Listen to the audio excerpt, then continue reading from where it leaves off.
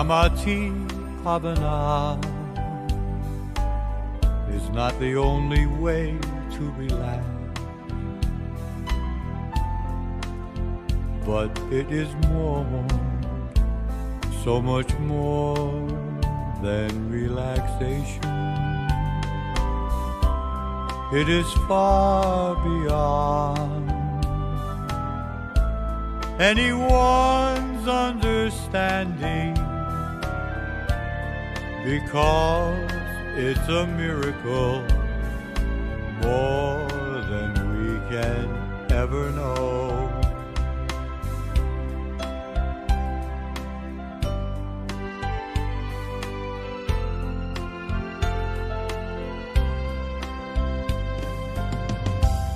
Do you know there is someone who is waiting for you? He is with you always, always with you. He is the one who knows with supreme kindness the most beautiful one in the universe.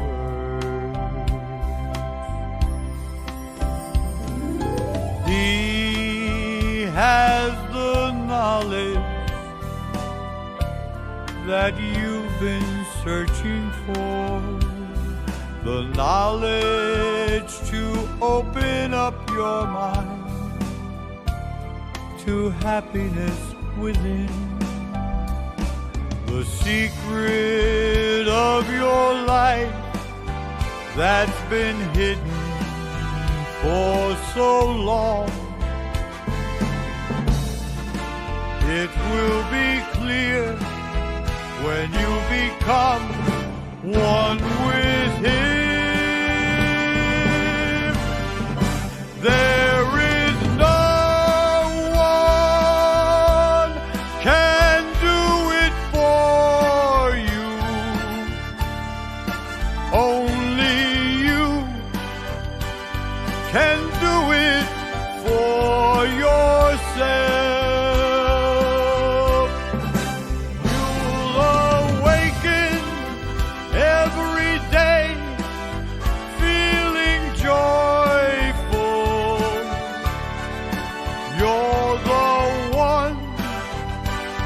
That He is waiting for.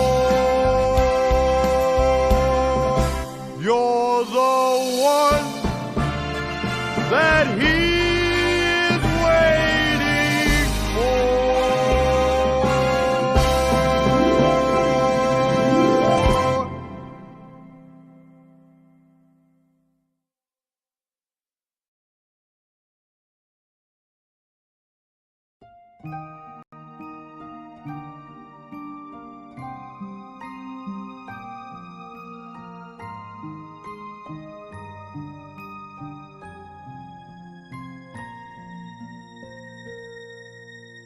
I've been searching for the miracle all around the world.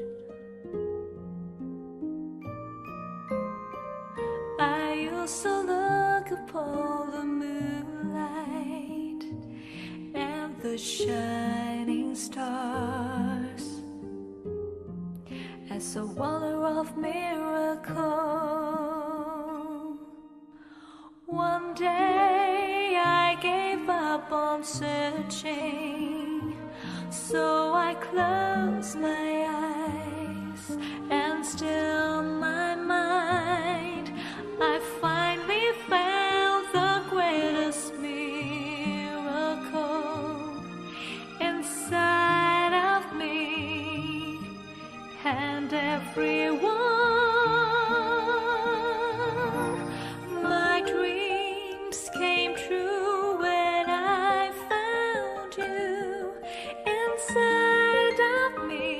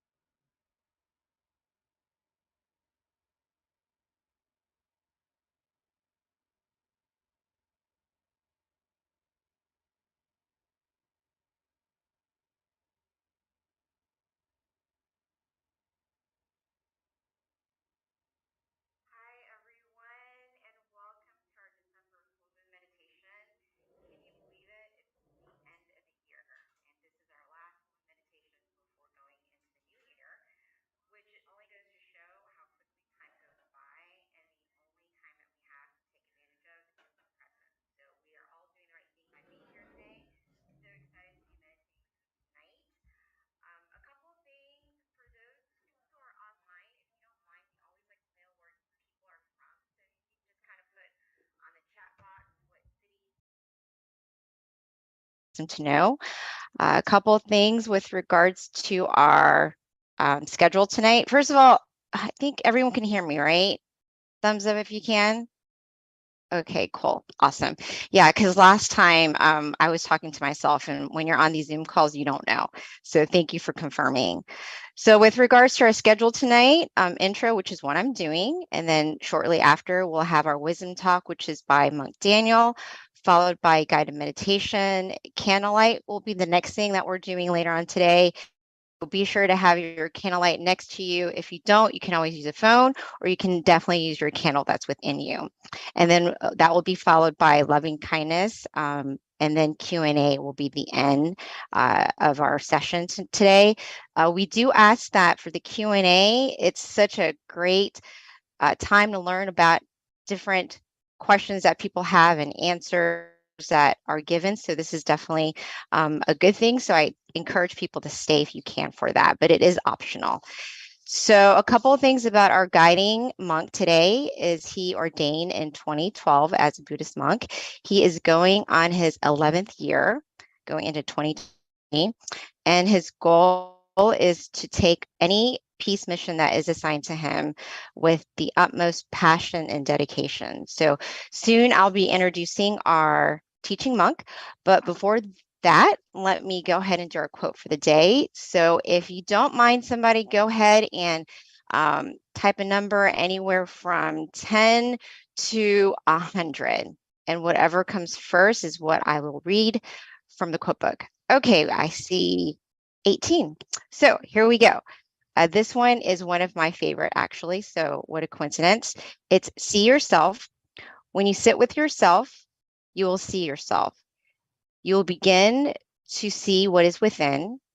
You'll start to see who you really are, and you will live a life true to yourself. So that is today's quote.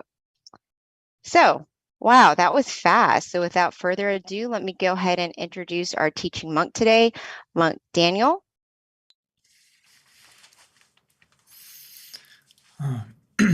Good evening, everyone in America.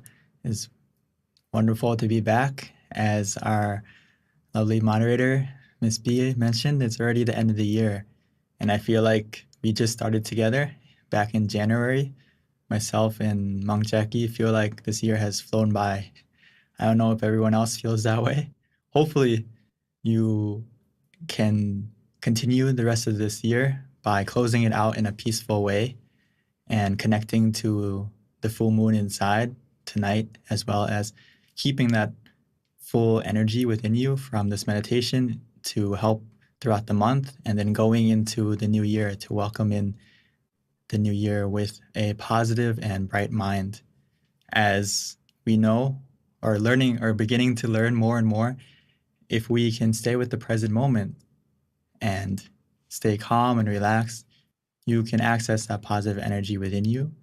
And that positive energy within you is the key catalyst that's going to help you to not only have happiness, but also feel fulfilled in everything you do. Because everything we say, everything we do, it comes from the mind first. So if we start from a point where your mind is clear, bright, at ease, everything else is going to fall into line easier and smoother.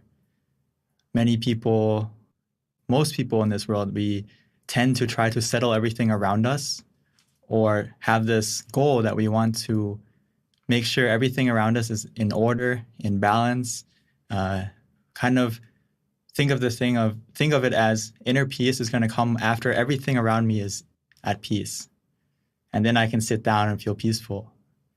But we should switch it around a little bit and try to find the peace within first. And when you have that peace within you, it's easier to help to make everything around you in order and peaceful as well. So switch it around. Start from yourself first. As Lumpal Tamachio would say, my master, my father, monk, he would say that world peace through inner peace is so true. And we have to first change our inner world and then expand out to our own small world around us this holiday, right? Our family, our friends, and our loved ones all around us. And then that will slowly expand out. So I'm so happy and honored to be here tonight. especially because as myself, I am also born and raised in America.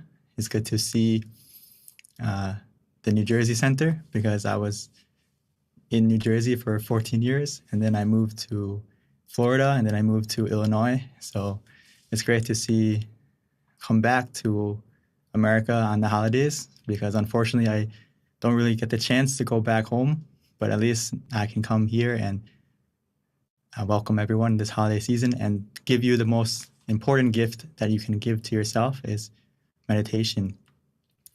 Today, I would like to give you some tips to help you stay content and relaxed and access that present gift within you as we meditate.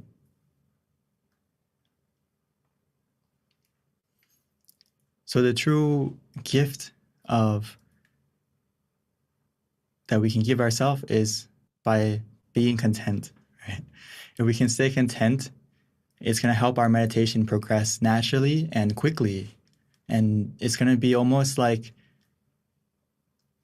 the key factor that's going to make your relaxation, even though it may not be as much as you would expect, but it can increase without you having to use any effort or use any force or rush anything. So to be content, it's all about being in the present. That's the key. As you may have heard in the past, that happiness is a choice, right? We can choose how to react to a situation and how to view a situation, and that can make you feel happy or content depending on how you place your mind. So being present is actually very important because a lot of times we may say like, oh, I don't feel happy, or I feel anxious, I feel worried. You have to ask yourself, are you present? I once had someone ask me that, hey, I don't feel happy in the present. But if you sit down and reflect on yourself, the reason why you don't feel happy right now is because, yes, your body is in the present, but your mind is lingering in the past or it's in the future. And that thing in the future or that moment in the past is the thing that's making you feel unhappy or discontent. So if you can really bring your mind to the present and your body to the present, you're going to realize that right here, right now, you're okay, you're fine. And you can kind of slowly let go of that uncomfortable feeling that you may have lingering in your mind. So remind yourself that in the future. So especially in meditation, being content is really one of the key elements of having a successful meditation, because Paul would say that if we start with a mind that is content without boredom, from that absence of boredom, we are led to the feeling of comfort and even more comfort. So after you adjust your body to be relaxed and you're beginning to relax your mind, we also have to stay content with what we have. Stay relaxed. Even though we may initially feel a little bit more relaxed after we adjusted the body, if we can stay content with that relaxation, it's going to lead you to more comfort, more relaxation.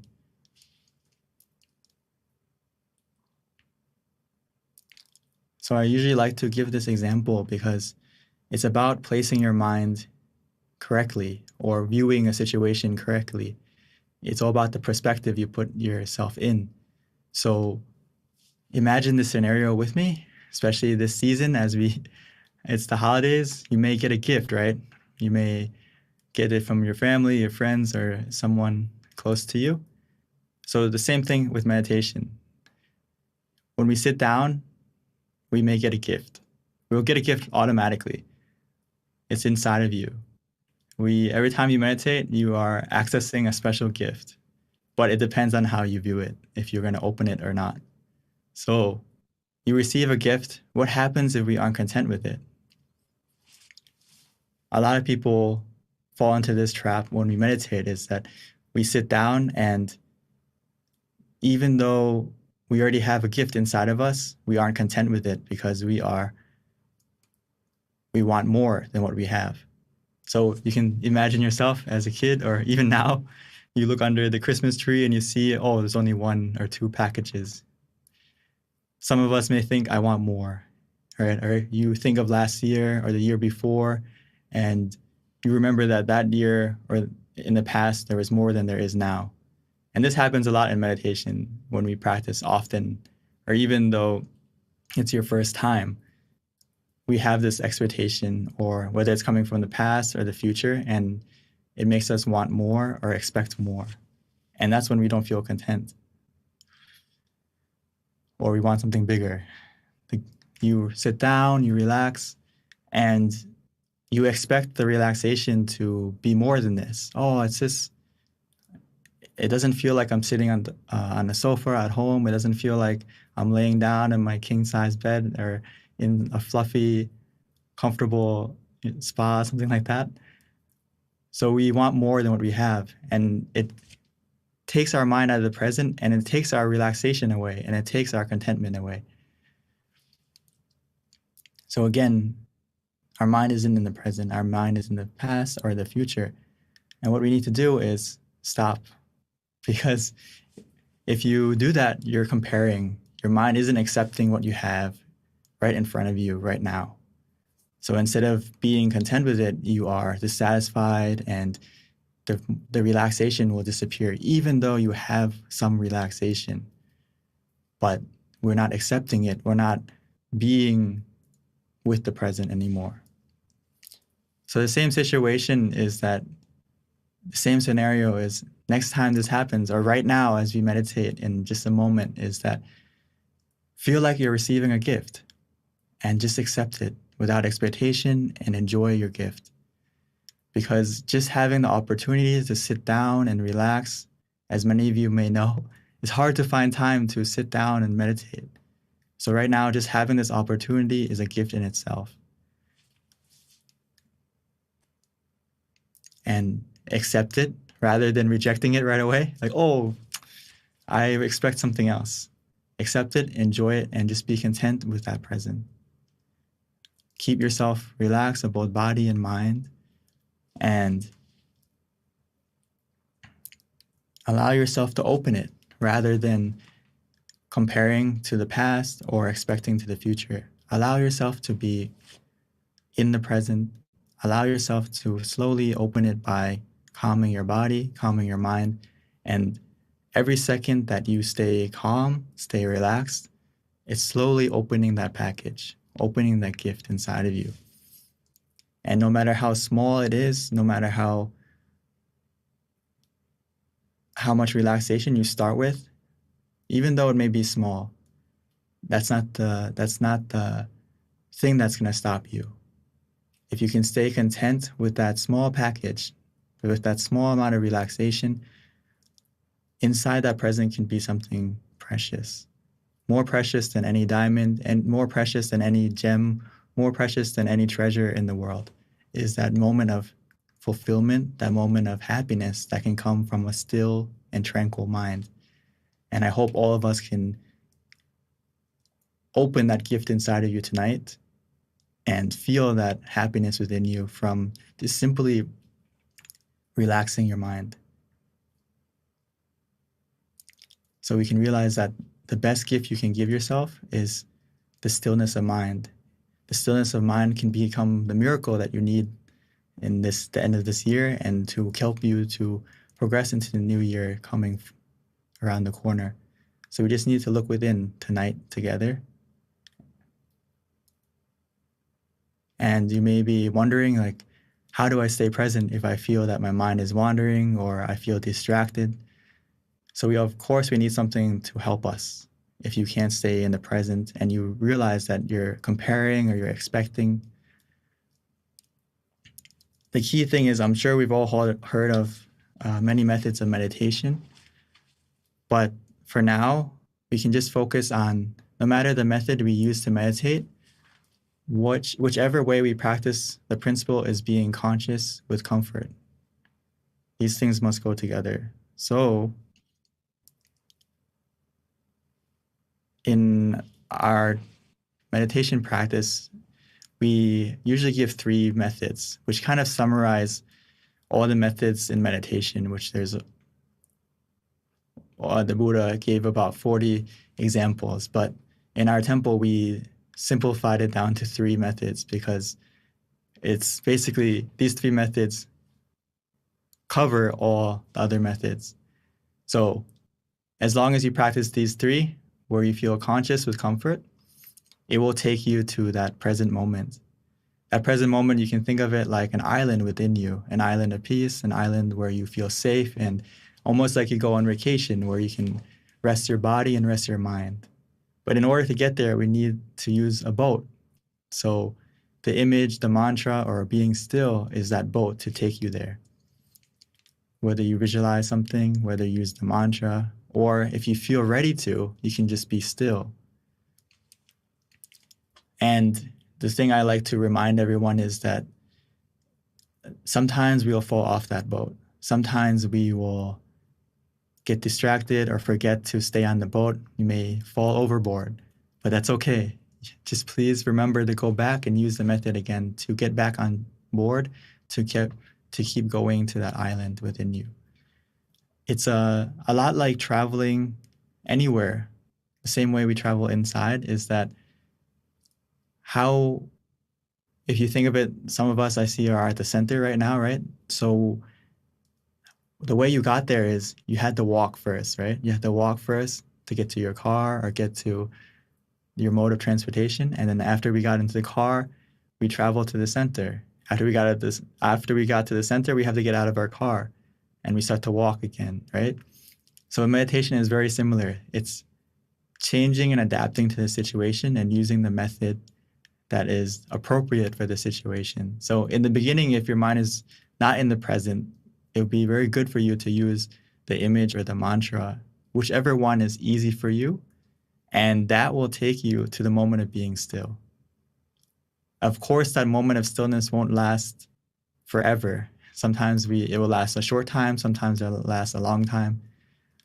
But when it disappears or when it changes to being distracted again, or you don't feel comfortable, you don't feel still again, just go back to using the mantra or the image again to help you stay still, help you to stay in the present again.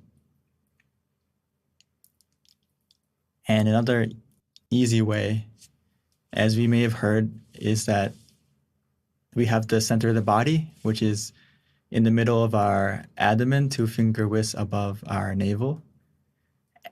That is our present. That's where you can find the present. That's where you can open the gift of true happiness, if you can bring your mind there. But don't worry, as long as you use any method where you feel conscious and comfortable, you relax your body and your mind, our mind will go there. This point is the point where your mind is already used to it, because it's the point where your mind wakes up. It's the point where your mind ends the day automatically when we fall asleep. So as we meditate, we can connect to this point rather than being conscious and being comfortable. And an easy way as we meditate is just to take a deep breath. Take a deep breath and follow your breath in. Follow it. I would like you to try to just take a deep breath, follow it inside of you, and see where that breath takes you. You may notice that it almost ends close to that center point inside of you. I would like you to try, or if you maybe it's a little bit difficult in the beginning for you, no problem. Just breathe in and breathe out and relax, and we'll get to that point together.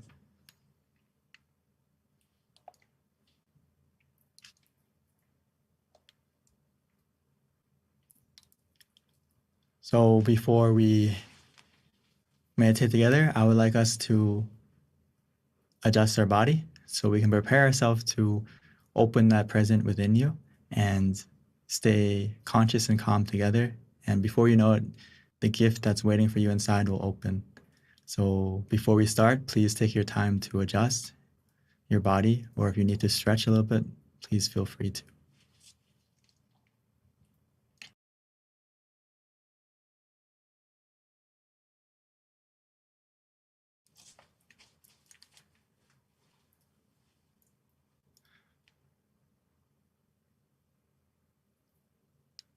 So now it's time for us to slow down, to relax, to take it easy. Don't rush into the meditation. Take your time to find a comfortable and relaxing position.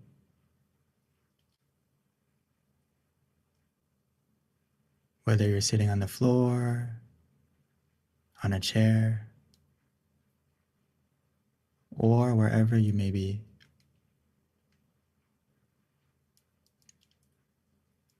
Find the position that feels comfortable for you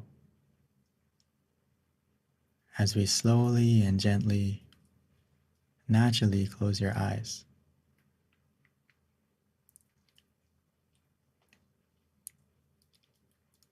And we can begin to relax and release all the muscles in your body.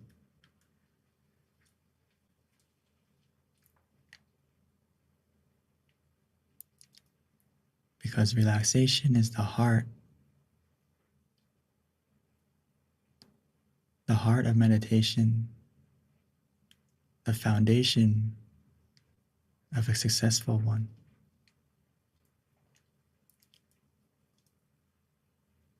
So from the moment we close our eyes and begin to relax our body, our meditation has already begun. The process of going inside to access that true happiness that can only come from the stillness of the mind has already begun.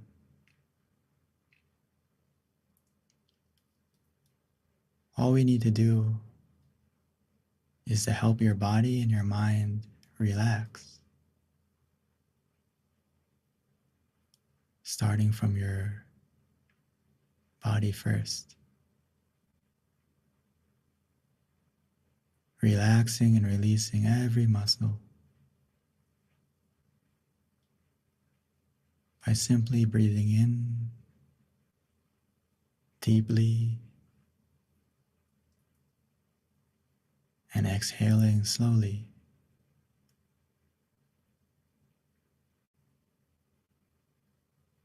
As we do this, it will help our mind and our body to come together, to be one in the present moment. So as you breathe in, try to feel your breath softly and gently.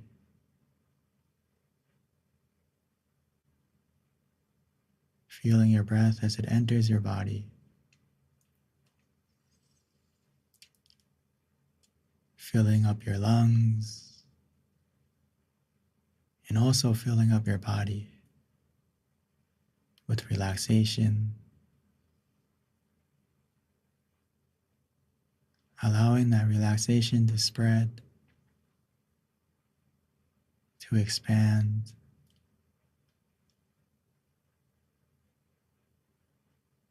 to every corner of your body.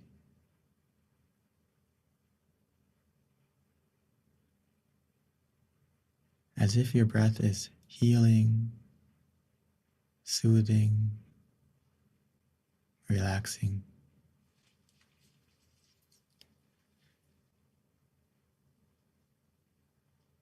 Even when you exhale, allow that relaxation, that soothing and healing energy to come out.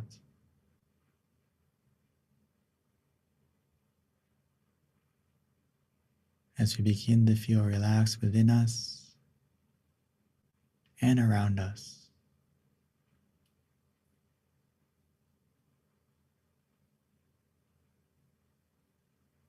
The more we relax our body, the more that relaxation will help you to let go of your physical self first.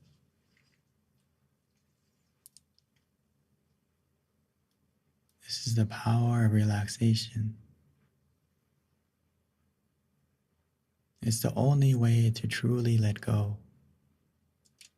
both physically and mentally.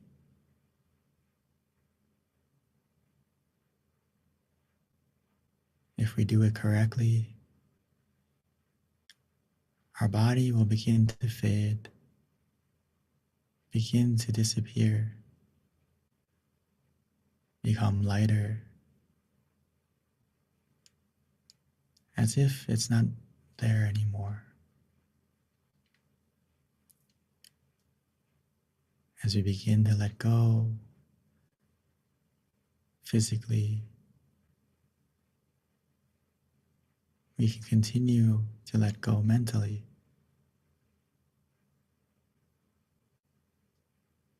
Allowing yourself this golden opportunity to reconnect with the present moment, to open that gift, the special gift that's waiting for you inside, that's always been there, waiting for you to calm your body, calm your mind, and to look within.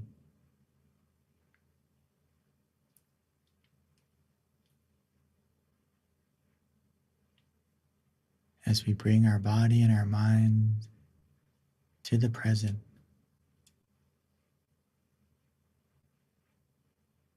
by simply relaxing, letting go of the past, letting go of the future. Bring your mind softly and gently back within you.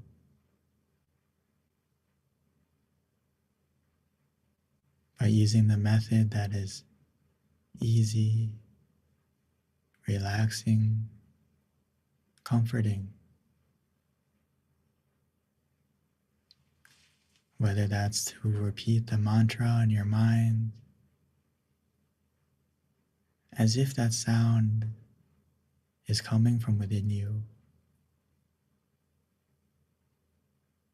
Repeating in your mind softly and gently. Samma araham. Samma araham.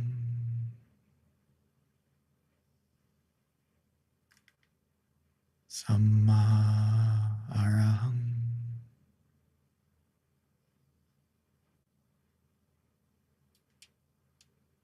Every time you repeat that mantra, it will help your mind to come back, to be in the present.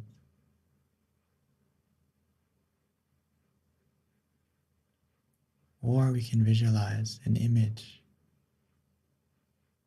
not with our eyes, but with our mind, using our feeling,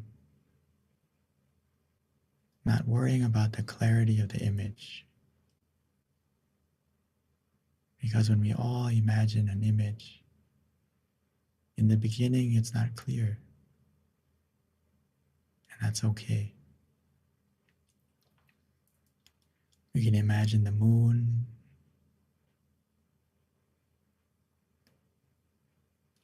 we can imagine the sun, a star, whatever you're familiar with. But try to feel the image as if it's in front of you, within you, covering you. Whatever feels natural for you. simple and easy.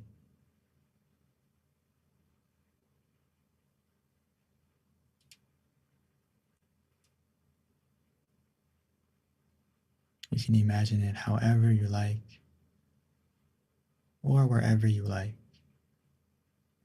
The key is it helps you to stay conscious and comfortable.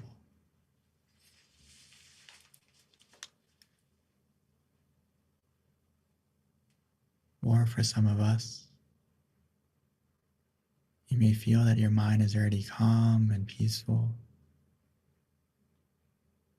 and you don't need the mantra, you don't need the visualization, and you can simply just be still and do nothing, allowing the relaxation that you feel to carry your mind, to bring your mind deeper and deeper into the meditation,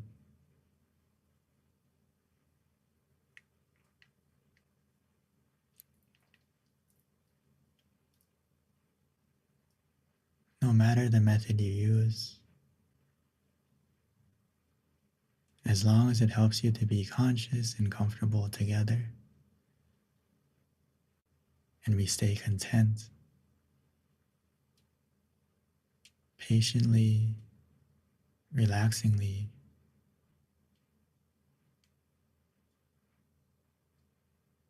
every moment, we allow ourselves to open the present moment, revealing the true happiness inside. The happiness that is actually endless. It will continue to grow and to fill your mind with fulfillment, with relaxation, endlessly. As long as you keep your mind in the present, patiently, contently, relaxingly.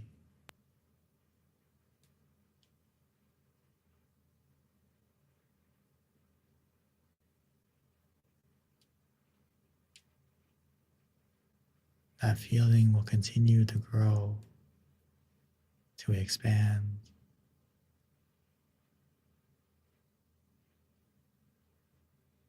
All we need to do is follow the comfort.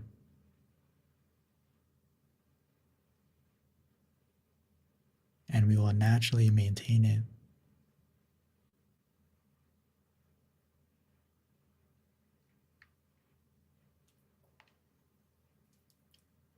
But at any moment, when you feel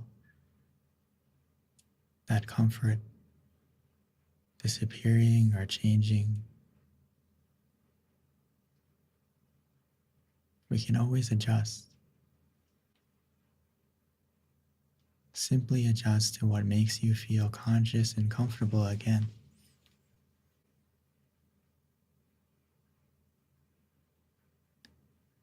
And that will help you to get back to the point of stillness, back to the center of the body within you,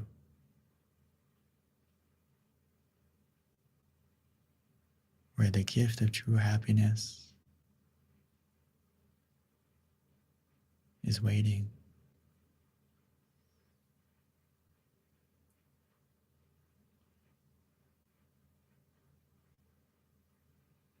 Just continue to relax, to release.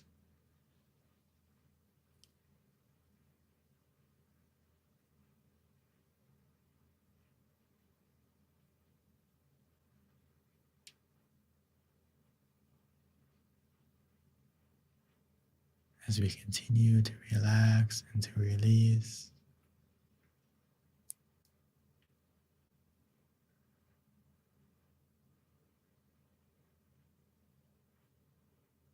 our mind will begin to settle,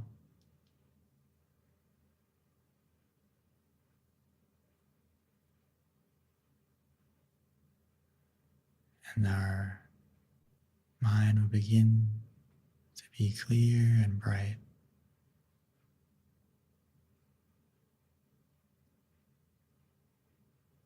Where our mind is free from any negativity,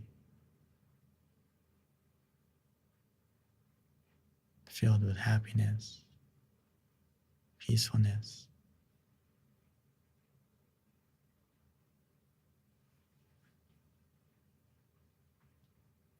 So let's continue to meditate together, allowing this feeling to grow and to enjoy this present moment together in silence.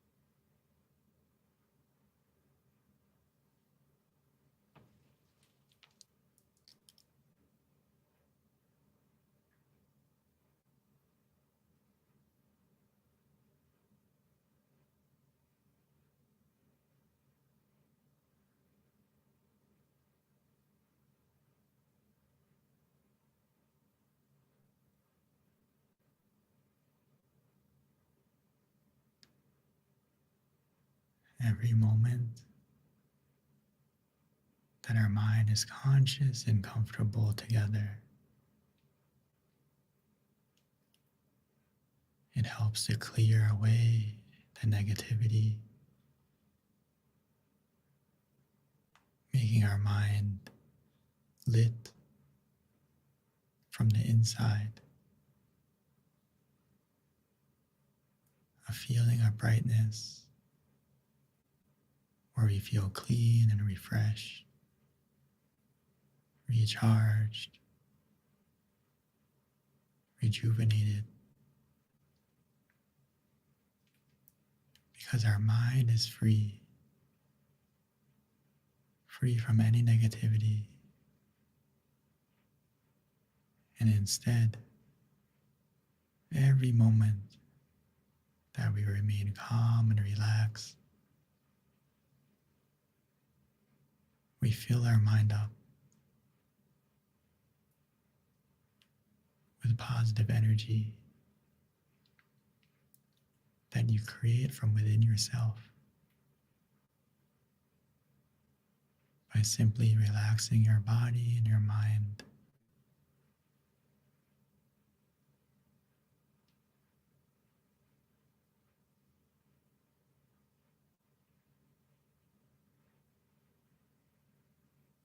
So now that we've taken the time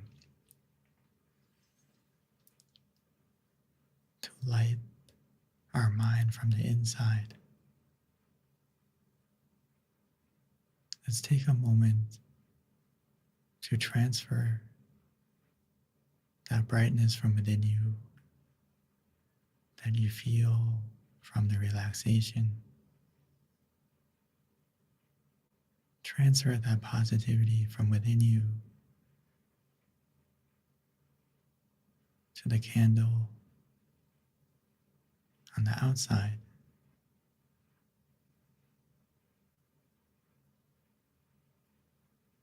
And once we've done that,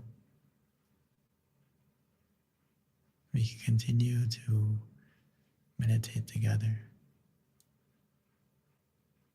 But now I'd like to invite everyone to softly and gently open your eyes, maintaining that feeling of relaxation, and transfer it to the light, to the candle that you have.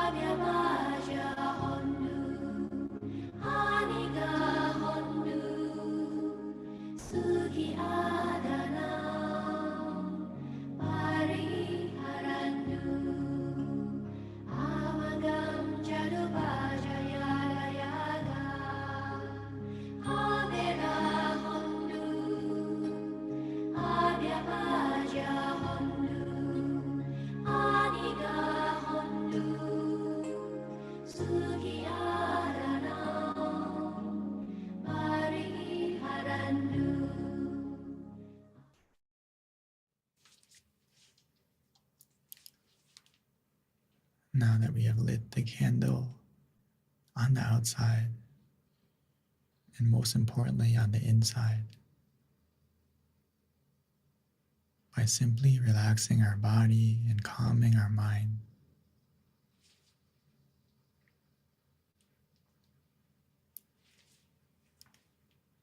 as we continue to relax,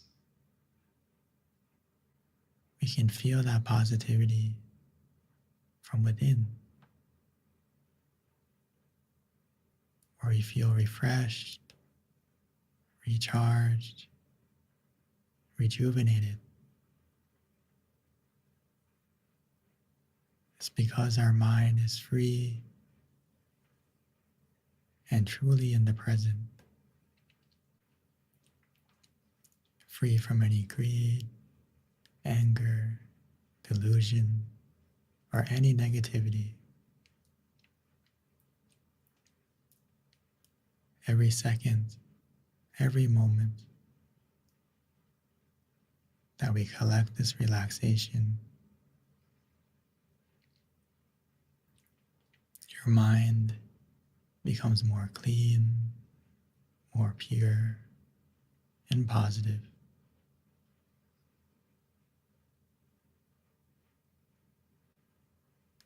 So now that we feel that way from within, we can increase that feeling by sharing it, expanding it out, like the full moon that lights up the night sky, helping to illuminate the darkness for everyone and everything. We can be the same way.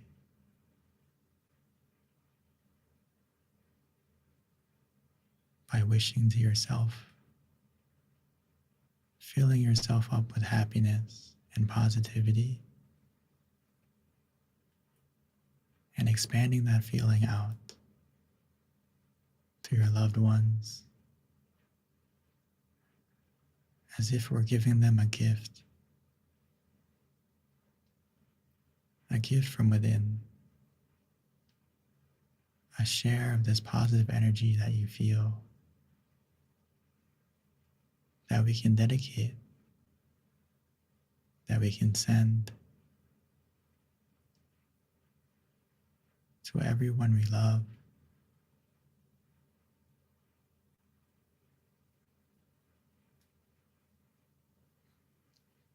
no matter where they may be, or even if they've passed on.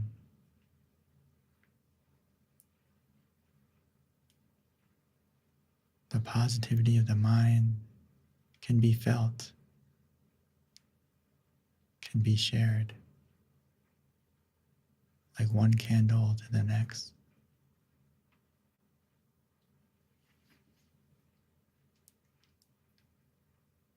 By simply visualizing them, their face, or their name,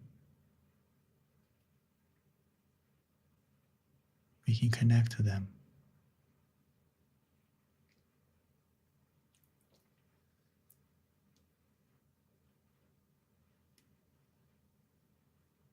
And we can expand out, opening our mind, expanding our heart to our friends, to our community, expanding out to our city, our state, and even our country.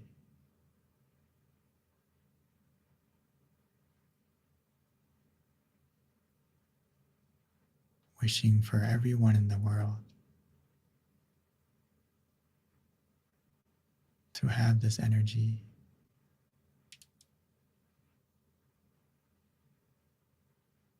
wishing well for everyone and everything, whether we know them or not. Allow the positivity you feel to shine out, helping the darkness of this world to become brighter.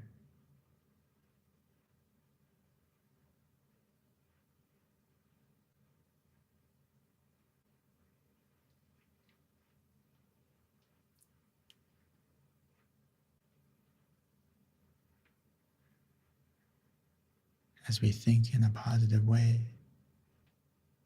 share in a positive way, that positivity will come back to you.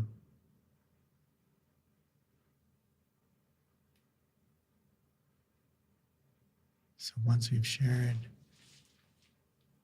we can come back to ourselves, come back to where you feel relaxed and calm. Continue to relax your body and your mind, allowing yourself to feel the relaxation and positivity from within you and receive the positivity from around you, from everyone meditating together right now. Because no matter the distance or the differences, when we close our eyes, we're all in the same place. All the differences disappear, and we're all connected by the point of peace within us.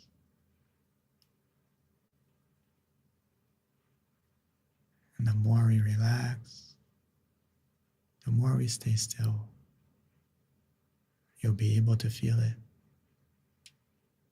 from within you and around you.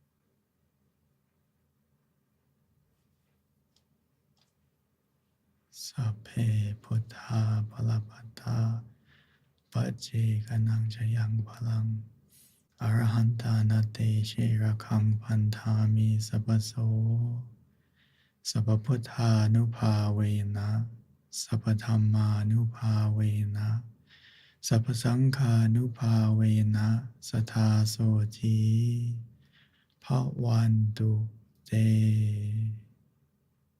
By the positivity that you've generated from your meditation, may that positivity bless you in every way.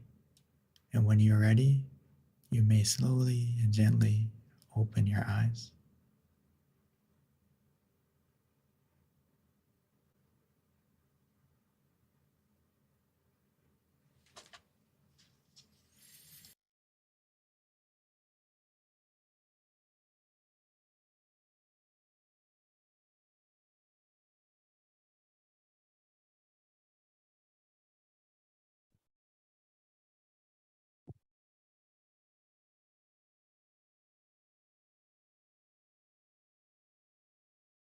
Welcome back, everyone. I hope you had a peaceful and relaxing meditation.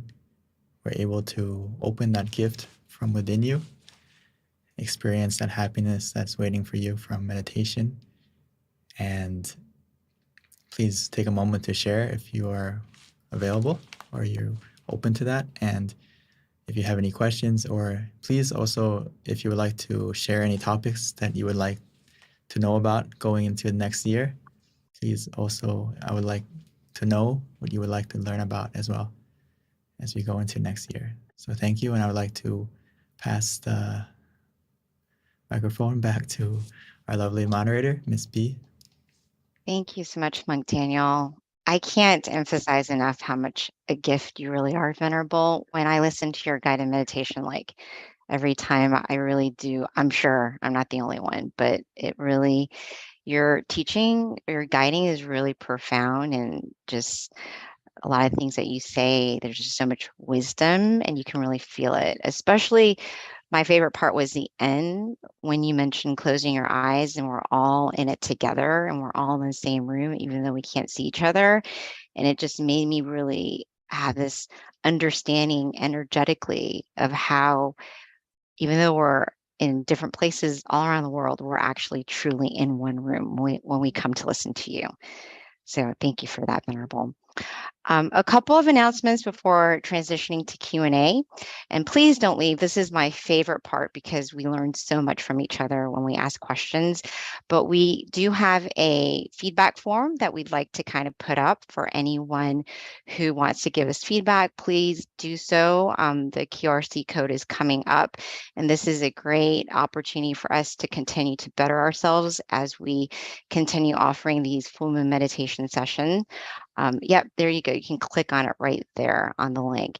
And one thing I wanted to also notate is we've been doing this since 2020. So we're almost going on, I would say, going into 3 years. So this is pretty amazing that we've been offering these full moon meditation sessions monthly for over 2 years now.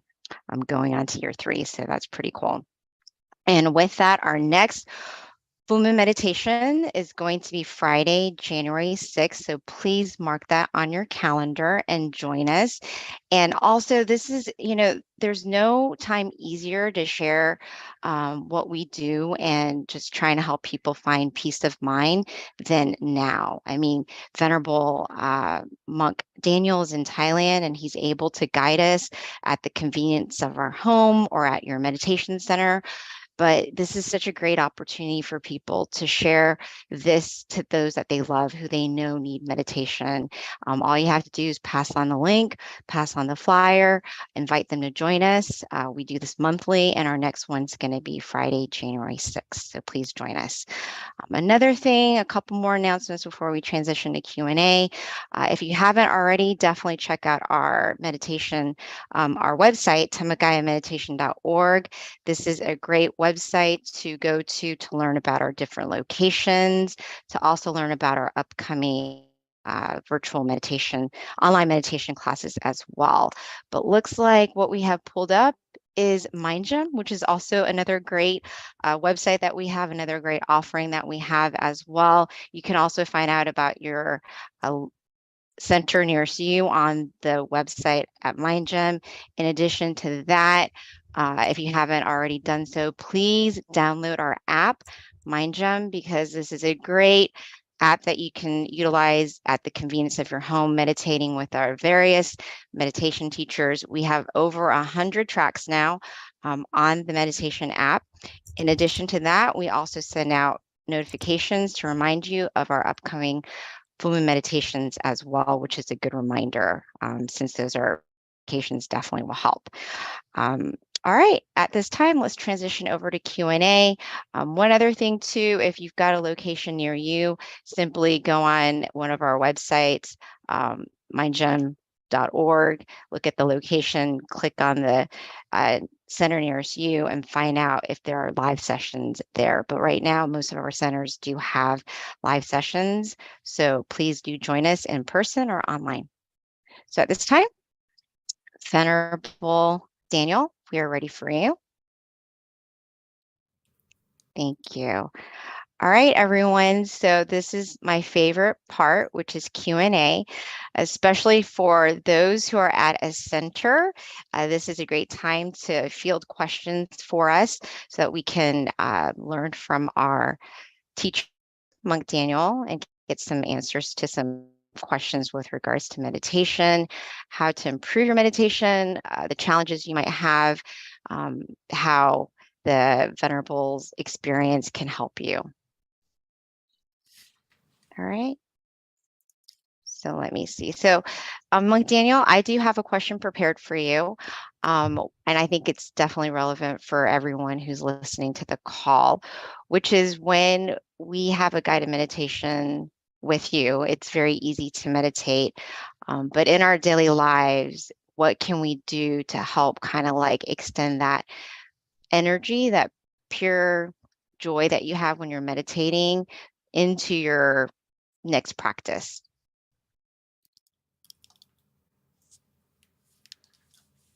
You mean in the sense of how can we connect to the same energy that we feel now in a group? Yes. Like, no, how can you continue have that continuity with regards to just having that brightness of mind when you're meditating on your own or with the daily distractions that happen in day-to-day life? Like how to kind of try to keep that consistent feeling of connecting to that happy source of purity when you're meditating, say with you, but being able to kind of do it on your own, like things that you can do in your life to kind of help you find that brightness inside.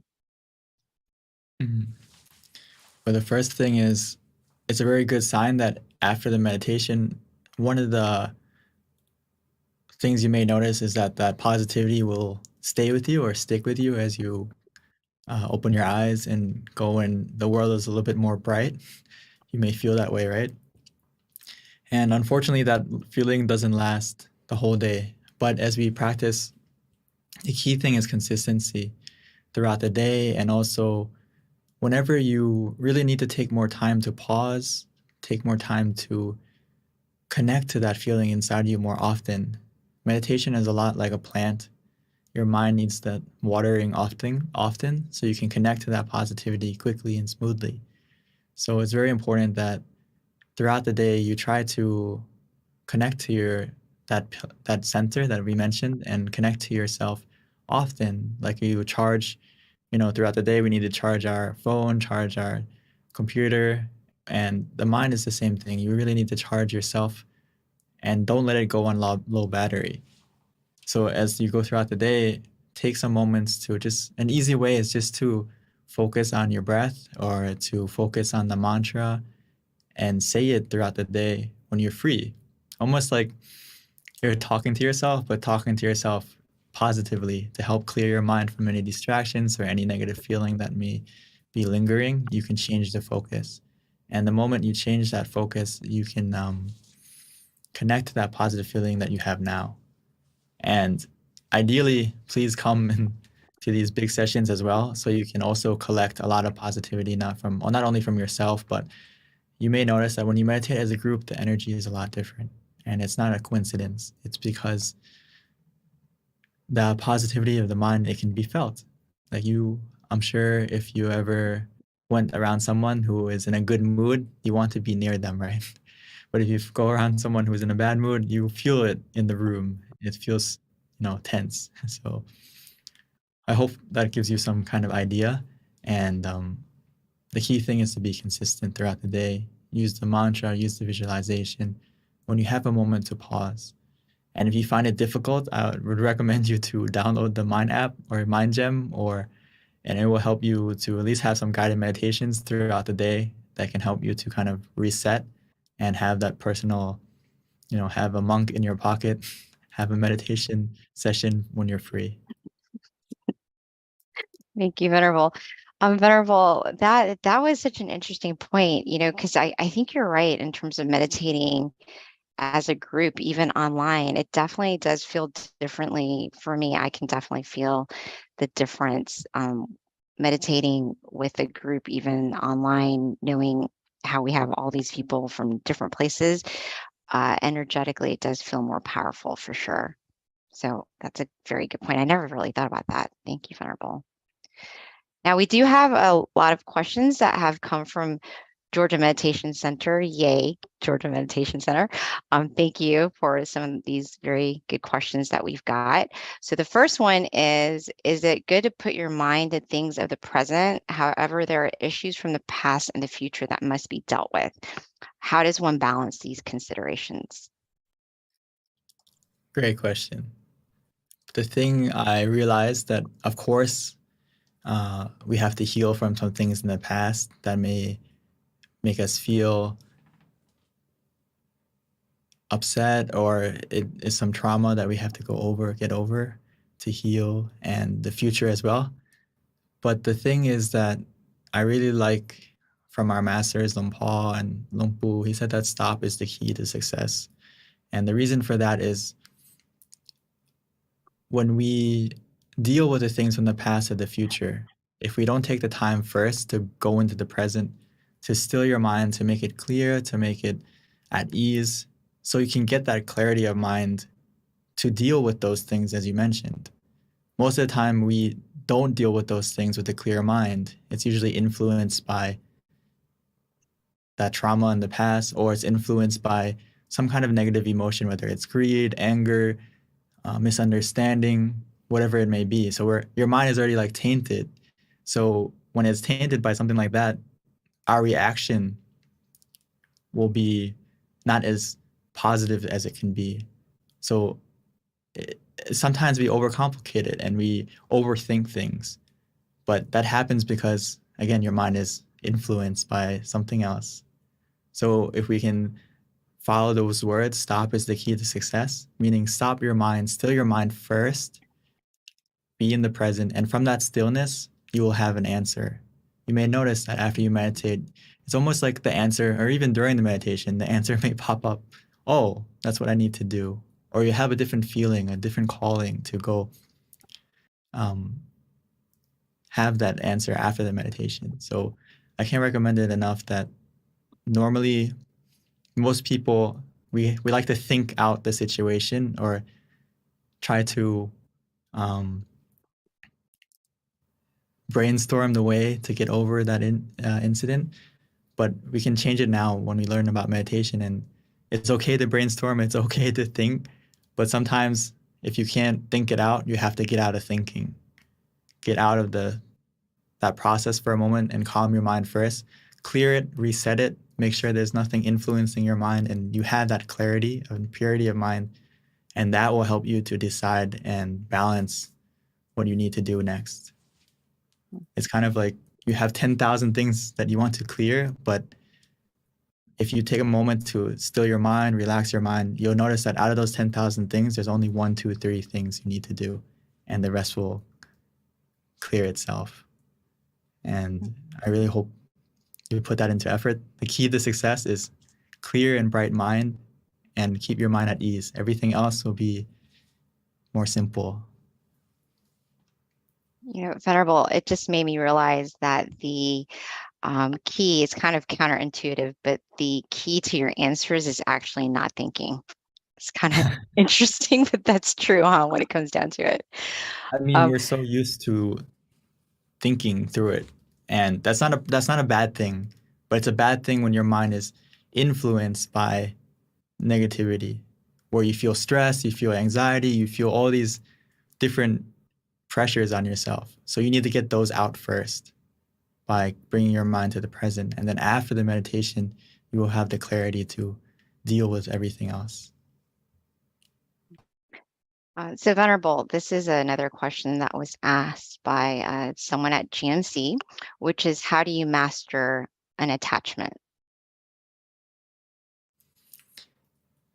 I think the key thing is to reflect on that there's nothing that you can really hold on to forever, whether it's yourself, right? Your own body. You want it to not age, you want it to not get sick, but unfortunately, everything has to change. I think you have to understand that change is a universal principle. So it helps us to not be over-attached to something, whether it's people. So I think for most of us, it's easier to let go of things, but when you think about people or relationships, that may be a little bit more difficult. So I realized from myself that the more I meditate and the more I find that true happiness from inside of you, rather than most people, we rely on happiness and fulfillment from the people around us, the things around us, the status we have, so and so. And when we put that happiness and focus on things that we can't control, that we can't maintain forever, right? We can't keep all those people with us forever. We can't keep all the things around us forever. We can't keep the status that we have forever. And when we put our happiness on those things, we are destined to feel unhappy because they don't last. But if you put your happiness or your focus on Recording in meditation progress. and getting it from within yourself, getting that happiness and creating that happiness from stilling your mind, it makes you less attached in a positive way, meaning that you're able to let go and hold on to things, because everything in life, there's a moment where you have to hold on to it and there's a moment you have to let it go. So from what I noticed, the more you practice meditation, the more you can practice and master being unattached or being obsessed about certain things. And so change your focus of that to finding happiness from within you rather than around you, if I would answer it shortly. Thank you, Venerable. So GMC's on a roll. We've got more questions. One is, how do I manage my ambitions?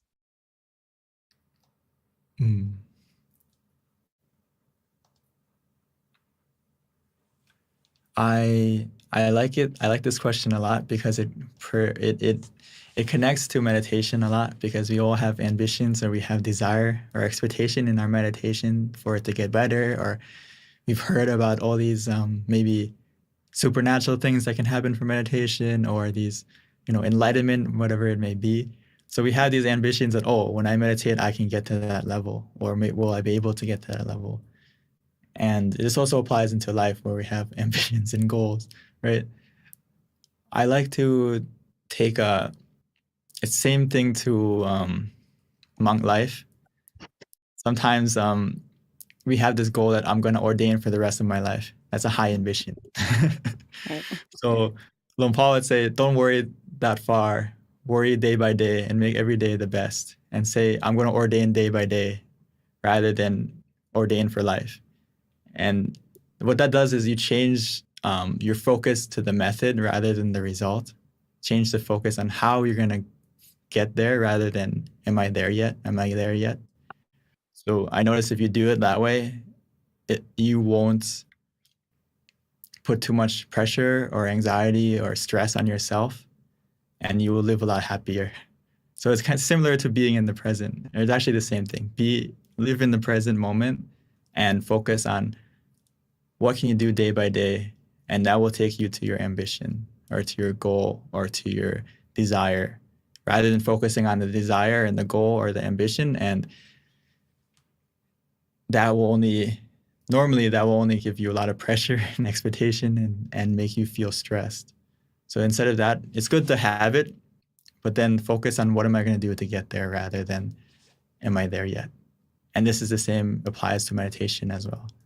If you sit and you focus on the method rather than the result, you're going to get the result easier, because you're not putting yourself or starting your meditation with expectation and desire and want. So start from, how can I get there? What is the way? What are the methods that I can use to get there? I hope I gave you an idea. I'm not sure if that or if you're talking. Yeah. Yeah, Venerable. I think that actually, to me, just, if I were asking that question, it does make a lot of sense. And there is a lot of correlation too with regards to just being a meditation practitioner and having ambitions as well, be it in meditation or your work life or your ambitions that you have in general, to whatever your desired outcome is. But because you're meditating, I would think you're aware of this ambition that you have, so that automatically helps you manage it. Correct, Venerable? That's to me, that's how it's really connected, is by meditating, you're seeing how ambitious you are, and then you're also being able to identify that, oh, this is actually like not making me happy, it's creating suffering. So let me try to like not be so attached to the outcome because I'm a meditator. Yes. Exactly. Thank you, Venerable. Yeah, that's kind of what I picked up as you were explaining that. So another question that we have from GMC, man, they are dominating. Come on, other centers. Okay. And by the way, I'm associated with the Georgia Meditation Center, so I'm very proud that they're asking all these questions. That's awesome. What if you feel like you can't stop thinking or being distracted by what's around you? And that's another question from GMC as well.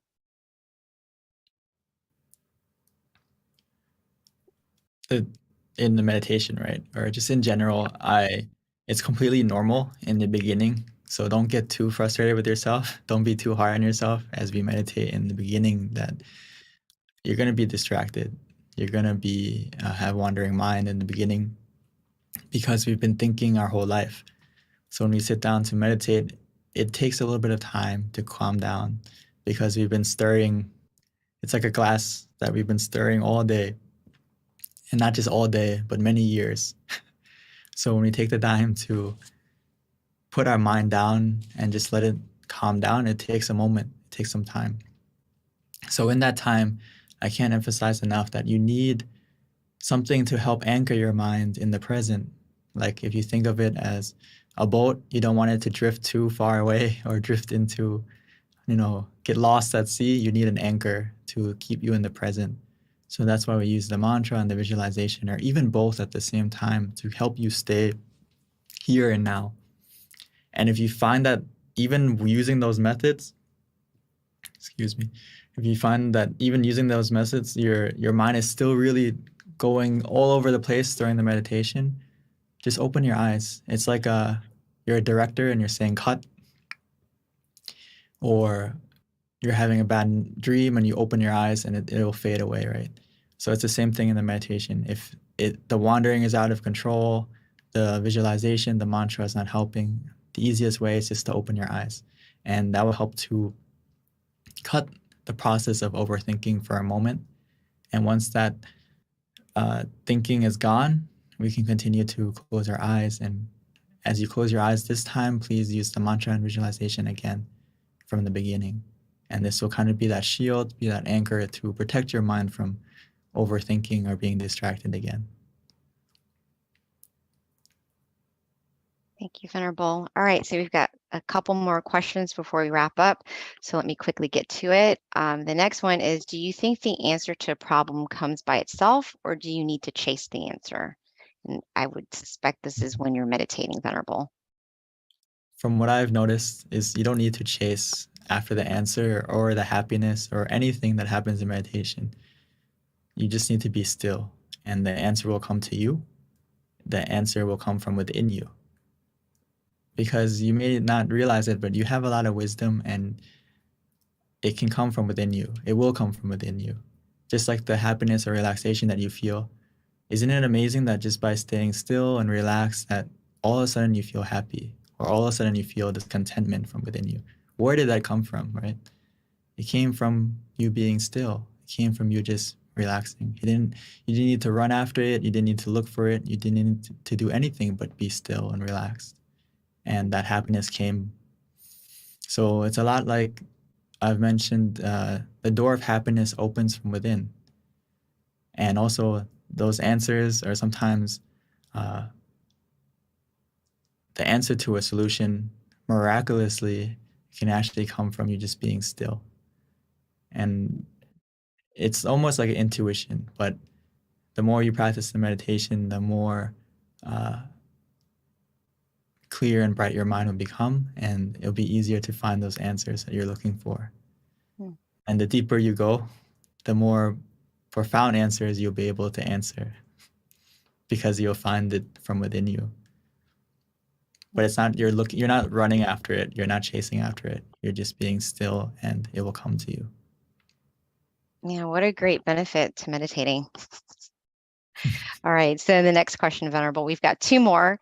The next one is from Chris Amon, and the question is, what is a theoretical way to solve problems when you focus?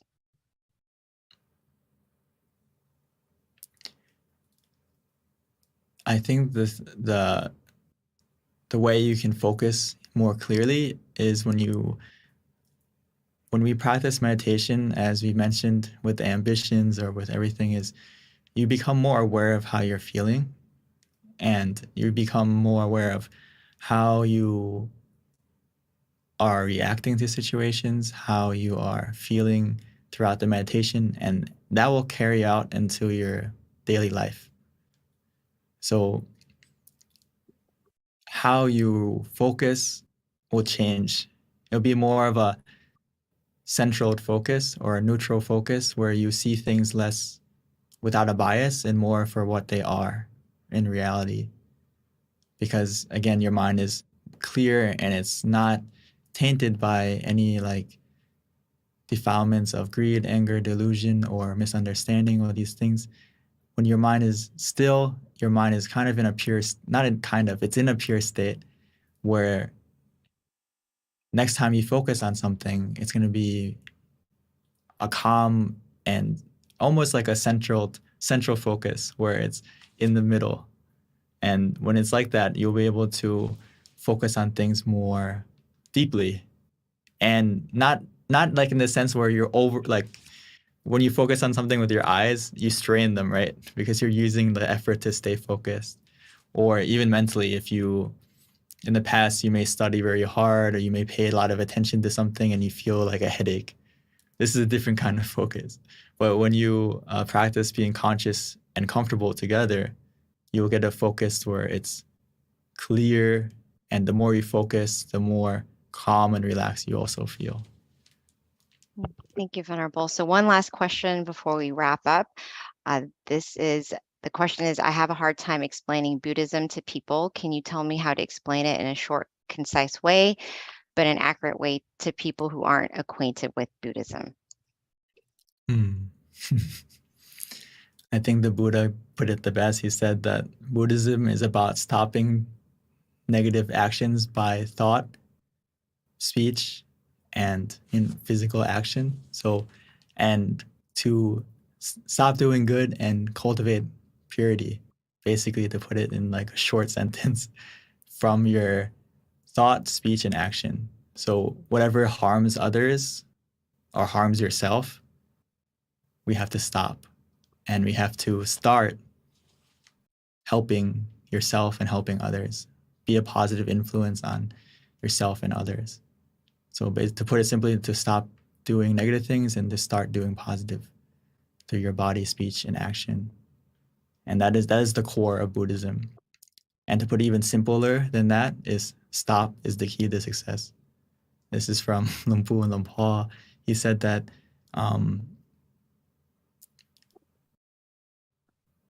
if you summarize all the teachings of the Buddha, it comes down to not being careless. Not being careless in doing evil actions or negative actions. And then to simplify that even more is to stop. Because when you still your mind is free from negativity, that negative influence. And that when your mind is free from that negative influence, when your mind is pure, your speech, your action is pure. So actually the heart of a true Buddhist or anyone practicing Buddhism starts from meditation. Because clear mind means clear, pure body, speech, and action. Thank you, Venerable. That was actually the perfect way to end our meditation session tonight, was that question. So thank you for asking, Georgia Meditation Center. And thank you everyone for being on the call and finishing up listening to the Q&A, which is actually my favorite part. You learned so much. And definitely thank you all for asking the awesome questions so that we can all learn. And of course, see you next year on Friday, January the 6th. Can you believe it? Oh my goodness, time goes by so quickly. So let us take advantage of the time that we have and definitely commit ourselves to thinking good, doing good, and speaking good, which is done through meditation. So hope to see you all again. Thank you. Have a good one, and meditate often and meditate well. Bye.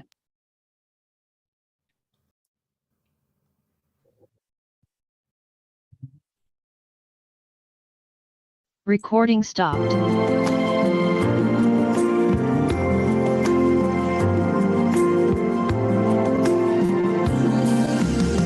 Let's come together to open and do whatever to eliminate all conflicts and differences. It's time for everyone to join hand in hand. At last, now the world's beyond healing.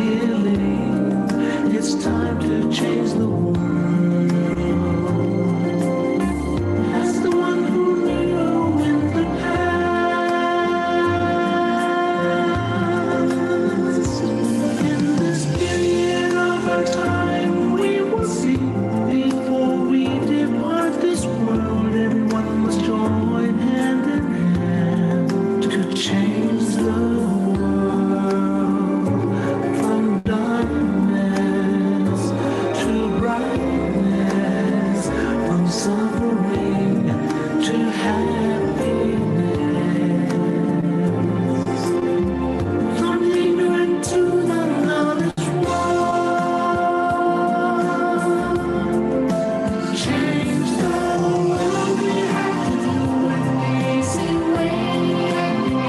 Be happy and cheerful with childlike innocence. Everyone must join hand in hand. Gently close your eyes, relax, relax. Still your mind at the center of the body and move within. At the same position of the one who moved from the past. Change the world from the era of darkness to the era of light. From the old era to this new era, the world will be like heaven. No classes in society. Everyone will be really happy. We'll speak the same heavenly language. Become as one with smiles of love. We'll be kind, the world will change. The world will change. Let's come together to change the world. Let's come together to change the world. Let's come together to change the world. Let's change the world. We have to do it the easy way and relax each other with childlike innocence. Everyone must join hand in hand. Gently close your eyes and relax. Still your mind at the center of the body and move within. As the word will be from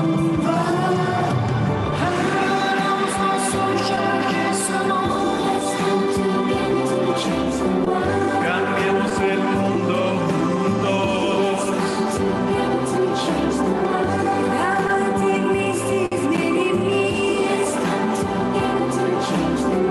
هيا معا نغير العالم.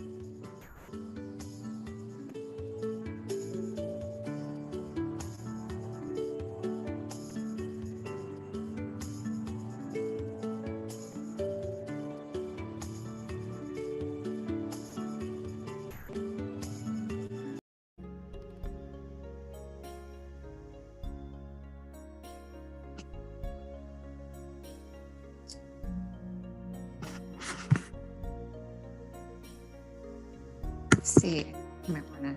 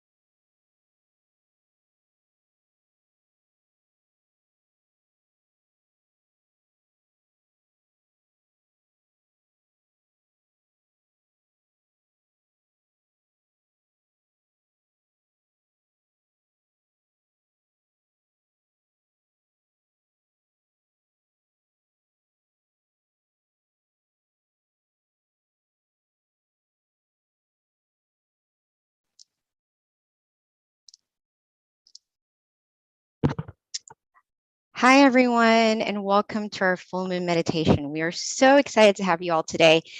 This is going to be a very good meditation experience. Our theme is going to be Ignite Your Inner Light, so be ready. And it is also Equality by Tranquility, which is actually a perfect theme considering today is MLK Day. So with that, I like to go ahead and start off with a quote. And this quote is actually pretty in line with the theme, I feel. So it does have to do with light and brightness. And it's from one of my favorite quote books. It's called Pipo. And this is the quote: "The happy sun. The internal sun will arise when our mind is at a standstill. It will be like a bright object shining day and night. The ordinary sun shines half a day, then fades away. But when we attain the internal sun, our life will never be in darkness. Whatever incident we face, though we cannot change it as we wish, we can overcome it as we connect with the happy sun inside."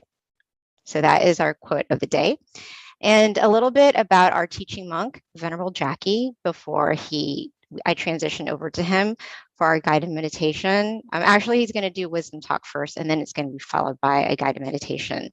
So a couple of points about Venerable Jackie is that he ordained in 2014, pretty much after getting his BBA. And then he started studying meditation and learning more and more about it and how important it is for life, essentially. And with that, he found his passion. So now he gets to meditate often, accumulating this inner peace and also being able to share it with everyone else. So at this time, I'd like to introduce Venerable Jackie.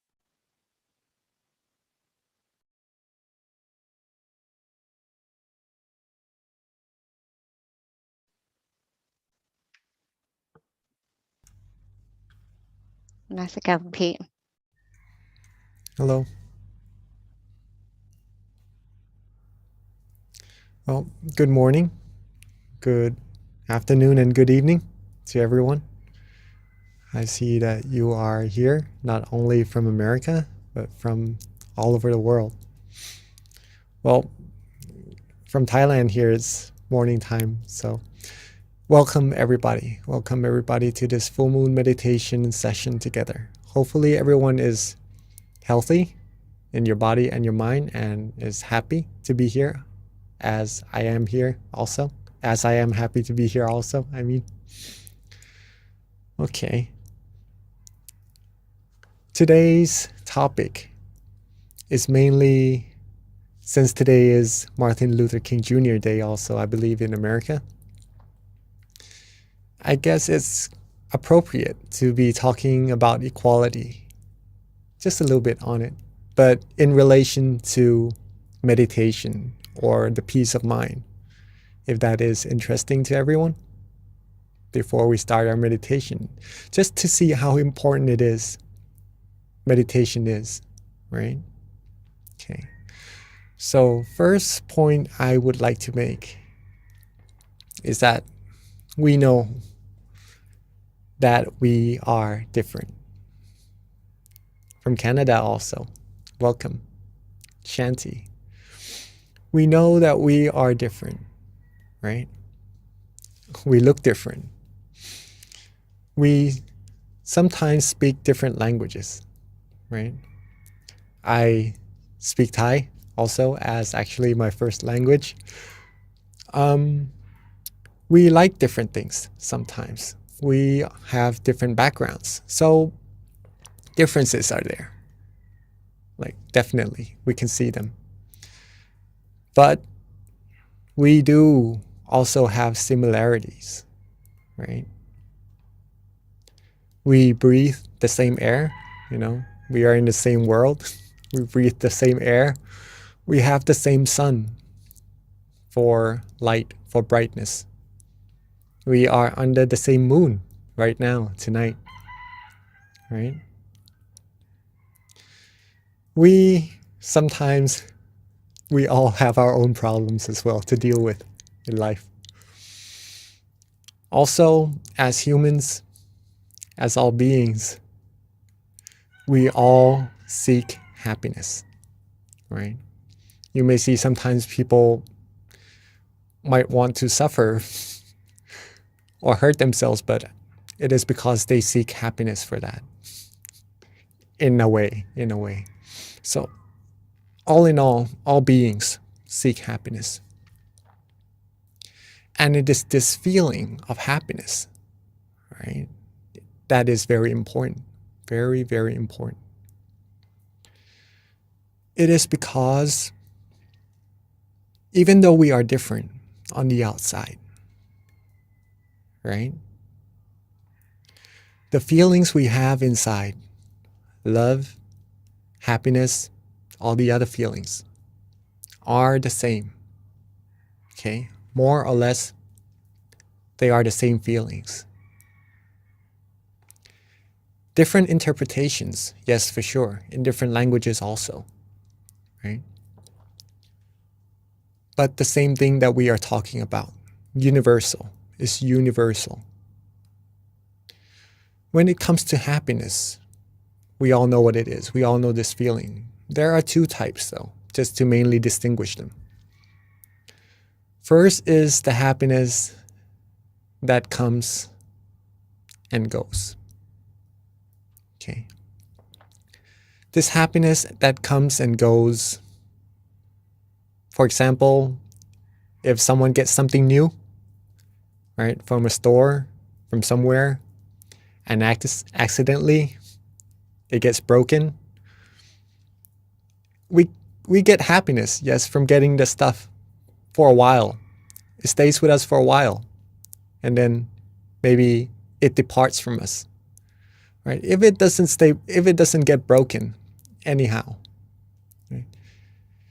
Either us or that source of happiness on the outside, it could be anything, right, will depart from each other sooner or later. And that departing shows that those happiness doesn't really last. Or if you were to rely on these outer objects, outer things for happiness, sometimes instead of happiness, once we depart, we'll end up feeling sad. Okay. So this is a form of happiness. Okay. This is a form of happiness. You could say that it's a come and go happiness. Let's put it that way. All right. The second type of happiness is the opposite. How could happiness becomes opposites, right? Well, it's the type of happiness that we could always access at any time at all. It is always there waiting for us. Always waiting, always there waiting for us to grab, right? It doesn't go away. It lasts, right? All we need to do is get to it. And that happiness is inside all of us already. This could be considered as true happiness. True happiness. It is easy also to get this true happiness. I will later on meditate with everyone here and actually do the practical part of how do we get there. But I'm assuming that everyone comes and meditate quite a lot already. You already know how to get there, right? But just to do it all with each other again also. Okay. So this true happiness. Every being seeks happiness. But the happiness that they seek sometimes is outside, and that doesn't last. But the happiness that is inside lasts. So this is the ideal happiness that all beings should be seeking, should be getting, or should be acknowledging and really taking into possession of that, right? Since it makes you happy and it lasts. Well, a way to get that. Simple. One is to have awareness. Okay? One is to have awareness. Second is to be relaxed, to have relaxation. Okay. Have awareness. You don't have to really be aware, right? Maybe that would be putting too much intention into your practice, into getting to that true happiness. Just to have awareness, meaning to be awake, to be conscious while meditating, or to know yourself, right? Have awareness and be relaxed, be calm, be rested. Okay. Once these two components come together, your mind will become still. Your mind will become still automatically. There's no need to try to hold the mind still or to try to make it still at all. If you are aware and you are relaxed, your mind will automatically become still. And that stillness of the mind is where true happiness will arise. Okay. Right at that moment. Right? Instantly. So if you are relaxed right now, sitting in your chairs, you have awareness, of course. Right? And just enjoying this feeling. Enjoying this feeling of relaxation. When you are enjoying it, your mind will become still. Okay. And it keeps getting bigger and bigger. If you are more and more still and neutral with the feeling, we could do this in our practice of meditation together. But just to say that the stillness of the mind will become stronger and stronger. The true happiness inside will become stronger and stronger also. The taste of happiness will become more and more profound. You receive happiness at this level already while being relaxed. But once you stay calmer, once you stay more relaxed longer, different types of happiness, more and more happiness, more tasteful happiness will arise, thus giving you more profound insights into your meditation as well. Okay, but that's for you to prove it to yourself. Right? This shows, what does this show? Right? Everyone seeks happiness. There's already happiness inside of all of us. We all feel the same thing, just different interpretations. Okay? And there is a way for everyone in the world using these two things, awareness and relaxation, just to get there the same way. This could be said as equality of happiness, or the equality of humanity. The equality of humanity. Thus, equality by tranquility. Okay. If we choose to not really look so much at the differences of humankind, of humanity, but we choose to look at the similarities, peace will happen. And when we are happy inside,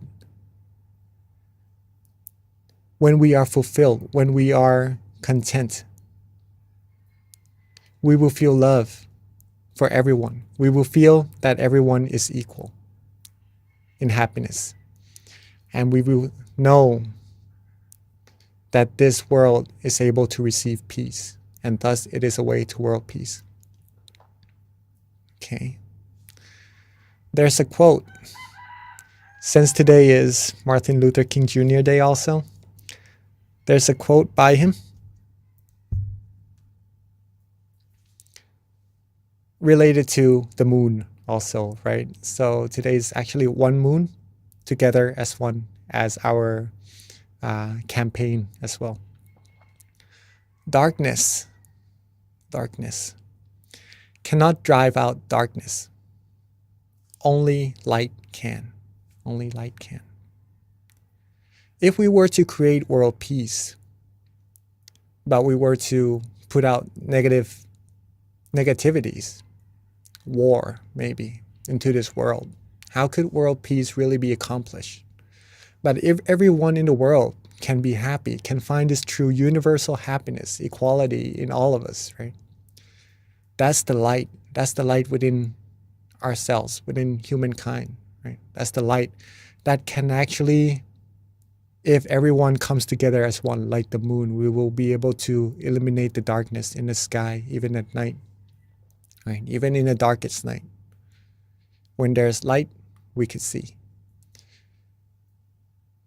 We will be able to bring light into this world and truly make world peace come true. Okay. That is pretty much our talk today. Hopefully everyone enjoyed it and acknowledged how important it is everyone is today. Not to just come here to the session, but actually to the whole world, to create world peace. Okay. But it is a teamwork thing. It is a teamwork thing. It can't just happen with one person. Everyone has to be happy, right?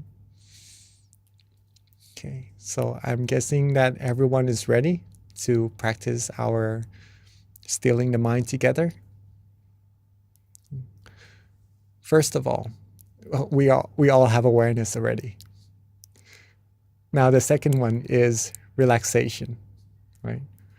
Make sure you are comfortable in your seats. Make sure you are sitting relaxingly, the way you like it, right? This is all you. It's up to you to make yourself happy. Okay. So once the body is relaxed, then we'll go to the mind. And then when the mind is relaxed, the mind will become still. And then we'll go from there further and further. Okay. So let's take a few minutes to get our body freshened. If you need to drink some water or do some movings, please do. And then once you're done, let's get into our meditation.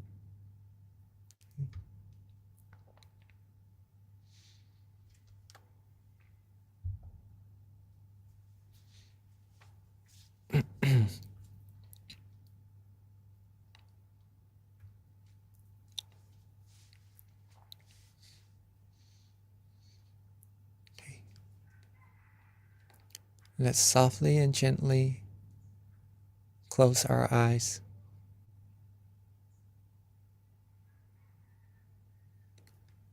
Softly and gently close our eyes. Just enough so that we feel relaxed. Just enough so that our eyelashes touch. It is to relax our eyes and not to worry too much about it. Relax our foreface. Relax our head.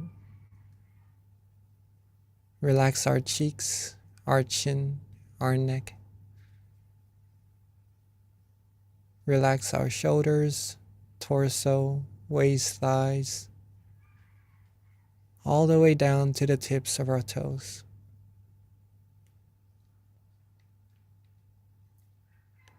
Take our time. There's no need to rush at all in meditation.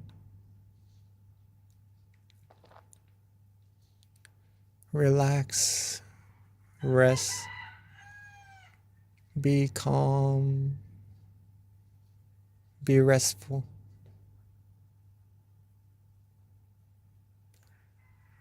Rest and relax as if we are taking our vacation, taking our time to really take care of ourselves, take care of our body, get the rest that it needs, and later on to take care of our mind as well.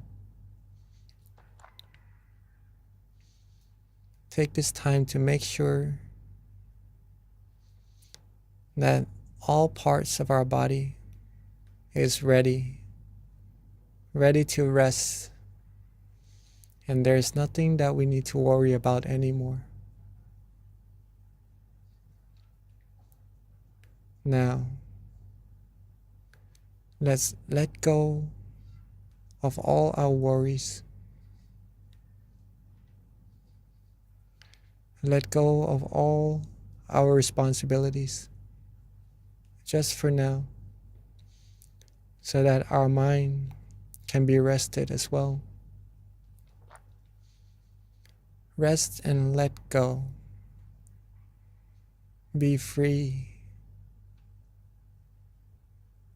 Be free from all worries. Be free from anything that would give you a burden or give you weight to your mind. Be completely free. Be completely rested. You may start to feel the mind actually moving, flowing. And that's just the mind being free. And when you're able to let go like this, you'll start to feel relaxation. You start to feel inner comfort,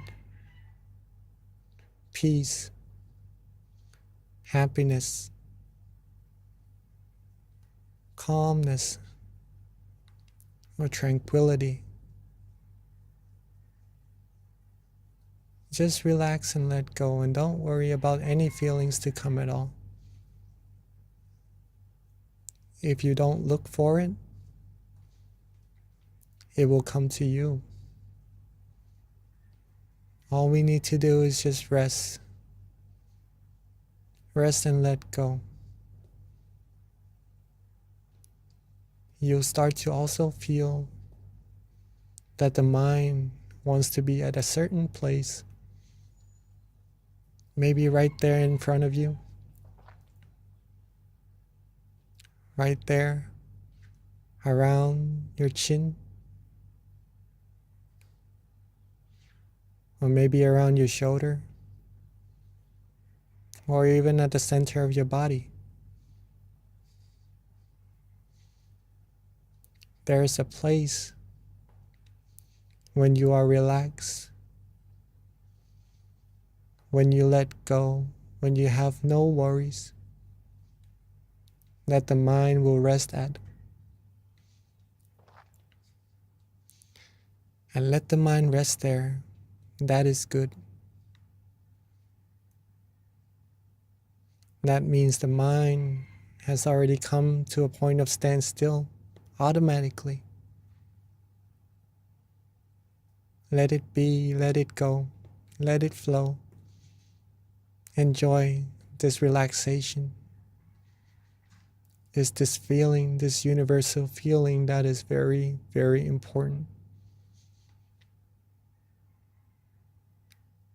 Let this feeling, acknowledge it to be the most precious feeling, the most precious possession we can ever have. In order to keep it going, keep feeling this peace, this relaxation, simply don't worry. Don't worry, be happy.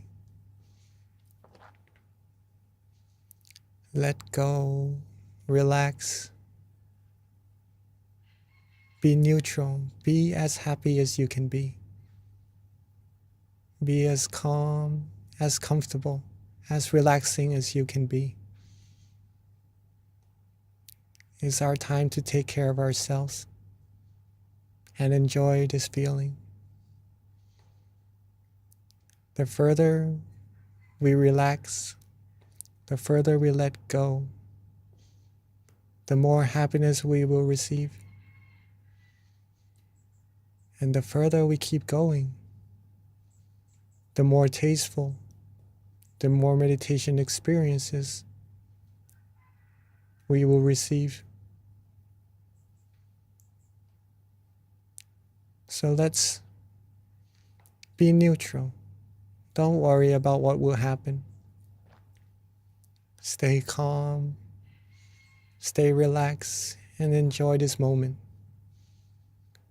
If you wish to use an object of visualization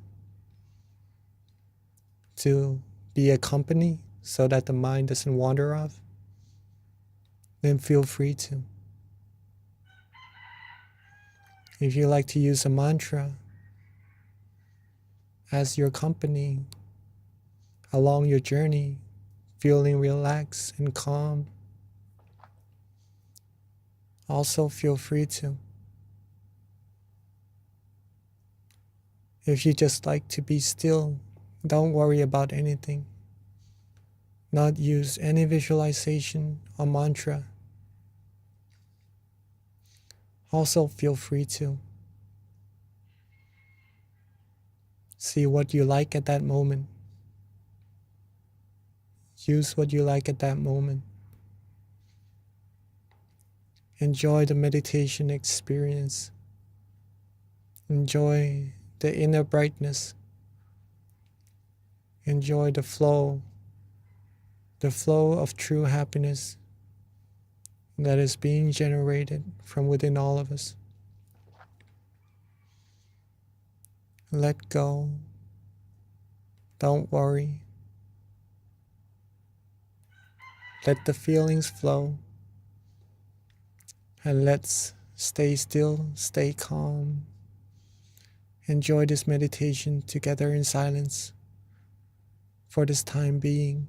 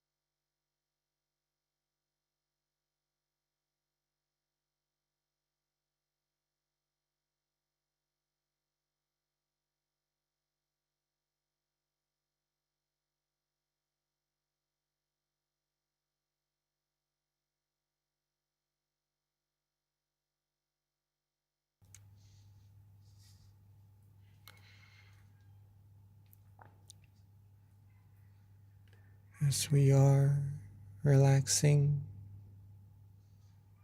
releasing, being calm, being still. At some point, we may start to have some wandering thoughts. Maybe we did not really pay attention to them, or they could be some worries we had from before. In this case, softly and gently let them go. Don't worry about them. It's perfectly normal. Let them go. Relax our body again. Let go again. Let our mind flow again. Come back to the point of balance. Be relaxed, be worry-free. And you'll get back right onto the road. The middle way, the middle path. Not too tense, nor too loose. Just right. It feels right. It feels precious. It feels good, feels relaxing, feels fresh. That's how you know you're on the road. If you feel any tension or any sleepiness along the road, simply use the same technique. We could lift our eyelids up just a little bit. Reset. Let go of all those feelings, tension, drowsiness, wandering thoughts. And when we are ready, when we are calm and fresh again, relax our body, relax our mind, come back onto the road, come back onto the point of balance, the point of tranquility, repetition of coming back to this balance point will take you deeper, firmer, more skillful in meditation, in being still, being on this path to true happiness. So let's take a few more minutes to rest and let go, be free from worries, be free from any thoughts, any anticipations of what meditation experience is to expect it. Let go and enjoy until it's time for us to share our loving kindness together.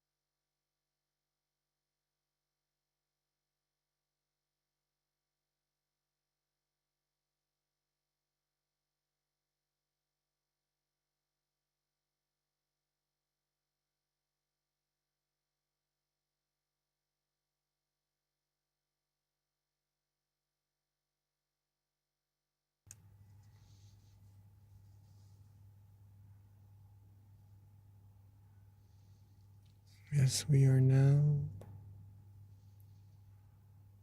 being calm, being relaxed, being with our inner happiness. Our mind has now gained an amount of purity, whether if we know it or not. Our mind is automatically gaining positive energy, gaining cleanliness, gaining merit. The more we still our mind, the more we'll be able to sense it. And at this moment, some may start to feel the brightness. Some may start to have some meditation experiences. Keep on being still and relaxed. Be calm, be still.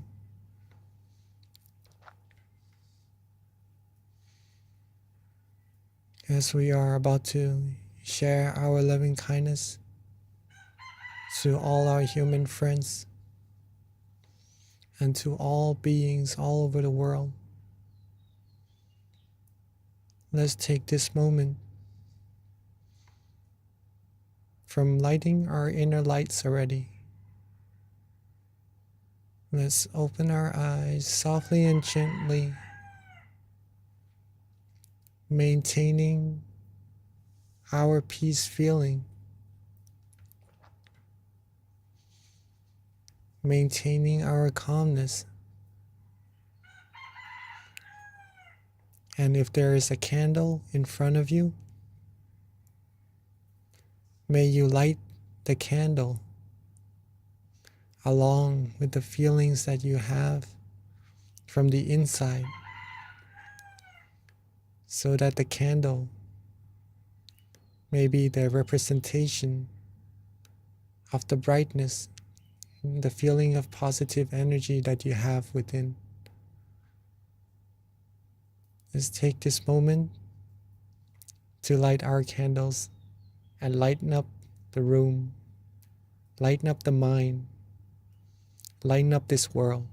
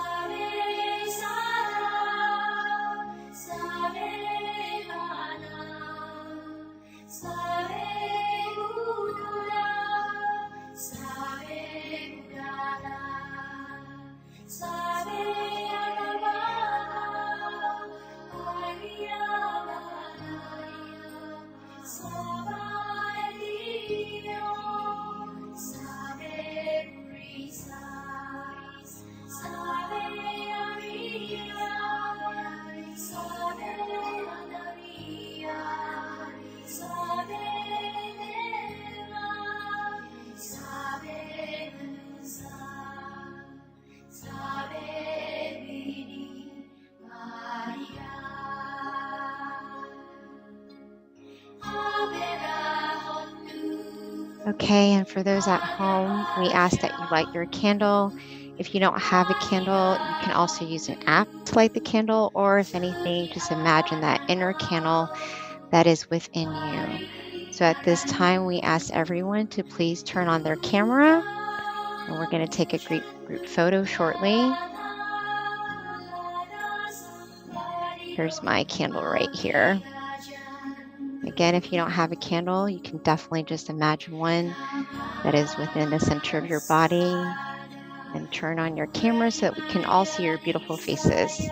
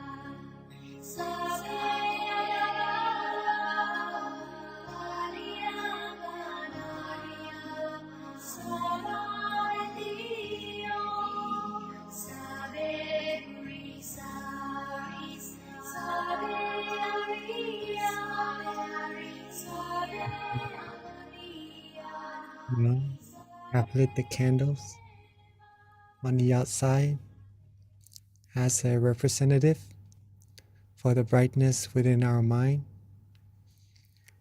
Let's get back to relaxing for a few minutes longer, just to share this brightness from the inside with all beings, all humans, all over the world. Let us relax ourselves back where we were. Imagine our candles right at where we feel most comfortable, most relaxing, seeing it bright, clear, and radiant, along with our mind being bright, clear, and radiant as well. Let's think of all our good deeds, our past practice of generosity, helping other people, giving smiles, giving endearing speeches, or coming together here, cleansing ourselves, cleansing our mind, coming together as a clean, clear crystal sphere, as bright as the sun could be, or even brighter, and share this positive energy, share this brightness with everyone around us sitting in this room, joining this Zoom session together. Have all of us have part in this positive energy. Have all of us be happy, healthy, strong, happy. Be fulfilled in all our good wishes, free from negativities, harms, diseases, free from anything that could take us onto the path to ruin. And let's share our love, our brightness, our purity, our positive energy outwards even further to our community, our society, our city, our country, our whole world, seeing the world bright, clear, clean, like a clear crystal sphere, and everyone on it clean, clear, and pure as well. Let's make a wish for everyone with our positive energy, with this feeling, this peace that we all have from relaxing, from resting, from accumulating our good deeds. And wish for everyone to be happy, to be healthy, to be wealthy, to be successful, to be fulfilled in all their wonderful wishes. For there to be no war, for there to be no diseases, no hunger, no hatred, no anger, no negativities of any kinds at all. Have the world be clean, clear, pure, be filled with happiness, true happiness from within. And wish for everyone to be able to still their mind easily and attain the utmost, the foremost of happiness as easily and as quickly as possible. And let's take a few minutes to share our loving kindness brighter and further out into space, into the universe, outwards infinitely, borderlessly, reaching all beings no matter where they are, having all beings, not missing a single one, have part in our kindness, our love, our positive energy as well. Let's take a few minutes to rest and share our loving kindness together.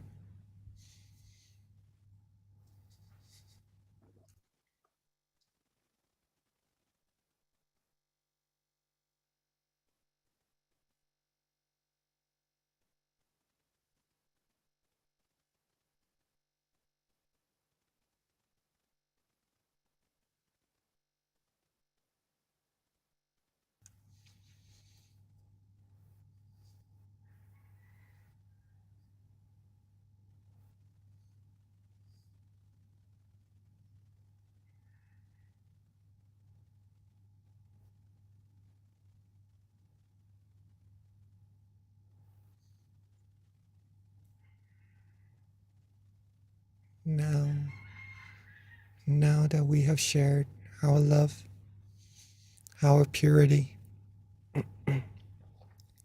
our positive energy to every other beings,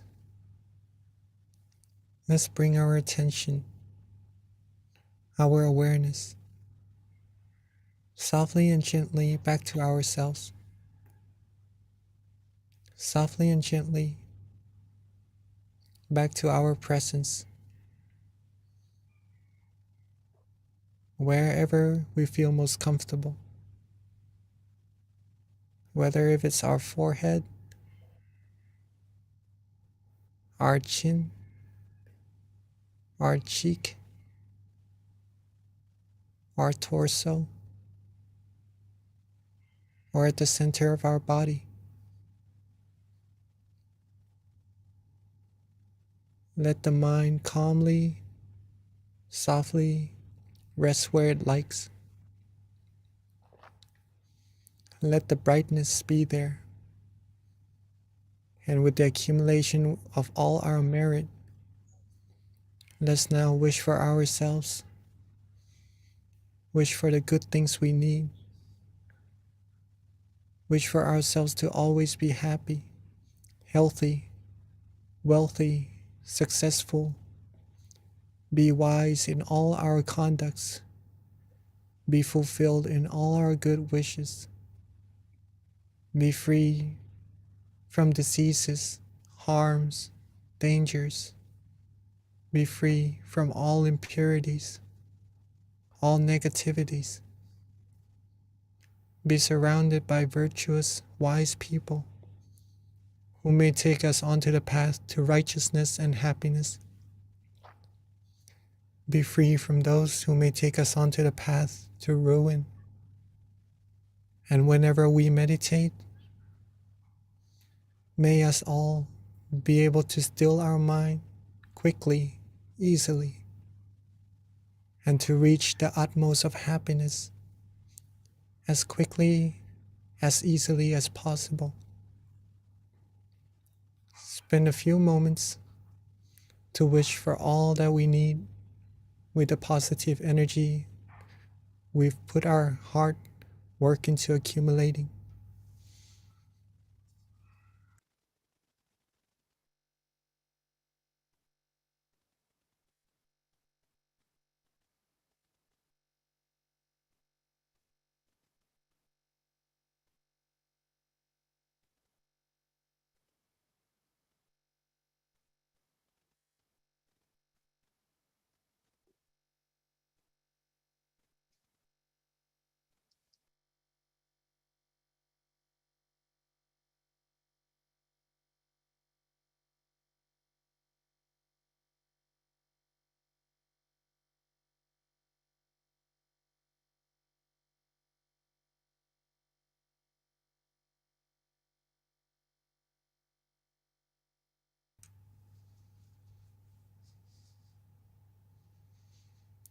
And now that we are reaching the end of our session together, let's recall our calmness.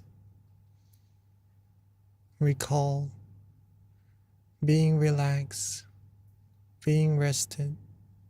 Recall that positive feeling that we had and are we still having. Let's recall being with this feeling. Let's be with the feeling and make sure that we are able to maintain this feeling with us as long as we can once we open our eyes and go about our days and remember how precious this feeling is.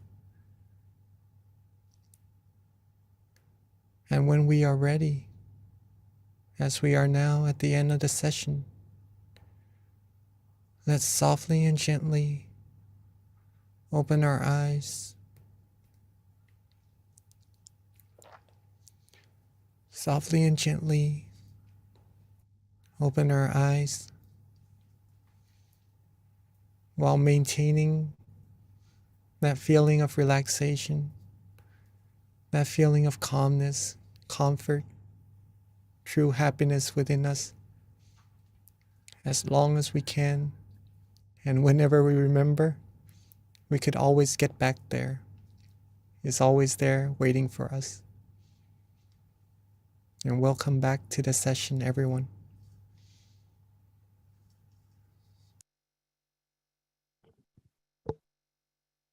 Thank you, Venerable Jackie. That was so lovely, and the blessing was so powerful. So before we transition to the Q&A and back to Venerable Jackie, just a couple of announcements that we need to make. First of all, our next full moon meditation is going to be Wednesday, February 16th. So please mark that on your calendar, invite your friends and family. Let us all be the light together by sharing this light with other people, having people join our call. So please be sure to extend it out to your friends and your family. Join us on the 16th of next month, which is on a Wednesday. Again, that's February 16th. In addition to that, just another thing, the tamagayameditation.org. This is a great website to learn more about our various centers around the US. That way you can find your local center. It's our centralized website, so please check it out, tamagayameditation.org. Another website that's very important is MindGem. So if you haven't already, download our app. It's called MindGem. It's a great app. It's got many of our various meditation teachers. Also, another great way to stay on top of our full moon meditations.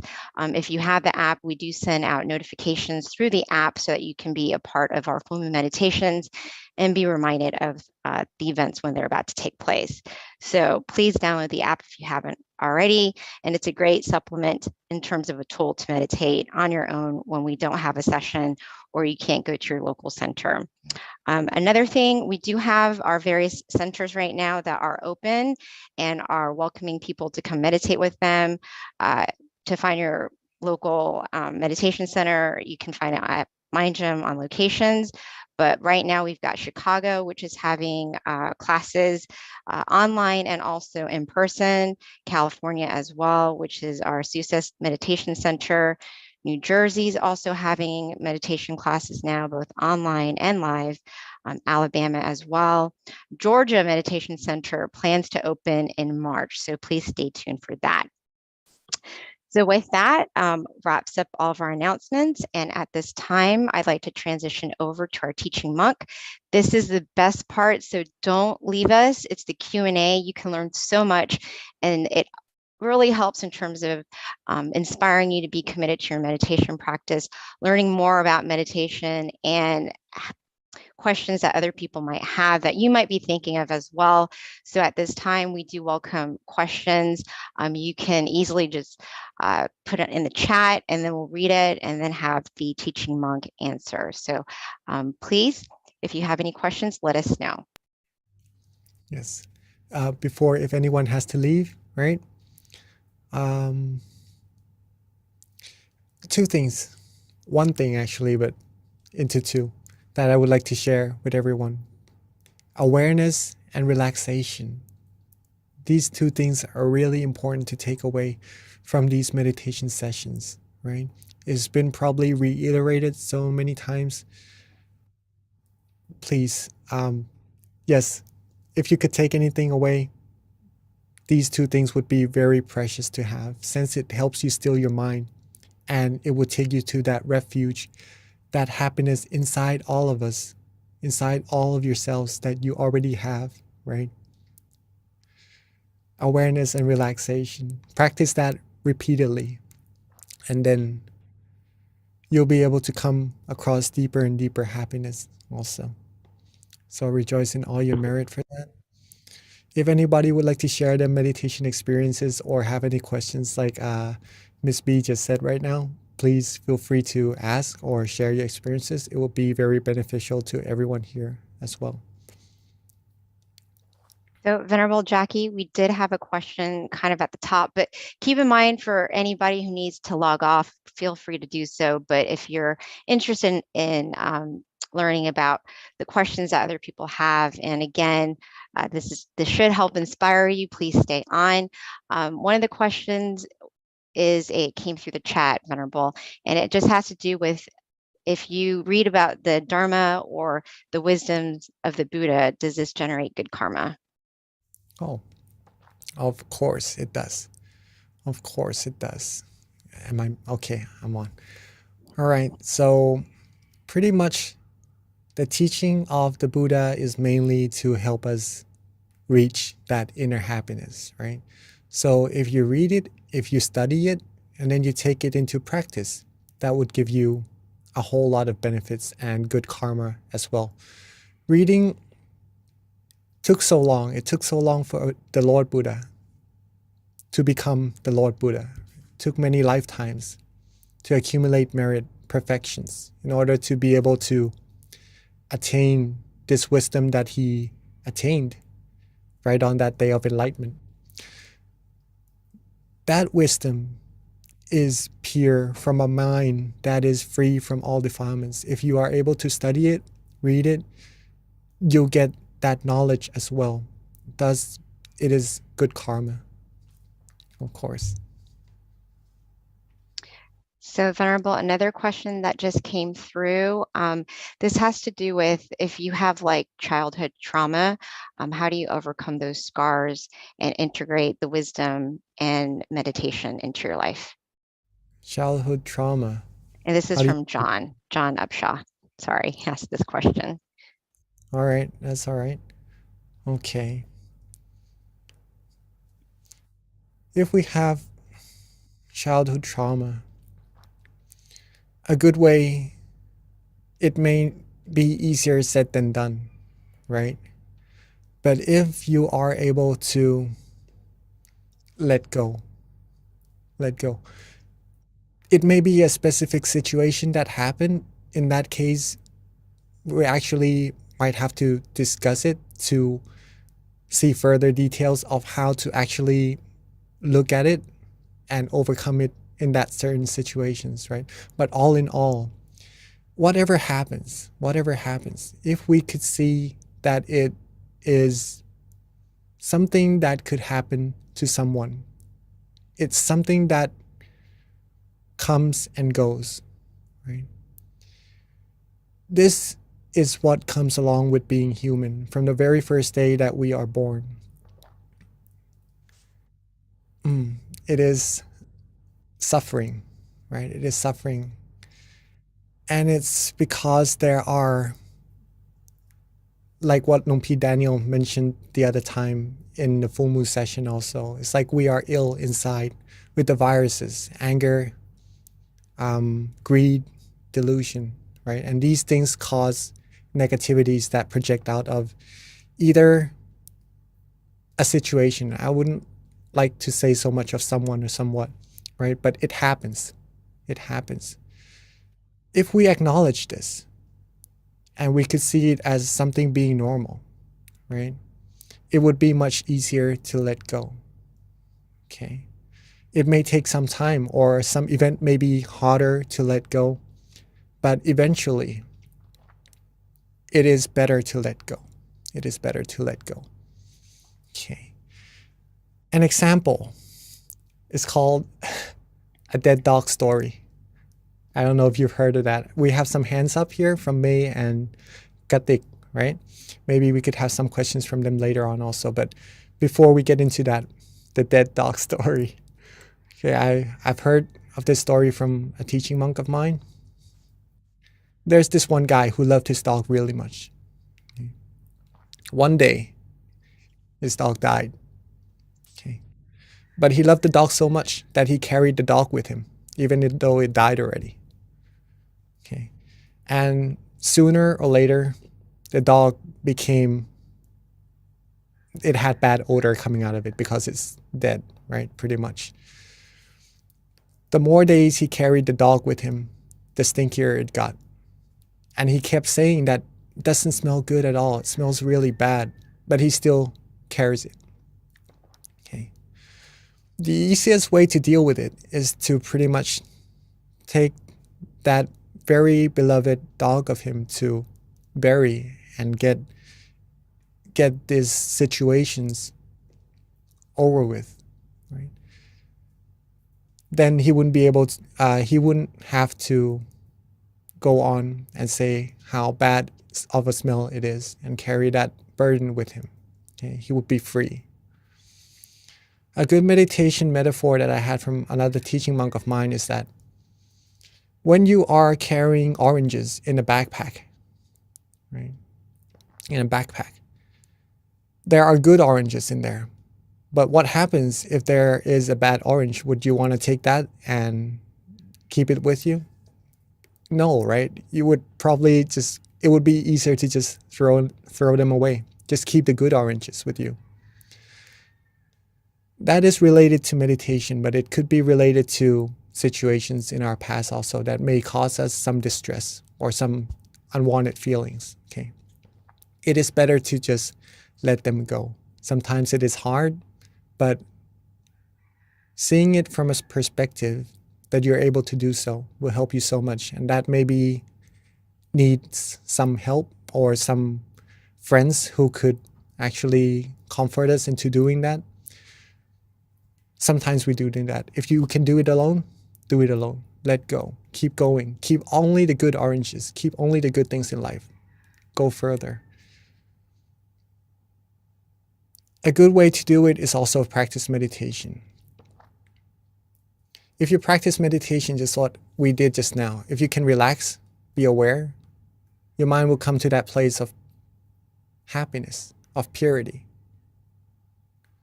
When the mind is there, the mind can only think of one thing at a time. If the mind is happy, all the negativities wouldn't be able to come in. Okay? If you think of the negative things, the negativities will come into the mind, thus making you feel sad and maybe sorrows also. Okay?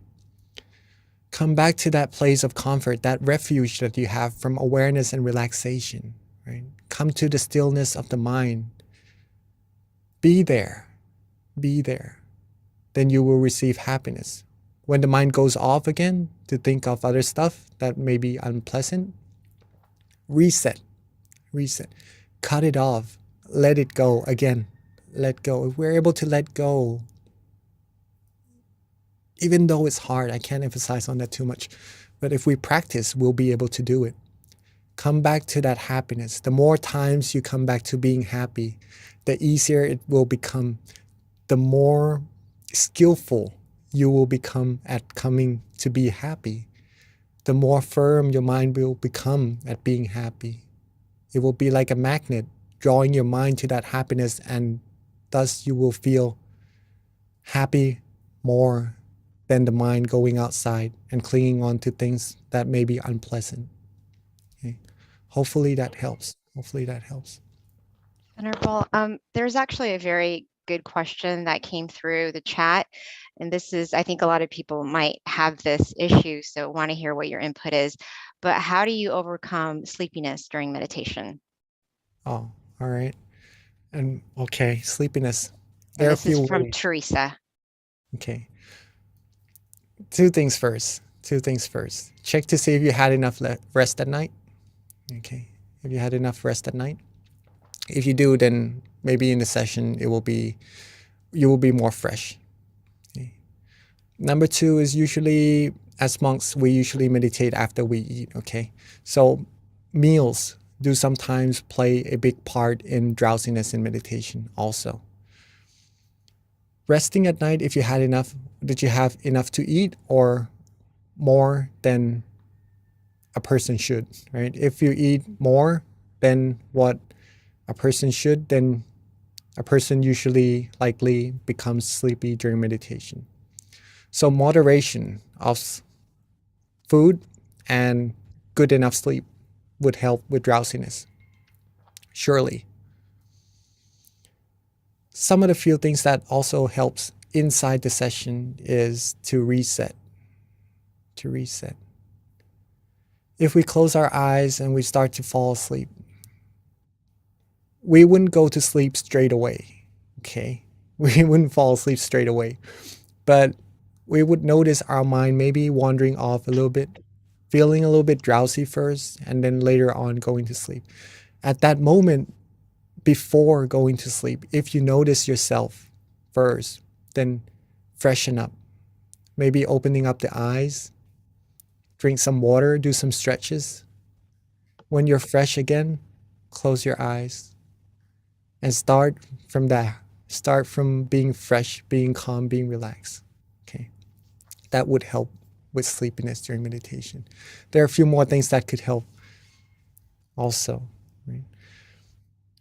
Before the other things that could help, maybe we have a limited time over here. So one thing that my teaching monk gave me that really helped me, I tried a lot of methods to help me with sleeping during meditation, but one thing that really helped, one word, be fresh. Be fresh. Okay. That's it. Anyhow that you would like to do it, be fresh before your meditation. Thank you, Venerable. And then here's a question from Chris Stevens. He would like to know, how is the full moon related to our meditation tonight? All right.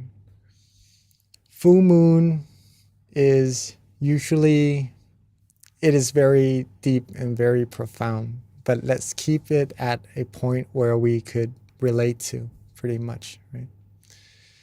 In Buddhism, or in other religions as well, full moon tends to be an occasion of the happenings of some sort of somethings, right? In Buddhism, it usually relates to something very special also. So you could take it as a good occasion, right? That the moon is full and that we could come together and be whole, be one, like the moon, okay? Like the brightness in the sky that shines away all the darkness. When we meditate, we are actually shining away all the darkness, all the negativities that is there inside the mind also, and cleansing our mind, giving ourselves positive energy, right? That could be pretty much related to our meditation.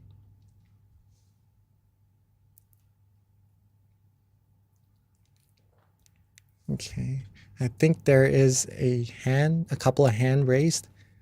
May we have some questions from May or Gretik? Yeah, can someone spotlight May, please? Thank you. Hello? Yes. Yes, we can Hello. hear you, May. Go ahead. Yes. Hi. I practice meditation for longer hour, like 5 hours, 6 hours. Then I have more concentration and I can practice deeper. But sometimes when I am in this situation, like I have a lot of changes are happening. Like I can see my sweat poles and all the sweat coming out from each pole, and I can then suddenly there are the blood flowing. I can see that movement, and so there is something like the pendulum here and moving backwards and front and backwards, and I feel all these happenings, and at the time I try to focus back on my tip of my nose, but I still see all these instant and continuous changes, and how can I focus, and where should I focus back to continue my meditation? Beautiful. Very nice question. In case someone else also has meditation experiences that they wonder what is there and what's happening and how to go further, right? As we mentioned in our meditation always, is that this feeling of relaxation, I'm not sure if you are able to sense it when you meditate, May? Yes, I do, but only sometimes I have this, I see all these instant and continuous changes, and then at the time I don't know or how to continue. I will put back on my focus point on my nose, but all these the pendulum things here and the moving front and back, and this is where should I focus at the time. Okay, yes. If you can remember the feeling of relaxation in your meditation, right? If Yes. it's at the tip of your nose, if you focus there and you feel relaxed, Yes. that should be where you should be focusing. Okay. Let's put it this way. If I close my eyes and I feel that around this area, okay, is where I feel relaxed and comfortable. It could be my nose, it could be my ear, or it could be in front of me, anywhere. But I feel like right now, over here is relaxing. I would place my mind over here, but sometimes meditation experiences would happen around here. Maybe like what you said, the pendulum is going back and forth over here, or maybe some other things would happen, maybe in front of me, anywhere. Do not pay attention to them. Don't pay attention to them. That's what being neutral means, right? Like if the door opens behind you right now, maybe you would look at it, right? But in meditation, if the door opens right now, what you need to do is just don't bother with it, right? Don't really pay too much attention to it. Be where you feel comfortable. That is the switch. That is what makes the meditation experience happens. If you let go of it, the feelings will go away and the experience will go away also. But if you keep being still, being neutral, you'll be able to go further. Don't mind any meditation experiences. If you go further, you'll reach deeper and deeper experiences. Okay. So in this case, if you like the nose, if you like the area around here, if you feel good, then keep the mind there. Whatever happens, whatever is swinging, don't worry about it. Very nice. Yes. Thank you. Thank you for that question, May. Venerable, there's another question that came through the chat.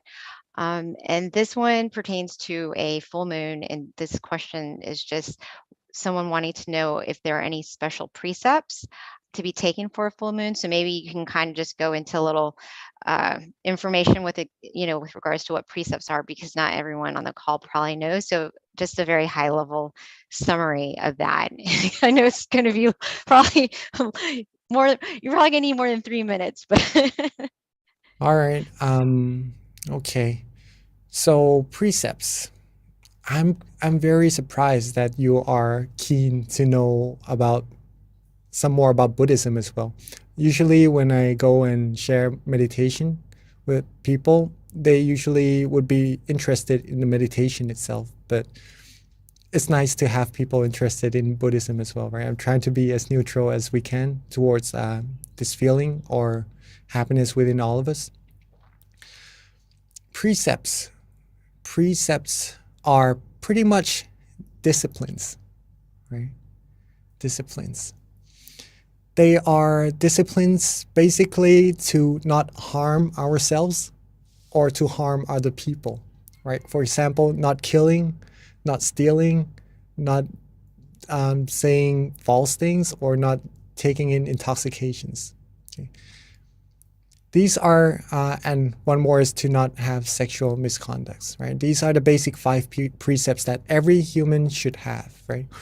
It is said that if we lack some of them, we will be less like a human, if that makes any sense, right? It will, like a sane human being, right? I mean, if you take intoxications, if you drink and you become drunk, right? It would be harder to control your senses or to be sensible in some cases. That's pretty much what it means. So if you are able to hold 5 precepts, 5 things, that's pretty much being a good human being, right? Good, normal human being.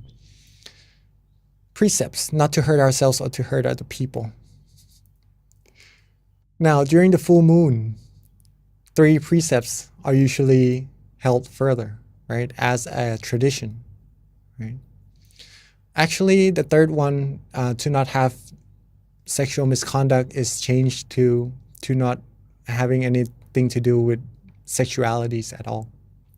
Okay. And then the 3 more is to not be in good, thick bed, to not listen to music, to not engage in entertainments. And the other one, I would have to, sorry, I would have to check to see what it is. We have 227 precepts as monks, right? So that is what we go by.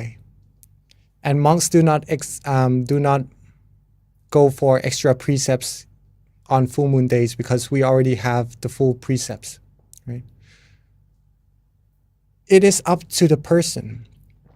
It is up to the person to whether or not take on the extra 3 precepts, right? I'll see if I could remember it as we go along, right? Okay. Yes, so that is pretty much it. Just to overall say what precepts are and what full moon days give you as extra precepts. Okay. Thank you, Venerable. So Venerable, it is now 10:30. I don't know if you want to take on one more question or if we should just wrap it up. We'll leave it up to you, Venerable, because there are more questions as always, but at some point we do have to cut it off. So. All right, maybe just one more question before we end. All right. Okay, so with that, there is one more question. We've got Chancia who has her hand raised, so she's had it raised for a bit, so let's have her wrap up with the last question. Hi, Chancia. Thank you so much ค่ะนมัสการค่ะ Monk Jackie and Kun V นะคะ My question is, how can I overcome my highly imaginative mind? Because my mind is often get carried away with fun thoughts inside of me, and also like the fun, exciting maybe people or things in the outside world. So how can I overcome that? Do I have to look at like dead bodies or things like that too? Sorry. It's just my question. There's no need to actually look at dead bodies. To overcome, well, if you would like to, if it helps, then I guess it's okay to do so also. If you would like to overcome wandering thoughts or thoughts running around, right? Maybe thinking of other people, other things. A good way is to practice resetting, just like what you did in your meditation, okay? Resetting helps not only inside the sessions, but outside also. Whenever your mind goes wandering off, know yourself and reset. Come back to being in balance. If it helps, a good way to help with that is also visualization. You can visualize the Buddha image, the sun, the moon, a crystal sphere, anything that lifts your mind up. That would help with wandering thoughts for sure. Or a mantra, a recitation of any kind of phrase, any kind of words, samarahang, clear and bright, these things, right? It would help you be free from attachments from the outside, right? The mind usually goes wandering off. But it happens because the mind is familiar to doing that, right? If you could train the mind to be familiar with being still, then the mind would be more without going around, right? The mind would be more still automatically. Resetting is the key. If you reset, you train your mind to a new habit. The mind will become more used to being still and less likely to go outside. But dead bodies are one way to do it, right? It's just to let go. It's one of the techniques that sometimes people use. Okay. Yeah, I think that's definitely a great question, because I think desires is definitely one of those defilements that is very rooted in our mind, that I think with other things it's easier to combat, but in terms of greed, you can do generosity. In terms of just delusion, you can meditate more. So, but desire, it's a little harder to figure out how to combat that. So that is a good question. Thank you for asking. Thank you. All right. Before I guess this is the last one, right? Okay. Yeah, you want to ask one more question? You want to answer one more question, then Pete? All We right. do have a hand raised. We actually had 3. I saw a couple coming, but I think people were probably not sure if they should hold it up considering, or, it's 10:30. All right. If anyone would like to leave, if they have something to do, then please. We're not holding anyone back, but I do have some time to answer more questions if you would like Okay. for me to answer them. But before Yeah. that, the other precepts in the 8th precept is to not have meals after lunch, right? That's the same as what monks do. Right? Yes. So that's Okay. pretty much it. Good, you remembered before we wrapped up the call. All right, Venerable. Now, there were other questions that were also relevant to Buddhism, since, we are continuing to stay on. If you might want to answer, I read it had something to do with consciousness, but I think before that, I don't know if the person's still on, so if they're not, maybe it's moot to ask. But there is a Petra who has her hand raised, so if we can spotlight her or just unmute her so she can ask her question.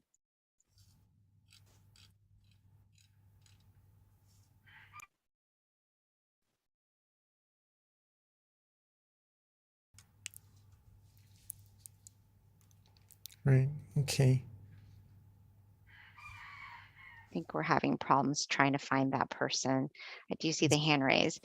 Mm. So Venerable, let me go ahead, since this is, that question, if you'd like to answer it. Just has to do with consciousness, and if you can kind of go into a little bit more detail with regards to what happens to consciousness when we're no longer physically here. มือไปเลยใครไปเลสแฮนในของฉันดิฉันเองนะคะ จ้ะมีคำถามไหมเอ่ย Oh, You have any- okay. Your hand was raised, so we unmuted you. What's the question with the consciousness? Okay. So this is the question. It says, does consciousness go away after we die? If it does, what happens after rebirth? Well, This is definitely a Buddhist type question. So yeah, if a way to really find out for yourself is to meditate, still your mind further and deeper to see this, right? But according to Buddhism, what was learned is that no, the consciousness doesn't go away, right? Consciousness is part of the mind, the awareness. So if the body rests, the body dies off. It's just the outside that goes away, it becomes a corpse. But the mind is still there. Or if the mind separates from the body, the mind may be known as spirits, or sometimes we see it as, in some cases, like ghosts and stuff like that. Yes, so the consciousness is still there with the mind. So it goes into another form according to how much merit or demerit it has made, right? If it made a lot of merit, then it's more likely to go into a good place or a better place. Okay. excellent. Thank you, Venerable. So that wraps up our questions. At this time, if you're still on the call, let us accept our blessing from our teaching monk before we wrap up this call. Okay. So I'd like us all to bring our mind back to where we feel relaxed and comfortable. And with the merit that we've all accumulated, may us all be pure, be clean, be cleansed in all our bodies, speech, and minds. Be pure in all our conducts. Always be happy, healthy, wealthy, successful, fulfilled in all our good wishes. Free from sadnesses, sorrows, sufferings, diseases, harms, any negativities. Be fulfilled in our goals towards happiness.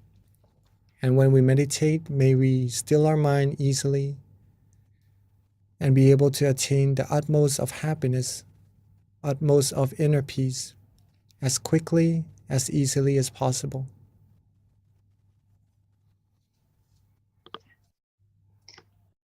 Thank you, Venerable, for that very lovely blessing. Bye, everyone. Don't forget, February 16th. our next full moon meditation.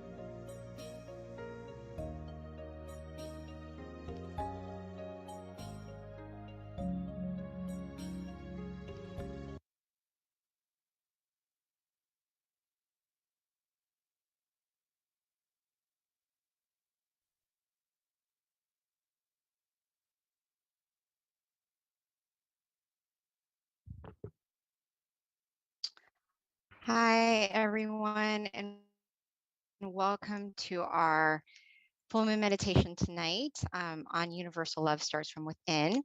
So we generally start with quotes because, quotes can definitely help inspire you and leave you with food for thought.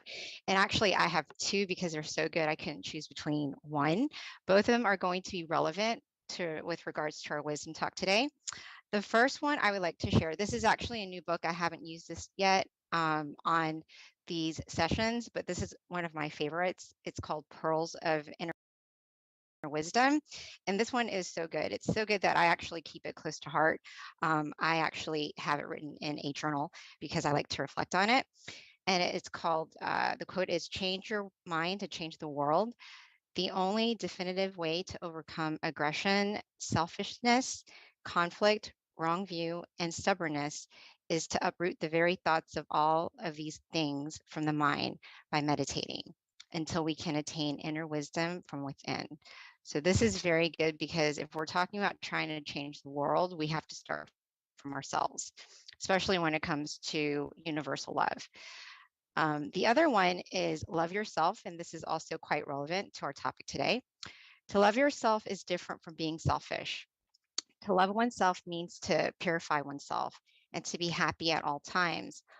All things that come to our mind and our five senses, sight, sound, smell, taste, or touch, both good and bad, we must choose to opt for the good and let all be at the seventh base, the center of the body. So both are pretty relevant to our topic today, which is going to be on universal love. And next, I just want to go over a little bit about our teaching monk. If you haven't meditated with Monk Daniel before, you're in for a treat. So Monk Daniel has ordained and he's dedicated to his life to meditation and practicing as a Buddhist monk since 2012. So he's been a monk for over 10 years now. He believes that positive life change begins from within and that everyone can change their outer world by first changing their inner world with regular meditation practice. Another thing about Monk Daniel is that he's been teaching meditation domestically and internationally to monks and novices and people all around the world. So he's very well trained with regards to teaching and definitely inspiring people to find themselves from within. So without further ado, let me introduce Monk Daniel.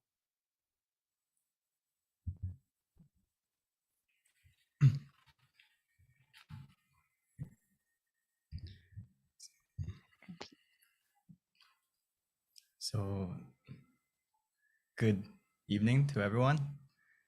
Good morning from Thailand.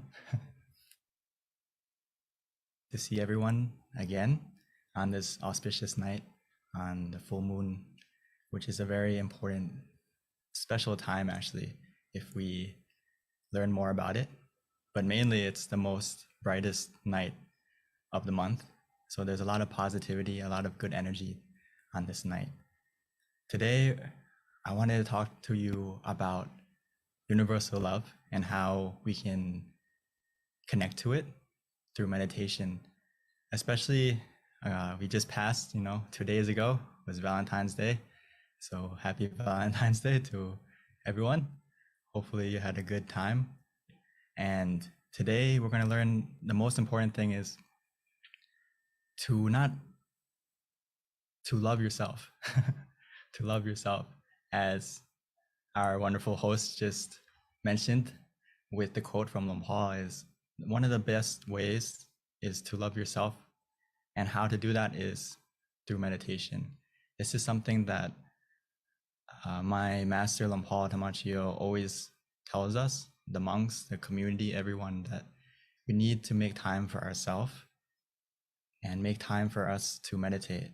Because if you truly love not only yourself, but the people around you and everything around you, actually, it will benefit from loving yourself first, which I'll explain a little bit how is that not selfish, right?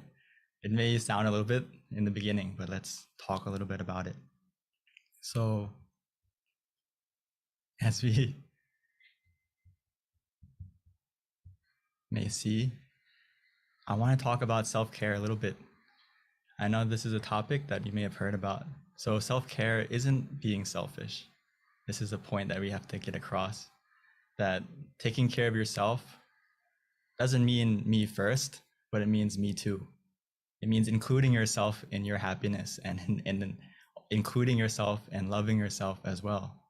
Sometimes in life, our focus gets distracted, and out of our good intentions, we tend to put our passion and our love and dedication into everything around us. It's like whether it's our job, our relationships, whatever it may be, we put our passion and love into everything around us. But sometimes we forget to give some of that love to ourselves. And today I want us to remind ourselves that we need to make time for ourselves too, because a better you means a better world.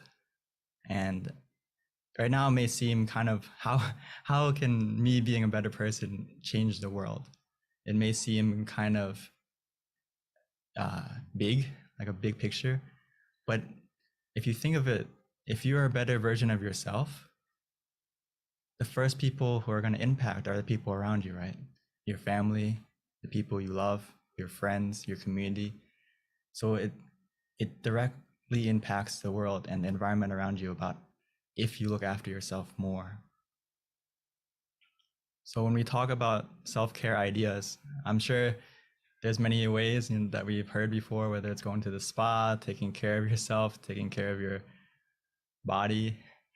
But the most important self-care idea is to look after your mind, which in this day and age, many people are starting to realize that mental health is very important, as we are living in a day and age where we are connected to everything in the world easily, right? Through technology, through our phones, through everything.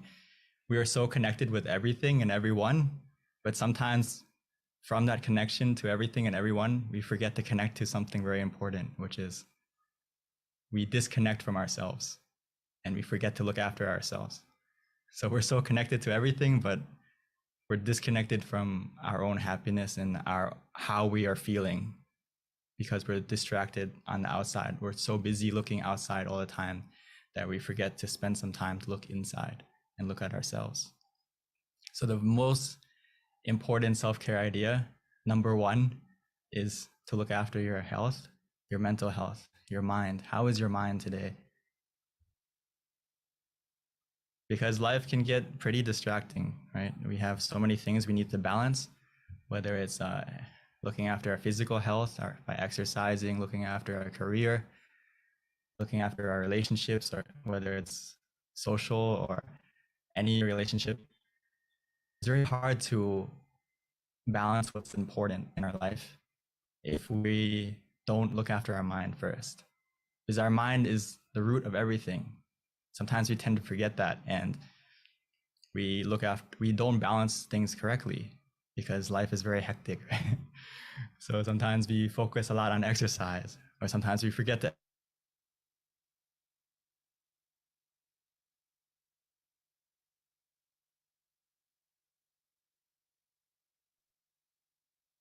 simple way is look after your mind first.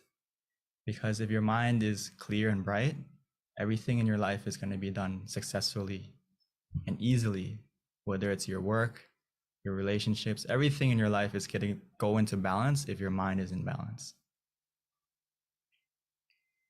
So many times we may feel like we're out of energy, or maybe we have a broken heart or something like that. We don't have the passion anymore. We don't have the love anymore. We need to recharge. We need to have mindfulness of how we're feeling and be willing to look after yourself. Just like our phones, right? Sometimes we see our battery low, we automatically need to go charge it, right? We see the 10% warning, the 5% warning, and then we're looking for a charger to make sure our phone doesn't run out or whatever it may be. We should feel the same way about our mind, about how we're feeling. If we feel low energy, we feel unhappy, we feel discouraged, we feel like weak mentally, we need to go recharge ourselves. We need to go refresh ourselves, which the best way to do that is by meditation. So I'm so happy that everyone here is coming to recharge yourself and to make sure that we are full of happiness and love from within. Because if you don't love yourself, it's very hard to love the things around you. It's like we are an empty glass.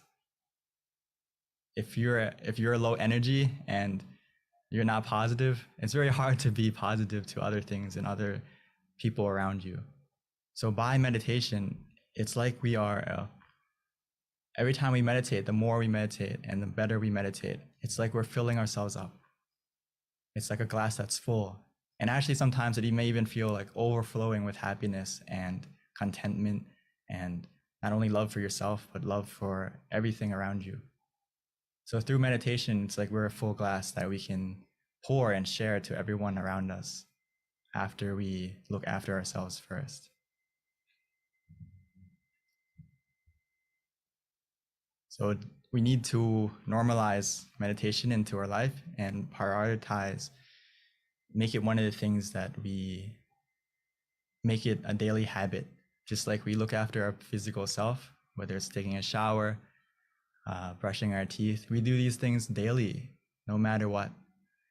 And we need to clean our mind the same way as normally as we would look after our health and our body.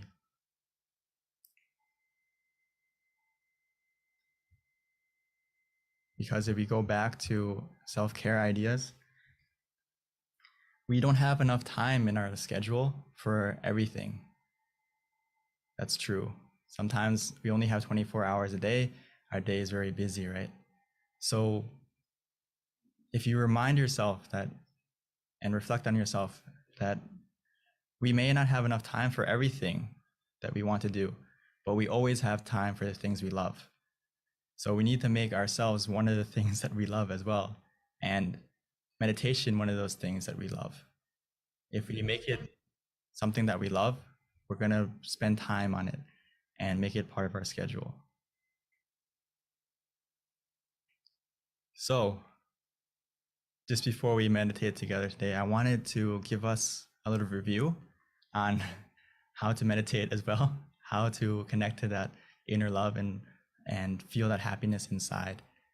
For those of you who are new, or for those of you who are been meditating many years, this is something that even myself, I have to remind myself, even though I've been meditating for 10 years as a monk, and ever since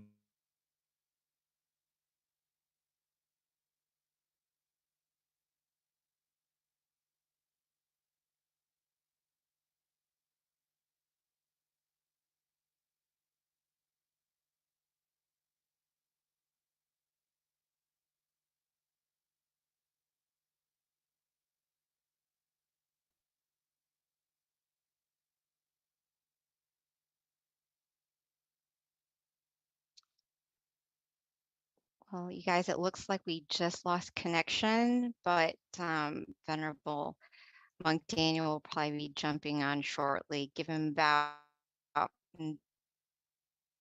3 minutes. But until then, I'll go ahead and just kind of give you a recap with regards to our meditation technique. Definitely, you want to keep your mind bright and happy and joyful as much as possible. Try to recall good things that you've done in your life to kind of help make your mind just refreshed. And then from there, just relax your mind, your body, just some high level recap with regards to our meditation technique. One of the things that we try to focus on, if you can, is the center of the body. And Monk Daniel will definitely give us some guidance with regards to that when he returns. But there are 3 things that we can do when we're trying to meditate. Is first, we've got to clear our mind. Second, from that, relax the body and the mind. And then we want to pretty much trick the mind, because the mind has a tendency to dart from different thoughts or different images. So high level, one of the things that we recommend people utilize to help calm the images essentially is you can anchor your mind with a shining sun, a full moon, which is very appropriate with it being full moon meditation, or just simply relax and keep your mind at the center of the body. In addition to that, you can also use a mantra, and our mantra is Sama Alahang for those who are familiar with our meditation technique. Or you don't have to use that mantra. You can just use anything that makes you feel calm, whatever it is, it should be neutral. So another recommendation would be you can simply just recite clear and bright, clear and bright, clear and bright. Just something repetitive to kind of help tune out the noises in the mind. Or simply we can just relax and just clear our mind from any thoughts and just simply keep your mind at the center of the body. Meditation is very simple. It's just a matter of letting go of your thoughts, which is definitely easier said than done. One of my teachers, Venerable Nalong, always would used to tell us how simple meditation really is. But when we try, it's not so simple, because even though we might look very peaceful on the outside, in the inside, there's just so many thoughts just constantly running through your mind. But with practice, with guidance from our teaching venerables, you will be able to get to that point where you can calm the mind. So that is pretty much a high-level recap of our meditation technique. Venerable Daniel is probably doing his best to get on. We'll just have to wait for him. And at this time, I would like to invite any venerable that's on this call who might like to also give some advice with regards to our meditation technique. I know we've got many amazing teachers on this call with us tonight. If you can add any additional guidance or any advice with regards to adding on to what I just said, that would be awesome.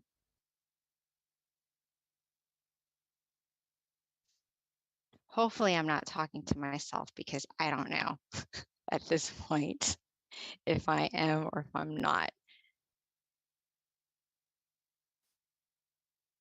I don't think I am, because if I was, we'd probably have a lot of people leave the call, and we still don't.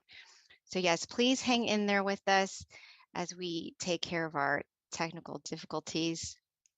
Oh, good. Thank you. Thank you for letting me know, because when you are on Zoom calls, you really don't know if you're talking to yourself or not unless you get some feedback. Okay, excellent. Thank you. So just a little bit about myself while we're waiting for Monk Daniel.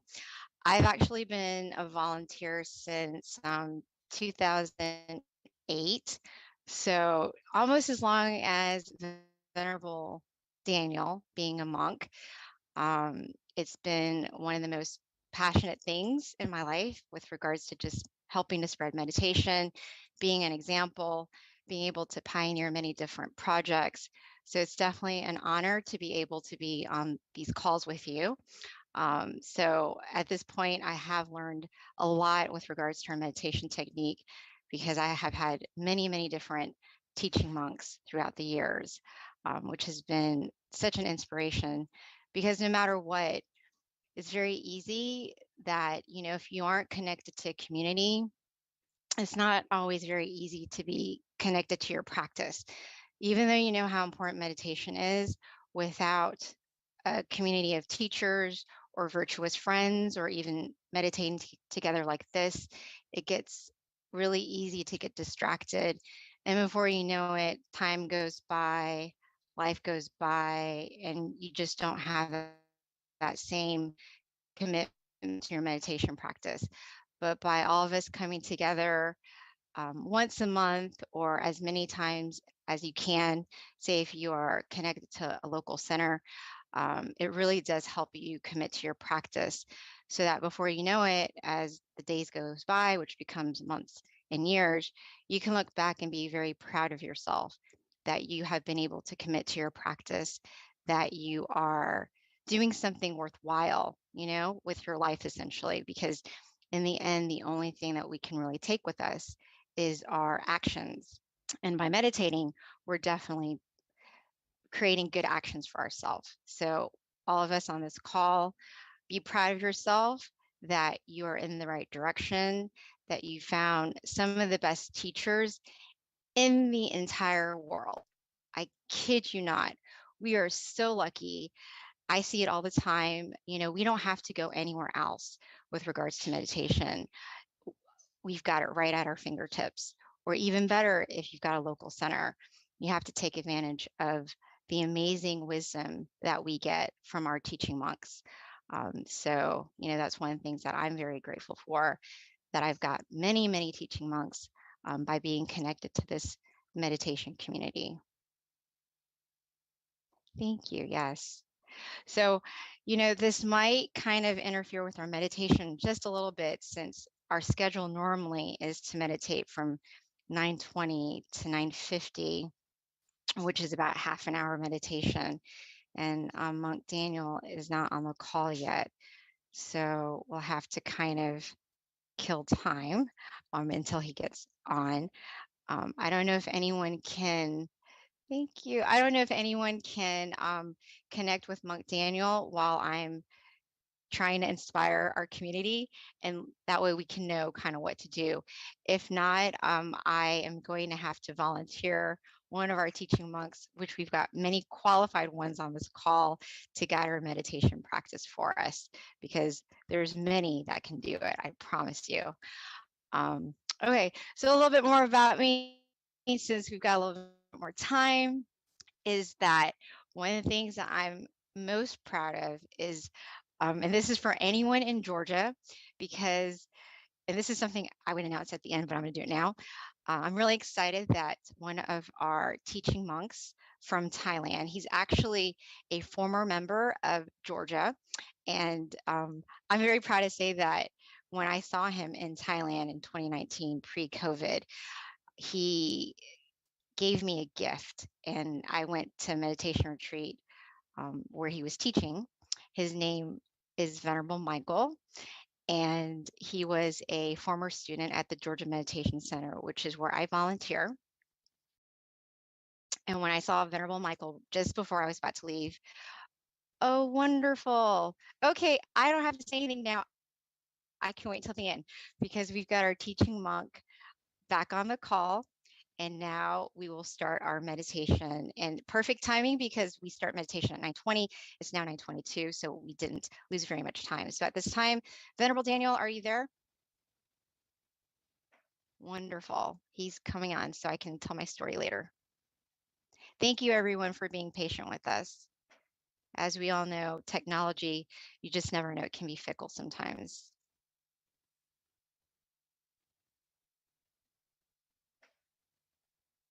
Okay, I think Venerable Daniel is on the call. He's just having a little bit of problems unmuting his microphone. Thank you, Quincy. Quincy's from Canada. He just sent me some positive feedback. Thank you, Daniel. I guess 2 thumbs up for being on the spot, right? These are the things you have to do sometimes. Thank you. Okay, well, Venerable Daniel is joining us. Just give him a couple more minutes. Oh, Deb, I've got all these friends on the call. Thank you, you guys. Thank you. Okay, well, you know what? When Venerable Daniel gets on the call, I will just zip up. But for right now, let me continue, since I was right in the middle of my inspiring talk here. A former member of the Georgia Meditation Center, and like anyone who knows me will hear about him, because I'm so proud of the fact that he was a former student at the Georgia Meditation Center. And when I had the opportunity, oh, never mind, he's back. Thank you, Venerable. I was just creating all these things that I can share with people. I was waiting to be co-host, because I can't unmute myself as a participant. Well, we are glad you're back. Go have at it, Mon Pied. And you guys will hear from me later. Thank you. We left off on how before we meditate, just real quick, the most important thing is making sure that we are relaxed of both body and mind. So I'll continue later. For now, let's get into the meditation, because we are running out of time a little bit. Sorry for the technical difficulties. the main temple.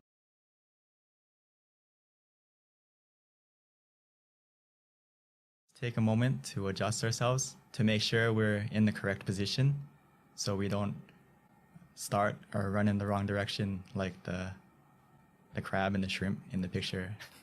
So take a moment to adjust yourself, find a comfortable position, whether you're sitting on the floor, on a chair, and let's begin our meditation together.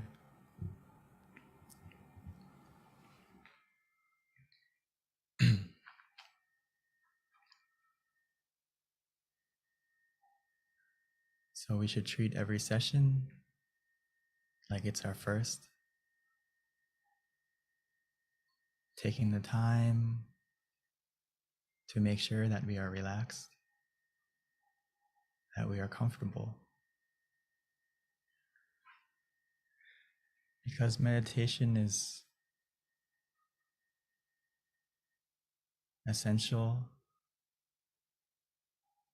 the most important part is how we start. Making sure that we are running or starting our journey in the right direction. So we need to take the time to make sure that our body is comfortable and relaxed. From the moment we close our eyes, softly and gently, naturally, as if we were about to go to sleep. Because now is the time to truly rest our mind and recharge ourselves, both physically and mentally.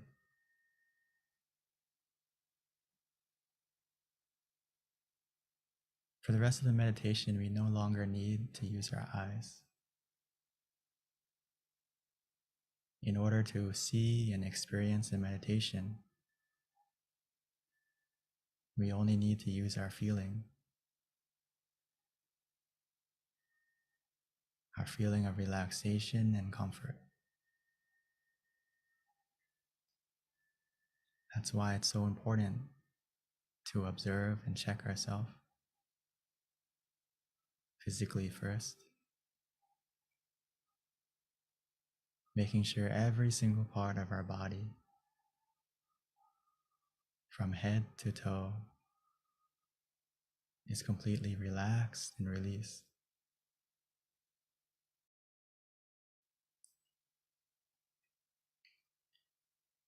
Sometimes the easiest way to do that is just to take a deep breath a few times, breathing in slowly and gently and deeply, feeling the cool and relaxing air, the calmness as it fills our body up with relaxation.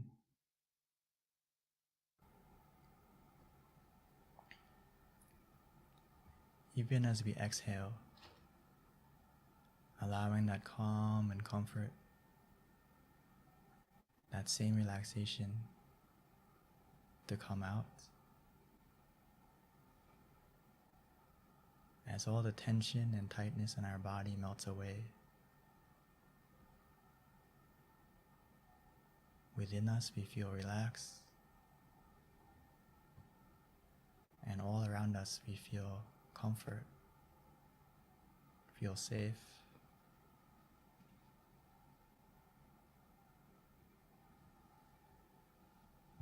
The more we relax our body, we may begin to feel that our body is becoming more light, more weightless.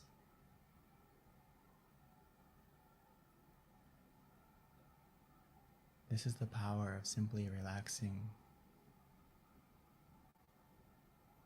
Our mind begins to follow automatically as well.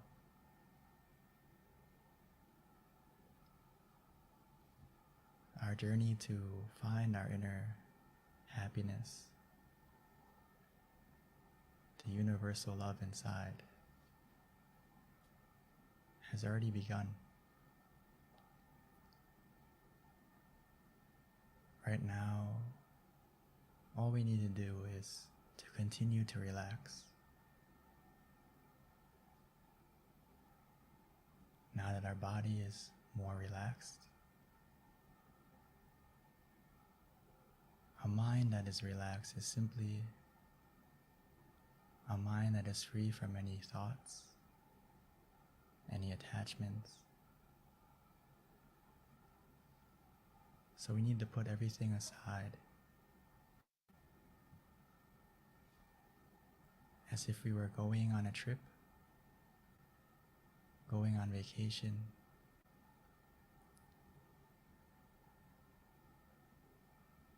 We can put our mind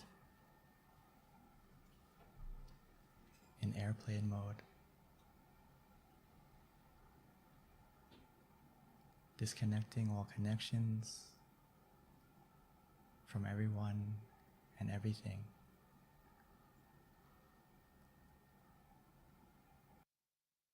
This journey inside, we don't need any baggage. All we need is ourselves. Right now, it's a time to love ourselves, to make sure that our mind is in the right place,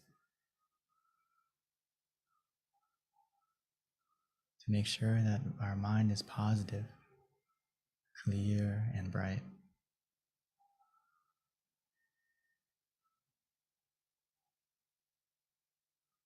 So let's take the time to help ourselves to calm down, to relax,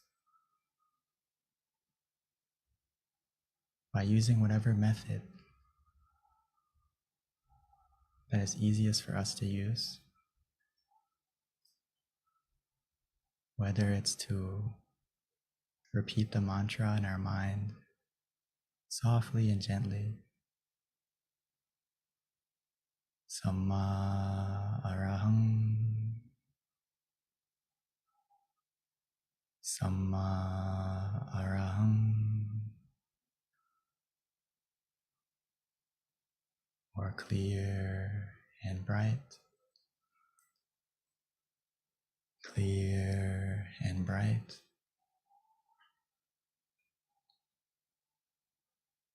Using the mantra like a calming lullaby, soothing and coaxing our mind to gently calm down, to relax, like a song playing from within.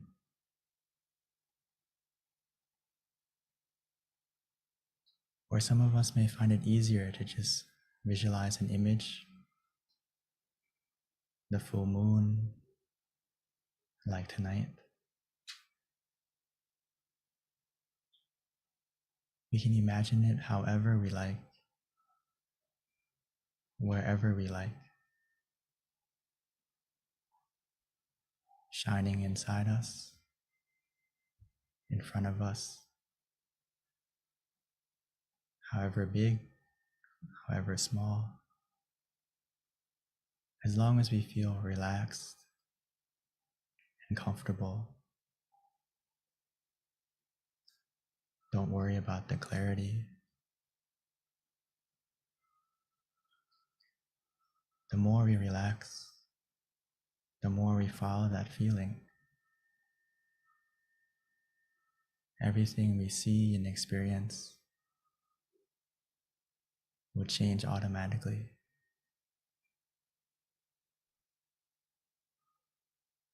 The key to meditation is just to keep the balance, to be calm, to be conscious, to be mindful and relaxed together.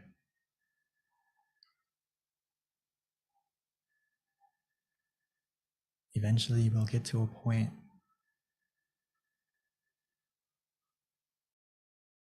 where we don't want to visualize, we don't want to use the mantra. We just want to do nothing. Let it be. Follow that feeling. Trust in yourself. You know what makes you feel relaxed. When we get to that point, just let go. Do nothing. And just be content. Through that contentment, the relaxation will continue to grow.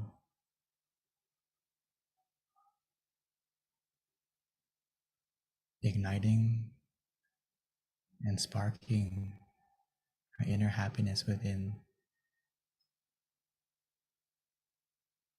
almost like a small star shining.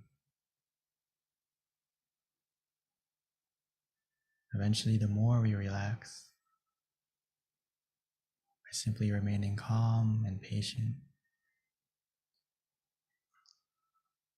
content with whatever happens,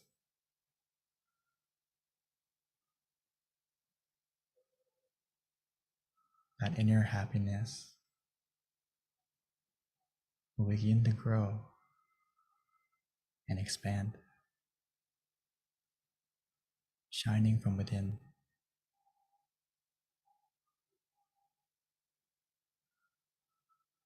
As the clouds in our mind, the negativity in our mind begin to disappear, revealing a happiness, a brightness, a love that has always been within us, waiting for us to look within.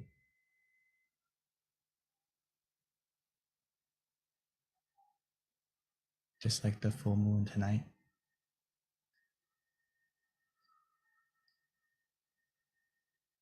Sometimes we just need to wait and let the clouds pass by. Eventually, no matter where you are,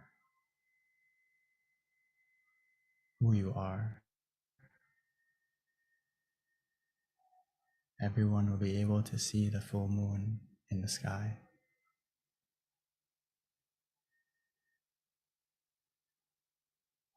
Within us, we have our own happiness that we can all connect to.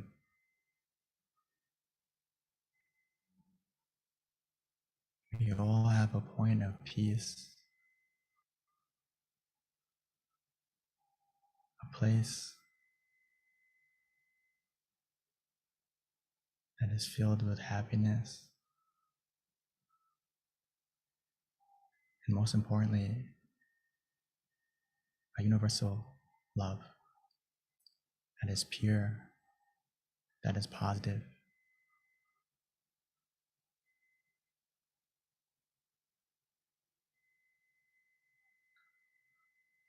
And the way to connect to that point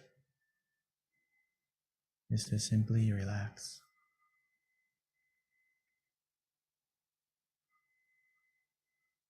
Allowing our mind gently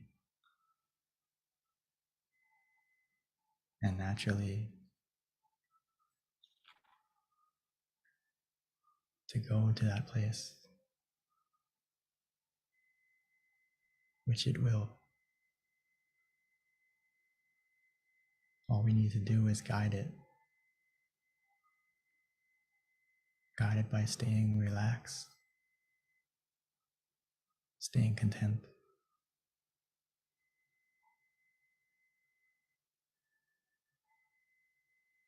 Every moment that passes by, every second where we feel relaxed,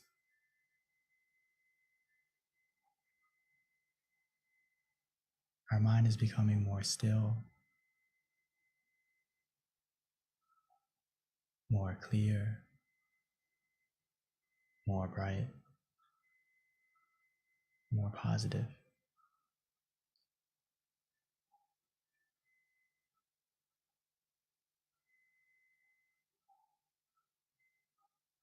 Even though right now it may be dark, but remember, the darkest night produces the brightest stars.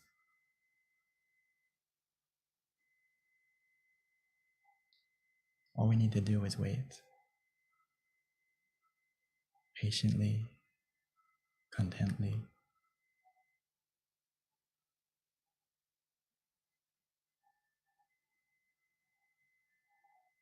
We have everything we need to succeed in meditation now.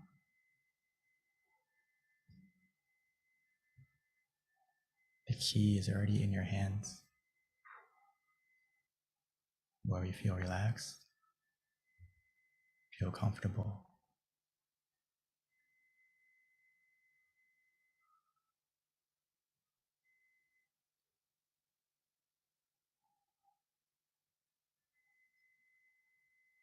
So let's continue to enjoy the meditation together, allowing this relaxation to take us to connect to our inner happiness, where we can truly love ourselves, filling our mind with positivity and allowing it to shine from within us.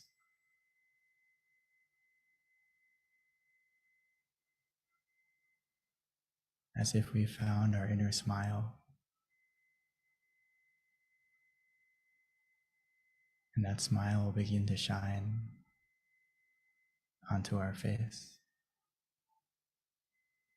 and spread out from within us automatically.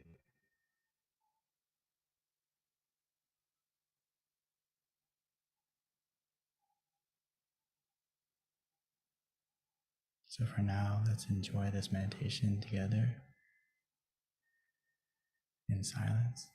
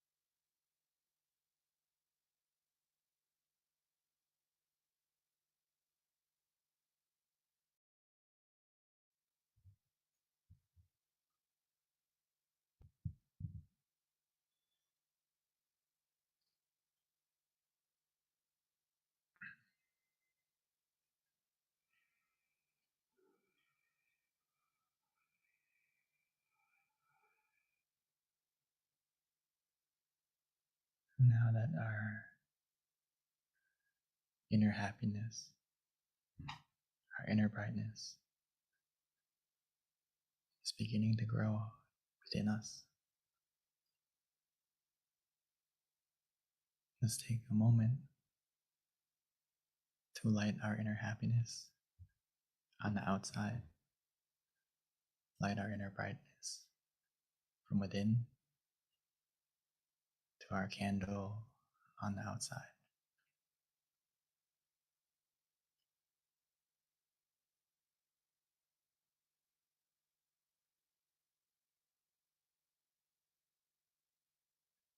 Once you've lit the candle on the outside, we may continue to meditate,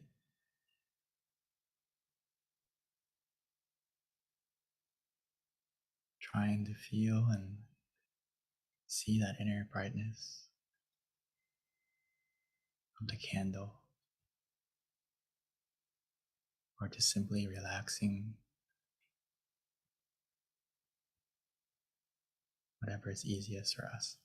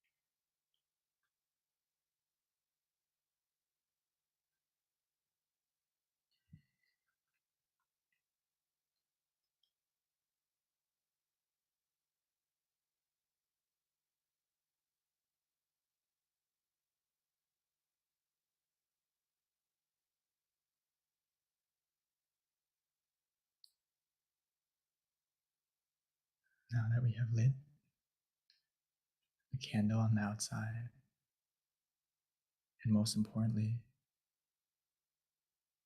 lit our inner happiness on the inside,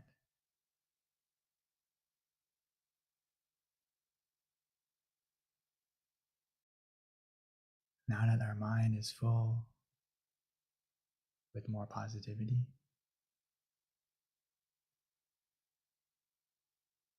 now that we can truly begin to feel the love for ourselves,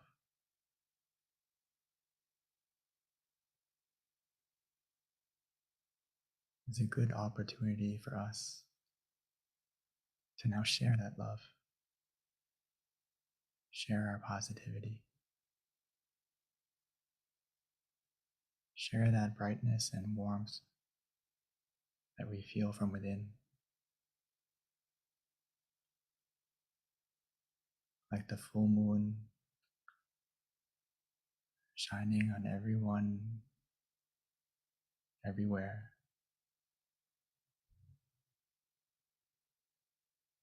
No matter the distance, no matter where they may be,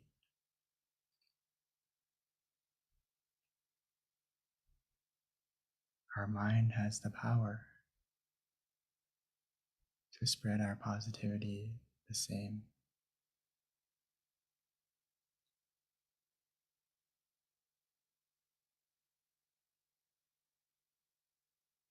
By simply wishing. Because what we think, we can become. Not only for ourselves, but for the people we love. So right now, let's take a moment to spread our love by simply imagining the person or imagining their name, whatever is easiest for us. And wishing for yourself and for them to be healthy, to be happy, to be free from any danger, any sickness,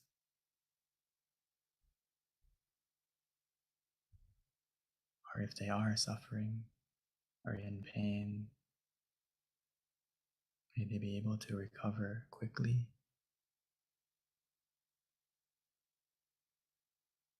And may our life and the lives of our loved ones be free from any obstacle,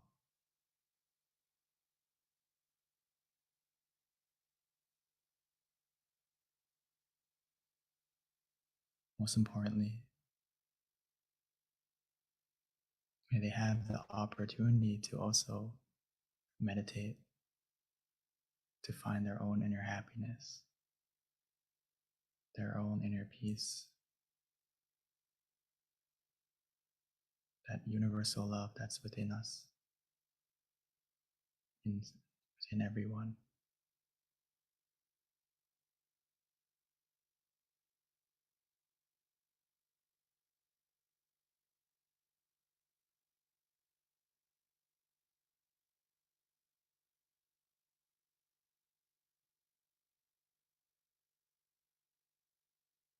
So just continue to wish for yourselves, your loved ones,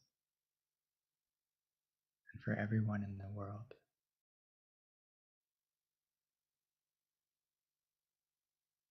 Allowing our positivity and our brightness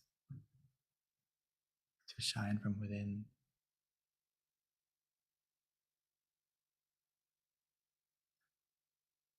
We may not be able to change the world right away. We can help to change the world for ourselves and for the people closest to us first. from one moment of peace, that one moment has the power. From one moment of peace can help to change a day. One day of peace can help to change a life. And one life of peace can help to change the world. It starts from within us and spreads out like a universal, pure love.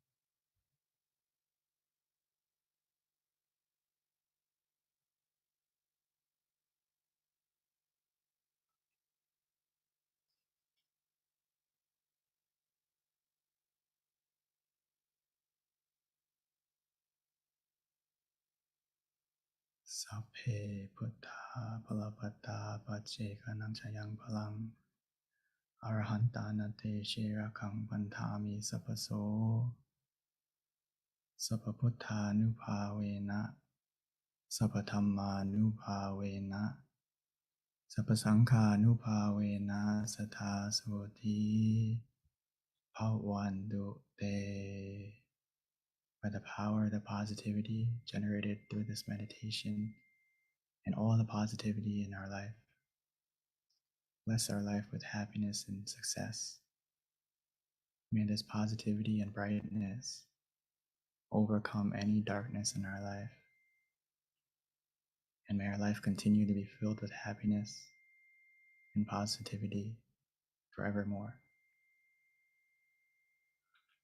When we are ready, we may slowly and gently open our eyes.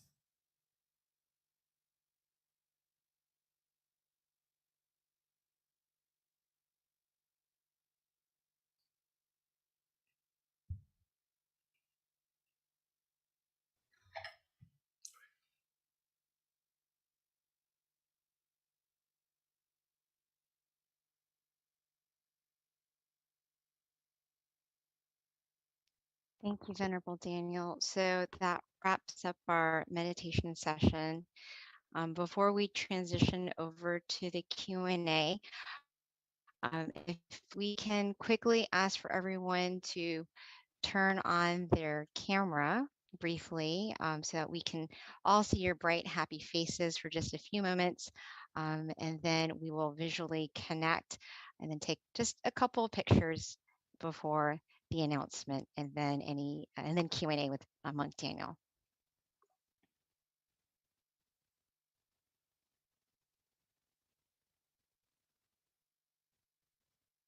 All right. Happy faces. Again, if you can turn on your camera, bright, happy faces for just a few moments.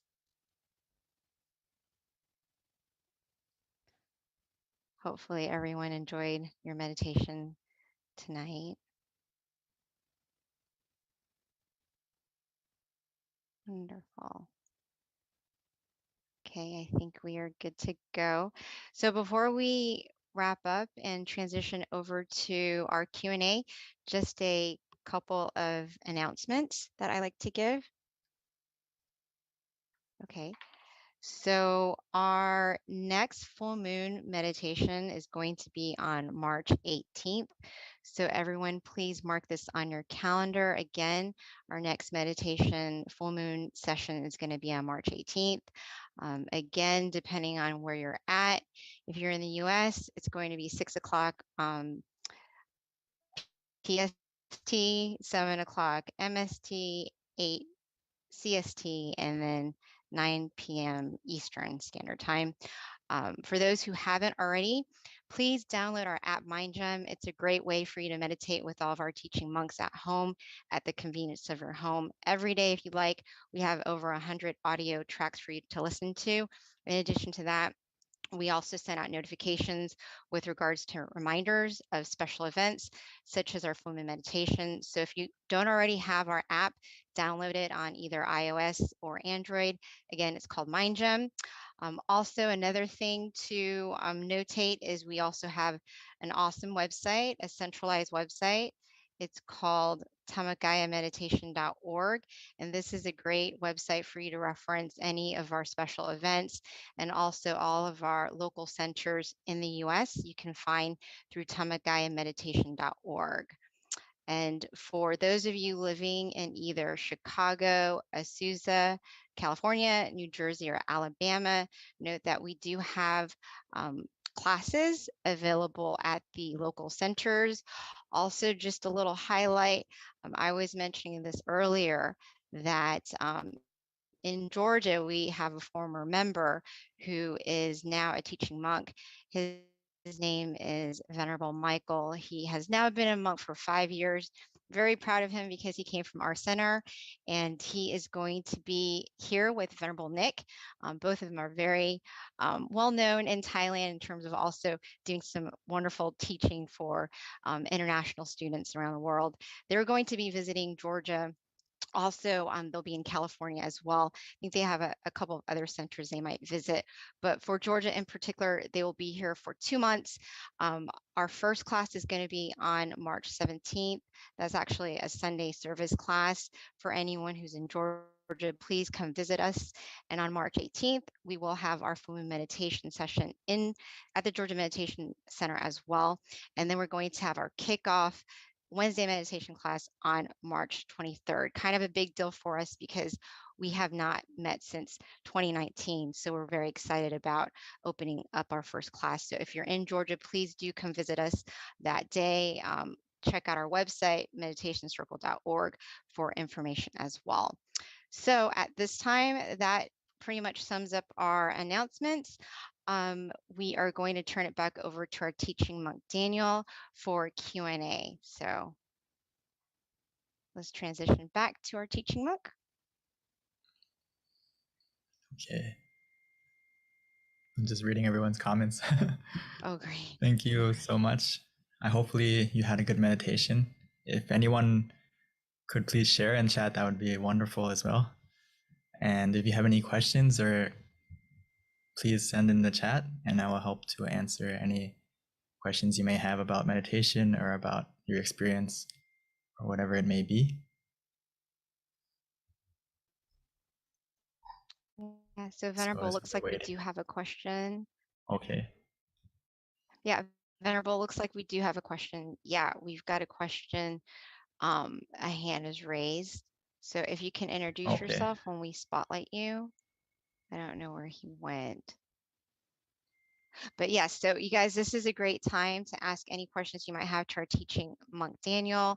You can either ask via chat or you can raise your hand and we can bring you onto the spotlight so that you can ask your questions to our teaching monk tonight. So Venerable, while we are waiting for questions, can you not summarize, but can you repeat?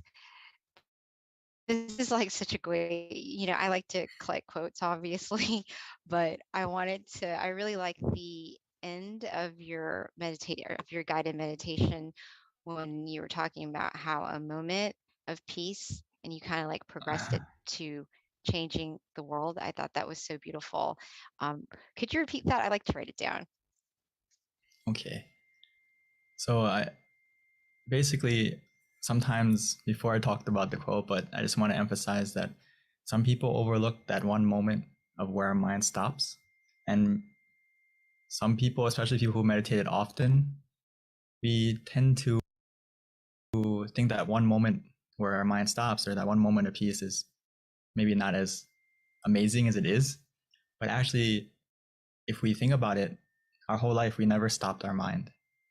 So just one moment of where your mind stops is amazing in itself. And that moment when your mind stops, that moment of peace, is a moment when your mind is free from any negativity, whether it's greed, anger, delusion, ignorance, whatever it may be. It stops and it's replaced by positivity and peace. So that's why I said that one moment of peace can help to change a day. One day of peace can help to change a life. One life of peace can help to change the world. And this idea basically comes from Lumpur. Actually, not basically, it comes from Lumpur. Because Lumpur said world peace through inner peace. And it's not just a pretty phrase, it's actually true. It can come true starting from within us. And just like, I remember he once gave us a wonderful mission. Actually, he gave us the mission to spread meditation to the world, right? And some monks asked him, how can we do that? It's such a big project. And he said, you start from one person and create an inner peace family, and the inner peace family will spread to the next family, next family, next family. So it starts from one and slowly expands.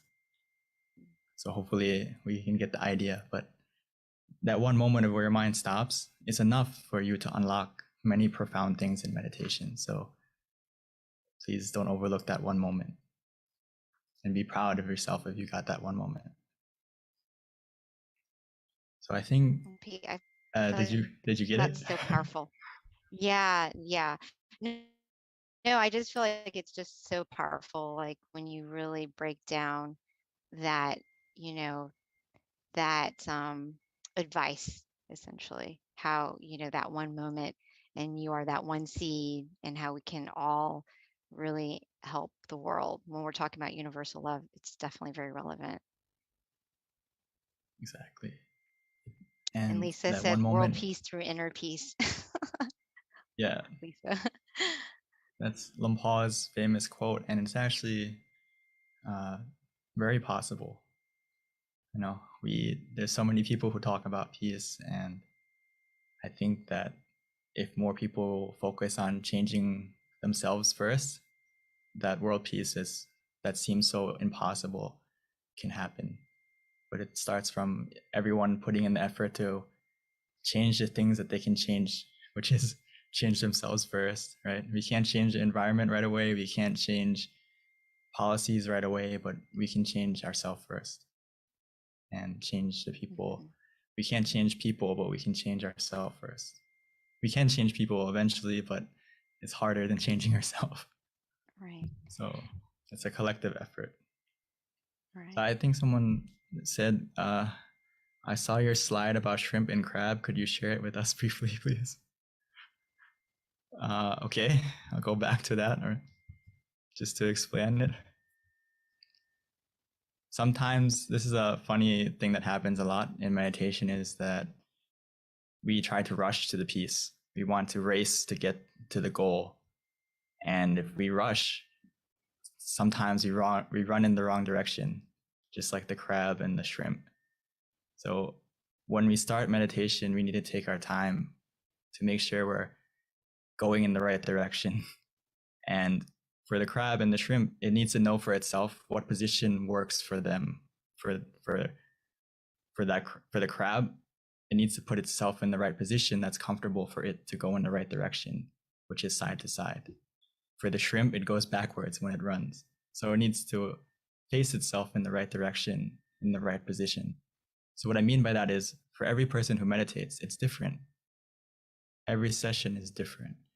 So we need to take the time to look at ourselves and make sure we're going in the right direction, and we're starting in a position that is comfortable for us. Keyword is for us, not for someone else, not from what you heard before, but for you, what works for you. That's something that we need to pay attention to a lot. It's not a race to the goal. And sometimes when you run in a race, if you're running in the wrong direction, then there's going to be problems. So meditation is not necessarily about how fast you get to the destination, but it depends on, are you running in the right way? Are you walking in the right direction? Running or walking will the speed isn't important. The speed will change automatically. I know a lot of people like to ask, like, how can I quickly still my mind? How can I get to that point of peace quicker? You can't rush it. The less you do, the more you're going to get. The more you let go, the more you relax. That's the way you can go quicker. It's not like on the outside world when we want to get somewhere, we need to try more. We need to put more effort in. We need to run. In meditation, it's the opposite, completely opposite. So it's something we have to reflect on often. And I think Luang Pu gave the best example of that is stop is the key to success. Stop your thinking, stop your anticipation, stop your desire, and you're going to have success in your meditation for sure. So, Venerable, before we continue with the next question, just for everyone who is on the call, if you have any questions, definitely please let us know. But also, we did wrap up meditation, so if you have to go, that's fine. But we'd love for you to stay on because you can learn a lot. So there is a question that came through, Venerable. It's from Deb, and her question is, what would be a good way to help someone who does not meditate but wants to have less anxiety and more peace? Sorry, one more time. There was a little bit of lag on our So this my question is from Deb. Oh, that's fine. Her question is, what would be a good way to help someone who does not meditate but wants to have less anxiety and wants to also have peace, but they don't meditate? I think that's a very good question. Thank you, Deb. Great question. Ideally, trying to invite them to come and meditate. Because anxiety and a lot of these problems that we have in society now, it comes from we don't know how to take care of our minds. We don't know how to calm our minds down. So as a friend or as someone that you care for them, we need to try to invite them to come and meditate for themselves. That's the best way, because Luang Por would say, like, the only way for someone to be full, right, is for them to eat for themselves. You can't eat the burger for them or whatever it may be, right? You need them to sit down and meditate for themselves to cure their anxiety, which is extremely possible if they come and meditate. And I know some people maybe it may be hard to invite in the beginning. So that's why we need to be example for them. If they see you meditating often and they see the change in you, they're going to want to be influenced to want to come and meditate more. So myself included, before, my mom was one of those people who helped me to be interested in meditation, because she was an example for me. I always saw her meditating. I always saw her inviting me. And in the beginning, sometimes I resisted. I was like, I don't want to go. It doesn't seem fun or something like that. But when I saw how calm my mom was, how peaceful she was, how positive she was, it kind of made me question and want to try meditation for myself. So hopefully that gives you an idea. So please try to invite them to come next time, maybe next session, next full moon. Thank you, Venerable. So Venerable, here's another comment question, but it's from Ravint. And he says, sometimes when I meditate, I try to think about nothing, but it's really hard. He tries to clear his mind. So maybe, how can we help with, or any advice or guidance in terms of how to help clear his mind? I know we've got the tools, but it's not always, even with the tools, sometimes our minds are distracted. I think that's a wonderful question, and I'm sure everyone here deals with this, even myself. I'm sure everyone here in the call in Zoom right now has had a moment of where you meditate and it's hard to clear your mind. The first thing is, please don't be frustrated with yourself, because it's completely normal for it to be difficult in the beginning to clear your mind, especially if we don't meditate often, or even though we meditate often, but sometimes throughout the day, if we don't look after our mind, and many things come into our mind consciously and subconsciously. Everything we see, everything we feel, everything we experience, it all gets absorbed by our mind. So it may be hard to think nothing in the beginning. So a key concept I want everyone to start to understand more is meditation is a balance between doing nothing and doing something. So again, it's a balance between doing nothing and doing something. What I mean by that is to get to the nothing and doing nothing, to stop thinking, in the beginning, we need to do something. And what I mean by that is we need to use the tools that we have in our toolbox, whether it's visualization or using the mantra. Don't skip to doing nothing right away, or don't, even though we feel like sometimes I enjoy just to do nothing and relax. But if I know that my day is very busy, my life is very filled with many things in the past, I need something to anchor my mind. I need something to be a companion. I need something to be a shield to help protect my mind from wandering, from not thinking, or for to help to clear. So to get to the nothing part, we need to do something. So I recommend that you don't try to do nothing right away. Try to use the visualization, try to use the mantra first. And eventually you're going to get to that point where you don't want to do nothing automatically. So hopefully that answers your question a little bit. But another thing is, it takes time. It takes time. Remind yourself that it takes time. The way to clear your mind, it doesn't happen right away. We need to be a little bit patient. And just like in our computer, or we delete a file, right? Some files that are big, it takes a while to delete, right? It's not right away. The same thing is in our mind. Some things are deleted quickly and easily, and some things take a little bit of time. But it doesn't mean it's not getting deleted. It just means we need to wait a little bit longer and just be calm, be patient, and it's going to get to that point bit by bit. Wow, Venerable. I've never heard anyone put it like that. That is so profound. Like doing nothing and doing something. I actually really, that makes a lot of sense. Thank you for that knowledge. Just to reiterate that everyone throughout your meditation session has to switch between these two things. That's what makes you a good meditator, is knowing when to do nothing and when to do something. Meaning that when you're off balance, when you're in balance, you don't need to do anything. When you have mindfulness and relaxation together, you feel calm, you feel relaxed, you don't need to do anything at that point. But whenever you start to feel that balance is shifting or off, that's when we need to do something, adapt to the situation by using the mantra, by using visualization, whatever it may be, to get you back in balance. Thank you, Venerable. I love that. Another question that we have, and I think this is pretty relevant to universal love as being our wisdom talk today. And this question is, why do we hurt those we love? So I just want to expand on that a little bit more, which is true if we're talking about universal love and kind of expanding that out there. But, it's so everyone's hurting everyone, and we've got all these situations, even right now, Ukraine and Russia, things like that.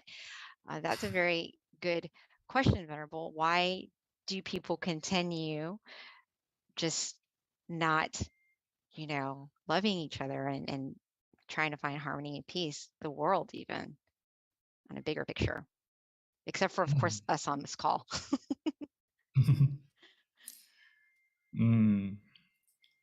That's why Luang Pu said stop is the key to success in your life and in meditation. And the problem is we hurt the people we love because our mind gets influenced by the negativity that inherently everyone has what we call defilements, where we have anger, we have greed, we have delusion, we have ignorance, we have all these negative emotions, or we have that switch to be negative inside of us. And the thing with it is, if you think about it, it's like almost everyone in the world is I would say sick with those things, and we need to keep them in check and keep that negativity in our mind that is always there, possibly able to switch. We need to make sure that we keep those negative emotions at bay. which is why we need to stop our mind often. We need to recharge our mind often to connect to those moments of peace more often.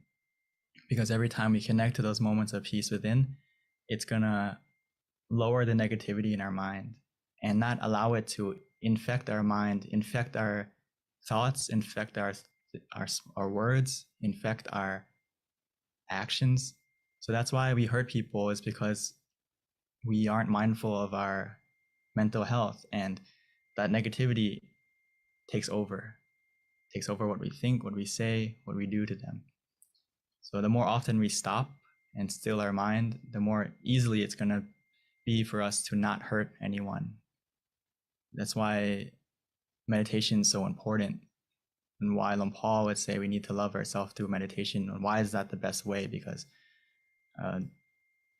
directly we're going to be a better person for everyone around us, and we're not going to hurt anyone anymore. And most importantly, we're not going to hurt ourselves, because we are more connected to how we're feeling, both physically, both negatively and positively, meaning that if you practice meditation more often, you're going to be able to know how you're feeling, be more aware of how you're feeling. And a lot of times when we hurt someone, it's because we let our emotions take over. And sometimes, like speech, it takes a second to say something. And that second that we said something hurtful, it can last a lifetime to someone. And the same thing is true for positive things, right? One thing you said, one action you did one time can change someone's life. So we need to meditate and look after our mind to make sure that what we say, what we do, what we think is more positive. And the chances for us to hurt someone we love will reduce automatically. So hopefully that gave you some kind of idea. Well, that was so inspiring. Oh my goodness. I wish everyone could hear what you just said, because I feel like it would motivate. I don't see how it can't motivate anybody who's not interested in meditation to meditate. That question that Deb had, Deb, I think you need to write down what the Venerable just said and share it with your loved one who isn't interested in meditation, because I think it's just a matter of being educated. And, you know, when it's broken down with such wisdom, I think it's very clear, and anybody who hears it would be curious to see what you're talking about. That was very, very a great explanation, Venerable. Thank you. So Venerable, last question before we wrap up, since it is 10:27, gives you enough time to answer this question. Statement slash question, but you know, there is some relevancy in this. And Ravin says that we love 10, we hurt 10. We love 100, we hurt 100. What is your thought on that comment?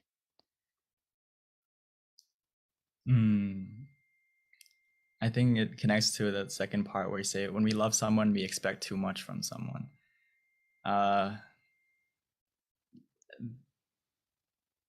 It's a different kind of love. I think if you meditate and the thing is, when we meditate, we connect to a more pure love. Sometimes our love is actually kind of mixed with other emotions, whether it's attachment, over attachment, obsessiveness, or possessiveness of that person, or expectation from that person. So that's why it's so important to, and also friends. Yeah, exactly. That's why it's important to be able to have an inner happiness for yourself and an inner love for yourself, because you're not going to expect from others more, because you have that happiness for yourself, that love for yourself already. And a lot of times why we expect so much, or we expect something in return, because we feel like we're missing something from others, which in reality, if we meditate and we have that happiness for ourselves already, we don't really need anything in return from anyone. We don't need anyone to make us happy, or anything to make us happy, if you meditate more, because you can access that happiness, that true happiness for yourself, anytime, anywhere, every time you meditate. So yeah, it's about connecting So to it's that. like a whole love, like you have enough love for yourself, essentially. Yeah, so you're not expecting your friend to give you back something or help love you back or someone to love you back because you already have love for yourself within. And it's similar to giving without expecting anything in return, if that makes sense. When we talk about giving or being generous, the gift of giving is the act of giving in itself. And if you practice that in Buddhism, yeah, you will understand it more, that the joy in, when you help someone, even though maybe they don't give you anything back in return or they don't return your kindness in the end, but you already benefited from it. You already got something good out of that. So don't expect to get anything back, but we did something good to them. That's enough. I think that's also very wise too, right, Venerable? Because then you're not being disappointed either. It's like it's only creating happiness for yourself because then you don't have any thoughts that might be negative. I think from my experience and from my understanding is a lot of people suffer because of expectations. Right. Meaning that your mind isn't in the present, your mind is in the future. You're expecting something that hasn't happened yet. So you're disappointed because you feel like something is missing. Instead of that, focus on what you have. Be in the present. And you're going to be way happier. Which meditation teaches you how to do that. That's why being in the present is so important, because it really can impact your mental being. And eventually you're going to get what you expect automatically without you realizing it. Because if you're in the present moment, you have the power and the decision to make your life better. When you're in the present, you're able to walk towards your goal. It's not bad to have goal or expectations necessarily, but if you focus on the expectation and on the goal rather than the method, you're gonna suffer. But if you focus on the method and how to get to that goal, you're not gonna suffer. Wow, that is so well put, Venerable. Thank you. I love hearing your wisdom, because it really is so inspiring, Venerable. And you've got so many great comments that I didn't get a chance to read out loud, but they're there in terms of the wisdom that you've taught us today and how many people have enjoyed it. And thank you for sharing it with us tonight. So at this time, everyone, it is 10:30, and this wraps up our meditation session tonight. The Venerable is going to give us a blessing, and we can accept it by putting our palms together. So by the positivity of everyone coming together to meditate tonight, and by your own positivity that you generated by meditating, as well as all the positive deeds you have done in your life that you can remember or that you can remember, may all that positivity, all that pure energy come together within us to cover us, to protect us, to guide us, to be surrounded by positive people, positive situations. May that inner brightness, that inner positivity, make our life more clear, more bright, more successful in every way. May all the darkness, all the obstacles in our life disappear and be replaced with opportunities to succeed, to become more happy, both physically and mentally. Most importantly, must we be able to meditate, connect to that inner peace, inner happiness easily and quickly, be healthy and strong of both body and mind forevermore. Sadhu. Thank you for that beautiful blessing, Venerable. Namaste, Venerable. Until we meet again next time. Bye, everyone. Please mark your calendar, March 18th, for our next full moon meditation. Sorry for the technical difficulty problems. It's okay, Venerable. It happens. That's why technology is unpredictable. We're just glad that you're able to come back and we didn't lose you again. So thank you, Venerable. Okay. That was an awesome session. See you next time. Namaste.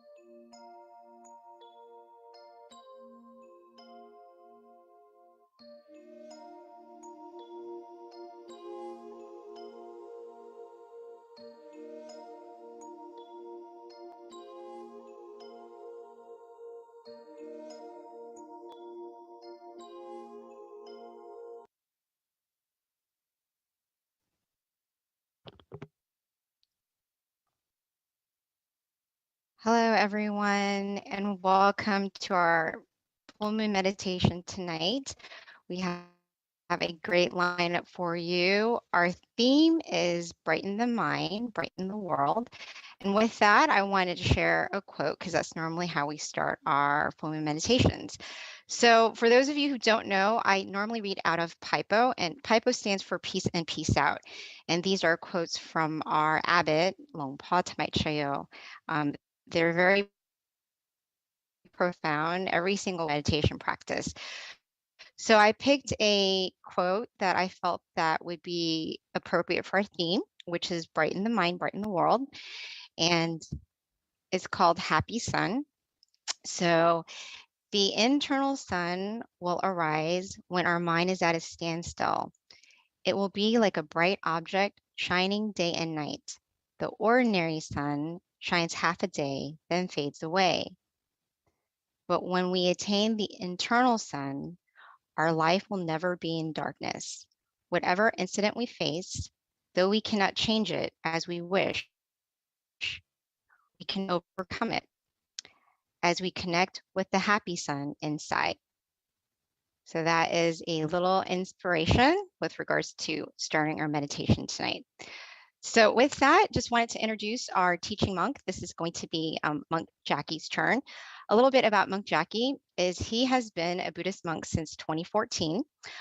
He ordained in Thailand, and with that, he learned the value of meditation, and he became very passionate about meditation. One of the reasons why he decided to stay in robes. So now he's able to study his meditation practice in even more depth, in addition to sharing it with those of us around the world. So with that, I would like to introduce Venerable Jackie.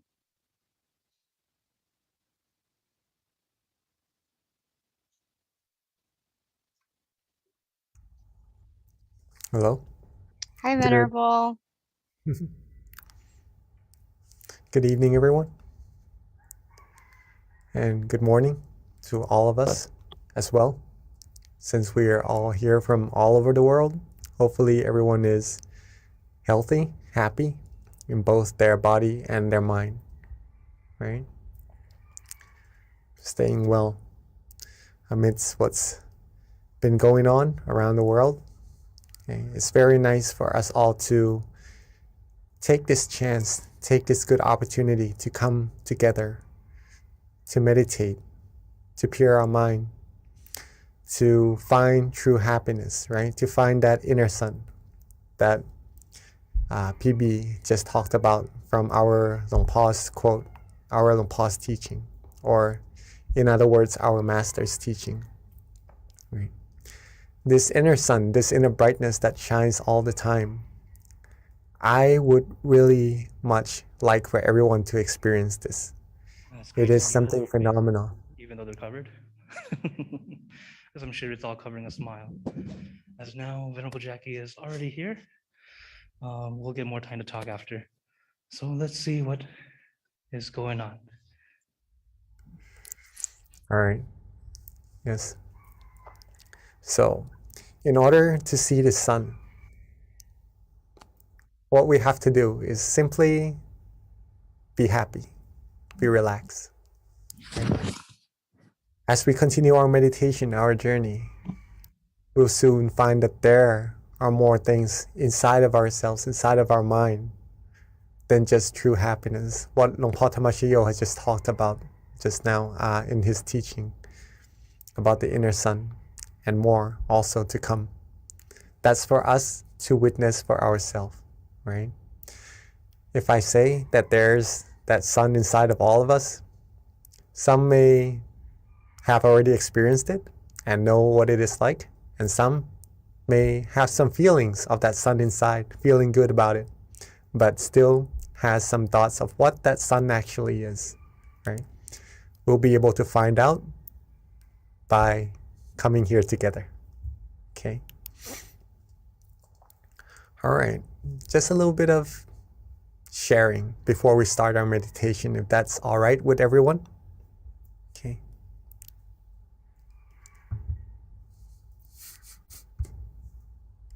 All right. So, war, chaos, disputes, all these things that somehow creates sorrows, sadnesses in our mind, all derives from one same source, right? All derives from one same source. And do we all know what that source is? Weapons, money, power, authority. What is that source that creates conflicts all over the world? Right? Not to be specific or anything, right? Just in general. Well, the source of all these conflicts or these disputes, these commotions, is the mind, right? The mind. The mind of human beings that are involved with pretty much the viruses, not on the outside, but on the inside. The viruses that can't really be seen unless we still our mind correctly and go deeper, having that sun and further on. But that's another topic, all right? But just to show you first that these things, these disputes comes from the mind that is involved with some viruses that's already there inside of our mind, right? To name them: anger, right? Delusion, greed. Greed, anger, delusion. The three musketeers that usually creates problems and it's already there inside of our mind. But there is a way to deal with them. We'll go into that later on, all right? So these are the causes. These are the causes. And these things usually bring about the feeling of sadness, right? As a result. Sorrows as a result. Negative feelings to be in general, right? Not what we actually want as humans, or I believe any beings, because all humans seek. What all humans seek, what all beings seek is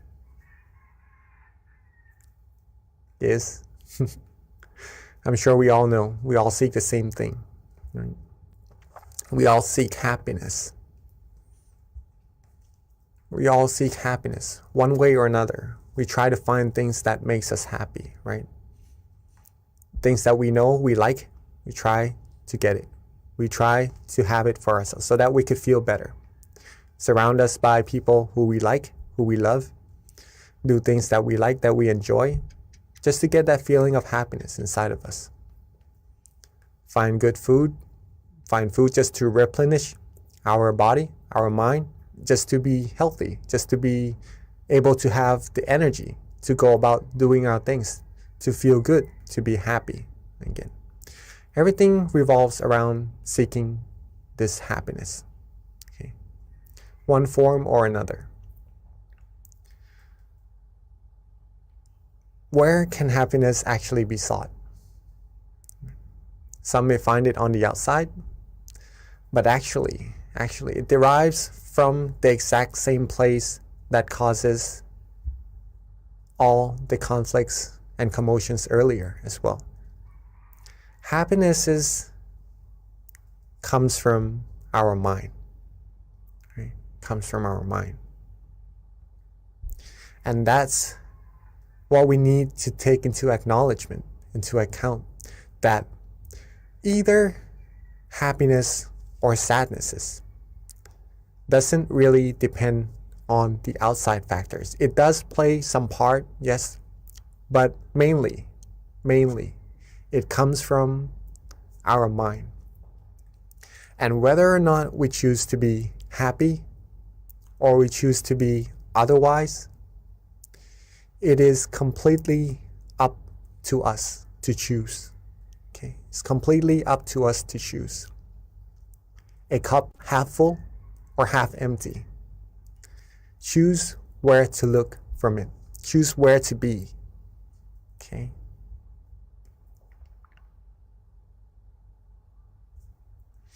Now, let's go back a bit first. Now that we know that happiness or sadnesses, sorrows, originates from the same place, which is our mind, what can we do to always be happy, right? Because we like that feeling. I'm not sure if anyone likes to be sad, likes to have negativities, but I'm sure no one would, right? I'm sure no one would. What we all seek is positivities in our lives, happiness, good things, right? They all arrive from the mind. Can we control it? Can we control these feelings? Yes, we can. Yes, we can. If we train our mind well, it needs training, right? A mind that is untrained would be more likely to be affected by the outside factors. Thus, these outside factors may sometimes bring positivities into our mind, but sometimes it would take out the happiness from our mind as well. Okay, so training the mind, training this source of happiness within us to always have that feeling of happiness is very, very important. Okay, we can all do it. We can all do it. Right? If we always wanted to be happy, there's a way to do so. That's what I'm implying on this, right? Hopefully this all makes sense and everyone is catching up.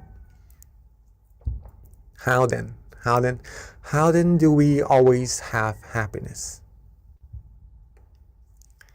The answer is to practice these two. Okay. Whatever we do in life, wherever we are, whatever state we're in at that moment, right? Our physical body, our mind. If we have these two things together, awareness and relaxation, we will instantly find happiness. Awareness and relaxation. If we have awareness right now, and also if you take a look in the middle of the word awareness and relaxation, I don't know if you could all see, but there is a plus sign, right? So that means that if we are aware and we have relaxation, we simply put our awareness with that relaxation. Have them two go together, hand in hand. And that's when we will receive happiness. An unlimited amount of happiness. Infinite amount of happiness. The happiness that you could always access at any time, anywhere. Whether you're here on Earth or maybe you have the chance to go out in space, if you have these two things together, awareness and relaxation in your mind, in your body and your mind, right? You see? Relaxation in your body and your mind, you will find happiness. Always. Always. No matter if we are healthy or if we maybe in times of sicknesses, right? We always have that point in our mind to be happy, for sure, 100% all the time, right? This is why training the mind or meditation would give us the opportunity or the knowledge or the skills to take us through that source, to that source which is the source of true happiness. Okay, just to keep that in mind, that what we're doing may be simple, just relaxing and having awareness. But the more we practice, the more we'll see how profound it actually is. Okay. This is a teaching from our abbot, our master, Long Po Thamashiyo. When the body is relaxed and the mind is relaxed, it will be very easy. This it means meditation, or finding true happiness, or stilling our mind. It will be very, very easy if you are able to relax your body and relax your mind. That's it. Okay? As simple as that.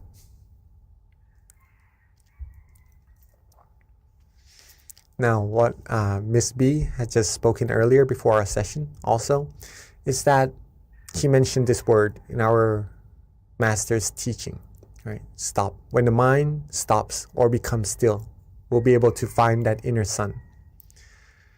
The mind will be able to stop when we have awareness and relaxation together. When we have that feeling of comfort inside of us, and our awareness is with that feeling, and we just rest and we just relax and just enjoy that feeling, at that point, our mind would have already come to a point of standstill. It is at a point where it has already stopped. Okay? But the stoppage of the mind has different levels also. So stopping the mind doesn't mean forcing it, right? If you feel good, if you feel relaxed in your meditation, then that's when your mind is already still.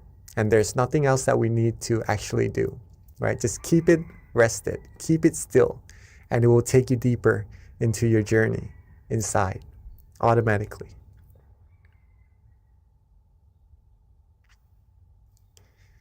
This is a very important sentence from our great master, the one who rediscovered this meditation technique, or rediscovered the middle way, the way to true happiness. He said, stop is the key to success, right? Success in our meditation and success in everything, right? If you want to know what that means, if we have more time, I would be more than happy to explain what it is, right? This is a sentence, a teaching from our great master. Stop is the key to success. If we want world peace, if we want true happiness, if we want to be successful in life about anything, stopping the mind, stilling the mind is the key to success. Okay. Awareness and relaxation in body and mind leads the mind to be still, to stop. And then that stop will bring true happiness and is the key to success. Right?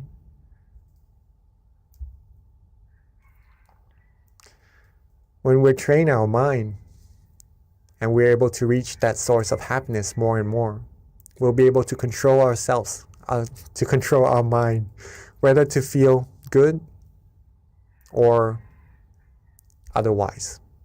Right? We'll be able to be more in control of what we can, right? Because we can't really control the factors on the outside of what's going to happen. Even our own body, we can't really control it to age or not, to be sick or not, right? We just have to be as caretaking of it as possible, okay? But to be able to control it, whether or not to age or to whatever happens, sometimes it is beyond our control. What we can train, what we can control though, is our mind. And since we all want to be happy, being aware and relaxed together will lead us to this true source of happiness. The more we practice, the more happiness we will receive as well. Not just one level of happiness, it goes deeper and deeper and you receive more and more. until like the cup half full, half empty, right? We'll be able to fill the cup all the way up to the top, the happiness all the way up to the top, and it will overflow outside until we would feel the true happiness inside flowing out of our mind, wanting to share it with everyone around us, just wanting people to be happy as well, feeling good for other people around us, feeling care, feeling compassion automatically,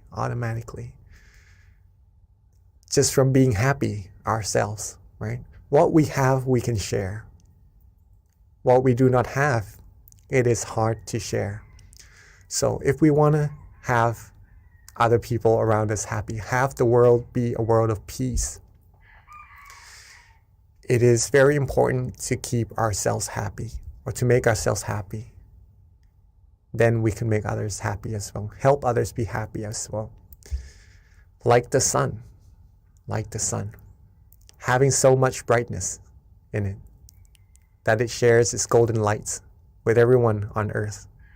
Right? Like the moon that shines, especially this full moon meditation, right? Shines, illuminating the darkness in the sky and sharing its wonderful, brilliant light with everyone on earth as well.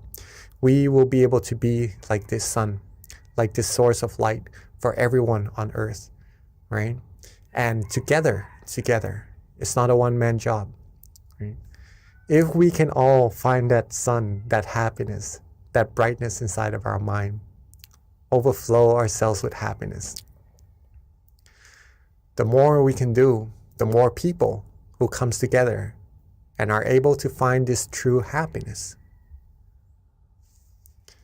This is a way that we can attain true world peace, right? True world peace. World peace through inner peace. World peace, there's a teaching from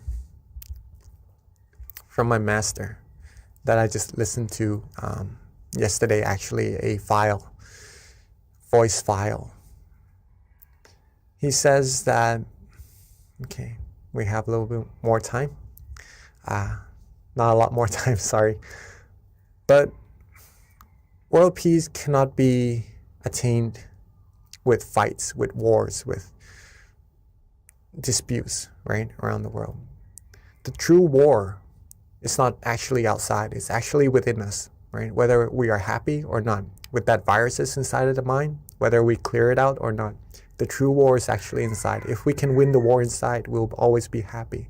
And if everyone can win that war inside, that's when true world peace will happen, okay? So it's amazing to get to see everyone here come together to practice meditation so we can brighten our mind and brighten the world as well. Hopefully that all makes sense to all of us, and that we all know how important we are to having world peace. And if we are able to do so, once we have our inner peace inside, share it with as many people as we can, our loved ones, so that this world peace can happen as quickly, as soon as possible. Okay. So I guess that's a good amount of talking for today's session. Maybe we start our practice of meditation. See that sun, see that brightness inside of ourselves for ourselves. Okay. So we can practice being the light to this world.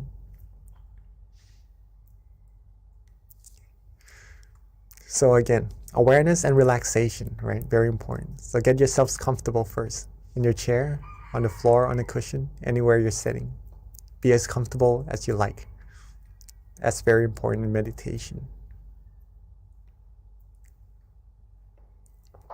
Maybe drink some water, adjust your body. Freshen up a little bit first. Take our time.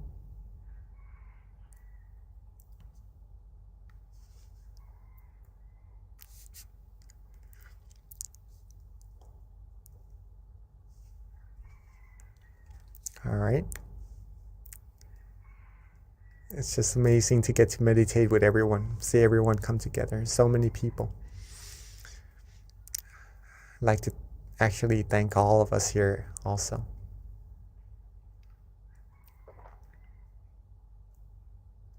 All right, so when we are ready, let's softly and gently close our eyes.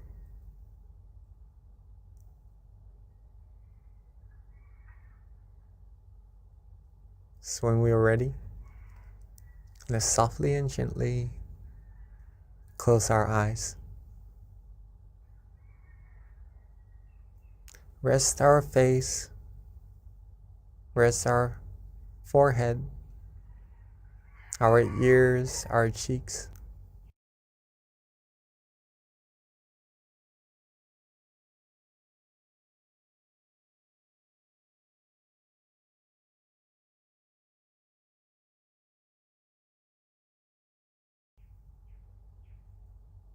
Rest our neck, shoulders.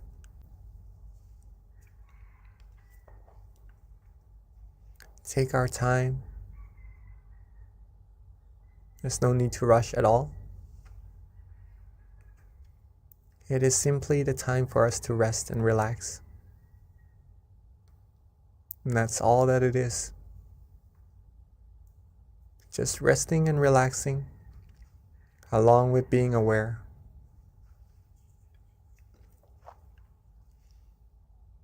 If we are awake, if we are aware, that means we are good.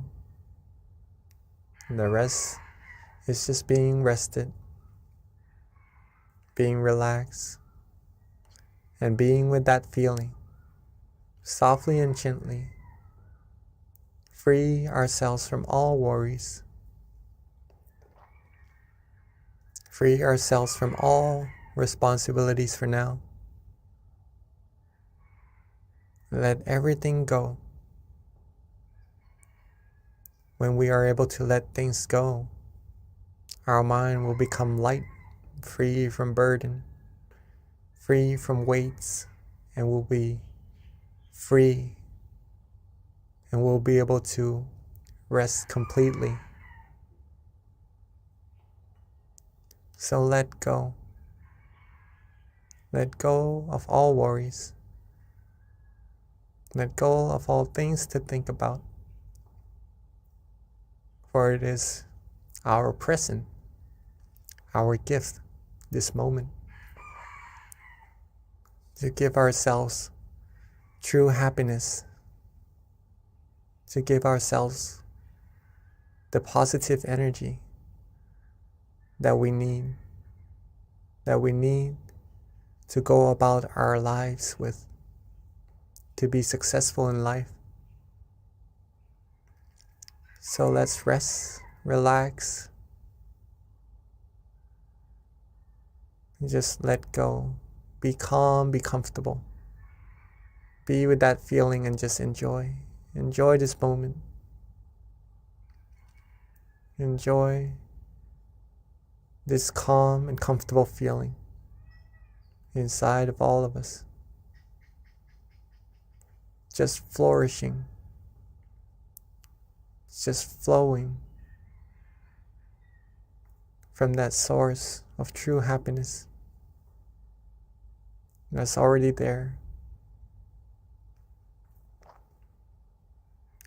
Relax our body. Relax our mind. Relax ourselves. Relax every part of our body and mind. Be calm. Be comfortable. Let go of all worries. If we are starting to feel good, if we're starting to feel relaxed, if we start to feel cool, calm, gentle, liking this feeling, that we're having at this moment, wherever that feeling is coming from, doesn't really matter right now. If we are relaxing and enjoying this moment, being with this feeling, we feel good,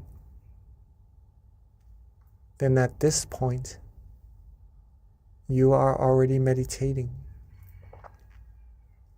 You are already stilling your mind automatically without doing anything. The mind has already come to a point of standstill. And at this point of happiness, this point of tranquility, where our mind feels happiness and relaxation, is where the purification of our mind will take place. Gradually, our mind will be cleansed, will become purer and purer. From our mind, reaching out to our speech, reaching out to our actions, we'll be able to have clearer vision, clearer mindset, be able to speak endearing speeches, do positive actions, create good environment around us, have others around us be happy as well, and just attract positivities to our lives automatically by just being relaxed, being calm, being rested, being with that feeling of relaxation within. Some might even start to feel bright, to feel light, to feel like just really enjoying this moment, not wanting to do anything else at all. And that is really, really good. All that we need to do is the exact same thing, which is to be relaxed, to rest, to let go. Just let our mind sink to that point, that place of clarity, of true happiness automatically, and to rejuvenate us with that positive energy. If we would like to use an object of visualization, such as the sun or the moon, then you may feel free to do so. Whatever image that uplifts the mind, that is pure, and you are visualizing it comfortably, then that is also meditating correctly. That will also lead us to the point of true happiness. Or if you would like to use a mantra to coax the mind, to relax the mind, to free the mind from wandering thoughts, then you may feel free to do as well.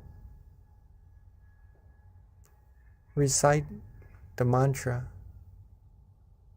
relaxingly, calmly, at our own pace. Samma Arahang, Samma Arahang, Samma Arahang. every recitation, every mantra, let it resonate with that feeling of calmness, with that feeling of relaxation, and just nourish us with that purity from within. Whichever meditation technique we use, let's make sure that we are calm and comfortable and relaxed using it. So let's keep ourselves calm, keep ourselves relaxed. Enjoy this moment. Be free from worries. Let's meditate together in silence for this time being.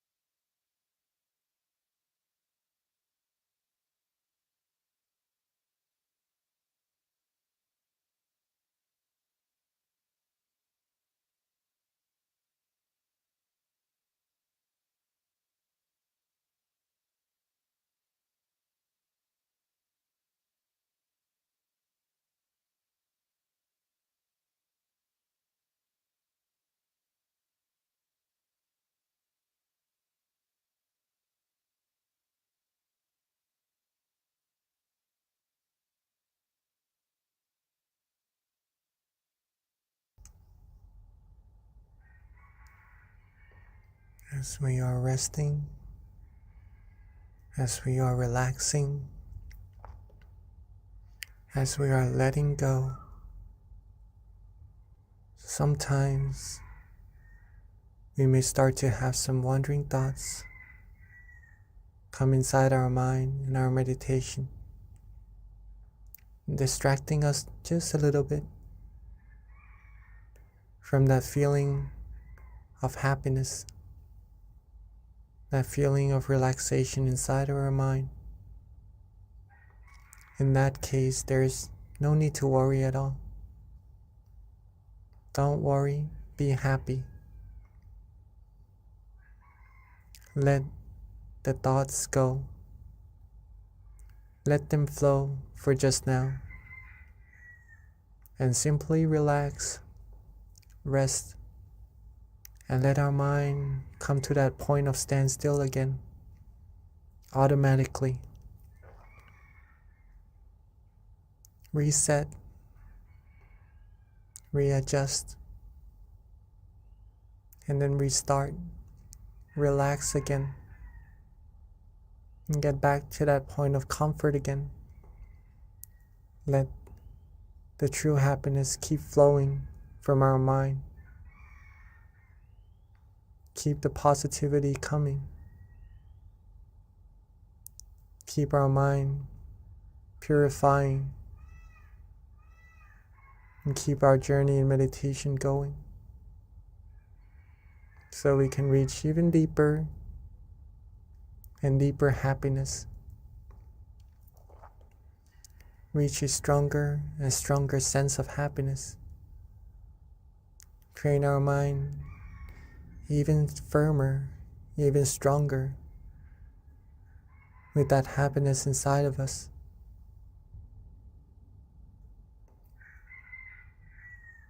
At some point, we may have some tension as well, or some sleepiness.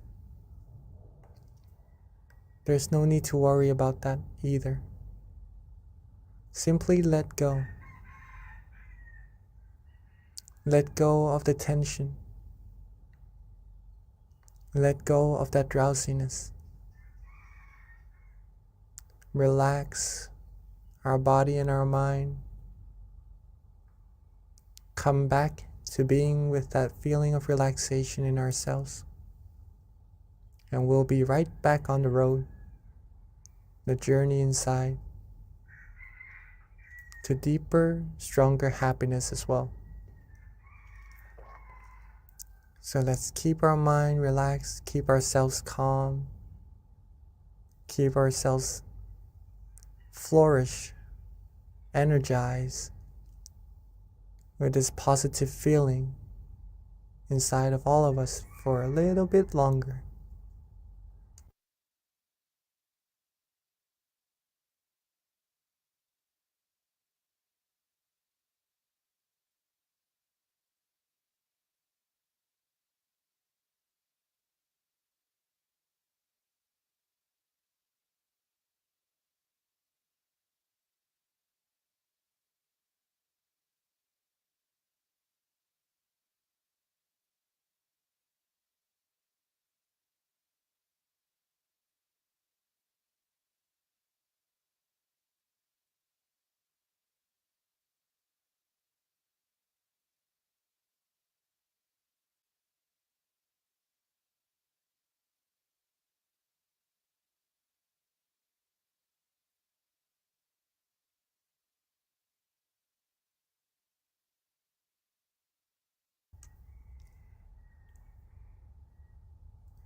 Now that our mind is bright, that our mind is filled with the inner light, the inner happiness, from relaxing, from stilling our mind, let us all come together and light the candle to represent our brightness from the inside, shown to the outside, to brighten this world, shine away all the darkness. So while keeping ourselves relaxed, keeping ourselves calm. Let's softly and gently open our eyes. Let's softly and gently open our eyes. And let's together be the brightness and light the brightness to this world. And at this time, we'd like to invite everyone to please turn on their camera. Let us see your bright, happy faces with your candlelight right before you so that we can all connect visually and energetically under one moon and under one Zoom room.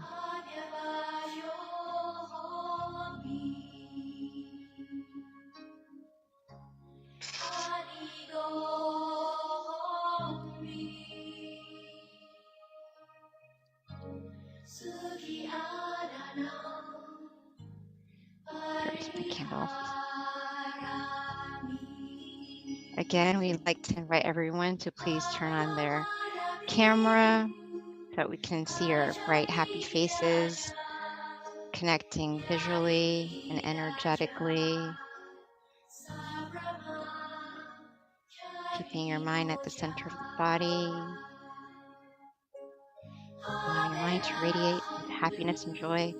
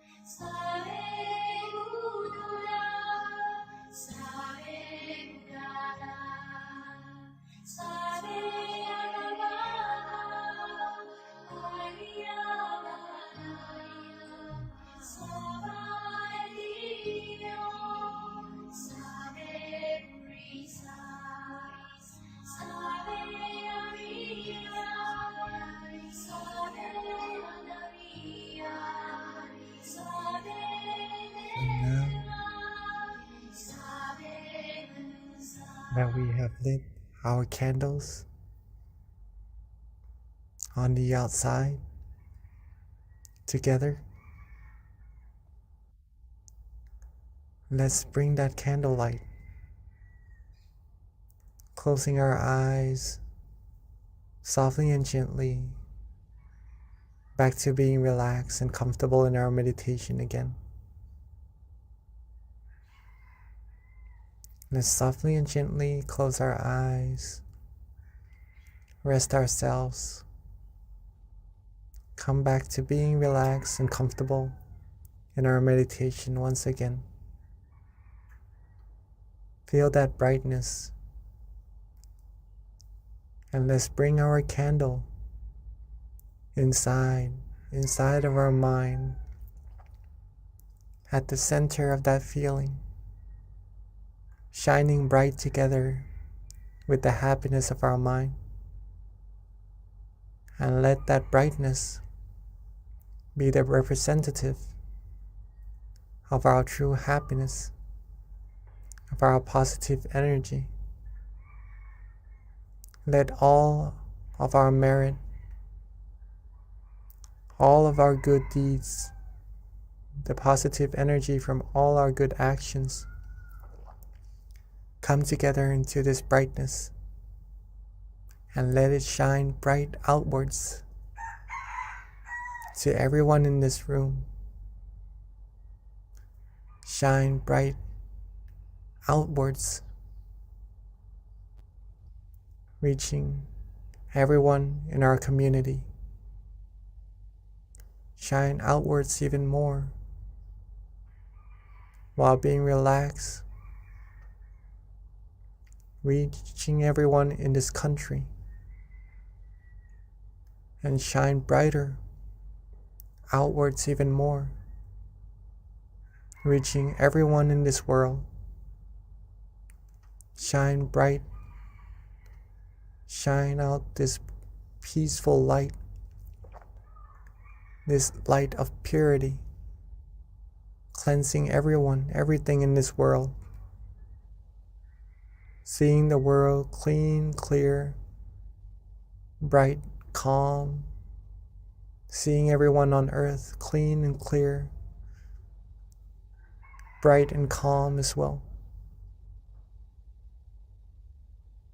And with our positive energy, our merit, our accumulation of the purity, with this brightness, let this energy be shared to everyone, be shared to everything, wishing for everyone to always be happy, to be able to find true peace, true happiness quickly, be able to be free from all the viruses of the mind, all commotions, all disputes, be free from any kinds of sorrows, sadnesses, be free from any form of negativities. May everyone on earth live a happy life. May everyone on earth be free from dangers, free from harms, free from diseases, free from anything that could try to harm them. May everyone on earth be happy, be healthy, be fulfilled in their good, wholesome wishes, be able to find true peace, true happiness easily, still their mind easily, be able to find that inner peace, inner light easily, and to ultimately be able to reach the utmost of purity, the utmost of happiness, as quickly and as easily as possible. Let's take a few moments to share with the world, share with everyone our positive energy, our good thoughts, goodwill, our loving kindness.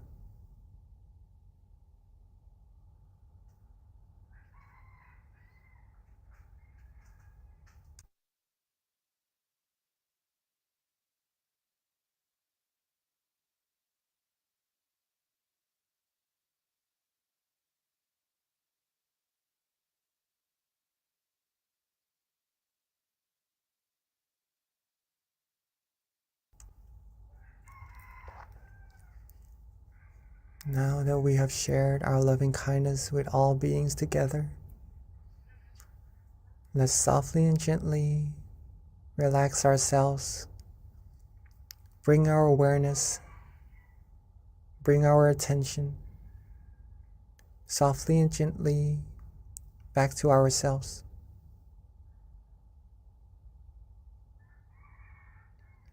Let's relax, be calm, softly and gently bring our attention, our awareness back to ourselves, where we feel it is easiest, it is most comfortable. And at that point of brightness, that point of restfulness, that point of relaxation, with all our merit, our accumulated purity, our accumulated positive energy, let's wish for ourselves to always be happy, always be healthy, always be wealthy, be fulfilled in all our good wishes, be free from diseases, dangers, harms, be free from all negativities, sorrows, sadnesses, be free from anyone, anything who would try to harm us, be surrounded by good, wise, virtuous people who would take us onto the path of righteousness, take us onto the path of happiness. And at all times, may we be able to still our mind, find true happiness easily, and reach the utmost of happiness as quickly and as easily as possible. And let's take a few moments to wish for ourselves for what we need.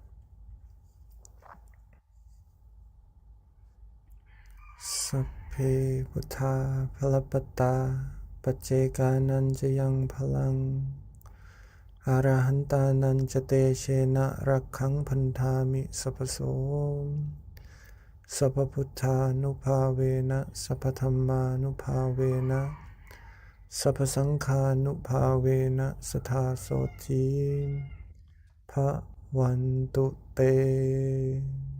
Yeah. And then when we are ready, let's maintain our relaxation, our calmness, our feeling of comfort, and to keep this feeling with us as much and as often as possible. When we are ready, let's softly and gently open our eyes. And when we are ready, let's softly and gently open our eyes, for we are now at the end of our session together. Thank you, Venerable Jackie. That was a lovely meditation tonight.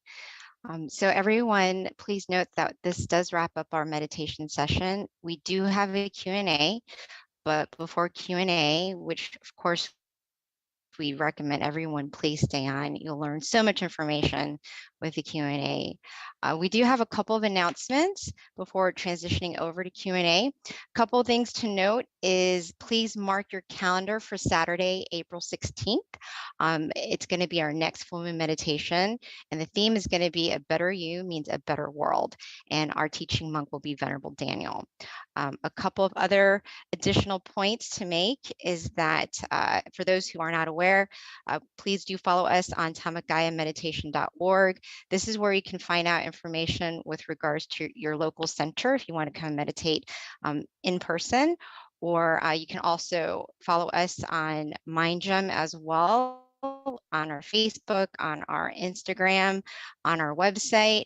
If you don't already have our app, you can download it on either iOS or Android. Again, that's MindGem, and we send notifications every month with regards to our full moon meditation. So you'll be reminded and get notified on your phone, which is very convenient and easy. And if you RSVP, you'll also get daily, well, not daily, but you'll get reminders with regards to our full moon meditation. A couple of other things to announce is that we do have our in-person meditation centers that you can visit if you're in New Jersey, Azusa, Alabama, Chicago. Our local centers are open to the public. And a big announcement for those of you in Georgia like myself, please mark your calendar. We are so excited after 2 years of being closed since 2019. We are one of the last centers to open, but we will be officially opening this week. We've got our kickoff meditation classes, one being on Sunday for those who attend service, the other being on Wednesday, which is our regular meditation classes weekly, was on Wednesday before. So we're going to start that, resuming that again. And our kickoff is going to be on March 23rd. And super excited that we've got 2 visiting venerables from Thailand. One of them being our former member, Venerable Michael. He is with us. He flew in the other day. And Venerable Nick, if you aren't aware of Venerable Nick, he's got a huge following on YouTube. He gets, at this point, millions of hits. They're both in Georgia. And what's even more exciting is they've got a book that they're going to be launching, and the book is The Building Blocks of Meditation. So if you're in Georgia on the 23rd, please come to our 7 o'clock meditation class. Anyone who attends will receive a book as a gift from the center. We've got a lot right now in inventory, so please come and get yourself a book. If you aren't in Georgia, it's okay. You can go to Amazon and purchase a book, and all the proceeds goes to donations anyways. So at this time, that wraps up all of our announcements. We would like to invite Venerable Jackie to answer any questions.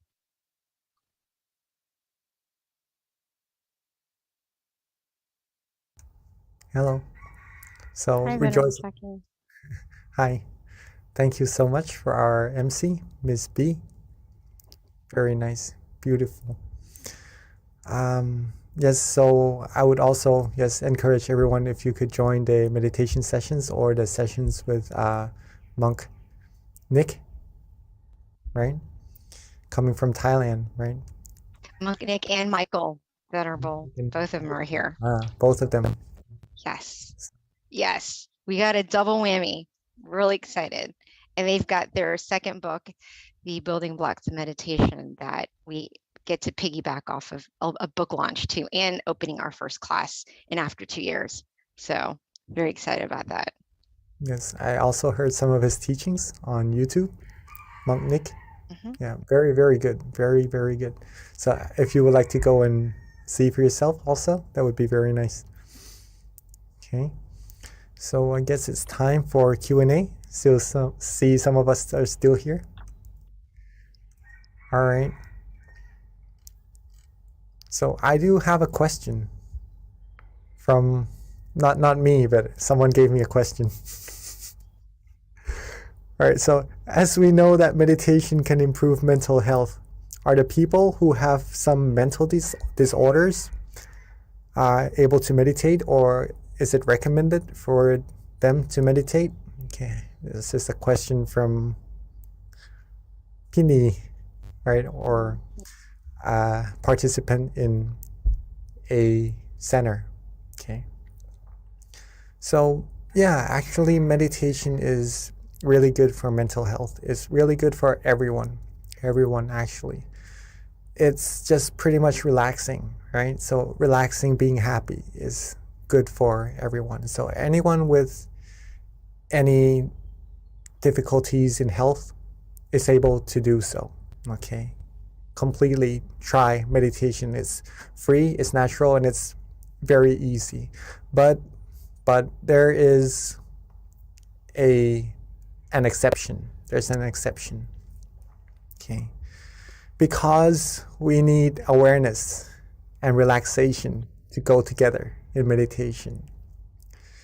In some cases of mental disorders, it is hard for the person to have awareness, to have attention with something for a very long time.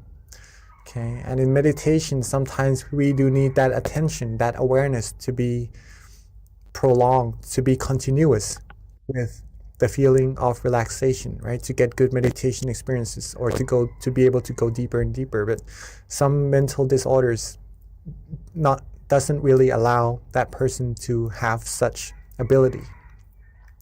In this case, it would be difficult for that person to meditate, unfortunately. But little by little, right? Anyone can visualize, I believe, maybe a sun, a moon, right? Because they can still see.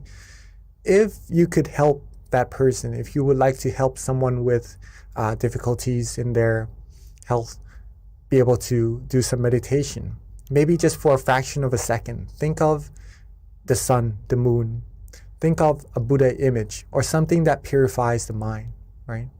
Have them do this frequently, a little bit at a time, not forcing them too much, right? It may be quite hard to do so, but I'm sure they'll be able to do so.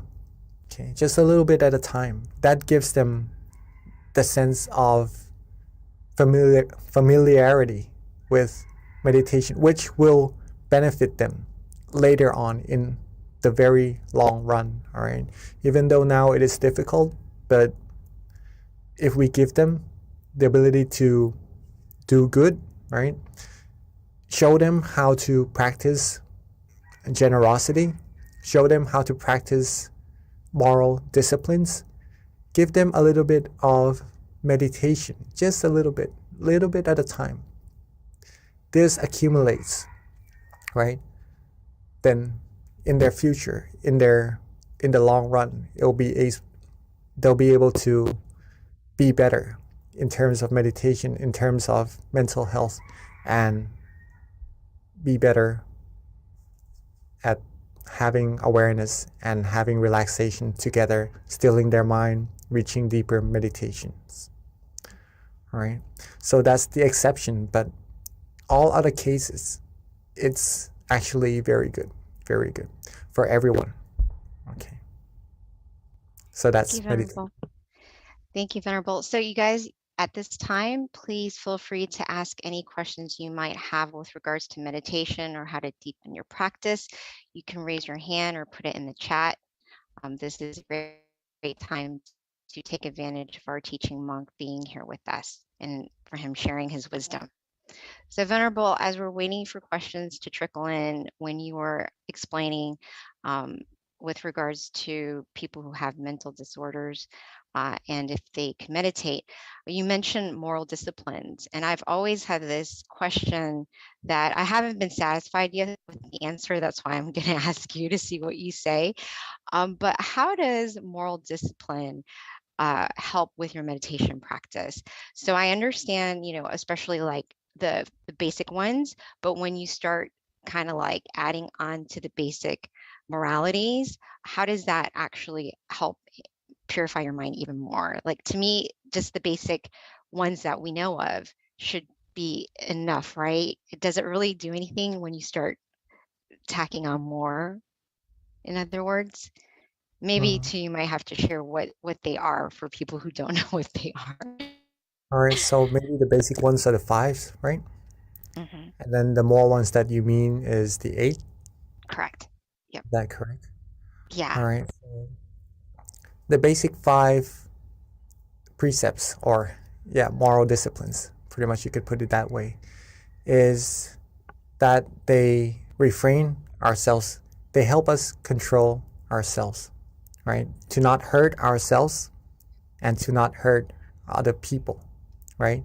No killing, no stealing, no sexual misconduct, no lying, and no intoxication, right? That's pretty much helping ourselves be harmless to ourselves and to be harmless to other people. In this sense, we are able to control our actions more to be towards goodness, control our speech more to be towards goodness, and with a good mind, with a clear mind, that gives a sense of no harm to ourselves, right? No danger to come to ourselves, no worries, in other words, no anxiety. Our mind will be able to be more still easily. We'll be able to meditate better easily, right? And the 3, to add even more, is to uplift the mind even further, to be pure, right? The extra 3, no having dinner, no having meals after lunch, pretty much that. No engaging in entertainments, no lying on big beds or very comfortable ones, right? It's just an incentive. It's just disciplines to help us free ourselves from desires. Let's just put it that way, from desires. When the mind is free from desires, it'll be more calm, it'll be more tranquil, thus easier to meditate. Okay. All precepts are good. It keeps our mind clean, gets ourselves the better sense of meditation, better sense of cleanliness of our mind. Like when we shower, we clean our body. We really don't want to get our body dirty after cleaning it, right? When we have our white shirt on, don't really want to get it dirty, all right? It doesn't feel good. Okay, same with the mind. If our mind is clean, we will get the sense of cleanliness and have better meditation. Moral disciplines. If we have the 5 disciplines, it's like wearing a good white shirt, right? We are clean. We're clean. And makes us feel good. The 8 disciplines, maybe a white shirt also, but an even brighter one, right? It uplifts the mind, makes that brightness, makes that cleanliness of our mind even higher. And maybe even more disciplines, if you would like to take on, then that's like wearing an even brighter, whiter clothes, shirt, right? That's pure in a sense of the mind feeling better, feeling more proud of oneself in the sense of wholesomeness in the mind. And that gives better meditation as well. Thank you, Mopi. I like the comparison of the white t-shirt. I never thought of it that way, but that actually is a really good analogy in terms of that question. Yes. Yes, so about just a little bit about, is there any other questions to come? I haven't seen any other questions yet at this time, Venerable. Looks like we kind of have a quiet bunch today. It's kind All right. of the change in time, I think, makes people a little slower. Oh, we have a question from someone in DC who just raised their hand. Can someone spotlight Mr. Rabbit, please? Okay, let me see. All right. If you have any questions or you would like to share your meditation experiences, you may feel free to do so, all right? Or what to do in your meditation when you come to this experience or anything. If you have any questions related to that, please feel free to ask, okay? Yeah, so we do have a question, Venerable, just waiting for our technical lead to unmute the person and spotlight him. But in the meantime, Mr. Raven, if you want, you can also put it in the chat too. They might have individuals within the chat room.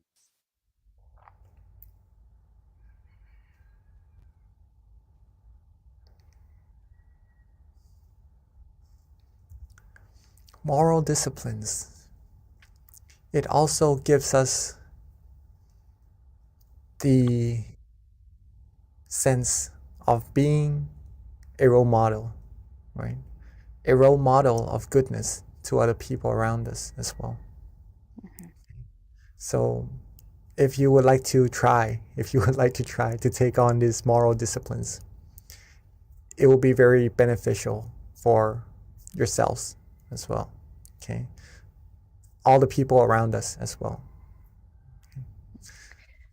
So Venerable Mr. Ravent did follow up with his question, which, is more of a comment, but maybe you can expand on this, which is meditation is similar to an oil change in an engine. What do you have to say with that? A clean engine, clean your mind. Yes. Yeah, of course. It's like detoxing, right? In a way. So yeah, sometimes when we go about our days, doing our jobs, doing our activities, we have thoughts in our mind. We have maybe come across some problems that we have to solve, right? All these things do build up inside of our minds. Some situations that we come across in the news, in our everyday lives, right? So when we come to meditate, just like what you said, it's like cleaning out the engine, right? It's like changing out the oil and the engine oil. Right? So it flushes. Whenever you can have awareness and relaxation together, I keep pointing out these two fingers always. It seems in every session I have these two fingers. But awareness and relaxation, very, very, very important. If we have these two together, it flushes away all the negativities, all the commotions, all the fussiness inside of our mind, all the fuss, right, that we maybe accumulate without intention throughout our days. Our mind will become clean. Our mind will become refreshed, re-energized, right? It's like that cup of water that we've mentioned earlier. If we have a full cup, it's like having full energy to go about our days doing other things. Right?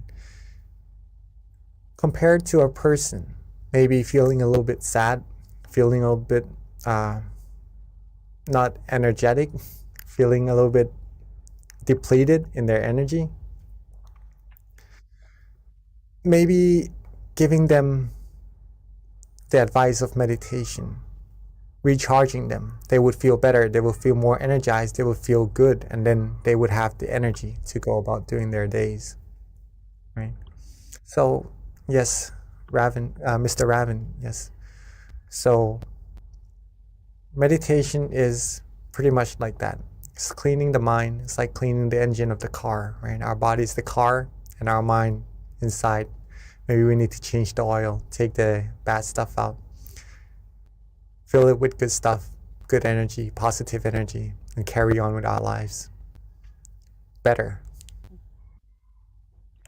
So Venerable Scott has a question, and his question pretty much is, how do you relax the body? Because sometimes it's hard to relax, which I think that is a very common question.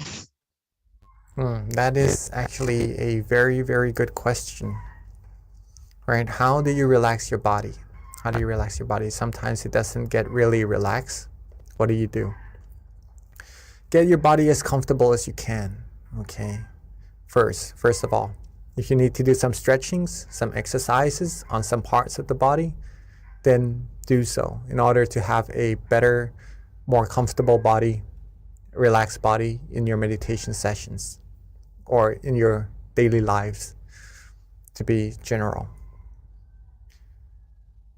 However, sometimes we do have some pain or maybe some difficulties in relaxing some part of the body, or maybe someone may be sick as well even, and it is really difficult for that situation to be able to relax the body. All right. In this case, be content. Be content. Be happy with what we have, right? Whatever relaxation we have at that moment, it may be different also. Even being healthy, it may be even different in each different session or different days. So whatever we have of a feeling of relaxation at that moment in our body, be content with it. And then once it's relaxed, once it's good, once we accept it, then we go on to relaxing the mind. And then our meditation will progress as well. Okay. Thank you, Venerable. We have another question from Isabella. This is a pretty good question too, which is how can you tell that you have true self-awareness? How to tell that you have true self-awareness, right? Simply, let's put it this way first. Simply being present, knowing that you are here, knowing that your mind is not somewhere else, right? Knowing that you are present, then that's being aware. That's having true self-awareness already. Okay. But it gets even more intense as we go deeper in our meditation, as we become more and more still. Okay. So when your awareness is coupled with being relaxed and you like this feeling, you enjoy this feeling, you know that you are awake and you are aware, then that's when you have true self-awareness, right? But there are probably different levels of true self-awareness in this terminology inside of our meditation. That's where we need to keep going inside, right? That's pretty much that. So Venerable Scott, thanks you for the question about relaxing the body. He says that it definitely is going to help him. And then here's a more difficult question. This is interesting to hear your point on this, and I could understand with what's going on in the world, this is probably, people are going to wonder, but this is from Pat. And her question is, how does karma work when someone orders others to kill or do harm for that person? That's an interesting question, but yeah, it does happen too. So when it comes to karma, what does that do? Really good. Not really good for the person, I would have to say. Okay. Usually the person doing the initiation would receive worse karma, right? The top person doing the initiation of whatever is done later on would receive the worst karma. If someone sells alcohol, right, the producer would receive the worst karma rather than the people selling them, or because it does bad to the people who are receiving them, right? So the top person is the worst to receive the karma. Not saying that everyone wants to be a good person, everyone wants to be happy, right? But the karma just means action, right? It's just a general explanation for it, terminology for it. There's no meaning of bad or good. But if a person does something not really wholesome and it's the top person doing it, ordering it downwards, then he receives the worst karma. On the other hand, if the top person initiates good actions, wholesome actions, that person will receive good karma as the most as well, right? So if we are practicing meditation right here together, okay, we have the brightness and we share this brightness with people around us, and they go to share with more people around them. They go to share with more people around them until we have world peace. All the brightnesses that you share to that first person and share to the others, the good karma you share to all of them will be unto you. You'll receive all of those good karmas. It's like lighting one candle for yourself. But when you light other candles, all the candles that's lit after that, you'll receive that brightness back to yourself as well. Thank you, Venerable. A very simple answer, but it makes a lot of sense.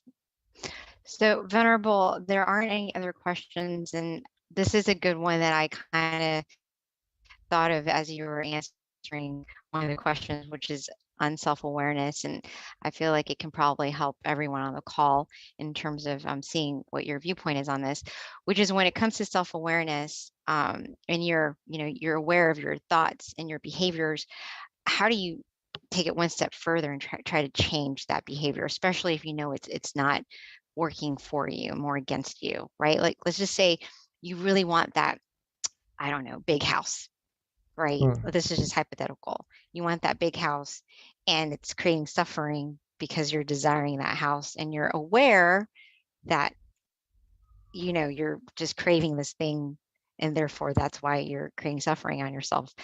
So you're aware of that, but like it's still there, you know? So how do you take it one step further to really penetrate that and try to like detach? All right. Does So my if you want question to, make sense?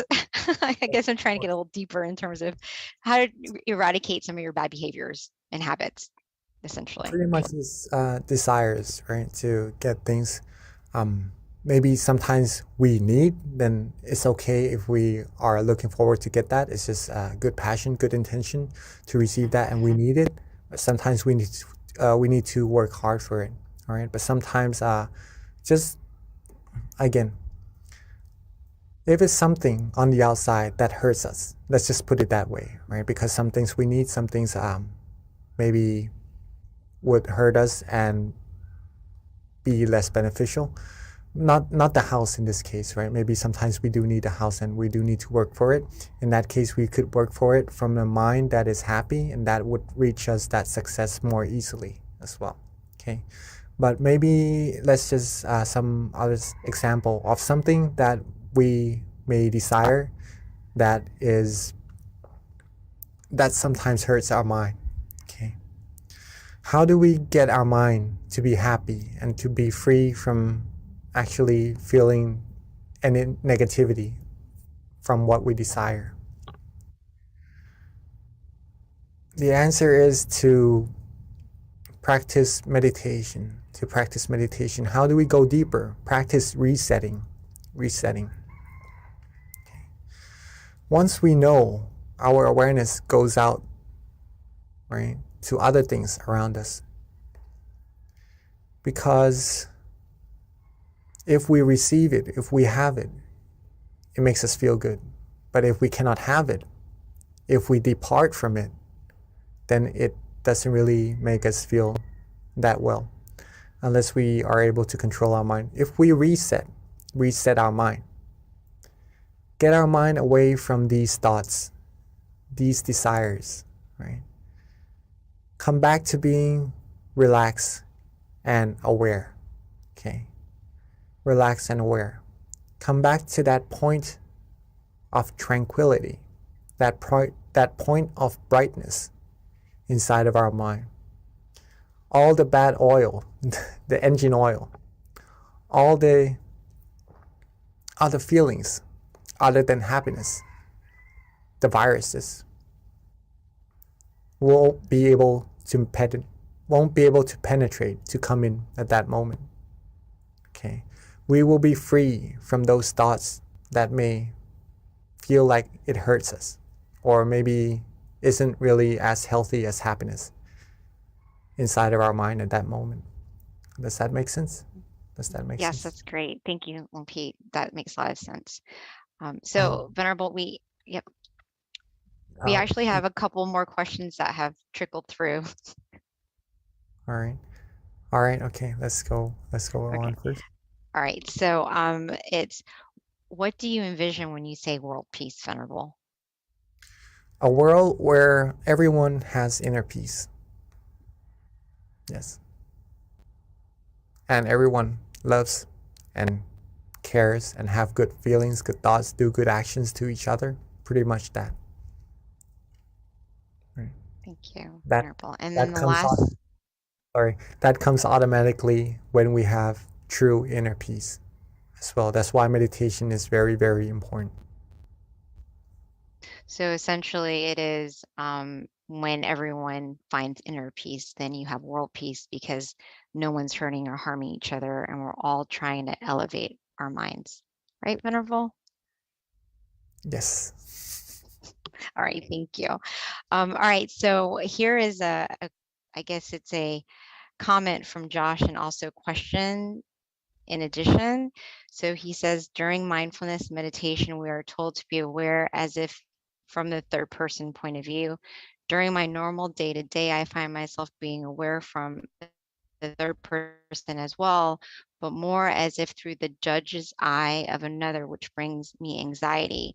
What can be done to help this? Is this normal or is this my ego and the solution that comes from within? That's a good question. All right, so mindfulness meditation pretty much helps us observe ourselves on what we're doing actually, and just to try to let go of all things that doesn't really still our mind and go deeper into our meditation. Hopefully that is correct and the same terminology. All right, again, what can be done to help with this? Let go, reset. In mindfulness practice, in any meditation practices, two things must go together. Again, awareness and relaxation, right? If you are having thoughts, if you are having anxiety, maybe the mind is not feeling as relaxed as it should. Okay. In this case, maybe focusing on relaxing the mind would help the mind come into balance. And relaxing the mind in this case, just resetting. Resetting means letting all the commotions, letting all the other feelings besides happiness go. Okay. In this case, it may be anxiety, worries. Let them go. Let go. Let it be. Let it go. Let the mind rest. When we reset like that, the mind gets to rest. We'll be in balance. And at that point, you'll find true happiness again. Oops. All right, Josh, with that. Okay, I think Miss B just got disconnected. All right, so maybe through the judge's eye, we may see ourselves being a little bit anxious, right? If the mind is on the outside, being with other people, being with judgments, being with anxiety, right? Then usually this would happen, right? Feeling a little bit worried. But if the mind is inside of our body, being with that source of happiness, then all the worries would go away. We would have no anxiety. We would have only happiness, and we would be confident of ourselves. We would be calm and go about our days with being confident with this feeling, being able to share this feeling with everyone around us as well. So hopefully that answers your question, Mr. Josh. I'm from Kitty. I think we are in the habit of trying to do so many things when in fact we only need to do nothing. Allow ourselves to just be. Very nice, Miss Kitty. Yes. So in meditation, pretty much, yeah, sometimes we are a little bit worried about what's going to happen, what's going on, and our mind usually goes about on the outside. But in fact, we should just sometimes let the mind rest, let it go, let these things go. Let the mind be calm, be still. When the mind is bright and free from thoughts, free from anxiety, free from worries, it will be able to do things even better, right? Being happy, going about days. All right. I guess it's already 9:30. Yes, thank you, Venerable. Sorry, I lost my connection, but I'm on my phone. So right towards the end, I'm glad I was able to join in. But yeah, it is 10:35. So at this time, let us pay respect to our teaching monk as he gives us a blessing, and we sign off until next month, April 16th. See you then. And at this time, let us bring our palm together and accept the blessing from our teaching Venerable. Right? With all our accumulated merit, our accumulated purity, for all our good deeds, let them all come together and bless us with the utmost of health, wealth, success, happiness. May us all be able to be fulfilled in all our good and wholesome wishes. And when we meditate, may we attain true happiness quickly and easily, and reach the utmost of purity the utmost of happiness as quickly and as easily as possible.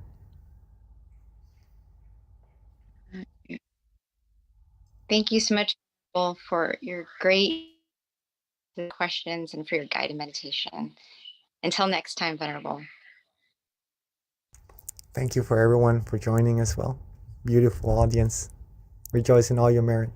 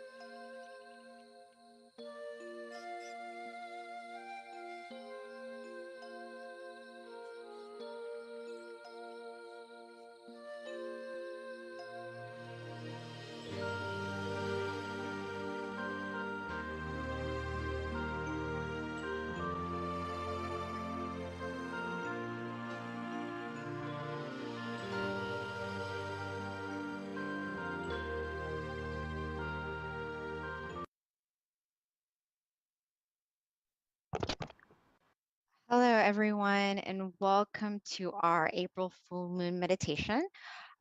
We always start off with a quote, but first of all, let me introduce myself. Hi, I'm B, and I've been so fortunate to be able to help MC these monthly meditations since the beginning of the year. And what I like to do is we always start off with a quote to kind of help inspire you with regards to your meditation practice. So today's theme is world peace through inner peace. Better you means a better world. So with that, I picked one of my favorite quotes, which is true victory. And this is how it goes. These quotes are actually written by our abbot, Longpa Tamachayo, and they're all very inspiring and profound when it comes to inner wisdom. So this one is true victory. The one who wins the inner battle is the real brave heart, as a true battle is inside, not outside. We have to fight against our own greed, anger, and delusion, as they cause problems to ourselves and the world. If we move through the suffering and darkness that lies within, the world will be in peace and victory will be within us. So I thought that was very relevant for today's theme.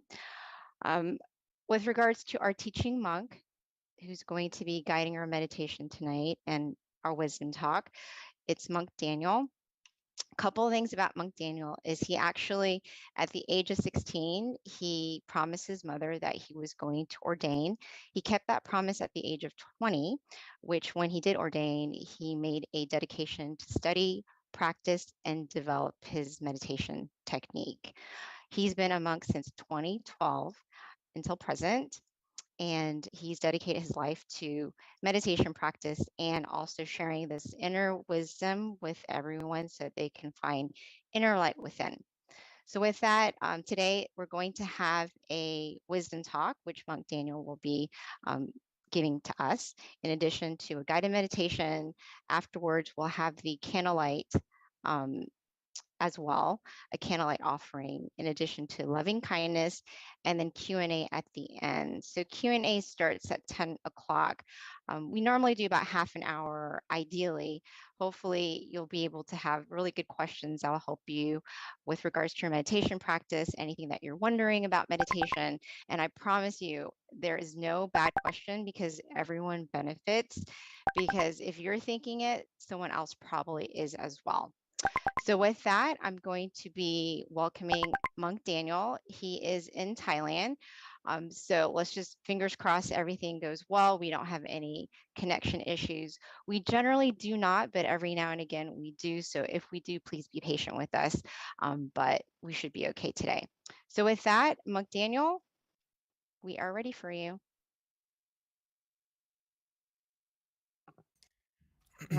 Pete. Good morning, good evening to everyone in America, but good morning from Thailand. It's wonderful to have the opportunity to see everyone. Hopefully everyone's day and tonight will be very peaceful, just like the full moon will be full of happiness and brightness. So yes, I love the quote that our wonderful moderator, Miss B, just gave to us about conquering our mind, which is the true victory, where we can find our inner happiness, our inner brightness. This is the most important thing that we need to put into our life, which will connect to today. A lot of people don't realize that when we take care of our mind and take care of ourselves from within, it's actually going to help the world. And sometimes we may see or feel like, how can I have an impact on the world? Or how can just one person make the world a better place? So I wanted to expand on that a little bit so you can be inspired not only to change yourself from within, but also to help make this world a better place, one person at a time.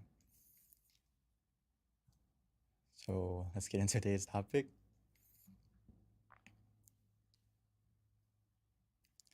So a better you creates a better world. Why is that?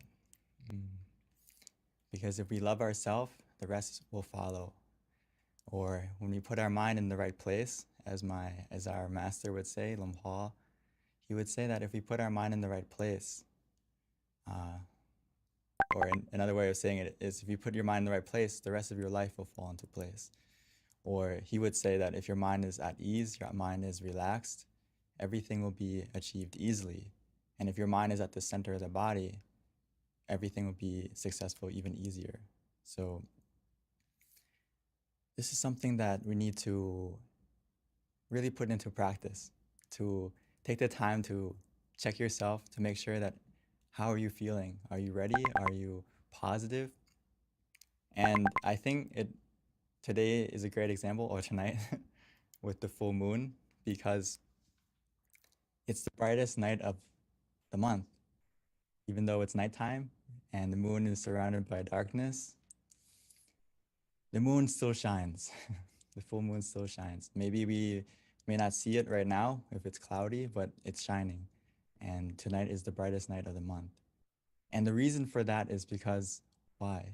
The moon shines because the sun spreads its brightness to it, right? I read that the moon is only bright because it reflects the sun at a minimum like 3%, but it can still shine as bright as it is tonight.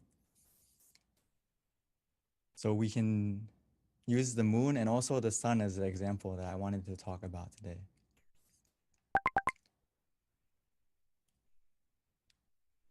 So the sun and the moon have a good relationship. And we can apply that to our life and as an example. Because just like the moon receives the brightness from the sun, it also spreads that brightness to the world, making the sun helps to make the day bright and the moon helps to make the night bright. So I want to start it from the sun first before we come back to the moon. The sun is great because it creates its brightness from within, right? It gets its source of brightness from within. And once it has that source of brightness, it has the power to warm our planet, give it growth, make things grow. Like as we go into spring now, right, with the new season, creating growth, creating warmth for everyone and everything in the world. Not just our world, the whole universe and all the galaxies, the brightness of the sun spreads out.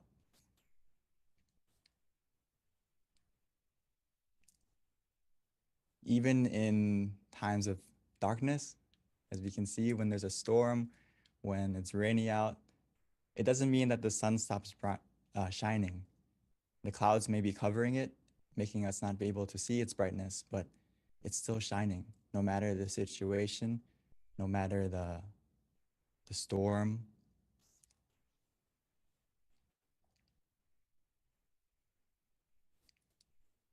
And another thing about the sun is when it's surrounded by darkness in space, right? It's surrounded completely by a vast darkness, but that darkness can't overcome its brightness. Actually, its brightness overcomes the darkness and it gives life to our planet and spreads its light throughout the universe. So you may see a pattern here that when you find your own source of brightness or happiness from within, like the sun does, whenever we have obstacles in our life, whenever we have dark moments, which we will all have, when your mind is clear and bright, it can overcome all that darkness. It can overcome all the obstacles that we encounter as long as we maintain our source of happiness, our source of brightness from within. We can be just like the sun, giving warmth, growth to not only yourself, but also to everyone around you, everyone around you. So just a tip that I would like us to practice also is that throughout your day or throughout your life, we all encounter negative situations, people, whatever it may be, and that impacts our mind a lot. So what we have to practice after we learn about meditation is to escape from the black clouds and experience your inner sun, meaning that we don't linger in the darkness too long. When you have a negative emotion, which we will all have, and the benefit from meditation is you will develop the habit of letting go and getting out of that bad emotion quicker, being able to be aware and mindful of that and be able to switch modes quicker so we don't linger in the darkness. And just like the sun, even though it may be dark, we can still stay shining. And eventually those black clouds will disappear and we can stay with our inner sun, our inner brightness, our inner happiness that's from within us. So just a tip is don't linger in the negativity. The longer we linger in it, the longer we linger in the darkness, it's gonna impact our mind more and more. So we need to learn how to switch modes as quickly as possible. So the way we do that is we need to harness the energy from within, find our inner sun from within, find that source of happiness and maintain that brightness for yourself and for not only for yourself, but also for everyone around you.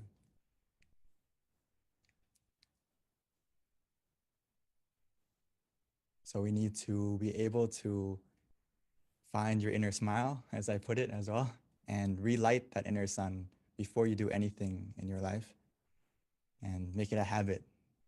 A lot of times, the reason why I call it the inner smile, and sometimes our brightness within our inner sun that we all have actually, it may have went out and we don't have the opportunity to relight it.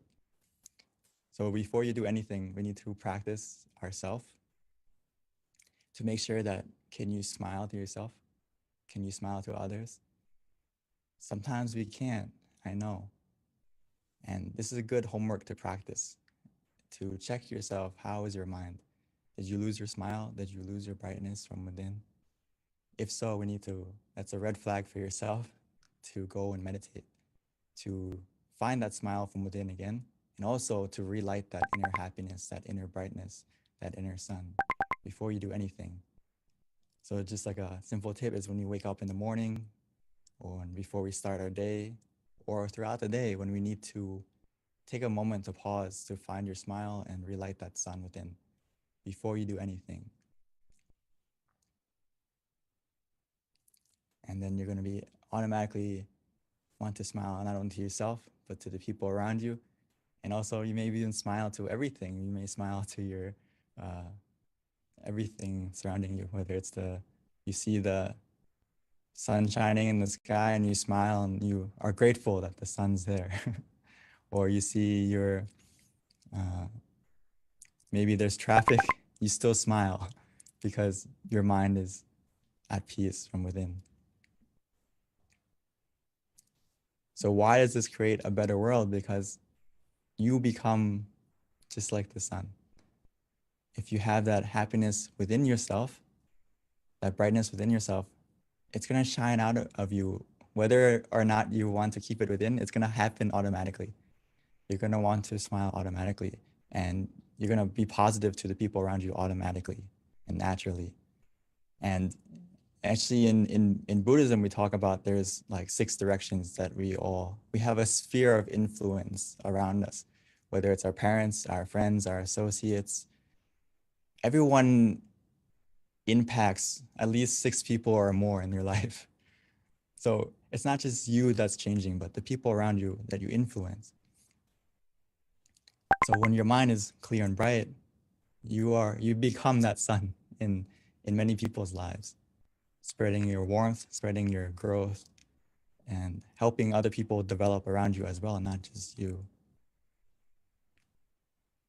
So when your brightness disappears, it doesn't only disappear for yourself, but also for the people around you. So I would like to have us keep that in mind, that you actually make a big difference, not just only to you, but also to the world.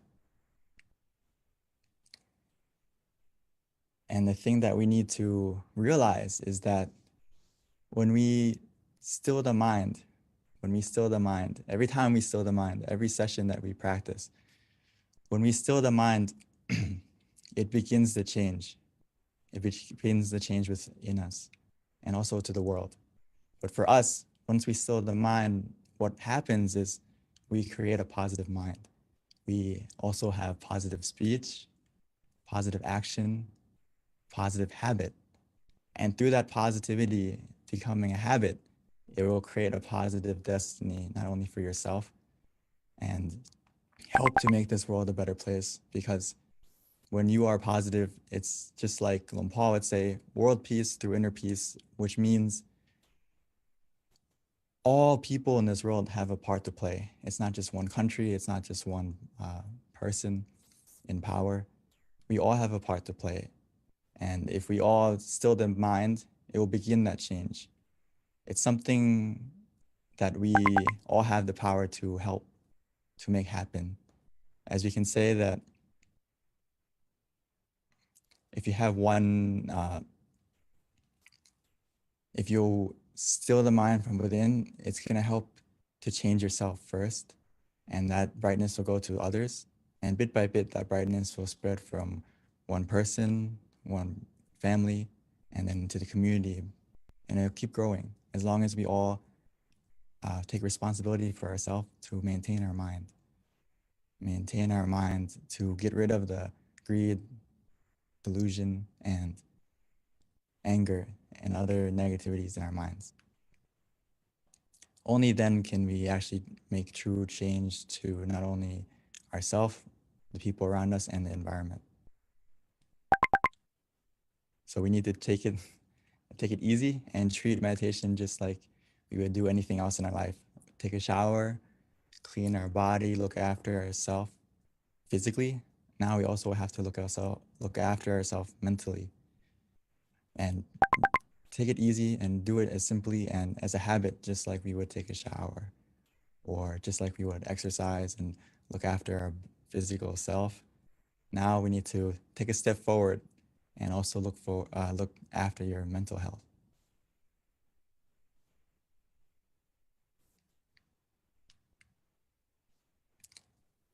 And just to remind ourselves that the door of happiness opens from within. So all we have to do now is to close our eyes, relax your body and your mind. And by relaxing your body and your mind, our mind will calm down, it'll be still, and we will have the key to open the door from within, which is simply just to relax. And when we are relaxed with both body and mind, we're going to understand this, that the door of happiness opens from within. A lot of us have been searching for it from around us, but hopefully tonight we can get a glimpse of that happiness from within by closing your eyes and just relaxing your body and calming your mind.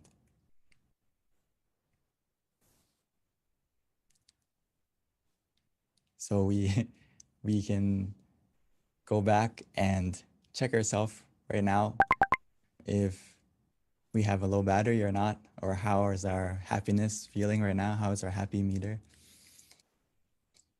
If it's not full, that's no problem. We can fill it together in just a moment. And also just to keep in mind for yourself going forward that try to be aware of how you're feeling throughout the day and make sure that you are a full battery. Just like our life, we don't really like to let our phone run out of battery or our technology run out of battery. But why do we allow ourselves, our mental health, our physical health to run out of battery? So right now, more than ever, we need to be more aware of our mental health, our inner brightness, our inner happiness, and keep it charged. And for right now, if we haven't kept it charged, no problem. Let's charge it together. Before we start, all we need to use right now is basically to take it easy, take it slow, and then feel the balance. We need to find the balance from within us. We can find that balance with just 2 words that we have to focus on right now is to be conscious, but with comfort. So that means whatever we do, whatever method we're using in just a moment after we relax our body, relax our mind, is make sure those 2 things are in balance, where we feel both conscious, but also we have comfort. This is actually key. And if you understand this finding this balance, you have mastered meditation to a certain degree already, because it's not just about being mindful, but it's also about being relaxed every step of the way in your meditation. These 2 things need to go together. So hopefully together we can practice just a moment now, and we have a chance to be both like the sun and also like the full moon, meaning that the sun creates its brightness from within, making the day bright. The moon receives that brightness and it shares it to the world, making the night bright as well. So we should be both like the moon and the sun, finding our brightness from within. And once we find that brightness, that happiness from within, we need to spread it not only to ourselves, but also to the people around us. So I'd like to invite all of us to meditate together so we can be both like the moon and the sun and find our source of happiness, our inner brightness from within together. So before we start, I would like to invite everyone to take it easy, take it slow, and no need to rush. Take a moment right now to adjust your body, make sure that you are comfortable before we switch modes into meditation together.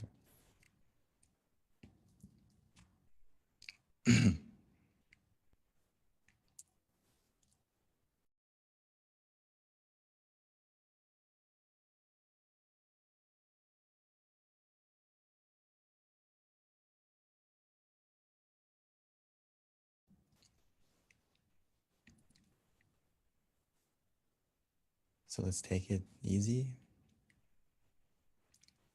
There's no need to rush.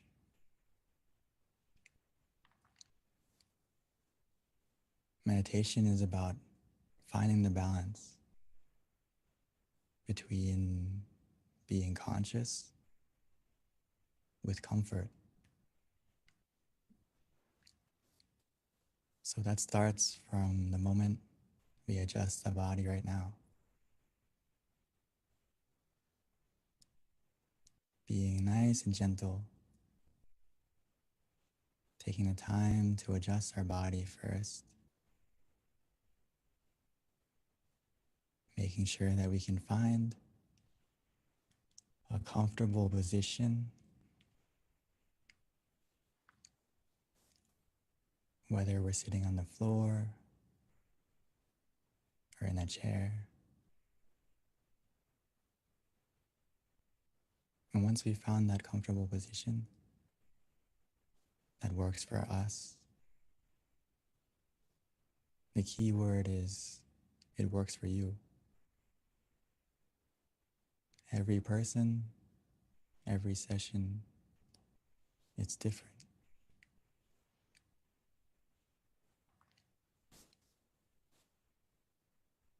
Once you feel comfortable, you can slowly and gently close your eyes, naturally, as if you're about to go to sleep.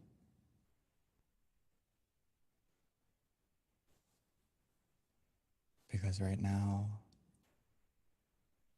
is our opportunity to not only rest our body, but to truly rest our mind.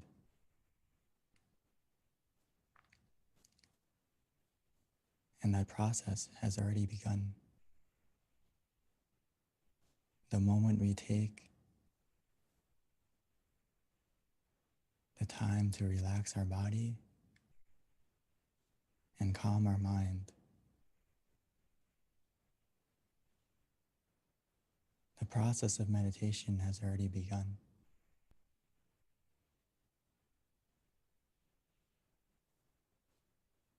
Our journey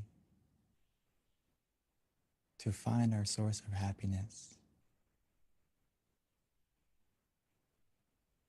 has already started.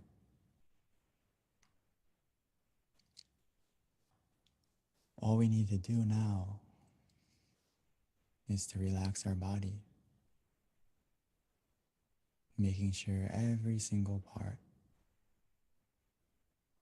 from our eyes,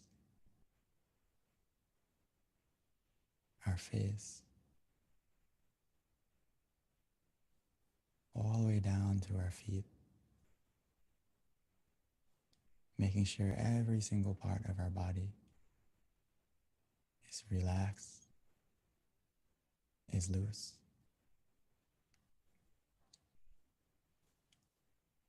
We can simply do that by taking a deep breath, breathing in deeply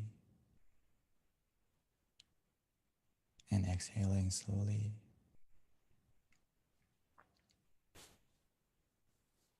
Allowing the relaxation to fill up our whole body.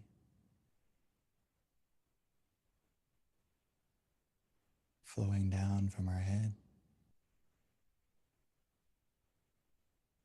and throughout.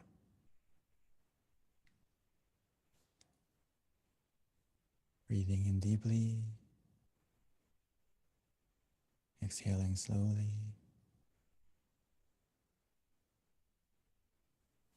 allowing any hidden tension to melt away.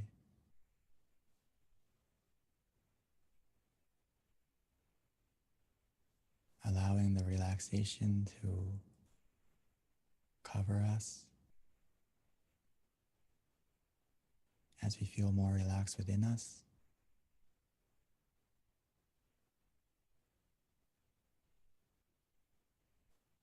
Even as we exhale, allowing that relaxation to surround us. The more we relax our body,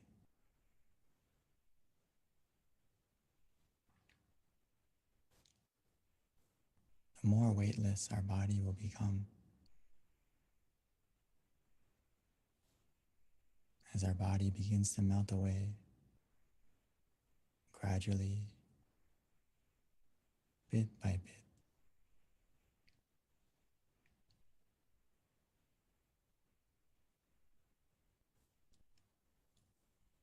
This is the power of simply relaxing. It helps us to let go, physically first.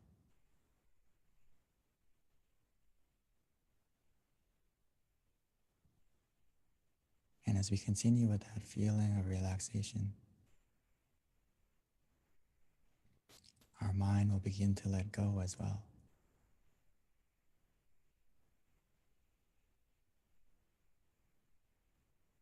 All we need to do now is to allow our mind to put everything aside. Any thoughts, any responsibilities. just put everything aside. We invest so much time. We have so much love to give to everything and everyone. But now allow yourself this time. Give some of that love to yourself.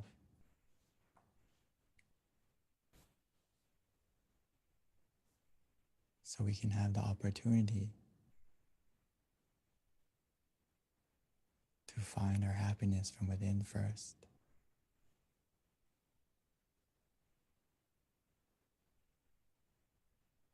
Everything that we are planning or want to become better, it will happen automatically, easier and smoother after we make sure that our mind is clear and bright. Just like the full moon tonight, making sure our mind is full of positivity, full of happiness.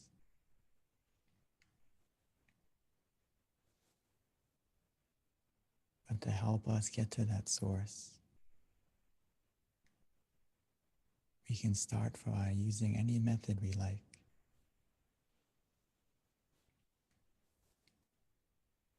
By placing our mind wherever we feel relaxed,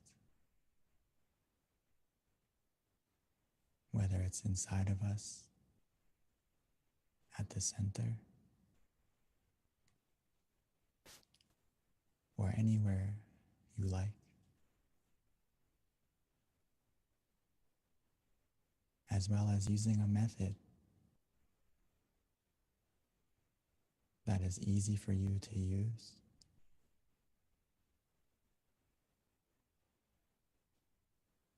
Whether it's to visualize an image softly and gently, whether it's the full moon, the sun, a star. We can imagine it however we like, anywhere we like, as long as it helps us to feel conscious as well as comfortable. Don't worry about the clarity. As long as it helps us to stay relaxed.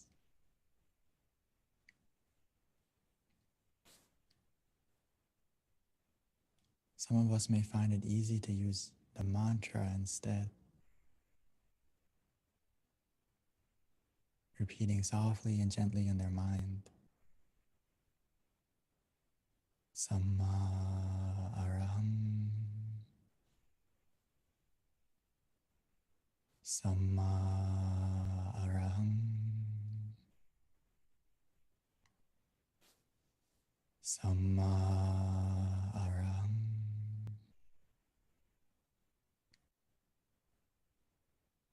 Samma means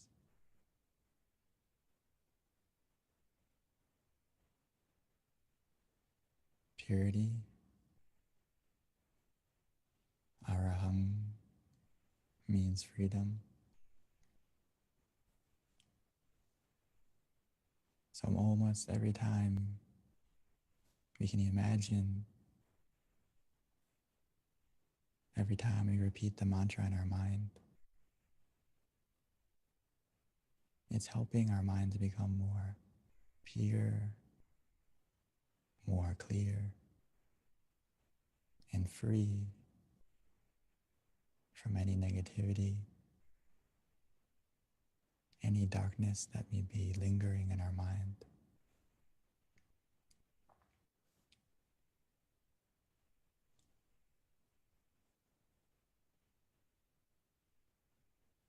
Or some of us may enjoy just letting go, relaxing, doing nothing. Actually, whether we use the visualization or the mantra, we will all get to this point. We'll get to a point of where the mantra or the visualization will disappear on its own. And that's because we've got to the point of where we feel for ourselves, where we feel that we just want to let go.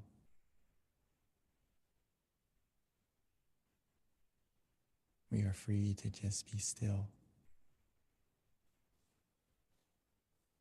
to let it be.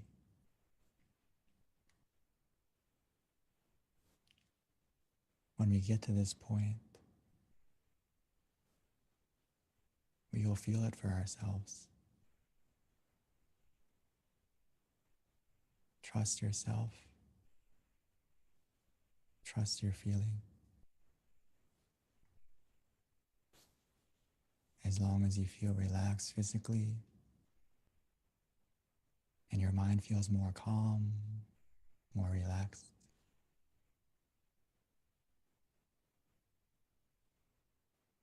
we are on the right path.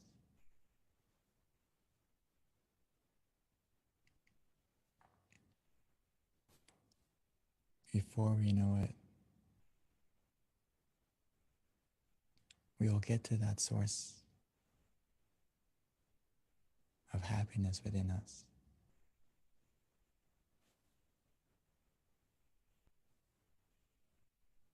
That door of happiness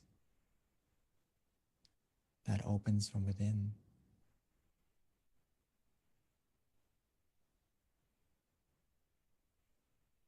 We have the key the moment we closed our eyes.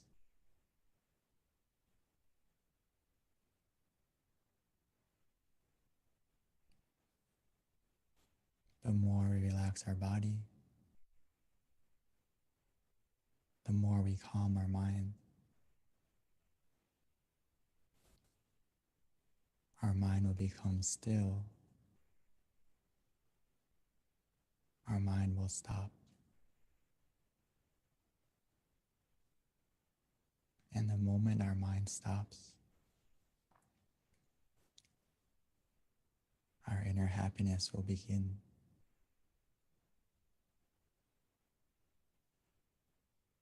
First as a feeling,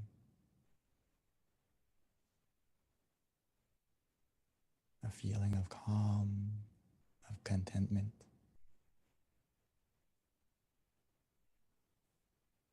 Almost like a spark, like a star.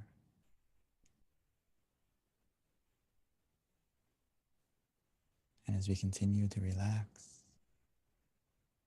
take it easy, that feeling will grow and expand as the clouds of our mind will begin to disappear.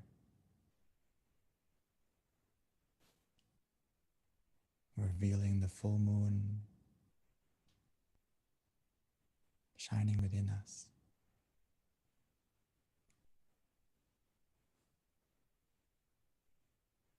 It starts from a feeling. And before we know it, not only will we feel it, we will also see it and experience that source of happiness from within more deeply.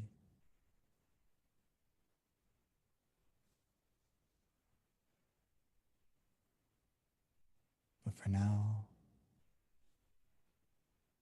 as long as you feel relaxed,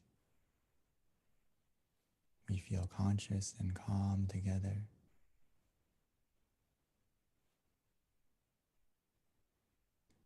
Every second that passes by,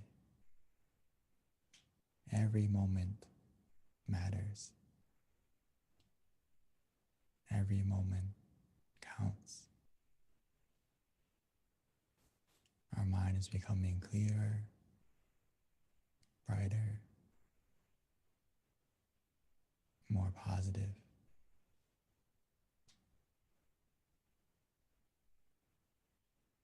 We have everything we need to succeed in our meditation.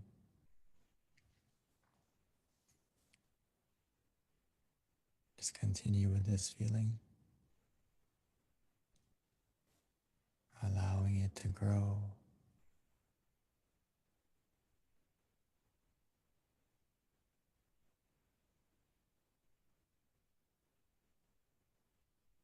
Just enjoy this meditation together in silence.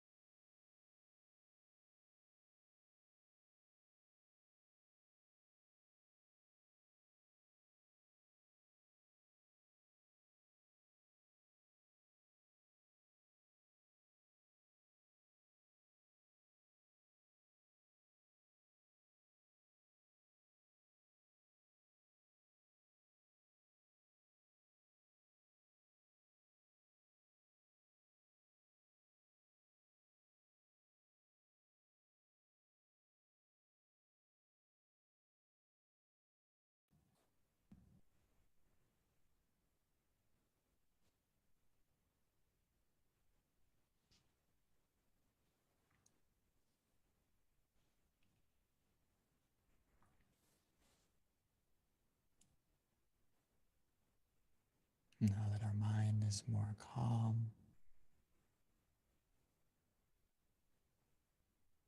Now that our mind is more clear and bright, let's take a moment to light the candle. Light the candle in front of us, as now we found our light from within.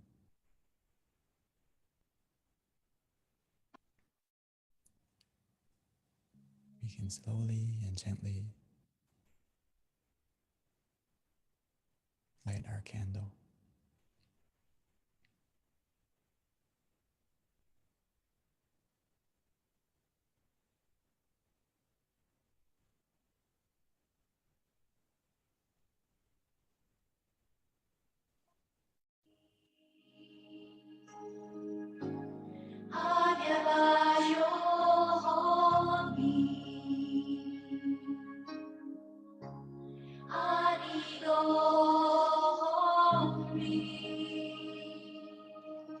At this time, we invite everyone to turn on their camera, show us your pretty faces so that we can all see each other.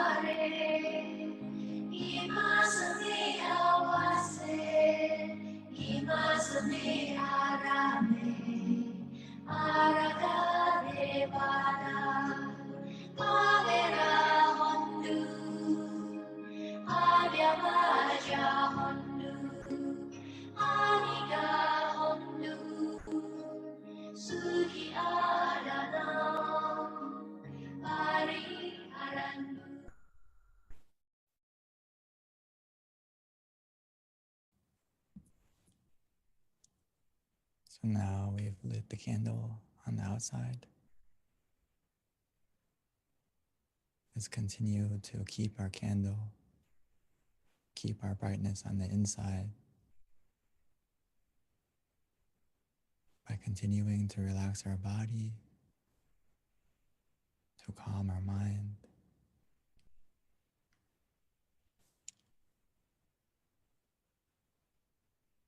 Now that we have found our source of brightness from within,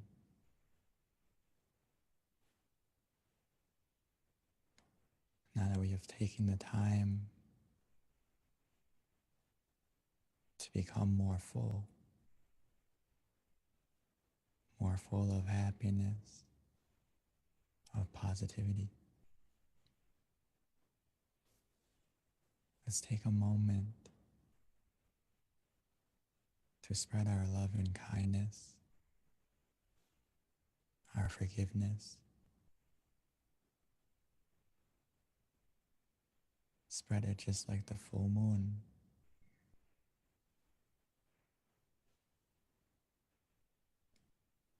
Allowing the darkness to disappear, lighting up the night.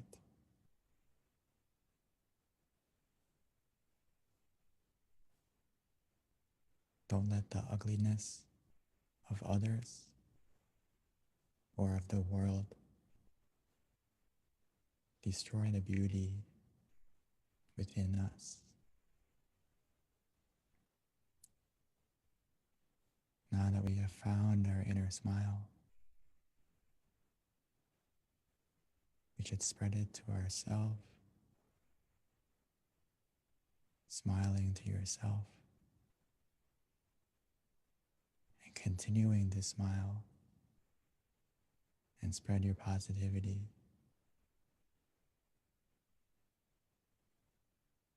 Spread your good intentions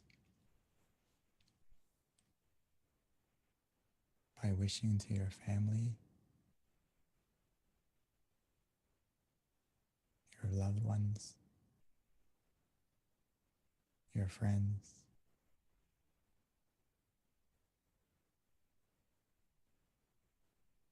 wishing for everyone to be healthy,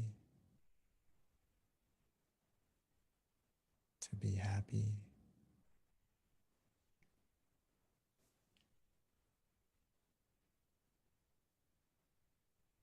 allowing the positivity within you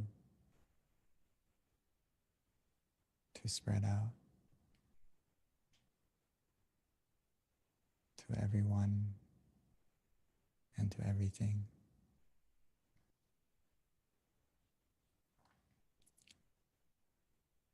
We all have a part to play,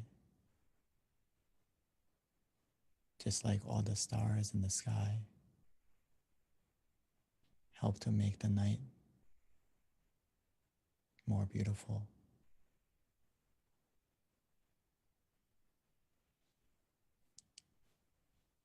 Every moment of peace within you right now,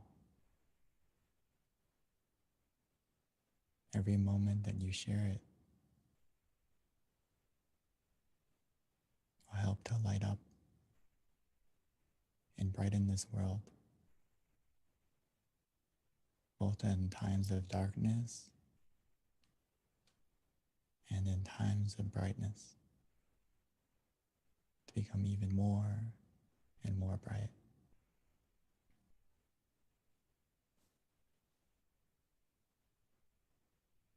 So take a moment to spread your happiness, your love and kindness to everything, to everyone.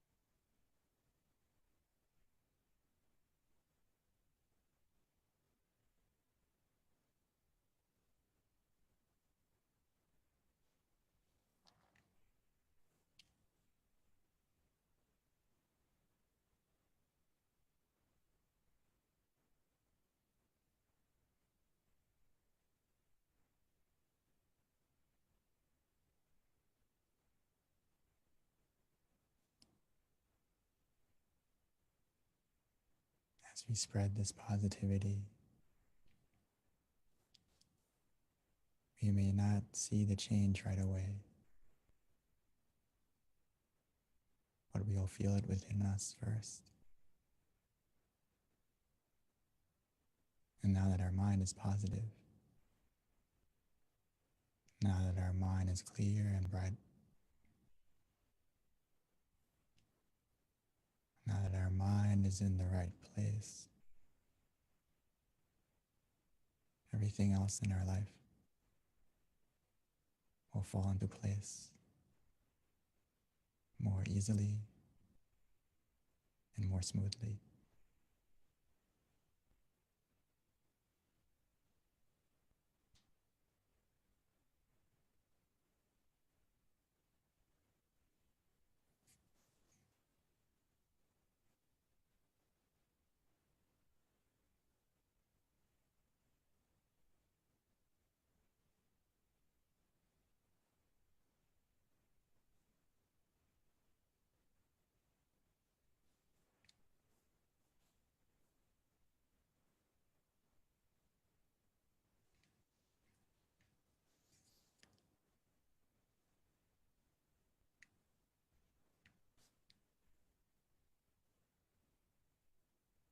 Sapphe Patta Palapatta Pache Ganang Jayang Palang Arahantana Te Sherakang Pantami Sapaso Sapaputta Nupavena Sapatama Nupavena Sapasangha Nupavena Satasoti Pawantu Te.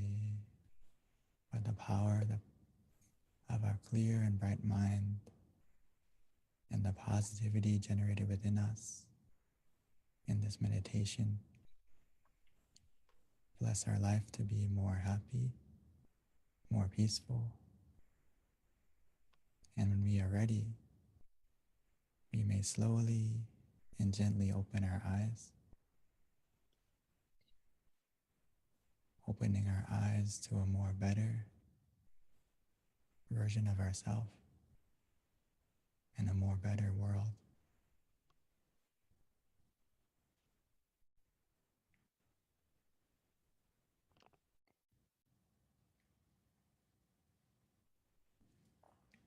Thank you, Venerable Daniel. That was very, very peaceful and very calming and beautiful meditation, always. So before we transition over to the Q&A, Venerable, did you have something you want to say before I do announcements? Okay. Yeah, just before we continue, as you're also announcing, but as well as I would also like to check everyone, if you are at home or if you're available to, if you can check yourself, how do you feel? And please share it not only as a word form, but as an easy form, maybe 1 to 5 on a scale for yourself. How do you feel from the meditation? And please share it into the chat, as well as if you have any initial or any further comments or experiences, please also share. Thank you so much. And I would like to pass the mic back to Ms. B. Thank you, Venerable. Yeah, that's a very cute slide. I like that. Okay, so yeah, if you can share your experience for Monk Daniel there, and also we'll transition to Q&A shortly as well, if you want to talk about your experience or if you have any questions. So a couple of announcements, everyone, please mark your calendar. We've got a big announcement coming. April 22nd is Earth Day, and it is actually a recognized day around the world. It's also our Master Abbot Longpa Tamachayo's birthday, which falls on the same day, amazingly enough. So there are no such thing as coincidences. There you go, April 22nd. Please join us, as it is a very special day for all of us, not only appreciating the earth, but also for our community.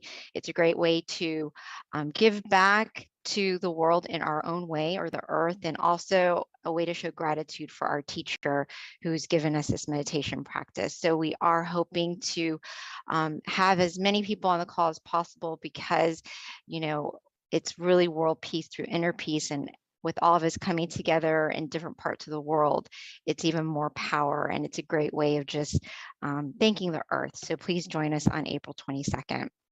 And 2, you can always download our app as well, MindGem. which you can get on iOS or iPhone, and we send out notifications and reminders so that you're definitely up to date on all of our activities and our meditation events.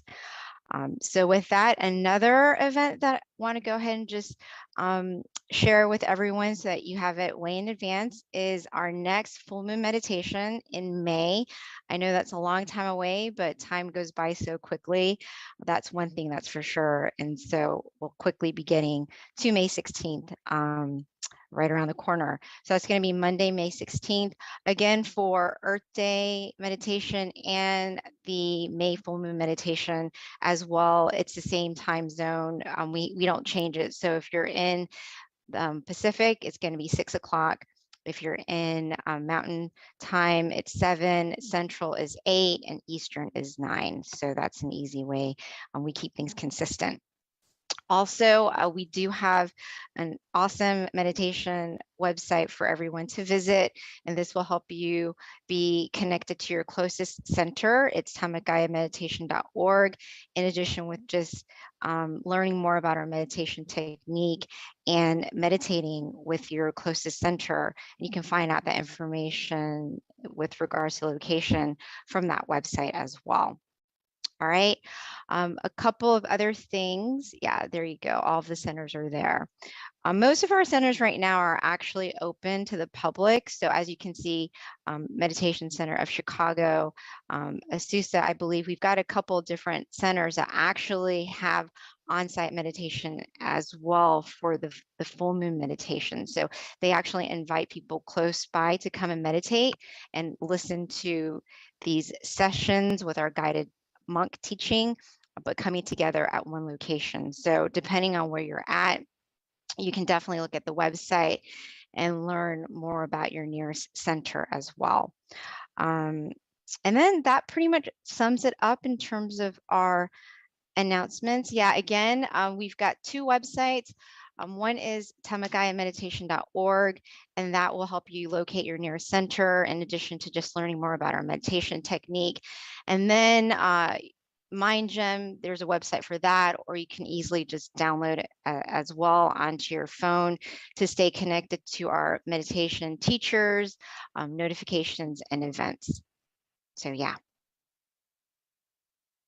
And then in addition to our upcoming events, everything can be found on our website and our app. All right. So with that, let's transition over to Q&A with Monk Daniels. We're going to ask him to come back on.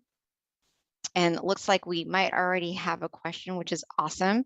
So if you have any questions for our teaching monk, this is a great time to ask anything that has to do with your own experience that you want to share, maybe even how to better your own meditation experience. This is definitely a great opportunity to ask his advice. So with that, looks like we do have someone who raised their hand, Mr. Tom Wood.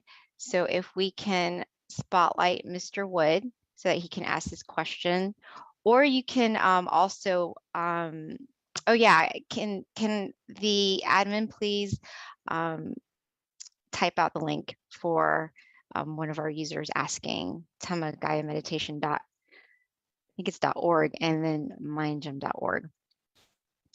Okay, so is he still there? I think he disappeared.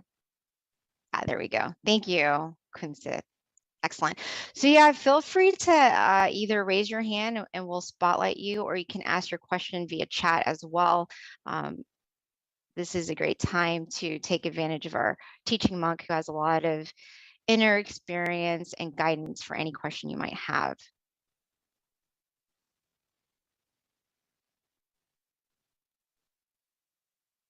So it looks like we kind of have a little quiet bunch today, Venerable. Normally these questions are kind of flowing through. Do you have a question? Yeah. Or want to share your meditation experience?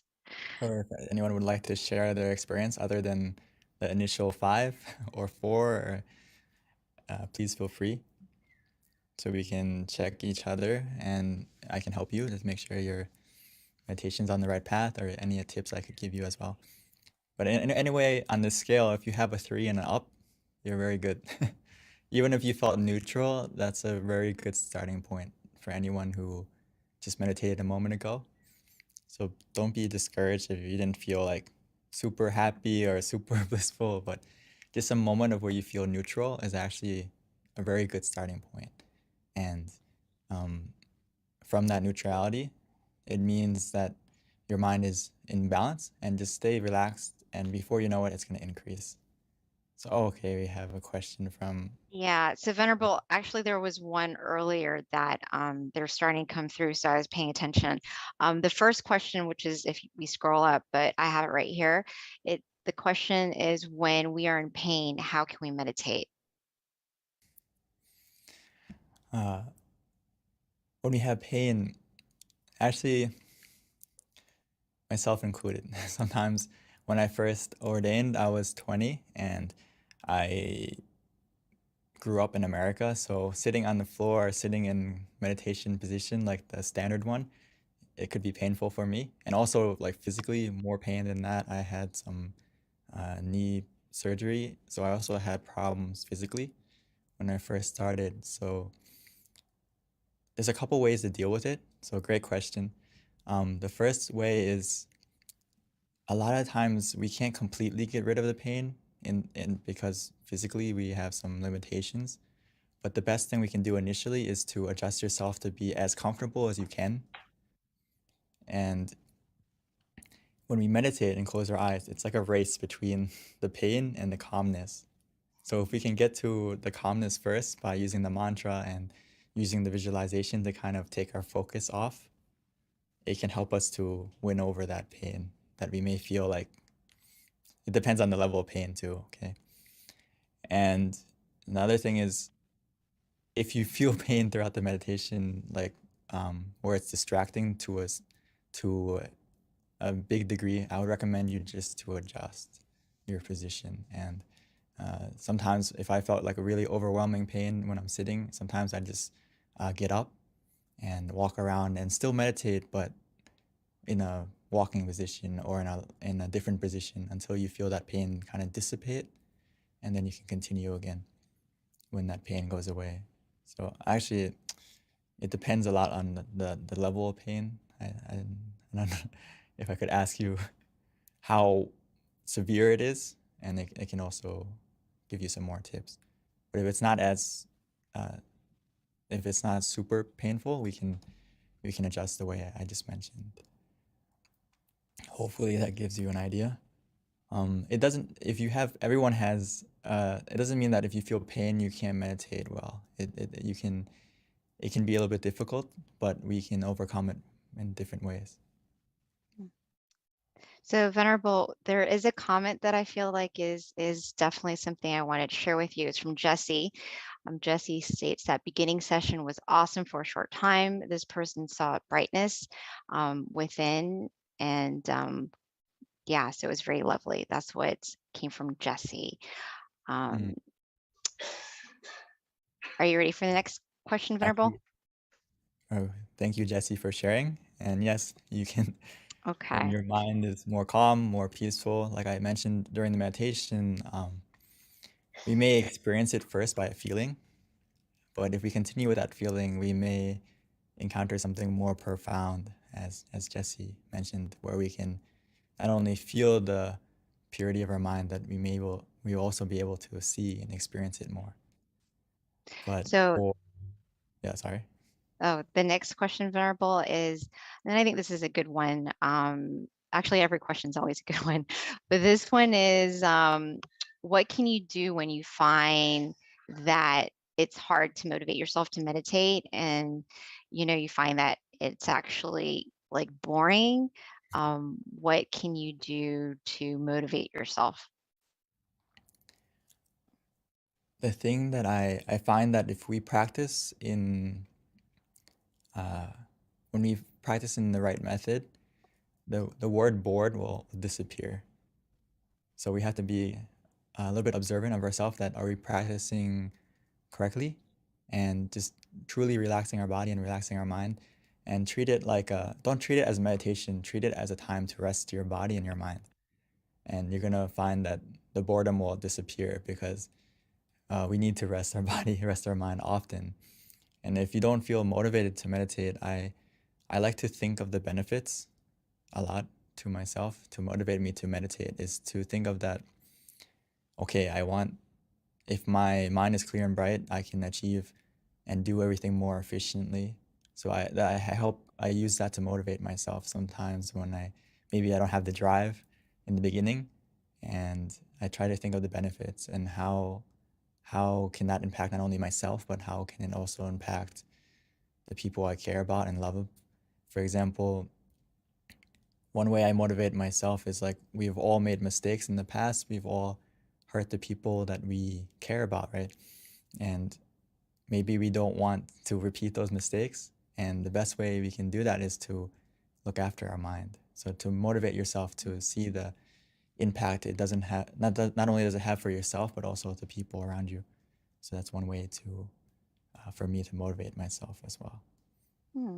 Thank you, Long P. I really like that because, I think that's probably a common thing, especially if you meditate daily, that, sometimes you have to really think about the reason why you're doing it to kind of inspire you to do it consistently. And if you kind of see the bigger picture of why meditation is so profound and important, and the more you study it, the more you're going to be committed because, it does start to make sense. One of my teachers used to always say, and it was a little far-fetched at the time, but now I actually agree, he said that you're born to meditate. So if you start to realize that there's some truth in that, you're going to meditate. Yeah, exactly. We need to normalize looking after our mind just like we look after our body. And I think initially it takes a little bit of commitment to do it. But once you study the benefits and also feel the benefits for yourself, you're going to realize that, okay, it's something I need to do. And I really recommend you being as consistent as possible, because actually the method is really easy if you understand just finding the balance between being relaxed and mindful together, or sometimes you can say conscious and comfortable. But the thing is, the hardest thing of meditation is not the practice, but the consistency. And just like exercise, right? Sometimes the first step is to get yourself to the gym or start to work out, and then it kind of gets easier as it becomes a habit and becomes almost like you can't miss it and you want to do it. And this is even more so with meditation, because you're going to feel that happiness, and you're going to have you're going to not only see the happiness within yourself, but the impact of yourself around other people. So. Thank you, Venerable. All right. And then the next question is, why do I always feel sleepy when I meditate? So maybe like how, this can be what this person can do to prevent the sleepiness. Great question. I'm sure everyone here has felt sleepy sometimes during meditation, myself included. So it's not something to be annoyed about. It's just you practice correctly, and one of the side effects is you feel really relaxed. So it's very easy for us to fall asleep sometimes in meditation. So there's a couple of things that generally cause you to feel sleepy in meditation, and a lot of it is physical, meaning that how did you prepare yourself to come to the meditation? Physically, as we go throughout our day, a lot of things that we've measured it down to is basically how late you sleep, how much physical activity you do can have a huge impact on when you come and meditate, are you going to feel sleepy? Also, as maybe not tonight, or maybe some of us, if you had a heavy dinner and you come to meditate, it's very easy to fall asleep as well. So these are physically has a huge impact on if you're going to fall asleep, if you feel sleepy. So there's a couple of things I would like you to go and check. Is physically, how is your sleep? Are you sleeping later than 10 o'clock, maybe 11 midnight every day, maybe even later than that? If you sleep late, when we come to meditate, there's a good chance you're gonna feel sleepy as well as how much you eat can have a big impact, or how much physical activity you did. But in the case where you can't control those factors and you come to meditate, what do you do? We have 3 techniques, right? Visualization, mantra, and just relaxing. So it's about picking the right tool for the right job. So when you take a moment to observe yourself before you meditate and you feel sleepy, I recommend you use the mantra or visualization, or even both, to add more awareness to your meditation. Because you already have the sleepy part, you already have the relaxation part, but you need to add the mindfulness part in that case. So hopefully you got the idea. Yeah, thank you, Pete. That actually makes good recommendation. So this next question is from Charity Sills, and the question is it okay to lie down while meditating? And especially this person, considering there's injuries, or is it more powerful to sit up? Oh, to a lot. I think in this case, in general, I wouldn't recommend you to lay down to meditate in a sleeping position.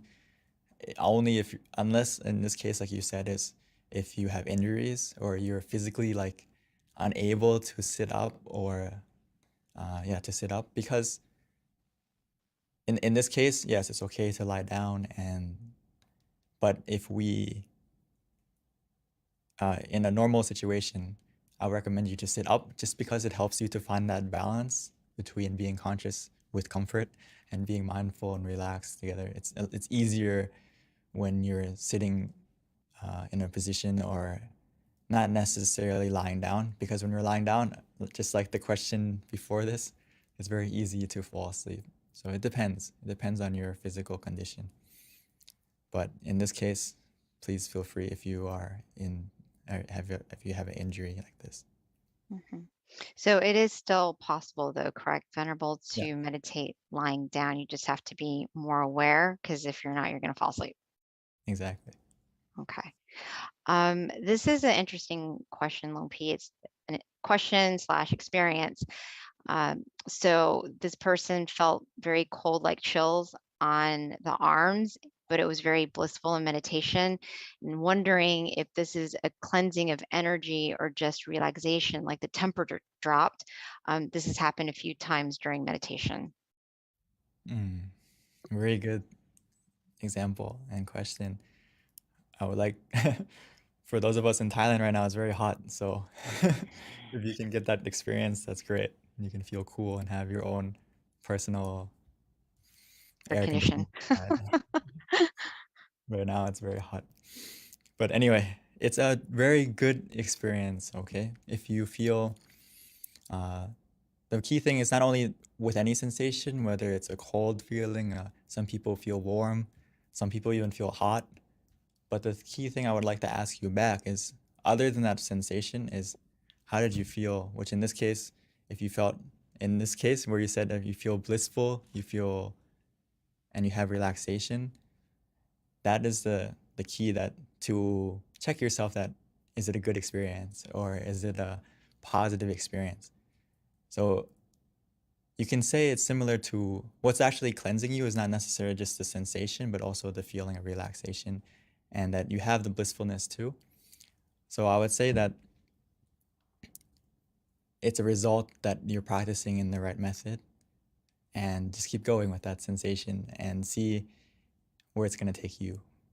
It's definitely the feeling of relaxation, the feeling of blissfulness, as well as the product of being cool and feeling more cool.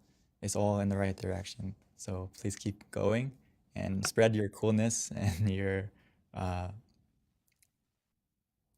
your coolness to not only yourself but the people around you. Maybe the people next to you can get closer to feel some of that coolness too.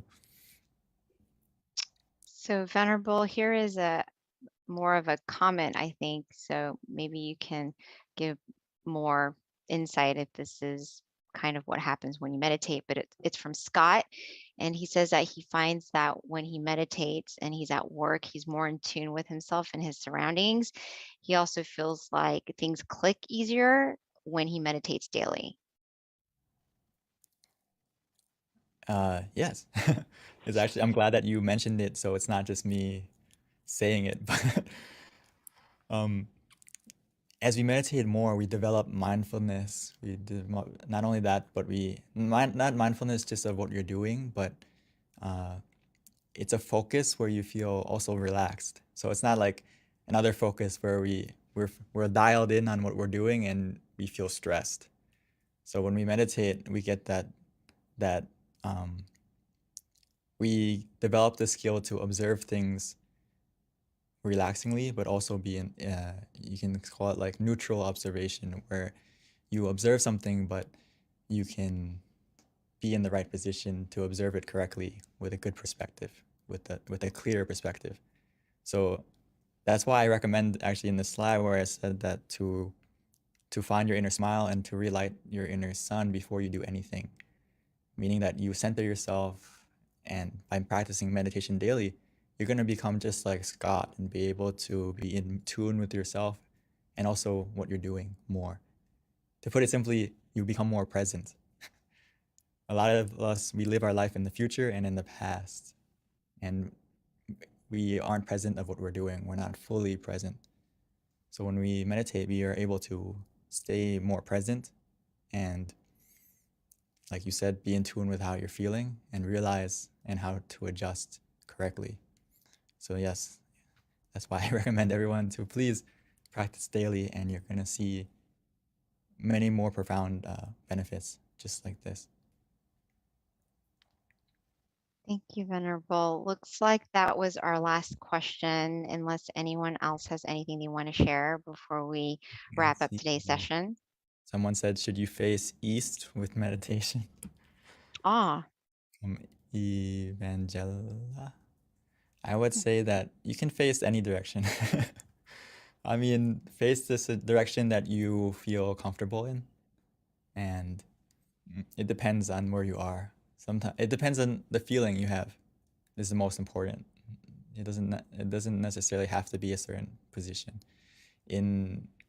Like for example, when I am in the temple, there is a big jariya, or a big stupa, that we pay respect to. So sometimes I like to face in that direction because mentally I feel more comfortable, but it doesn't mean necessarily that I have to face that way, but it depends on you. And you can face in the direction. but Venerable, isn't there some benefit to sitting in the lotus position? I mean, ideally you want to be comfortable, but is there a benefit essentially to sitting in a lotus position versus like a chair? There's benefits, of course. It's a standard position for a reason.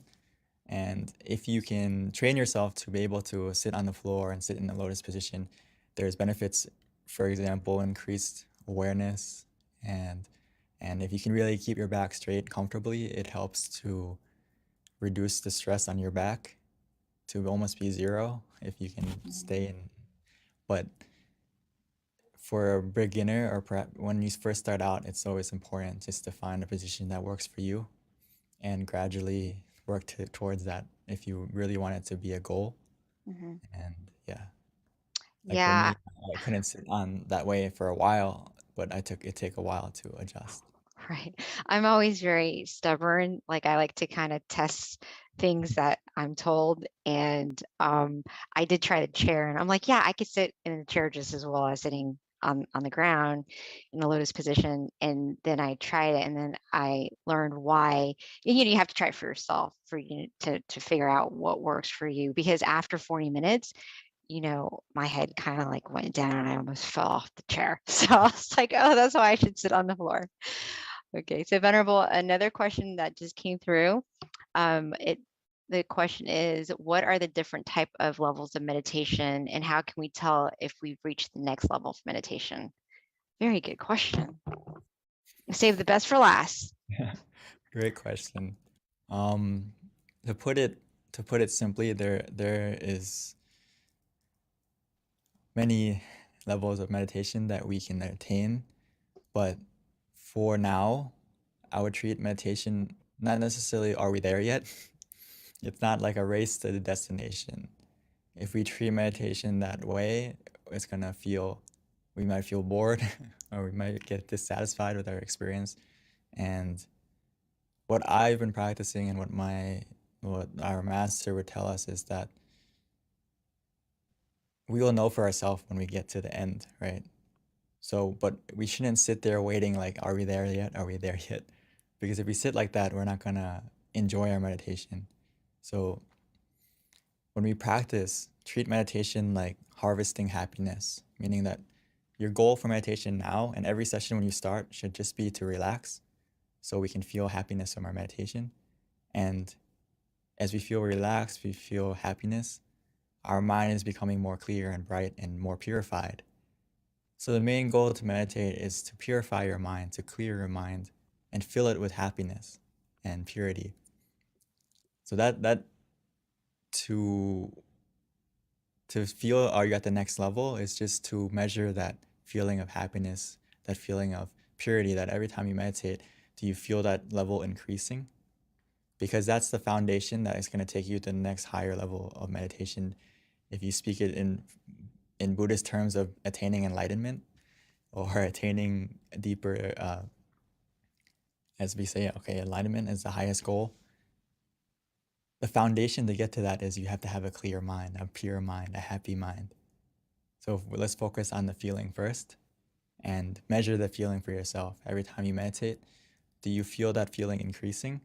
If so, that means you're on the right path and you're getting, if you want to call it the next level of meditation, is that the feeling increased.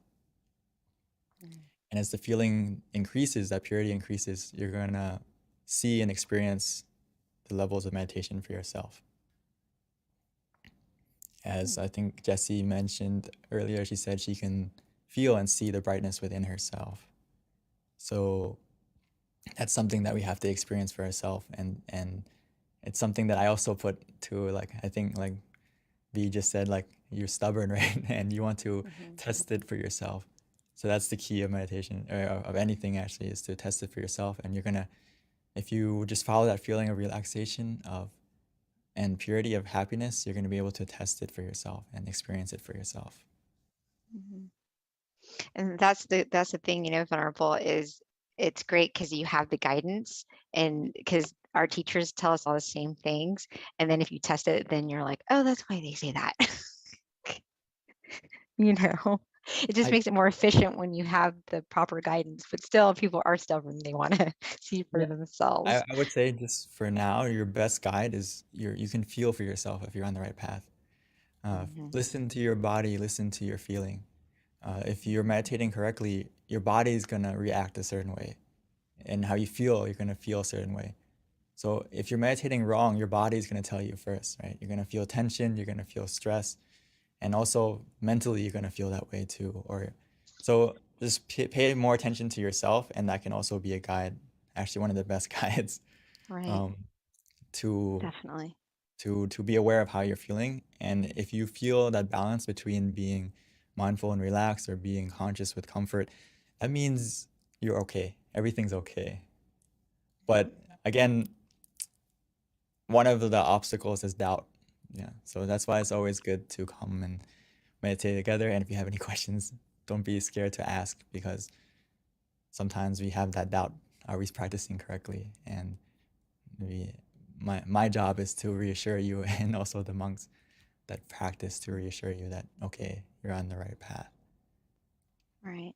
And I always learn so much just listening to your answers from the questions, because you always add some sort of insight that I didn't really ever think of. So thank you, Venerable. I hope other people feel the same, but your answers are always very profound and simple, but yet inspiring at the same time. So thank you. So Venerable, that wraps it up. It is 10:32. So everyone, thank you so much. As my teachers like to say, sleep in a sea of merit. We'll see you next Friday for Earth Day meditation. Please join us. It's going to be super special. And then, of course, the following full moon next month on May 16th. Thank you, everyone. Namaste, Venerable Daniel. Thank you, everyone, and hope to see everyone in the next full moon, and also on the 22nd. Yes. Namaste, Pete. Atu.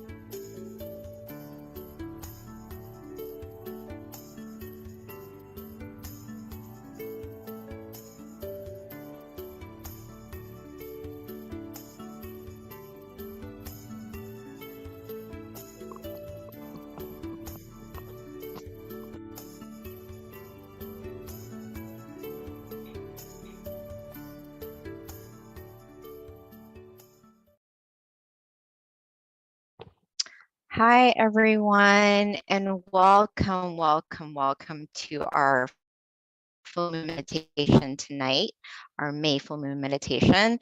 The theme today is Wesak Day, which is a day of inner peace. So I found a quote that I felt was very appropriate, not only to honor the Buddha being our ultimate teacher, but all of our teachers, because this definitely is a representation of all good teachers. And the quote is, "A good teacher is like a candle. It consumes itself to light the way for others." So I feel like that's very appropriate, and that's definitely in honor of all of our teachers. So that's a quote of the day. With regards to today's schedule, we're going to have a short wisdom talk followed by our meditation and then candlelight, along with loving kindness and then Q&A at the end. So please stay. Our Q&A is actually one of my favorite with regards to our full moon meditation. I learned so much.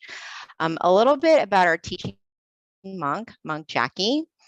He ordained in 2014. And after graduating, that's when he ordained. He got his BBA.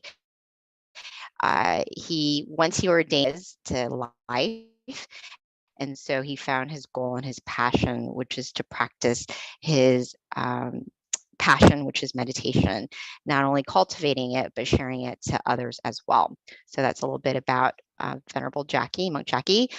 Before we start, we would like to ask everyone to please share on the chat, just so that we know where people are from, the state that they're at, their city, and their country, because we do have people from all around the world. So it's definitely very interesting to know where you're from. So if you can put that in the chat, that would be very helpful. Thank you, everyone. All right, so at this time, I would like to invite Monk Jackie to start our session for us. Good morning. Good evening. Good evening to everyone. It's morning time here, so. Depending on where you are in the world. Yes. So I'm thinking maybe other people from other places around the world are joining also. So good morning, good afternoon, and good evening to everyone, right? Welcome everyone to our full moon meditation tonight. Okay. Hopefully you all have had good meditation sessions from our past full moon events also. And hopefully this one will be a great one for you all as well. Okay. It is Vesak Day tonight, right? And we would have a little information to share to you about that. But before we go into that and to our meditation, there's something I'd like to share. Okay.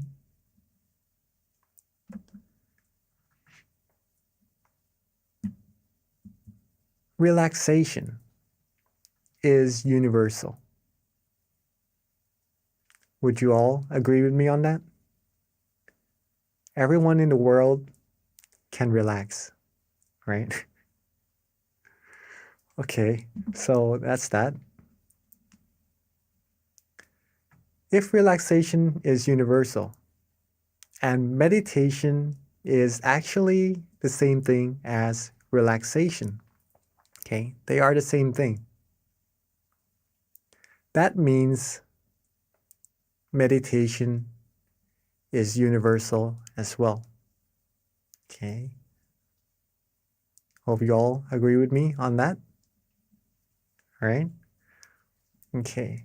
Now let's keep this in mind for a second, that meditation is universal, just like relaxation. It's just a feeling, it's just a practice. Okay? Everyone on earth can do it, right? We can do it. We have been doing it for many, many times already as well, I believe. And for those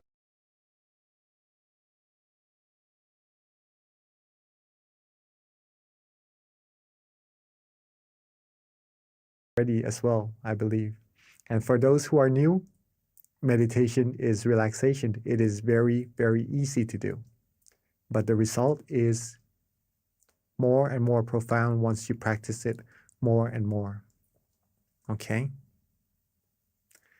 Now, meditation is universal, right? Meditation also leads us to happiness, Okay. Not just any happiness, though. It leads us to true happiness. What is true happiness? True happiness is a type of happiness where you could always have. It doesn't go away. It doesn't depart from you. You don't depart from it, unlike the other happinesses we find on the outside. Okay? When you want this happiness, you could always access it. You'll be able to rely on yourself for happiness and to be able to help others be happy as well. This is what true happiness is. Okay. Meditation is universal, and meditation brings true happiness. Let's put it this way first, so that we understand this phrase. Everyone can have true happiness. If you can relax, then you can have true happiness. Okay. So, in other words, everyone here today is able to find true peace, true happiness for sure. Okay. Now, we know this already. How do we do it? How do we meditate? How do we find this true happiness inside of us? Simply by relaxing our body and mind. That's it. As simple as that, right? If you can relax, you can meditate. You can relax your body, you can relax your mind. That is already meditation.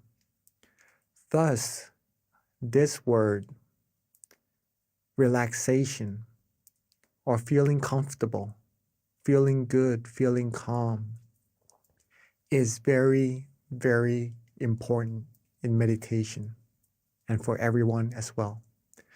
We may feel relaxed from time to time. We may feel good when we are sitting in a comfortable chair before we go to bed. After coming out of the shower, we feel good, we feel relaxed.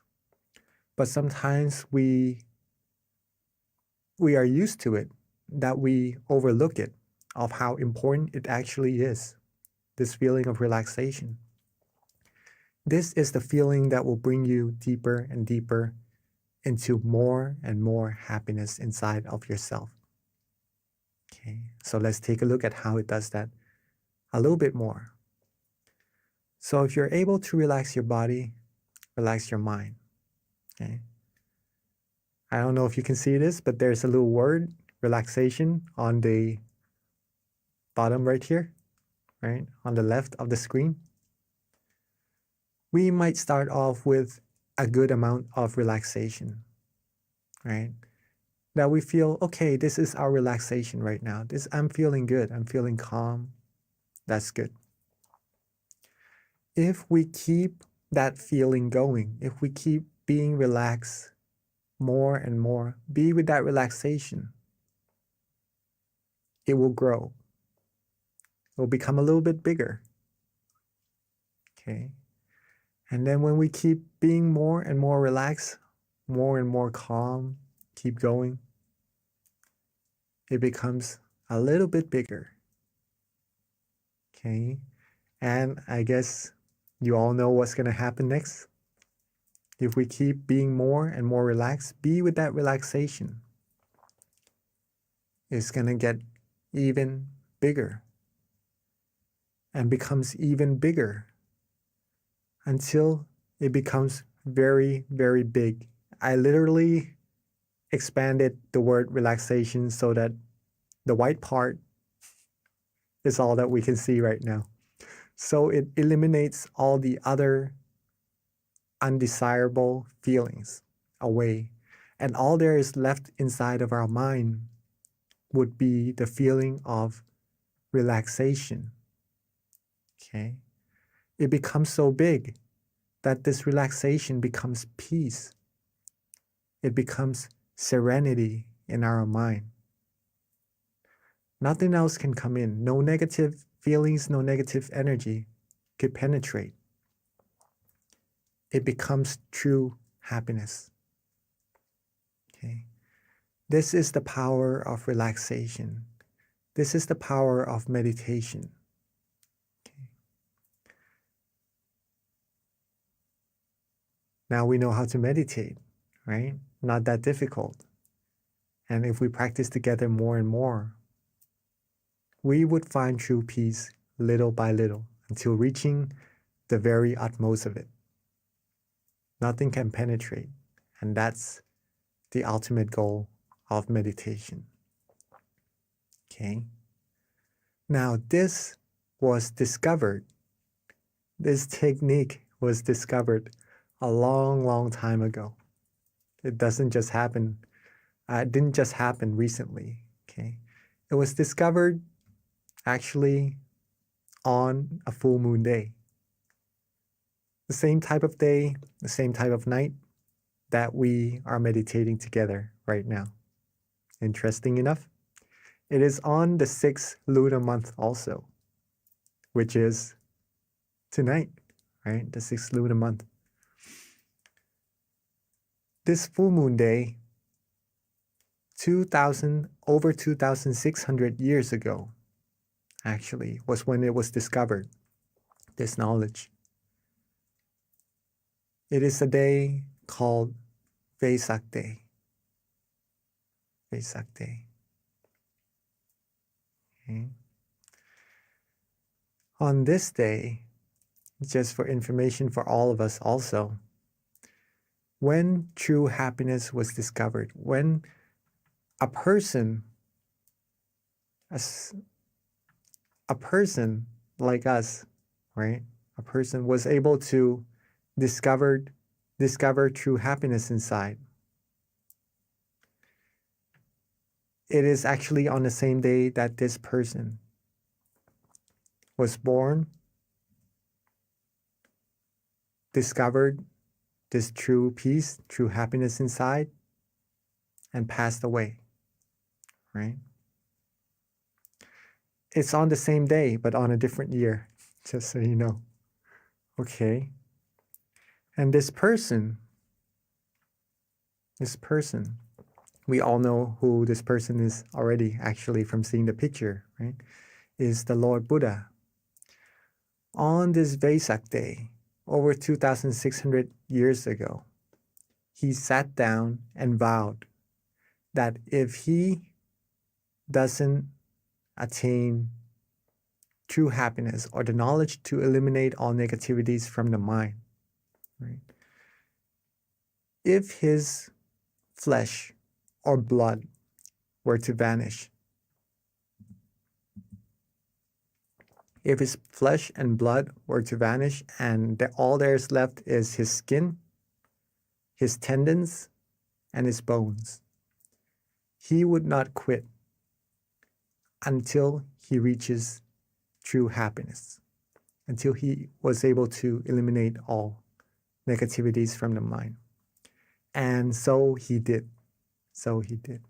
And he passed the knowledge down to many, many people, and so they did also. Okay. Until generations after generations, reaching us here in the present day, we too can find this true happiness by just relaxing, by just meditating. Now, along his years of teaching, there is this one phrase that he said, Nati Santi Parang Sukham. It is in Bali, right? An old language. It means there is no happiness greater than the peace of mind. So for everyone here, if you are seeking happiness, are you all looking for happiness? Do you all want to be happy? All beings do seek happiness, and that's pretty much what we aim for, what our goals in life will bring us. It brings us success, and that success, it's what will fulfill us, give us happiness, right? So all of us seek happiness. I'm sure no one would want to be sad or to feel bad or anything, right? We all want happiness. And if we want the greatest of happiness, it is where the peace of mind is. Okay.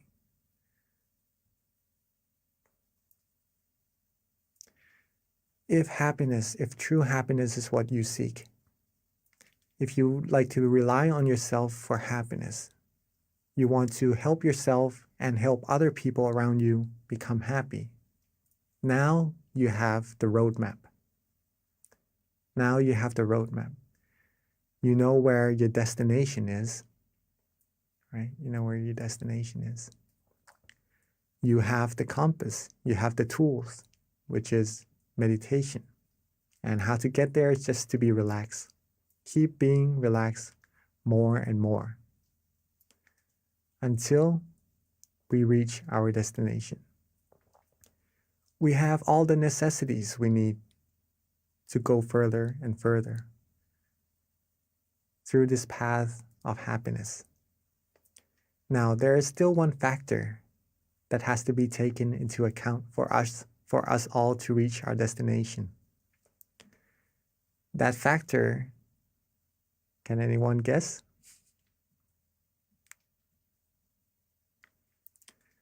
That factor is you. It is all of us. Meditation is not something one person can do for another. It is like eating. If I eat, then I will be full. If you eat, you will be full. Okay?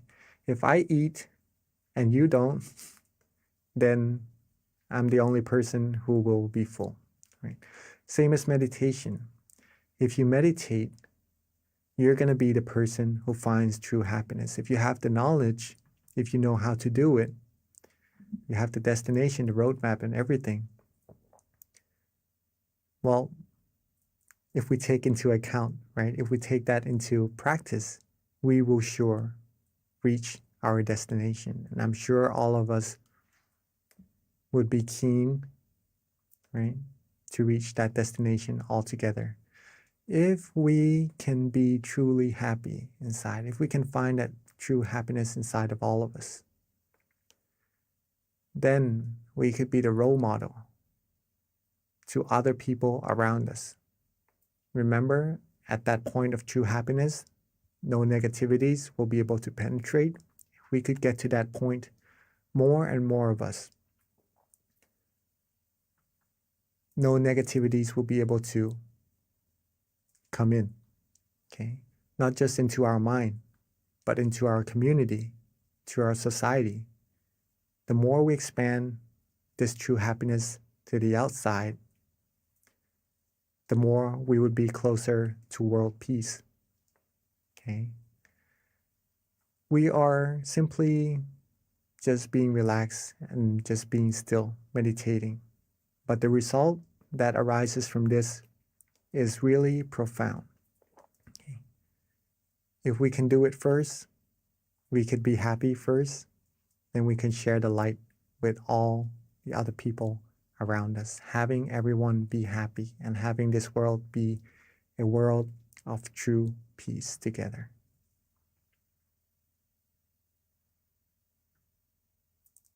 All right. Hopefully that was interesting enough of how meditation, just being something that is maybe a little bit overlooked, right? Just being relaxed. But by being relaxed more and more, it becomes something very big and profound. So I think it is a good time for us to actually take this into practice together. Okay. So when we are all ready,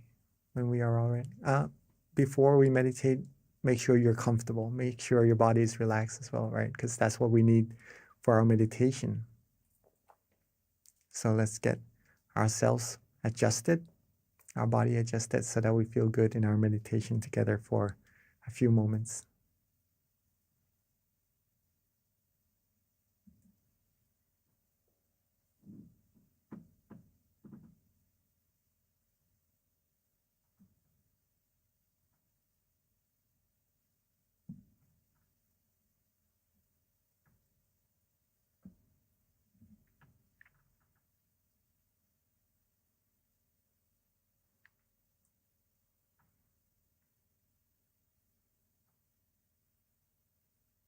Okay.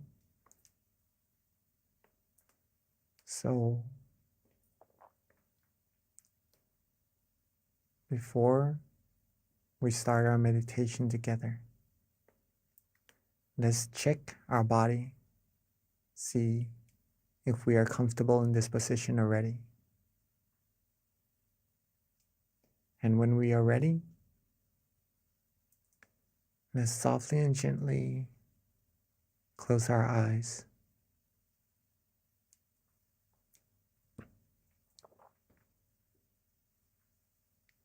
When we are ready, let's softly and gently close our eyes.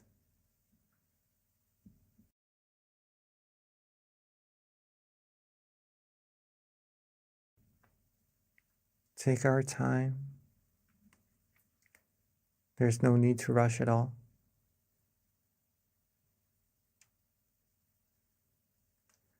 Relax our foreface. Relax our eyebrows, our cheeks, our chin, our jaws.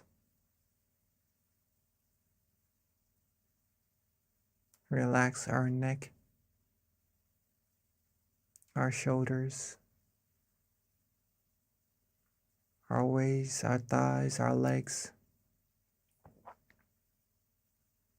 all the way down to the tips of our toes.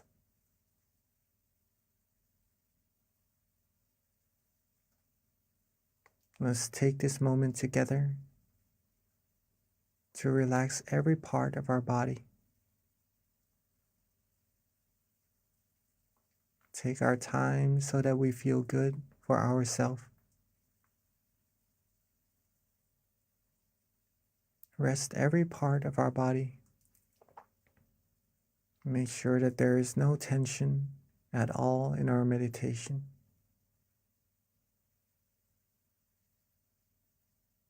If we feel good, if we feel relaxed, then we are on the right path.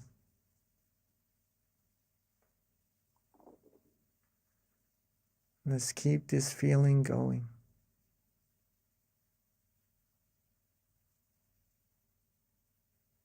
Keep ourselves calm.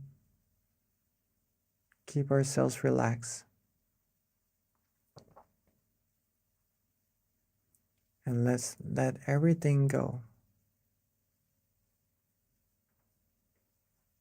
Let all our worries go.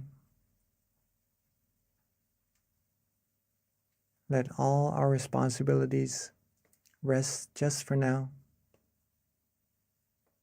so that we can have time to find true peace and true happiness all together.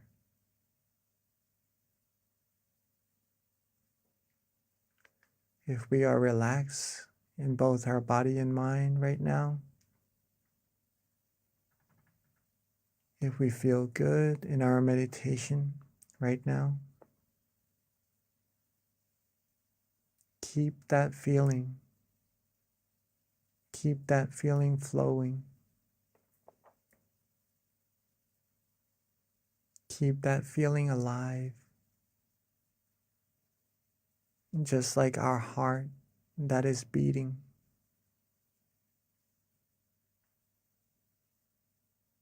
This feeling of relaxation is the heart of meditation.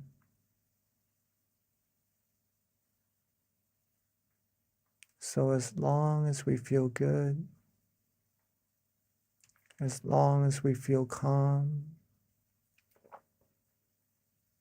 as long as we feel relaxed in our meditation,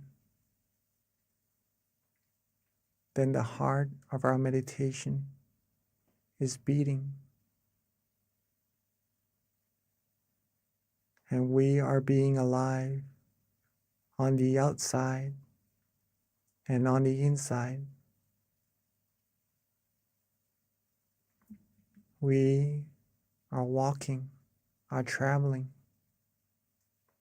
down the path, the righteous path, the path of purity,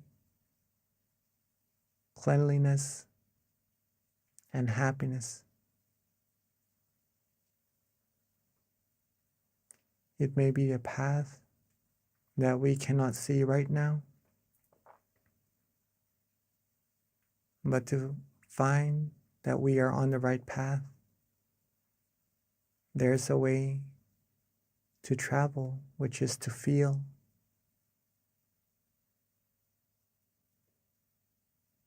To feel calm, to feel relaxed, to feel restful. And that's how we know we are traveling on the right path, in the right direction, getting closer, closer to the utmost of happiness, the greatest of happiness. But it is like a tree as well, where we cannot rush for it to grow, where we cannot rush for it to bear fruit.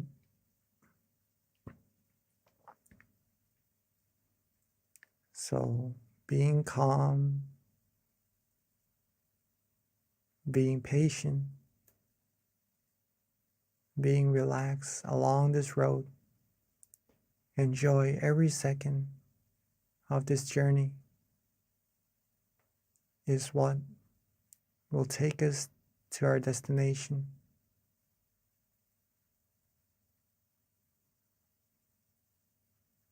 The more we can be calm, the more we can wait, the more we accumulate this peace of mind that we are having right now, the closer, the faster we will be to reaching that destination of ours.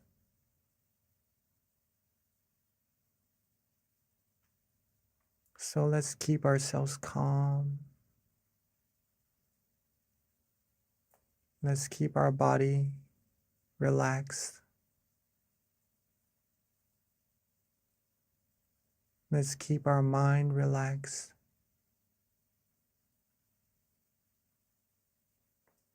Let's be worry-free. Enjoy this very moment, almost as if this is the most precious feeling we have right now, that will take us to reaching life's most valuable treasure.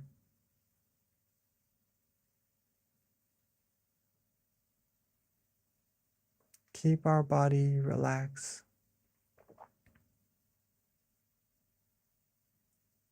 Keep our mind relaxed.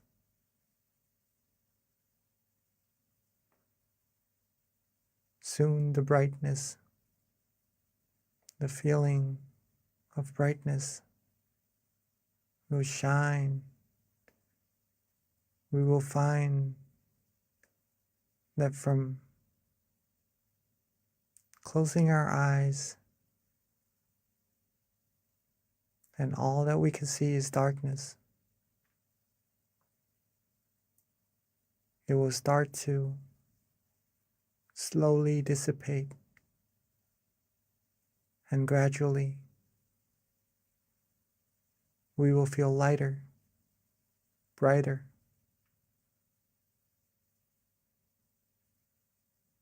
Whatever experiences happen inside of our mind, let's just let it be. Let's not pay too much attention to them, so that we lose our relaxation the more we're able to relax, the deeper our meditation becomes automatically.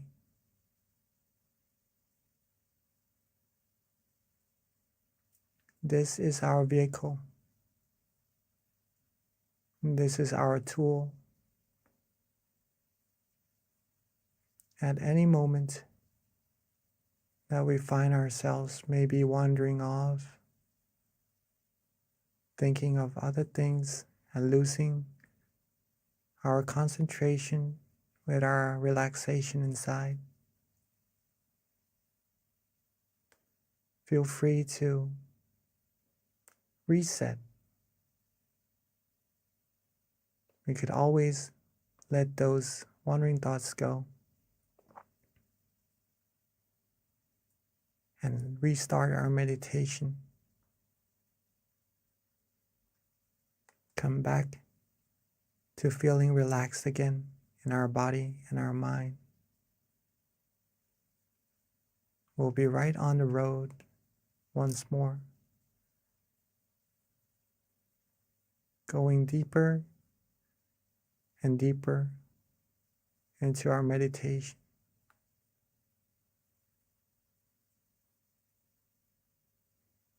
And if we start to feel some tension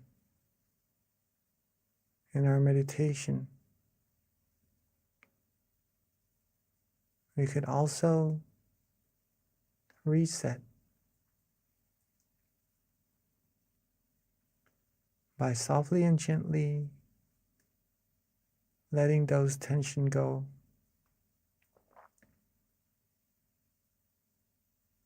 Relax our body. Relax our mind once again, so that we could come back right onto the road that leads us to further and further relaxation.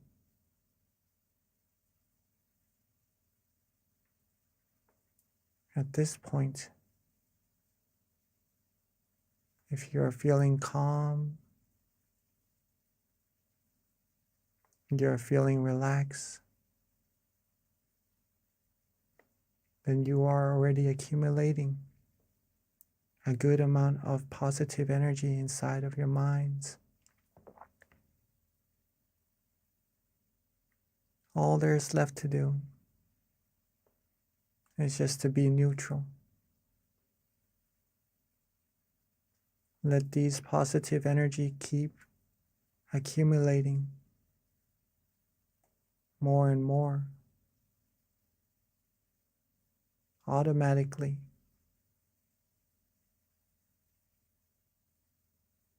All the wondrous things, all the good things are being bestowed to us right now, just by relaxing, releasing, letting go, whether if we know it or not. You're a being, you are receiving a great amount of positivities. So let's keep ourselves calm, keep ourselves relaxed. Keep receiving these positivities to our lives, to our mind, and to later share with everyone else in the world. Let's keep these things going. And let's relax, enjoy our meditation together in silence for this time being.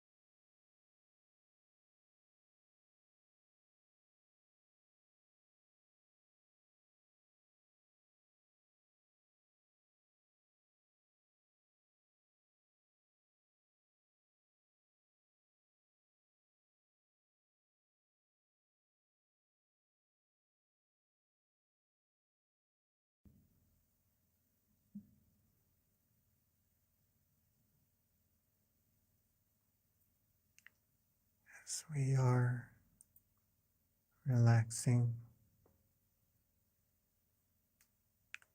as we are letting go, feeling our relaxation, feeling our body resting,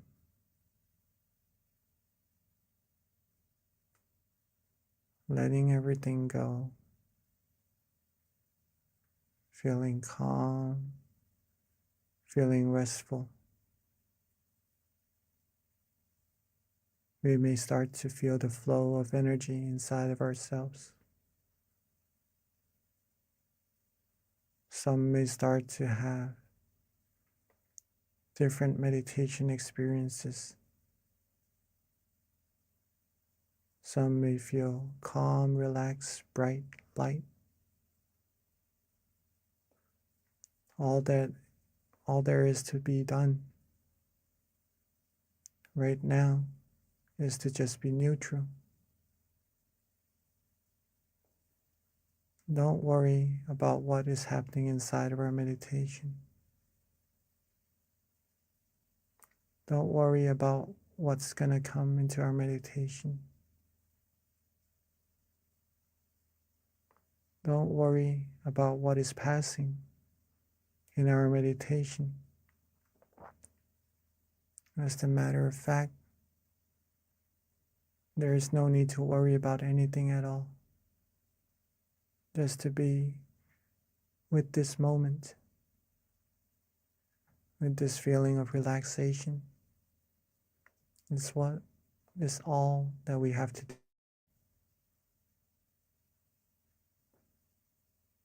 And now that our mind is well abundance of brightness, of happiness, of purity, while being bright and shining on the inside, let us represent this brightness in our mind as a candlelight on the outside by lighting our candles all together. So at this moment, while being calm, being light, being bright,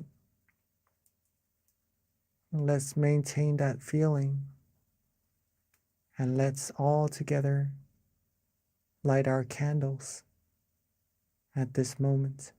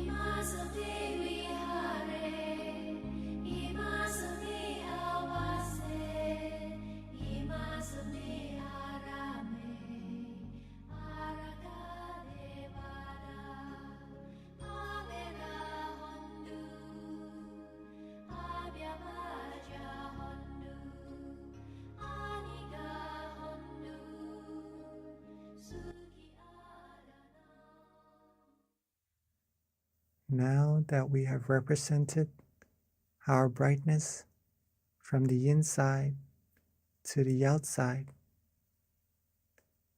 let's together come back to our seats and close our eyes softly and gently once more.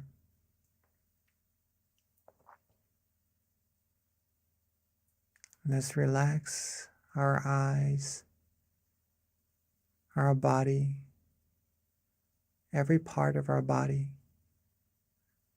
from the top of our head down to the bottoms of our feet. Let's take our time. There's no need to rush. Get back into that feeling of relaxation we had earlier. That feeling of brightness. That light feeling. That calm and comfortable feeling we have inside of us.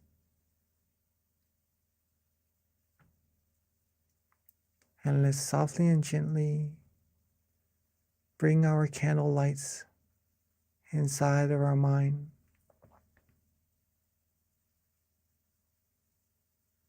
Let's softly and gently bring our candle lights inside of our mind where we feel calm and comfortable. Anywhere. And at that point, at that place where we feel good, we feel bright, we feel the candlelight shining. Let's also recall all of our accumulated positivities from our practice of generosity, our accumulation of moral disciplines, and from our meditation, gathering positive energy. Let all of these good energy come together along with the brightness of the candlelight into a clean, clear crystal sphere, bright and shining.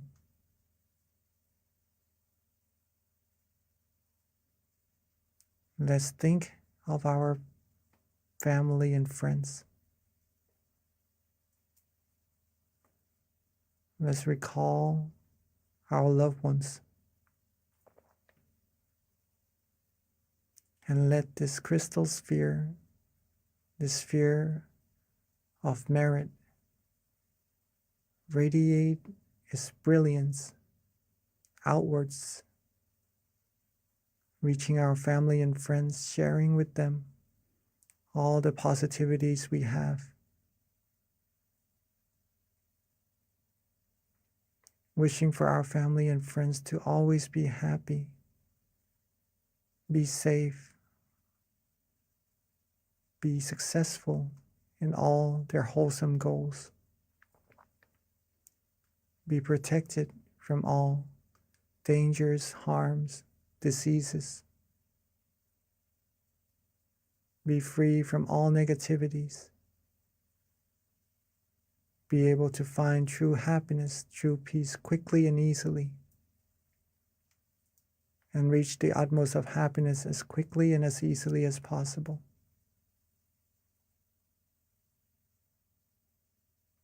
And let's share our brightness, the brilliance of our mind, outwards even further. Outwards, reaching everybody here in this room. Outwards, reaching everybody in our community. Reaching everybody in our city. Outwards further, reaching everybody in our country. And outwards further, reaching everybody in our world. Seeing this world clean, clear, and bright and shining. Seeing everyone on it clean, clear, and bright as well.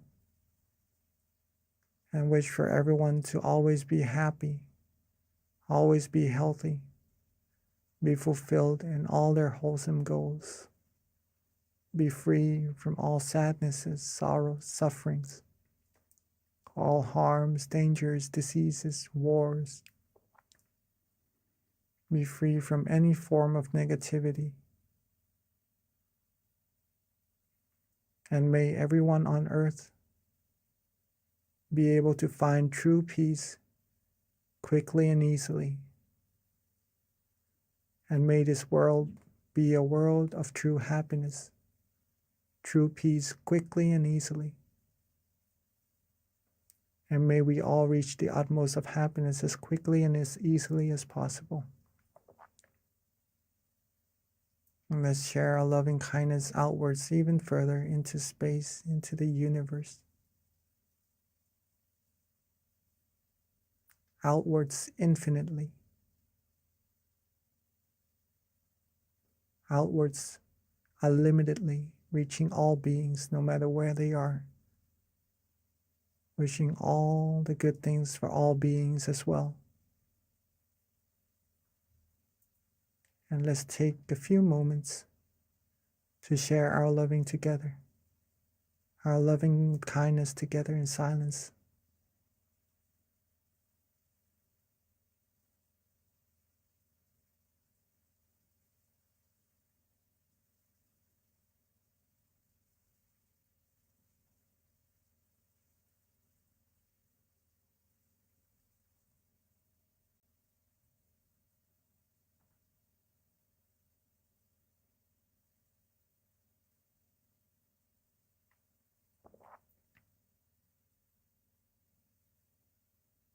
Now that we have shared our peace, our love, our positive energy outwards to all beings together, let's softly and gently bring our attention back to ourselves.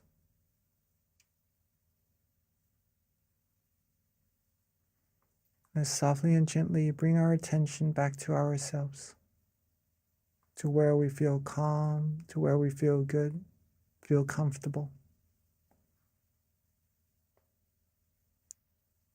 And at that point, with all our accumulated merit, let's wish for ourselves to always be happy, to always be healthy, always be happy, always be wealthy, free from diseases, harms, dangers, free from all worries, all negativities, free from anything that would be able to harm us. And when we meditate, may we be able to still our mind quickly and easily. May we reach true happiness quickly and easily. May we be able to be happy and share our happiness with everyone around us, having our loved ones and all the people in the world be happy as well. And may all of us always walk on the path of righteousness and reach the utmost of happiness as quickly and as easily as possible. Let's take a few moments to wish for ourselves for all the good things we need.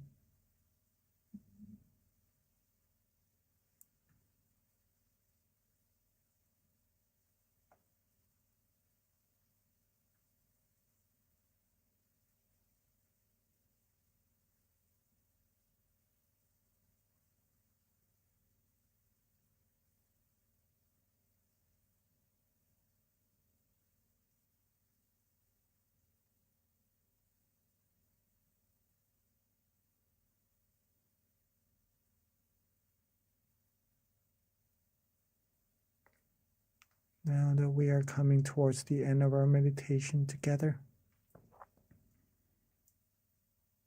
let's recall ourselves being calm, being relaxed. Let's recall that feeling of relaxation we have in our meditation. And let's recall how important this feeling actually is, and that it will grow into a big tree bearing us the fruit of true happiness one day. Let's keep this feeling together with us as much as possible, as often as possible. And then when we are ready, we can softly and gently open our eyes. When we are ready, we could softly and gently open our eyes. Sapphe Buddha Palapata Pajjega Nanjayang Palang Arahanta Nanjate Shena Rakhang Pantami Sapaso Sapabuddha Nupavena Sapathamma Nupavena Sapasangha Nupavena Sathasoti Bhavantu Te.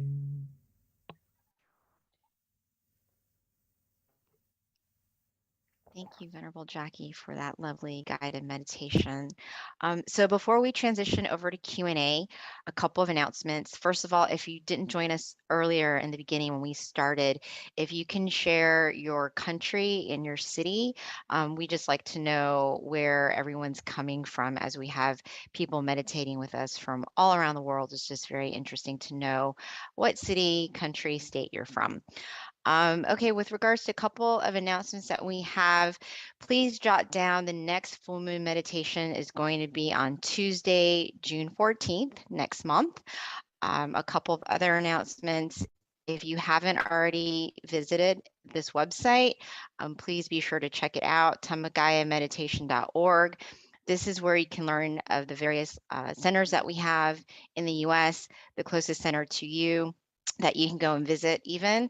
We do have guided meditation open right now at our various city centers, such as Boston, Chicago, Azusa, Georgia as well.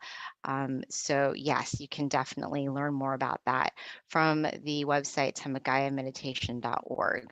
And those are our various locations with those marks in the States. So yep, and all you have to do is click on the location closest to you and you'll be linked to the website, and that you can learn more information about their local offerings as well. And then the next website is, if you don't already have our app, please definitely download it. It has a wealth of information, guided meditations. It's mindgem.org. That's the website. You can link to connect with us and download the app from the Play Store or the App Store. This is also a great way to stay connected to our notifications, any announcements that we have every month. When we've got our full moon meditation, there's a notification that comes out through the app to remind you. So it's definitely a great way to stay in touch with us and keep up to date on our announcements. And then lastly, we've got something interesting going on. It is, first of all, we want to invite everyone to upload a picture of themselves in meditation. It's going to be part of the Guinness World Record, where we're going to try to have as many different entries as possible. And then it's open until August 6th. So there's a QR code right there. All you need to do is just upload a picture of yourself in meditation. We're trying to make the most people meditating online, which we have actually broken many different Guinness World Records before. So this is just another cool one that we've got going on. So everyone on this call, please be sure to send a picture of yourself in meditation on the QR code right there. All right, and that wraps it up for our announcements. So at this time, we're going to transition back over to Monk Jackie and then have our Q&A session. So please, if you've got time, stay with us, but we do understand for those who need to hop off. But this is definitely a great time to have your questions answered, further understanding about meditation or any questions you might have with regards to your practice, how to improve it. Looks like we have a question right now, Monk Jackie, from Shrirat. Yep. So if we can get the spotlight on Shrirat, please. And then anybody else, if you've got a question, you can either raise your hand or just put it on chat as well. Yes, I think Shirat can open your microphone and all right. Or you can always put it on chat too, whichever is easiest.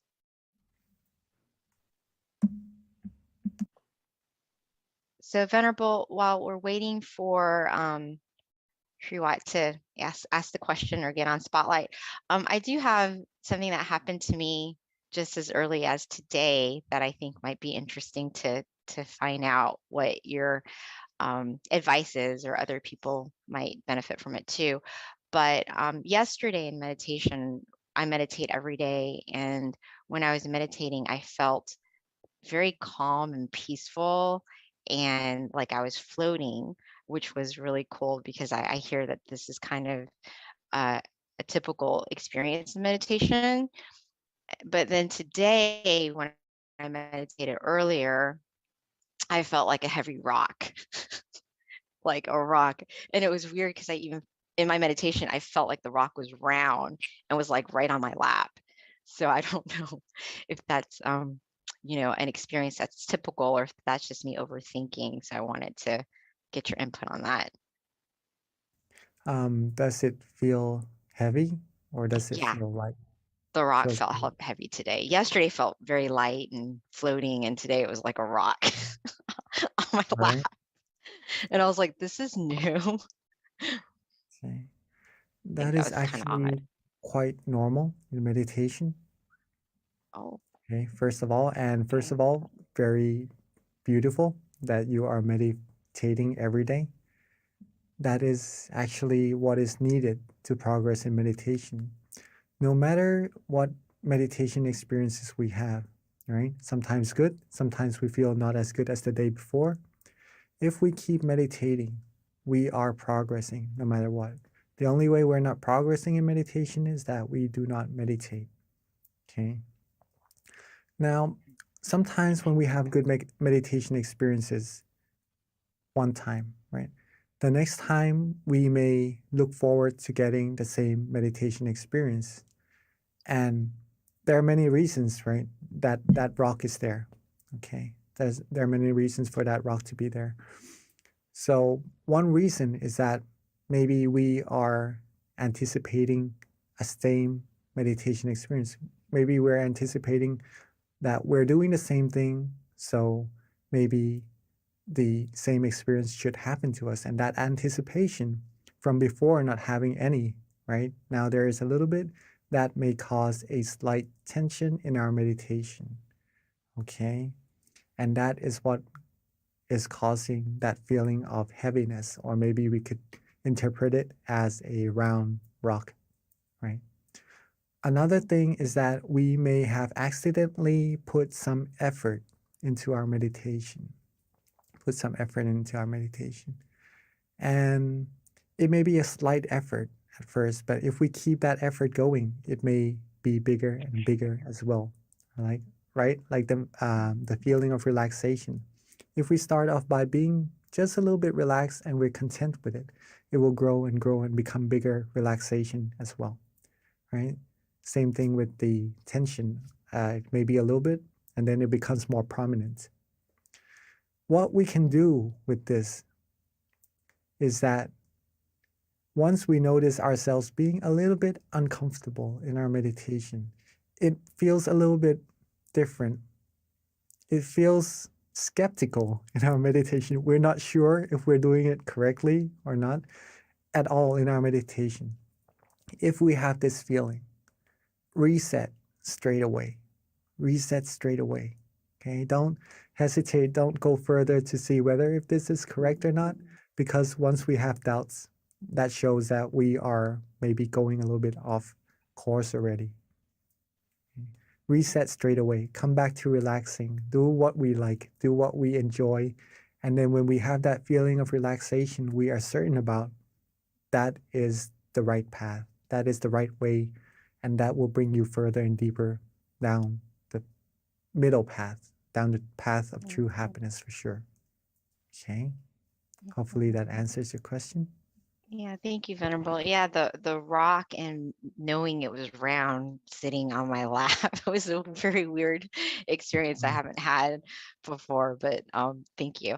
So yeah, we do have a question from Ashley that just came through, and Ashley asked if you recommend writing down your meditation experience every single day.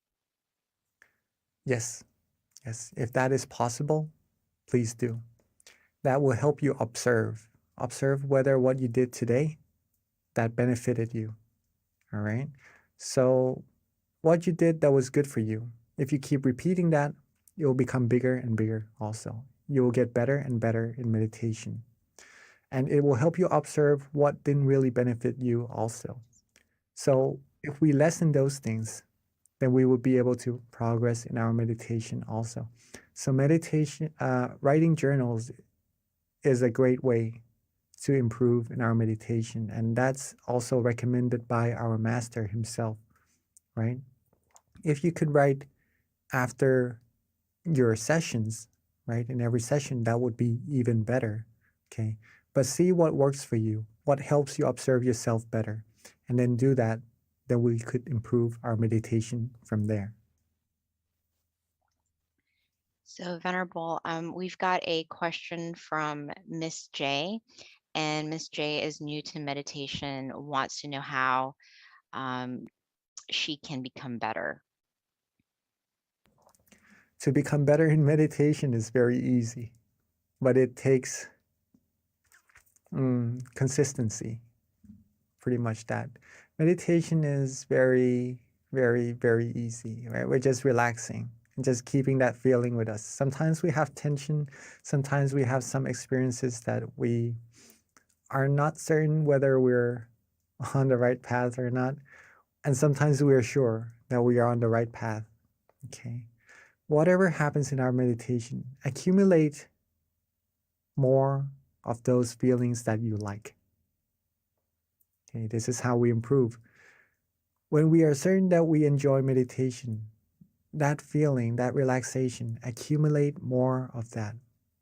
Maybe it could be 1 second, 2 seconds, 3 seconds, 1 minute. If it goes away, reset, come back to do it again.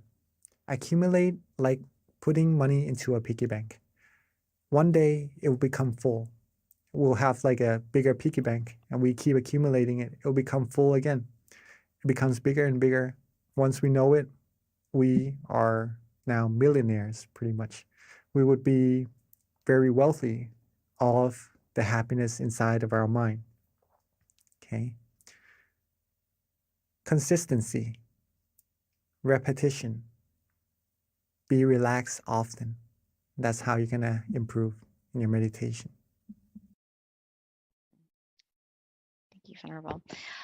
So we've got a question from Deb, and her question is, first of all, she had a beautiful meditation experience and it felt very peaceful, but she wants to know how she can do this as a daily activity where she's able to keep calm and have that peaceful feeling consistently. I actually have something that I can share with you about this. Let me just try to find it. All right, so to be able to have this feeling with you more often until it becomes part of you. Same thing with what Ashley asked, right? Or Miss J, Similar, right? Miss yeah. J asked, how to improve meditation. Oh, just a second. I'm on airplane mode right now. Uh-oh. Okay. So it's pretty much almost the same thing. But just for you to see as well. Just a second. Right? We have the 3 things for us to improve now, which is consistency, repetition, sorry. So we have consistency, repetition, and be relaxed often, right? Now, what would happen to our meditation is this. At first, the first sentence, right? When we start practicing meditation, we would have the question of what is relaxation, or we aren't certain what relaxation is. But the more we practice, the more we will be certain that this feeling in our meditation is truly relaxation. Okay? And the more we practice, the more repetition we put into meditation, the more times we become relaxed. Then we become familiar with that feeling of relaxation inside of us, right? It keeps growing and growing.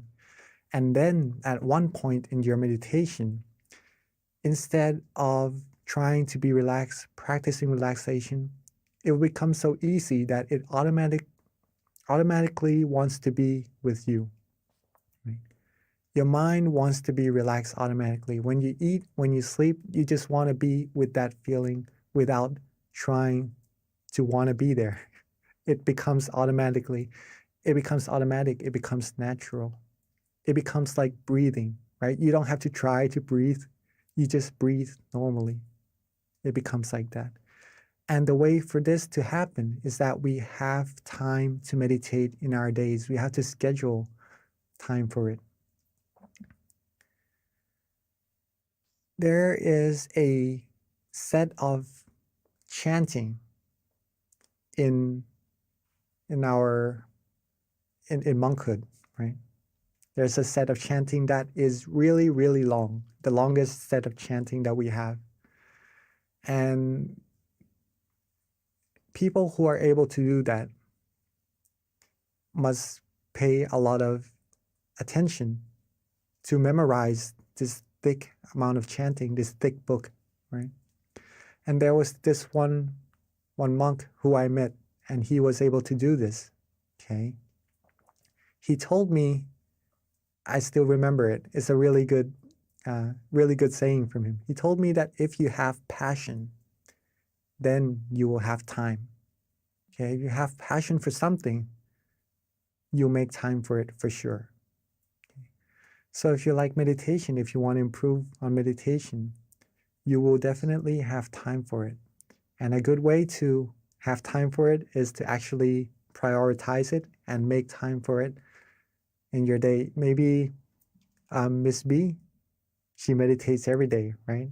She would probably be a good role model to how we can meditate every day and incorporate meditation sessions into our daily practices as well. Yes. you, So that's Venerable. how we do that. So that's how we do that and how we improve our meditation until meditation becomes part of our life and becomes like breathing. Mhm. Thank you, Venerable.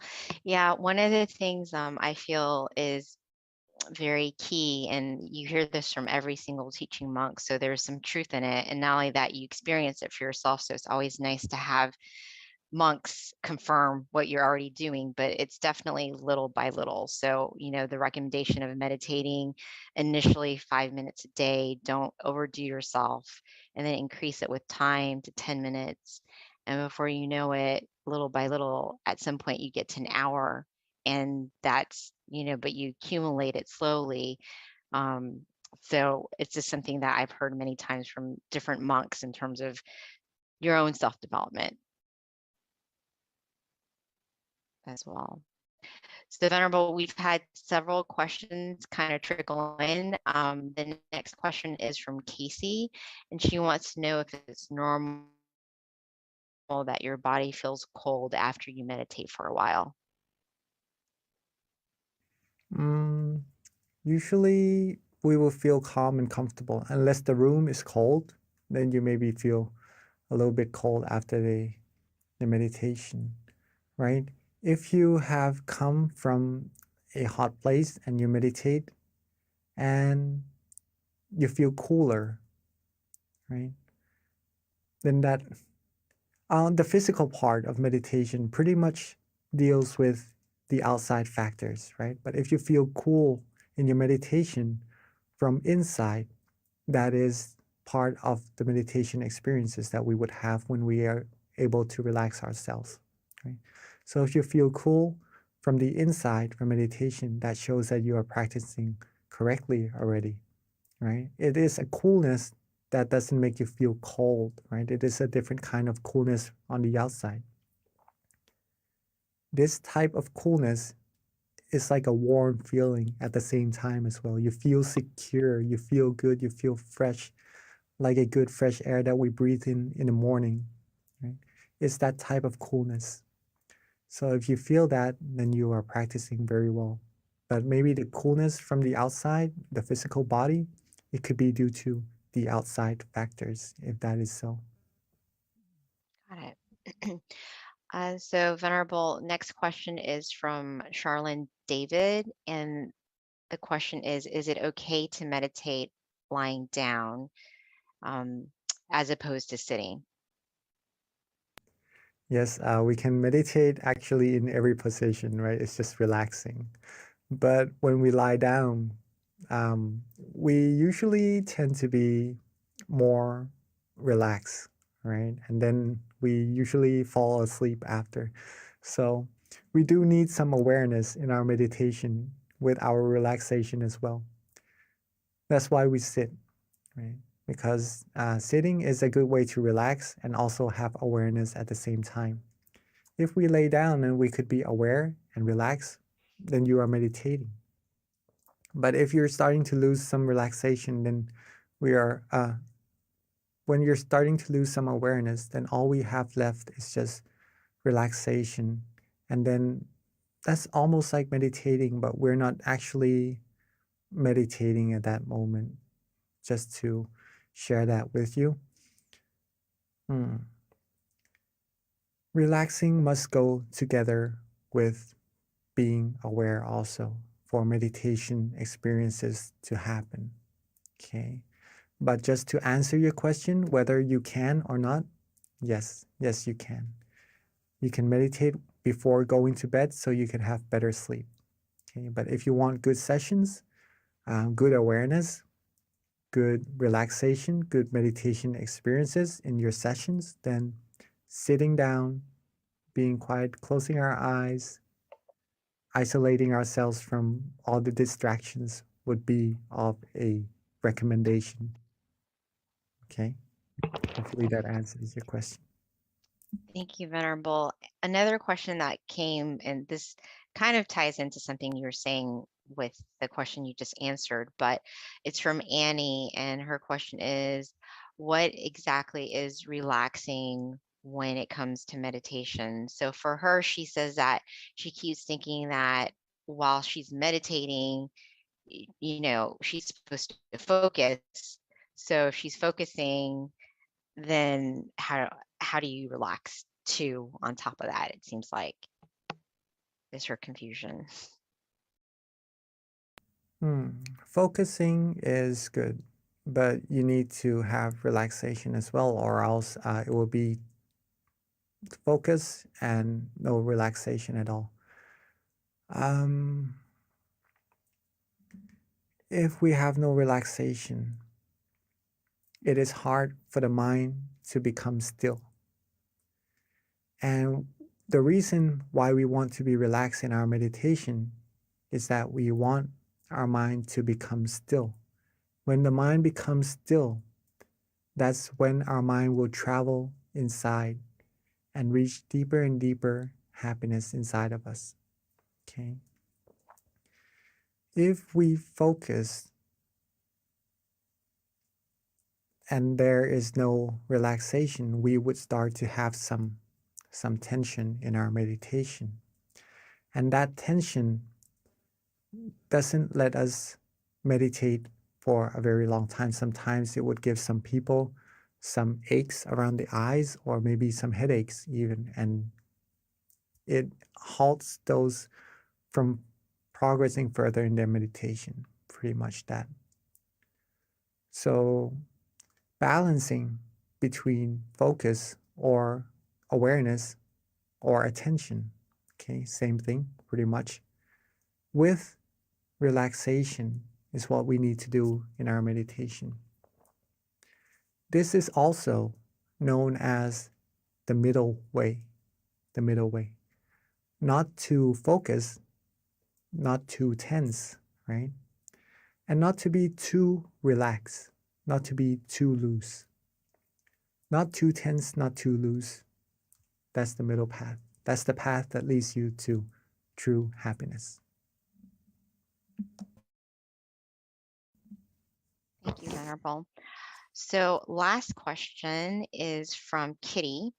And I guess her question is along the lines of the same thing with regards to being more familiar with relaxation until your body becomes like the body of relaxation. Yes, I think I understand this. Okay, so let me try to explain. Be familiar with relaxation until your body becomes the body of relaxation. Maybe in your words, you may mean the body of Dhamma or something like that. If that is so, that is the path. Yes, until your body becomes the body of relaxation. The more we can be relaxed and focus, right, have awareness in balance, the more our mind will become still. When we are more used to that, the less our mind will want to travel from this point of relaxation. It just wants to be there, right? It's familiar with that point. Then it travels further, further, further until reaching a certain meditation experience. Let's put it that way. Okay. And then when we are used to being at that point, then we would be used to being with that body of relaxation. Let's just put it that way first, right? And then we become the body of relaxation. So, yes, I would have to say yes. Okay, thank you, Venerable. So it is a little past 10:30. So at this time, there are no other further questions. So let us all pay respect to our teaching monk by just putting our hands together as he gives us a blessing. And don't forget our next month full moon meditation, Tuesday, June 14th. Thank you. Namaste Kalon Pete.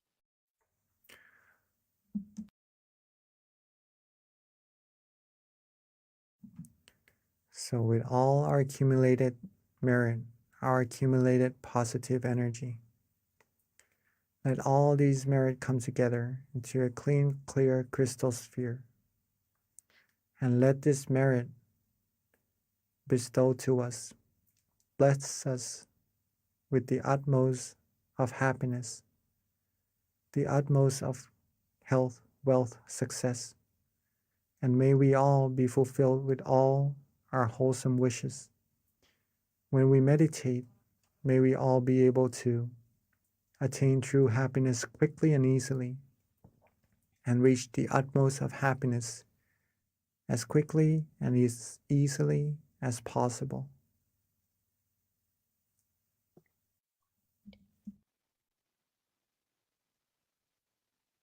Thank you, Venerable Jackie. Thank you, everyone, for attending our May full moon meditation, and we'll see you again next month. Until then, meditate well, meditate peacefully, and meditate every day. Thank you.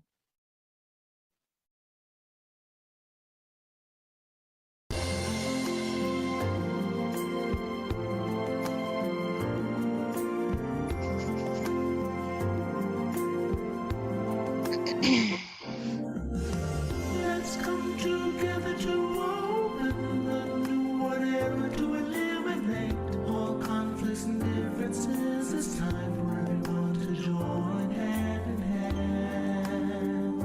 At last, now the world's beyond healing. It's time to change the world. As the one who knew in the past, in this period of our time, we will see before we depart this world. Everyone must join hand in hand to change the world from darkness to brightness, from suffering to happiness, from ignorant to the knowledge one. Change the world, we have to do an easy way. Be happy and cheerful with childlike innocence. Everyone must join hand in hand. Gently close your eyes, relax, relax. Still your mind at the center of the body and move at the same position of the one who knew from the past. Change the world from the era of darkness to the era of light. From the old era to this new era, the world will be like heaven on earth. No classes in society. Everyone will be evenly happy. We speak the same heavenly language. Become as one with smiles of love. We'll be kind, the world will change. The world will change. Let's come together to change the world. Let's come together to change the world. Let's come together to change the world. Let's change the world. We have to do it the easy way and relax. Be gentle with childlike innocence. Everyone must join hand in hand. Gently close your eyes and relax. Still your mind at the center of the body and move clearly. As the one who knew from the past. Let's come together to change.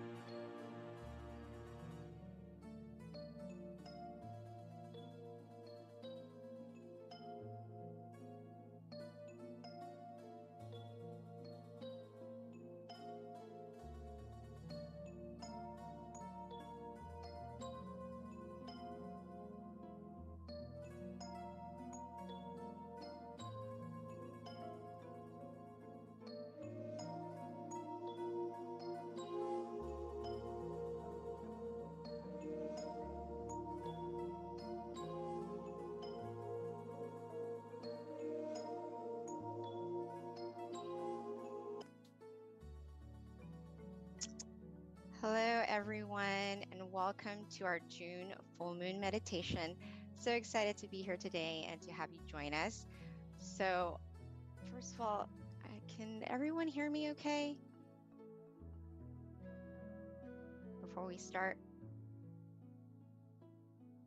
Yes? Okay, excellent. Thank you. All right, so before we begin, we always start off with a quote and then an intro with regards to our teaching monk, which is Monk Daniel. So I'm going to read one of my favorite quotes for you. It's just such a profound quote. It's very simple. It comes from this book, Pipo, which is actually Peace In, Peace Out. So this is one of my favorites. It's called See Yourself. And I think it goes with our theme, which is gratitude. Because, you know, the most important person really to have gratitude for is essentially for yourself, because we have to be kind with ourselves. We have to love ourselves and nurture ourselves. So seeing yourself is very important. So with that, when you sit with yourself, within yourself, you'll begin to see yourself within yourself. You will start to see who you really are, and you will live a life true to yourself. And that is why meditation is really important, because this is actually quite true. And with that, let me tell you a little bit about our teaching monk today. So Monk Daniel, for those who haven't meditated with him before, he is simply amazing. One of my favorites.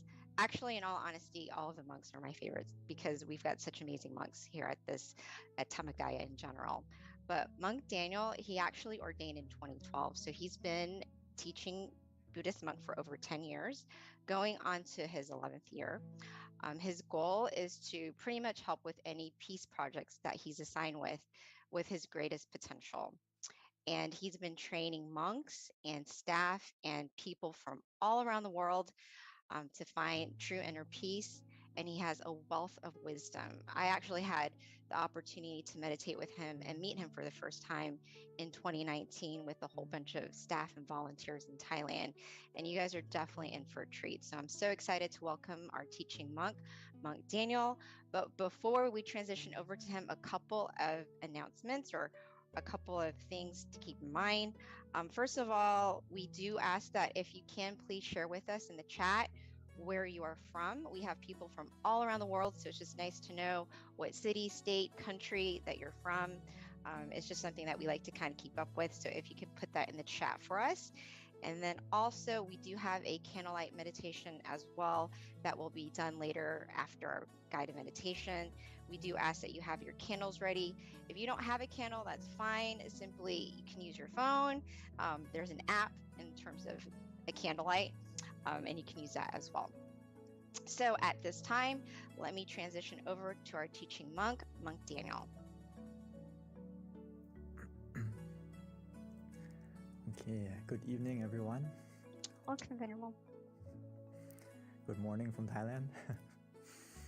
Nice to be back on the full moon of June as we go into, the halfway mark of the year. Before we know it, it's already the 6th month of the year. So time really flies by, right? So true. So it's a very good time to reflect as we're halfway through the year. How's it going, right? As today's theme is about gratitude, and also in June, there's a special day that we have, right? In June, we have Father's Day in America, right?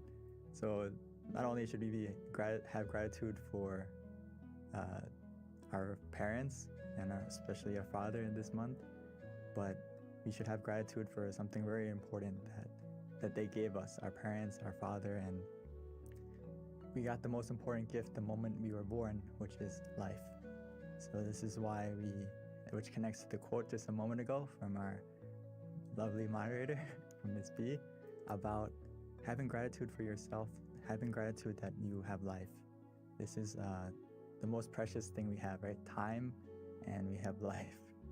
So we still have an opportunity to make things better. We still have an opportunity, as my master would say, Lom Paul, is have opportunity to train your mind, to get to know yourself, understand yourself truly, and acquire this true happiness that's waiting for you within you.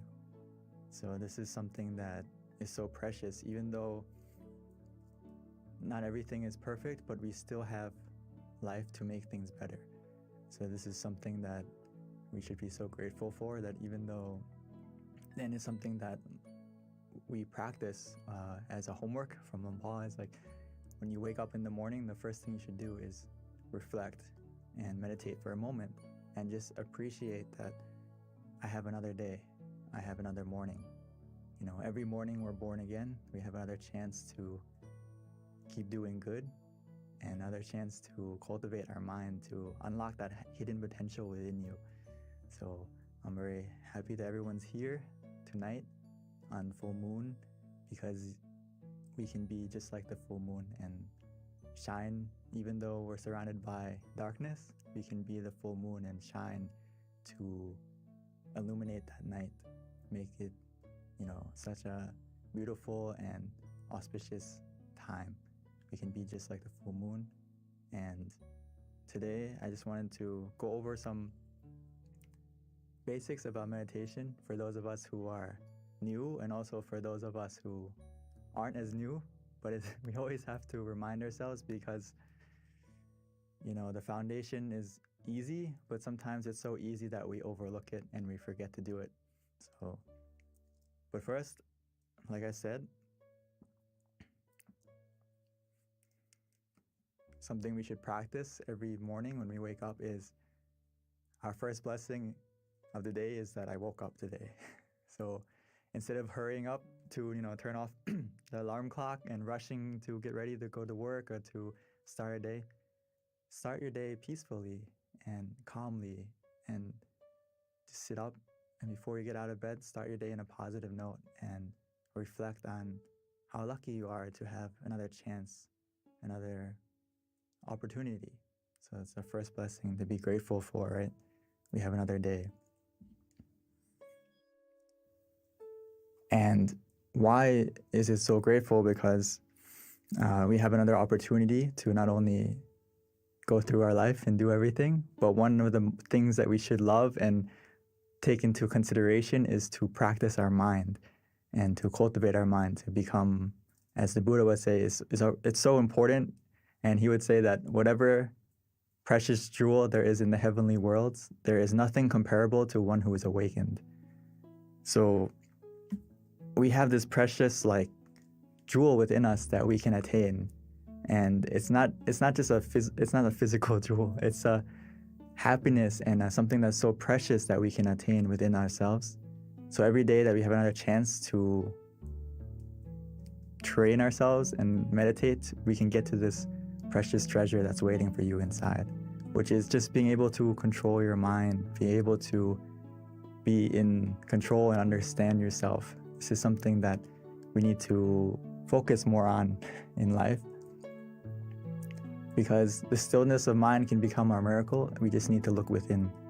And a lot of times in life, we are always searching for something on the outside to help us, to be our miracle, or depending on something or someone to come along to make our life better. But actually, if we practice the stillness of mind, we can become the miracle we need for ourselves and also for the people around us. We just need to look in the right place. So for all of us here, all almost 300, 400 of us, you are looking in the right place. You are starting in the right place to meditate and to still your mind so you can find that unlimited potential that's waiting for you inside. So just like today, it's the full moon, right? The full moon is a good example, because when we meditate, it's very important to do something, which is what? To adjust your body and adjust your mind. That is this foundation that we have to always do, and sometimes we kind of rush through it. So I can't emphasize enough that we need to always adjust our body, adjust our mind to be relaxed and comfortable, suitable to meditate further. So just like the full moon tonight, if you want to see it clearly, we can't focus on the moon and move it to get it clearer to us, right? We can't get the moon close to us so we can grab it and try to get close to it to see it clearly. We need to use the right tool, and we need to adjust the telescope correctly so we can see the moon clearly. If we want to, look at the details and see it more clearly than we can see with our eyes. So the same thing is true in meditation, is we don't adjust the picture or we don't adjust the experience that we see. We adjust our body and our mind so that the picture we see or the experience that happens will become clearer not just visually, but also the feeling will become clearer. Does that make sense? So don't try to skip the steps. If you want to see the full moon, we need to use the right tool. Use the telescope to see it clearly and adjust the telescope to see it clearly. So every time we meditate, it's the same. We need to adjust our body and adjust our mind, not skip that step. Otherwise, the experience or what we see or what we feel is not going to get clear. The feeling and also the image isn't going to be clear. So we always have to adjust at the right place. Adjust your mind, adjust your body. So Paul would always say this, and I can't, if you understand this quote, you basically master meditation because this is the heart of it. Is Paul says that meditation practice is about finding the point where one feels just right, where one feels comfortable, where one feels content. This is something I use all the time in meditation, and that we have to remind ourselves is that where is that point for you? It doesn't necessarily have to be just a point, but also what is the method that works for you that helps you to feel comfortable and that you feel content with. So that's the key. When you adjust your body, you adjust your mind, and then what method are you going to use? What technique are you going to use that helps you to stay comfortable as well as being content with that feeling?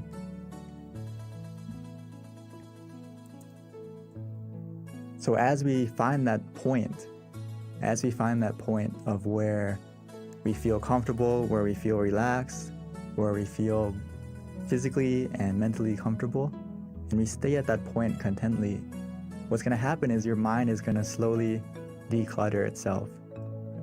It's going to slowly delete all the clutter in your mind.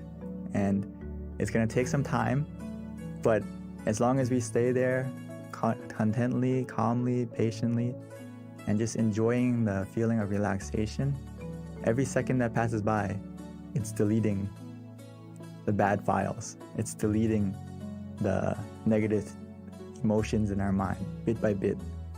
So just stay at that point calmly and contently, and your mind is actually healing itself every second that you stay at that point.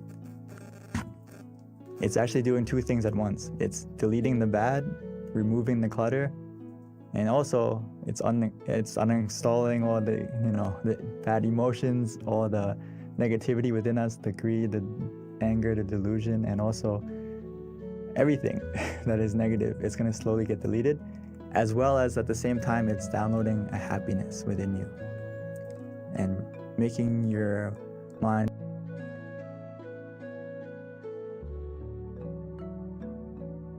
filled with happiness and peacefulness, or at the bare minimum, you're going to feel neutral. And even though you feel neutral, this process is already happening as well. As long as we stay content, stay patient, and embrace the meditation at that moment, and just trust that your mind is healing itself. As long as you feel calm, you feel comfortable, you feel relaxed.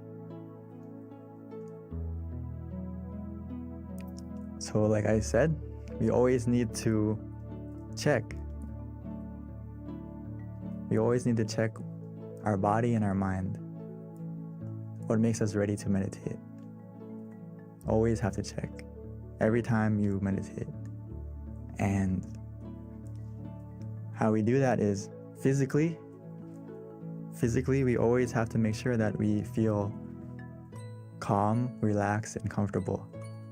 As you can see in the picture, she's sitting very nicely with the back straight, but this is the standard position. But if you don't feel comfortable in that position, it's okay. Start from what position works for you, and we can always adjust according to how you feel, and just go with the go with your own flow, go with how you feel. If you feel relaxed, you feel comfortable, you need to adjust, feel free, because it's the foundation of making your mind calm and relaxed as well. So physically, if you're not comfortable during the meditation, you can adjust, you can move, okay? Always go back to making sure physically you're as comfortable as you can be. And your mind, how can you adjust your mind? When you go, after you adjusted your body, we also have to adjust our mind by just changing our mindset and switching modes, like we would do with our phone. If you turn on airplane mode, there's no Bluetooth, there's no connection anymore, right? You turn everything off and no one can call you, no one can contact you if you have this on. So we should kind of get the same feeling when we meditate, is put your mind on airplane mode. It's not time to think, it's not time to plan, it's not time to do anything but connect with yourself. Disconnect from everything so you can connect with yourself, recharge yourself, recharge your mind. And it's just about starting from that mindset. And then of course we need something else to help us to stay in that mindset, is why we use the visualization and the mantra to adjust the mind bit by bit. And I always love to use this example about adjusting the body because it's really important. It's really important that you don't rush to start your meditation. You know, when I say let's start to meditate, it doesn't mean you need to start as a sprint to get to the peacefulness. You need to see what works for you, what position works for you, what method works for you at this moment. So the crab and the shrimp, they have their own specialty. You know, the crab runs side to side, the shrimp goes backwards. So it needs to adjust itself in the right position so it can go in the right direction. Our meditation's the same. When you adjust your body, adjust your mind, it's about looking at yourself, reflecting on yourself, what method, what technique, what position works for you that helps you to feel comfortable this session. It's not always the same. It's not always a fixed 1 + 1. It's sometimes you have to find the position that works today. And it's not always the same. And the method is the same. Sometimes we use the mantra, sometimes we use visualization. Sometimes we just relax and do nothing. It depends on you. It depends on how you're feeling now. That's the key thing. So just a small checklist to check when you're meditating is, and when you start, is what's easy. If it's easy, it's going to be the next bullet point. It's going to be calm and relaxing. So do what's easy for you and helps you to stay calm and relaxed. And if you do these two things, it's obviously going to make you feel like the time passes quickly because it's easy, it's relaxing. And what happens? You feel happy, you feel content. So just like anything in life, if you have fun with it, if you're enjoying it, time is going to pass quickly. And you're going to feel eager to continue to meditate. You're not going to be like, oh, when is it going to stop? When are we going to get to the end? You're going to be feeling these 4 things. So this is the only thing we need to observe is, do you feel easy? Does it feel calm and relaxing? And then just allow the time to pass. But at any moment, if you feel that it doesn't feel easy, it doesn't feel relaxing, it's just like driving. It's like you're about to go off the road. You're off the middle way. If you fall off track, we just simply restart. If you feel that balance is off, you don't feel comfortable, you don't feel relaxed, physically or mentally, always be ready to restart. Restart in this sense doesn't mean going back to zero. It means just coming back on the road, coming back on the path so you can continue going in the right direction. But if you don't reset, if you don't readjust, you're still meditating, but you're still sitting, but you're not actually meditating. You're going in the wrong direction and yes, you're sitting, but your progress isn't going anywhere if you don't come back to the right path where you feel in balance, like Paul said, where you feel content, where you feel comfortable again. So the sooner you readjust, the sooner you restart, the better. So just keep that in mind, that it's okay to reset, restart as many times as you need. And before we start the meditation in just a moment, just remind yourself to take it easy, take it slow, and to feel that balance between being conscious, and also to have comfort. These two things are all we need after you adjust the body, adjust the mind. All we need to do now is to find that balance. Feel that balance for yourself where you feel conscious of your comfort. Does that make sense? Meaning that you are able to, if you feel and are aware that you're comfortable right now, and that feeling is still with you, that means you have both, right? You have you're conscious and you're also comfortable. So just do that and stay with that comfort feeling, stay with the feeling of relaxation, and just observe it neutrally. See where it takes you. The only time you need to react, readjust, or do anything is that comfort is starting to change in a negative way. It's decreasing, or you feel not as relaxed as before, then okay, that's something we have to interact and adjust by whether adjusting the body again to be comfortable, or mentally, maybe we need to use the mantra again or use the visualization again to help you to get back on track. So hopefully we got some sort of picture of how to meditate. And now I would like to invite us to practice meditation together, and we can put it into practice and have some time to cultivate our mind as we can become the full moon we need tonight, find our brightness within us. So I would like to invite everyone to prepare yourself to meditate. And if you need to adjust your body, you need to take some water or freshen up, stretch a little bit, please feel free.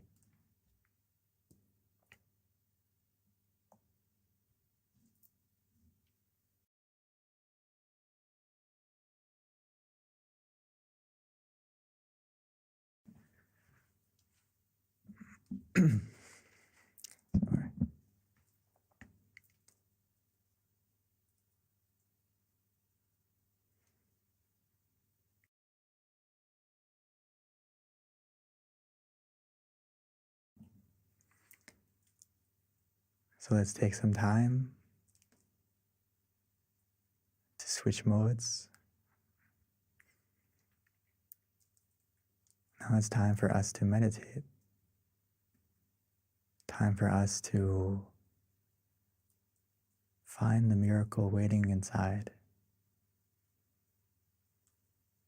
All we need to do now is to look within, easily and simply.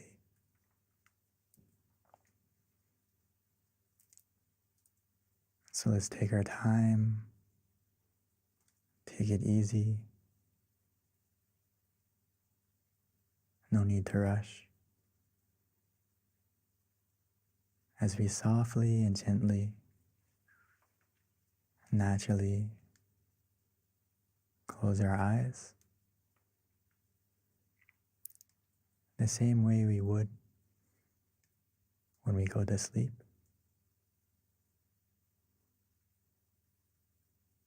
Because now is a time for us to rest, to reconnect, to recharge, to rest our body, and to truly rest our mind.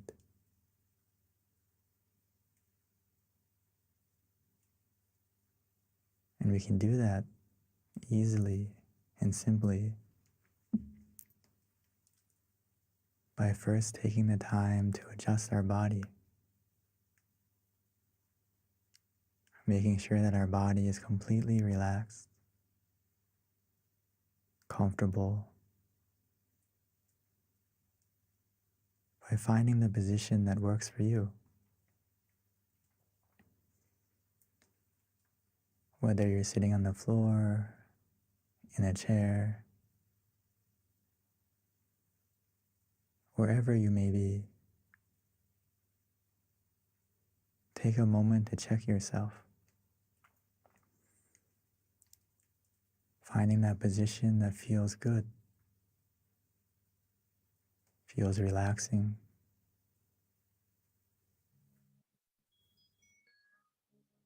As you continue to relax and release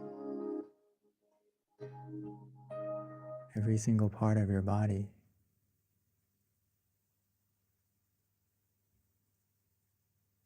making sure that every single muscle from your eyes, your face, your shoulders, arms and hands is relaxed and released. Our back, our legs, all the way down to your toes.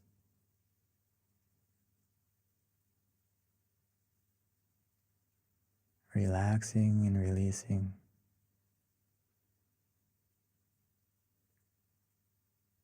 Sometimes it's easy to relax and to let go by taking a deep breath, breathing in deeply, exhaling slowly, bringing your mind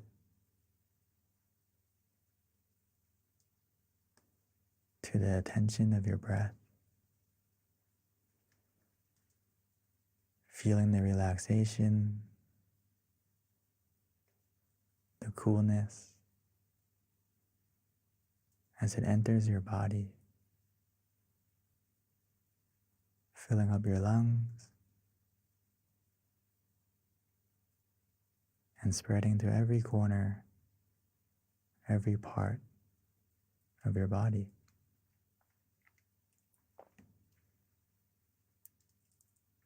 Even as we exhale,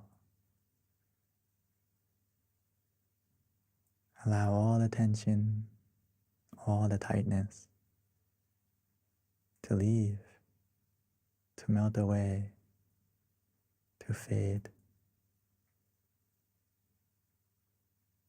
leaving only relaxation and comfort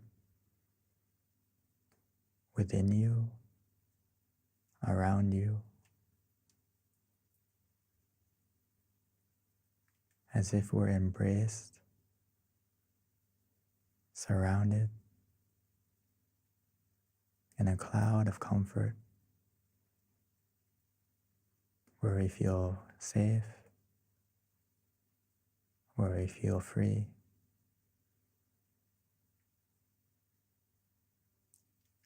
And just continue to relax,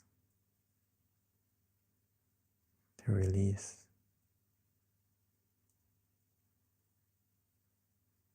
And gradually our body will begin to fade away, almost as if it's not there.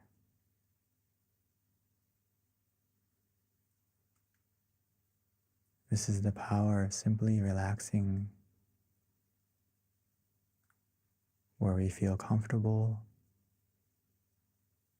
physically and mentally.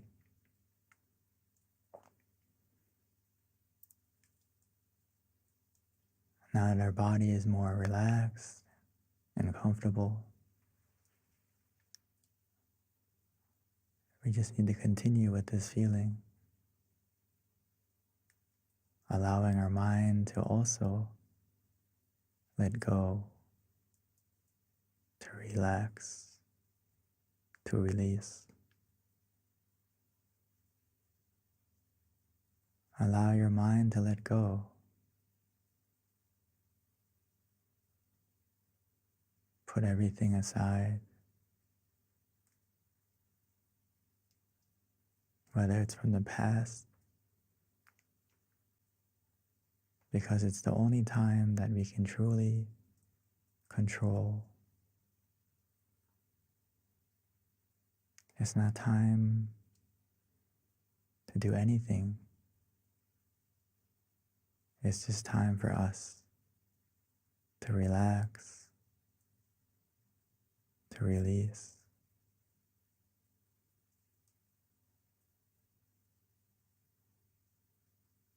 Allow your mind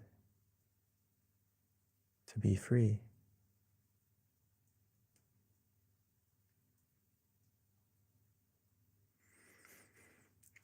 To help your mind to be free and to slowly let go, to stay in the present, we can use any method that feels easy, that we are familiar with, that helps us to stay comfortable as well as conscious. But the key is to use the method that helps you to be relaxed,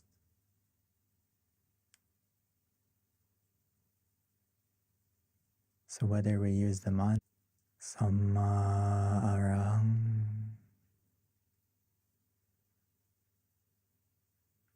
Samma Arahang, Samma meaning purity, Arahang meaning freedom. So every time we repeat that mantra, allow it to resonate, allow it to help our mind to become more clear, more free from any distractions, as it helps our mind to be calm, comfortable, present.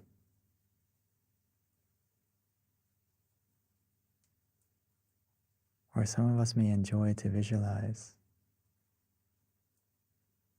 especially tonight. We can imagine the full moon, however small, however big. We can imagine the moon shining, even though it's not clear, as long as it helps you to be calm and comfortable. It's not about the clarity of the image that we imagine. It's about the feeling.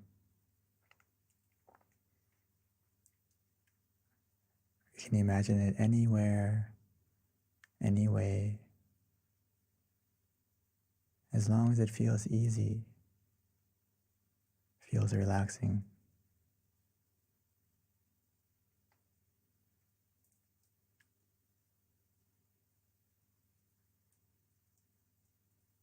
Or for some of us, we feel ready to just do nothing,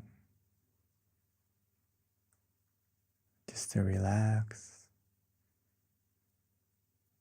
allowing that relaxation to take us inside, as if the relaxation and comfort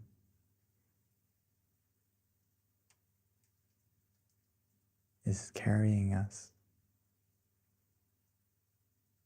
like a wave, like a current,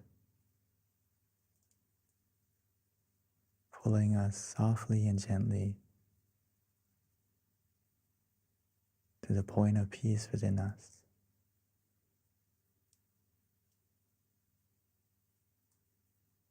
Within us, we all have a point of peace, a place of peace that our mind can go to, that our mind will go to automatically and naturally, as long as we maintain the feeling of relaxation of both body and mind. Our mind will go to the center of the body, the place of peace within us that we all have, that we can all connect to.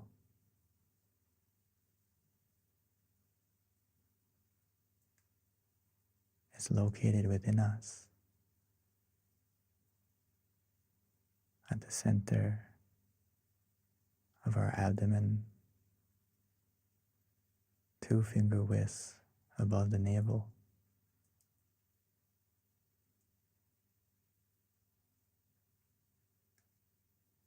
But we can connect to that point just by following the relaxation we feel.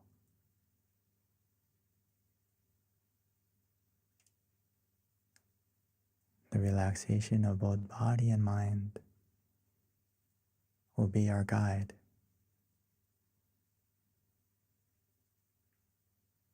So just trust in your feeling, trust in yourself. Follow that feeling of relaxation.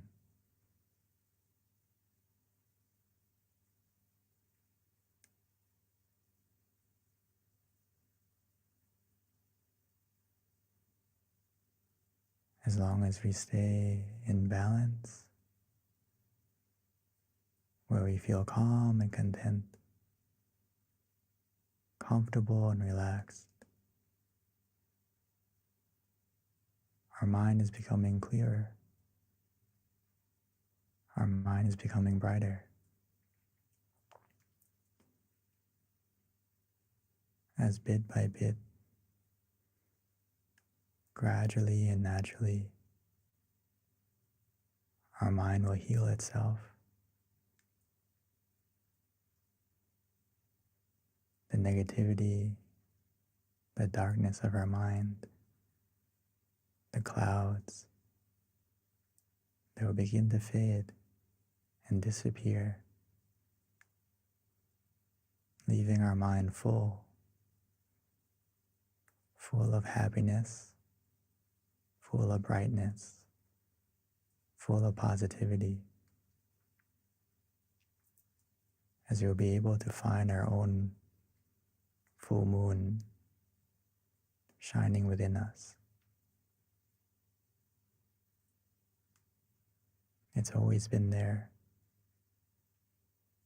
waiting for you to look within, calmly, comfortably, relaxingly.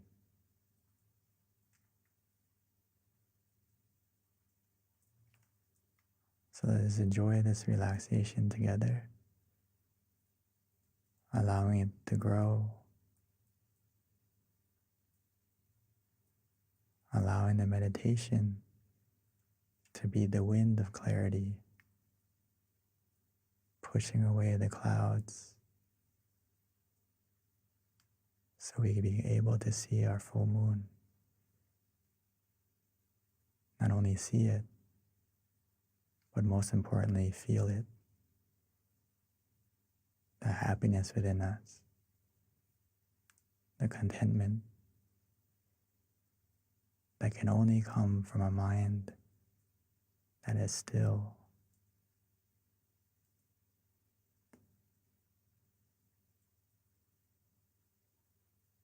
So let's enjoy the meditation together in silence.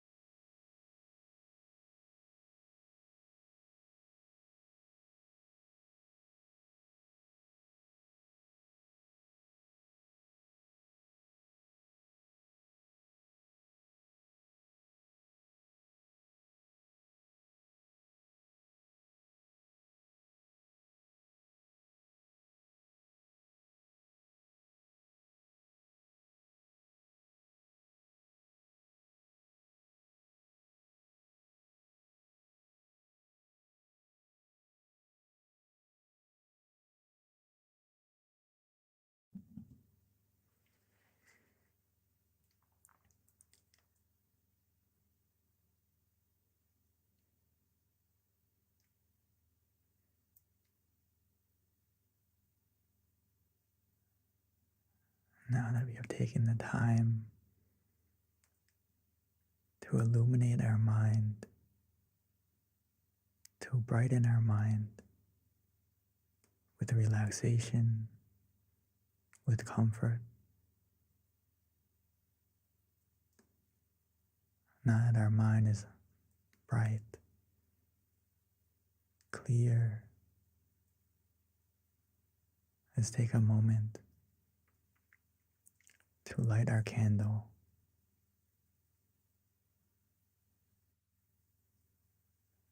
Now that we have found our light within, with the positivity that we feel.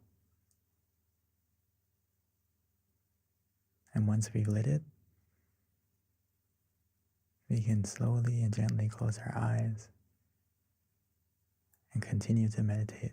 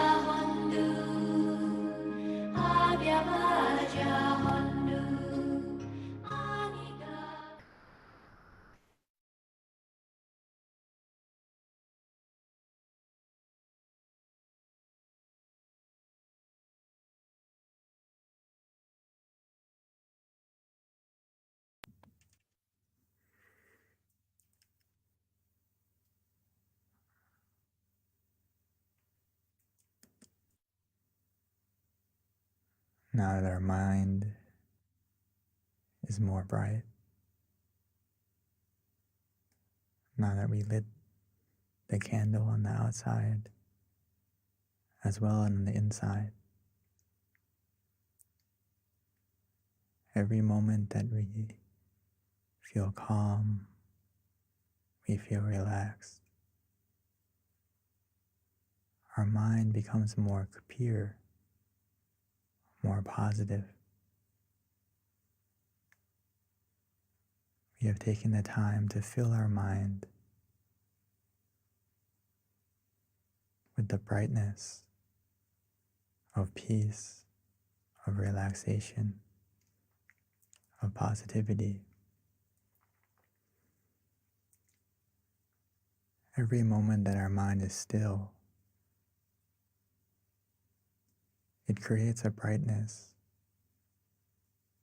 a positivity within us.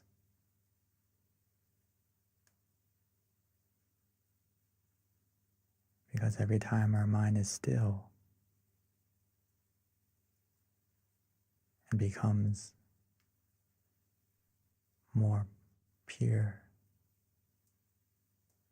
It stops the greed, it stops the anger, it stops the delusion. So now that we have taken the time to fill our mind with positivity, with brightness, let's take a moment to share it, to spread it, to send it.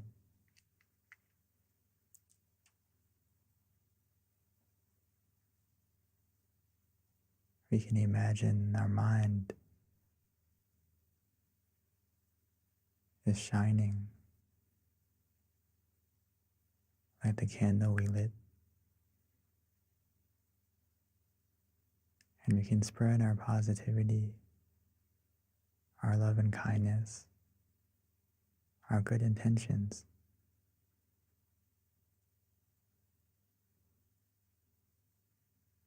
by first wishing to ourselves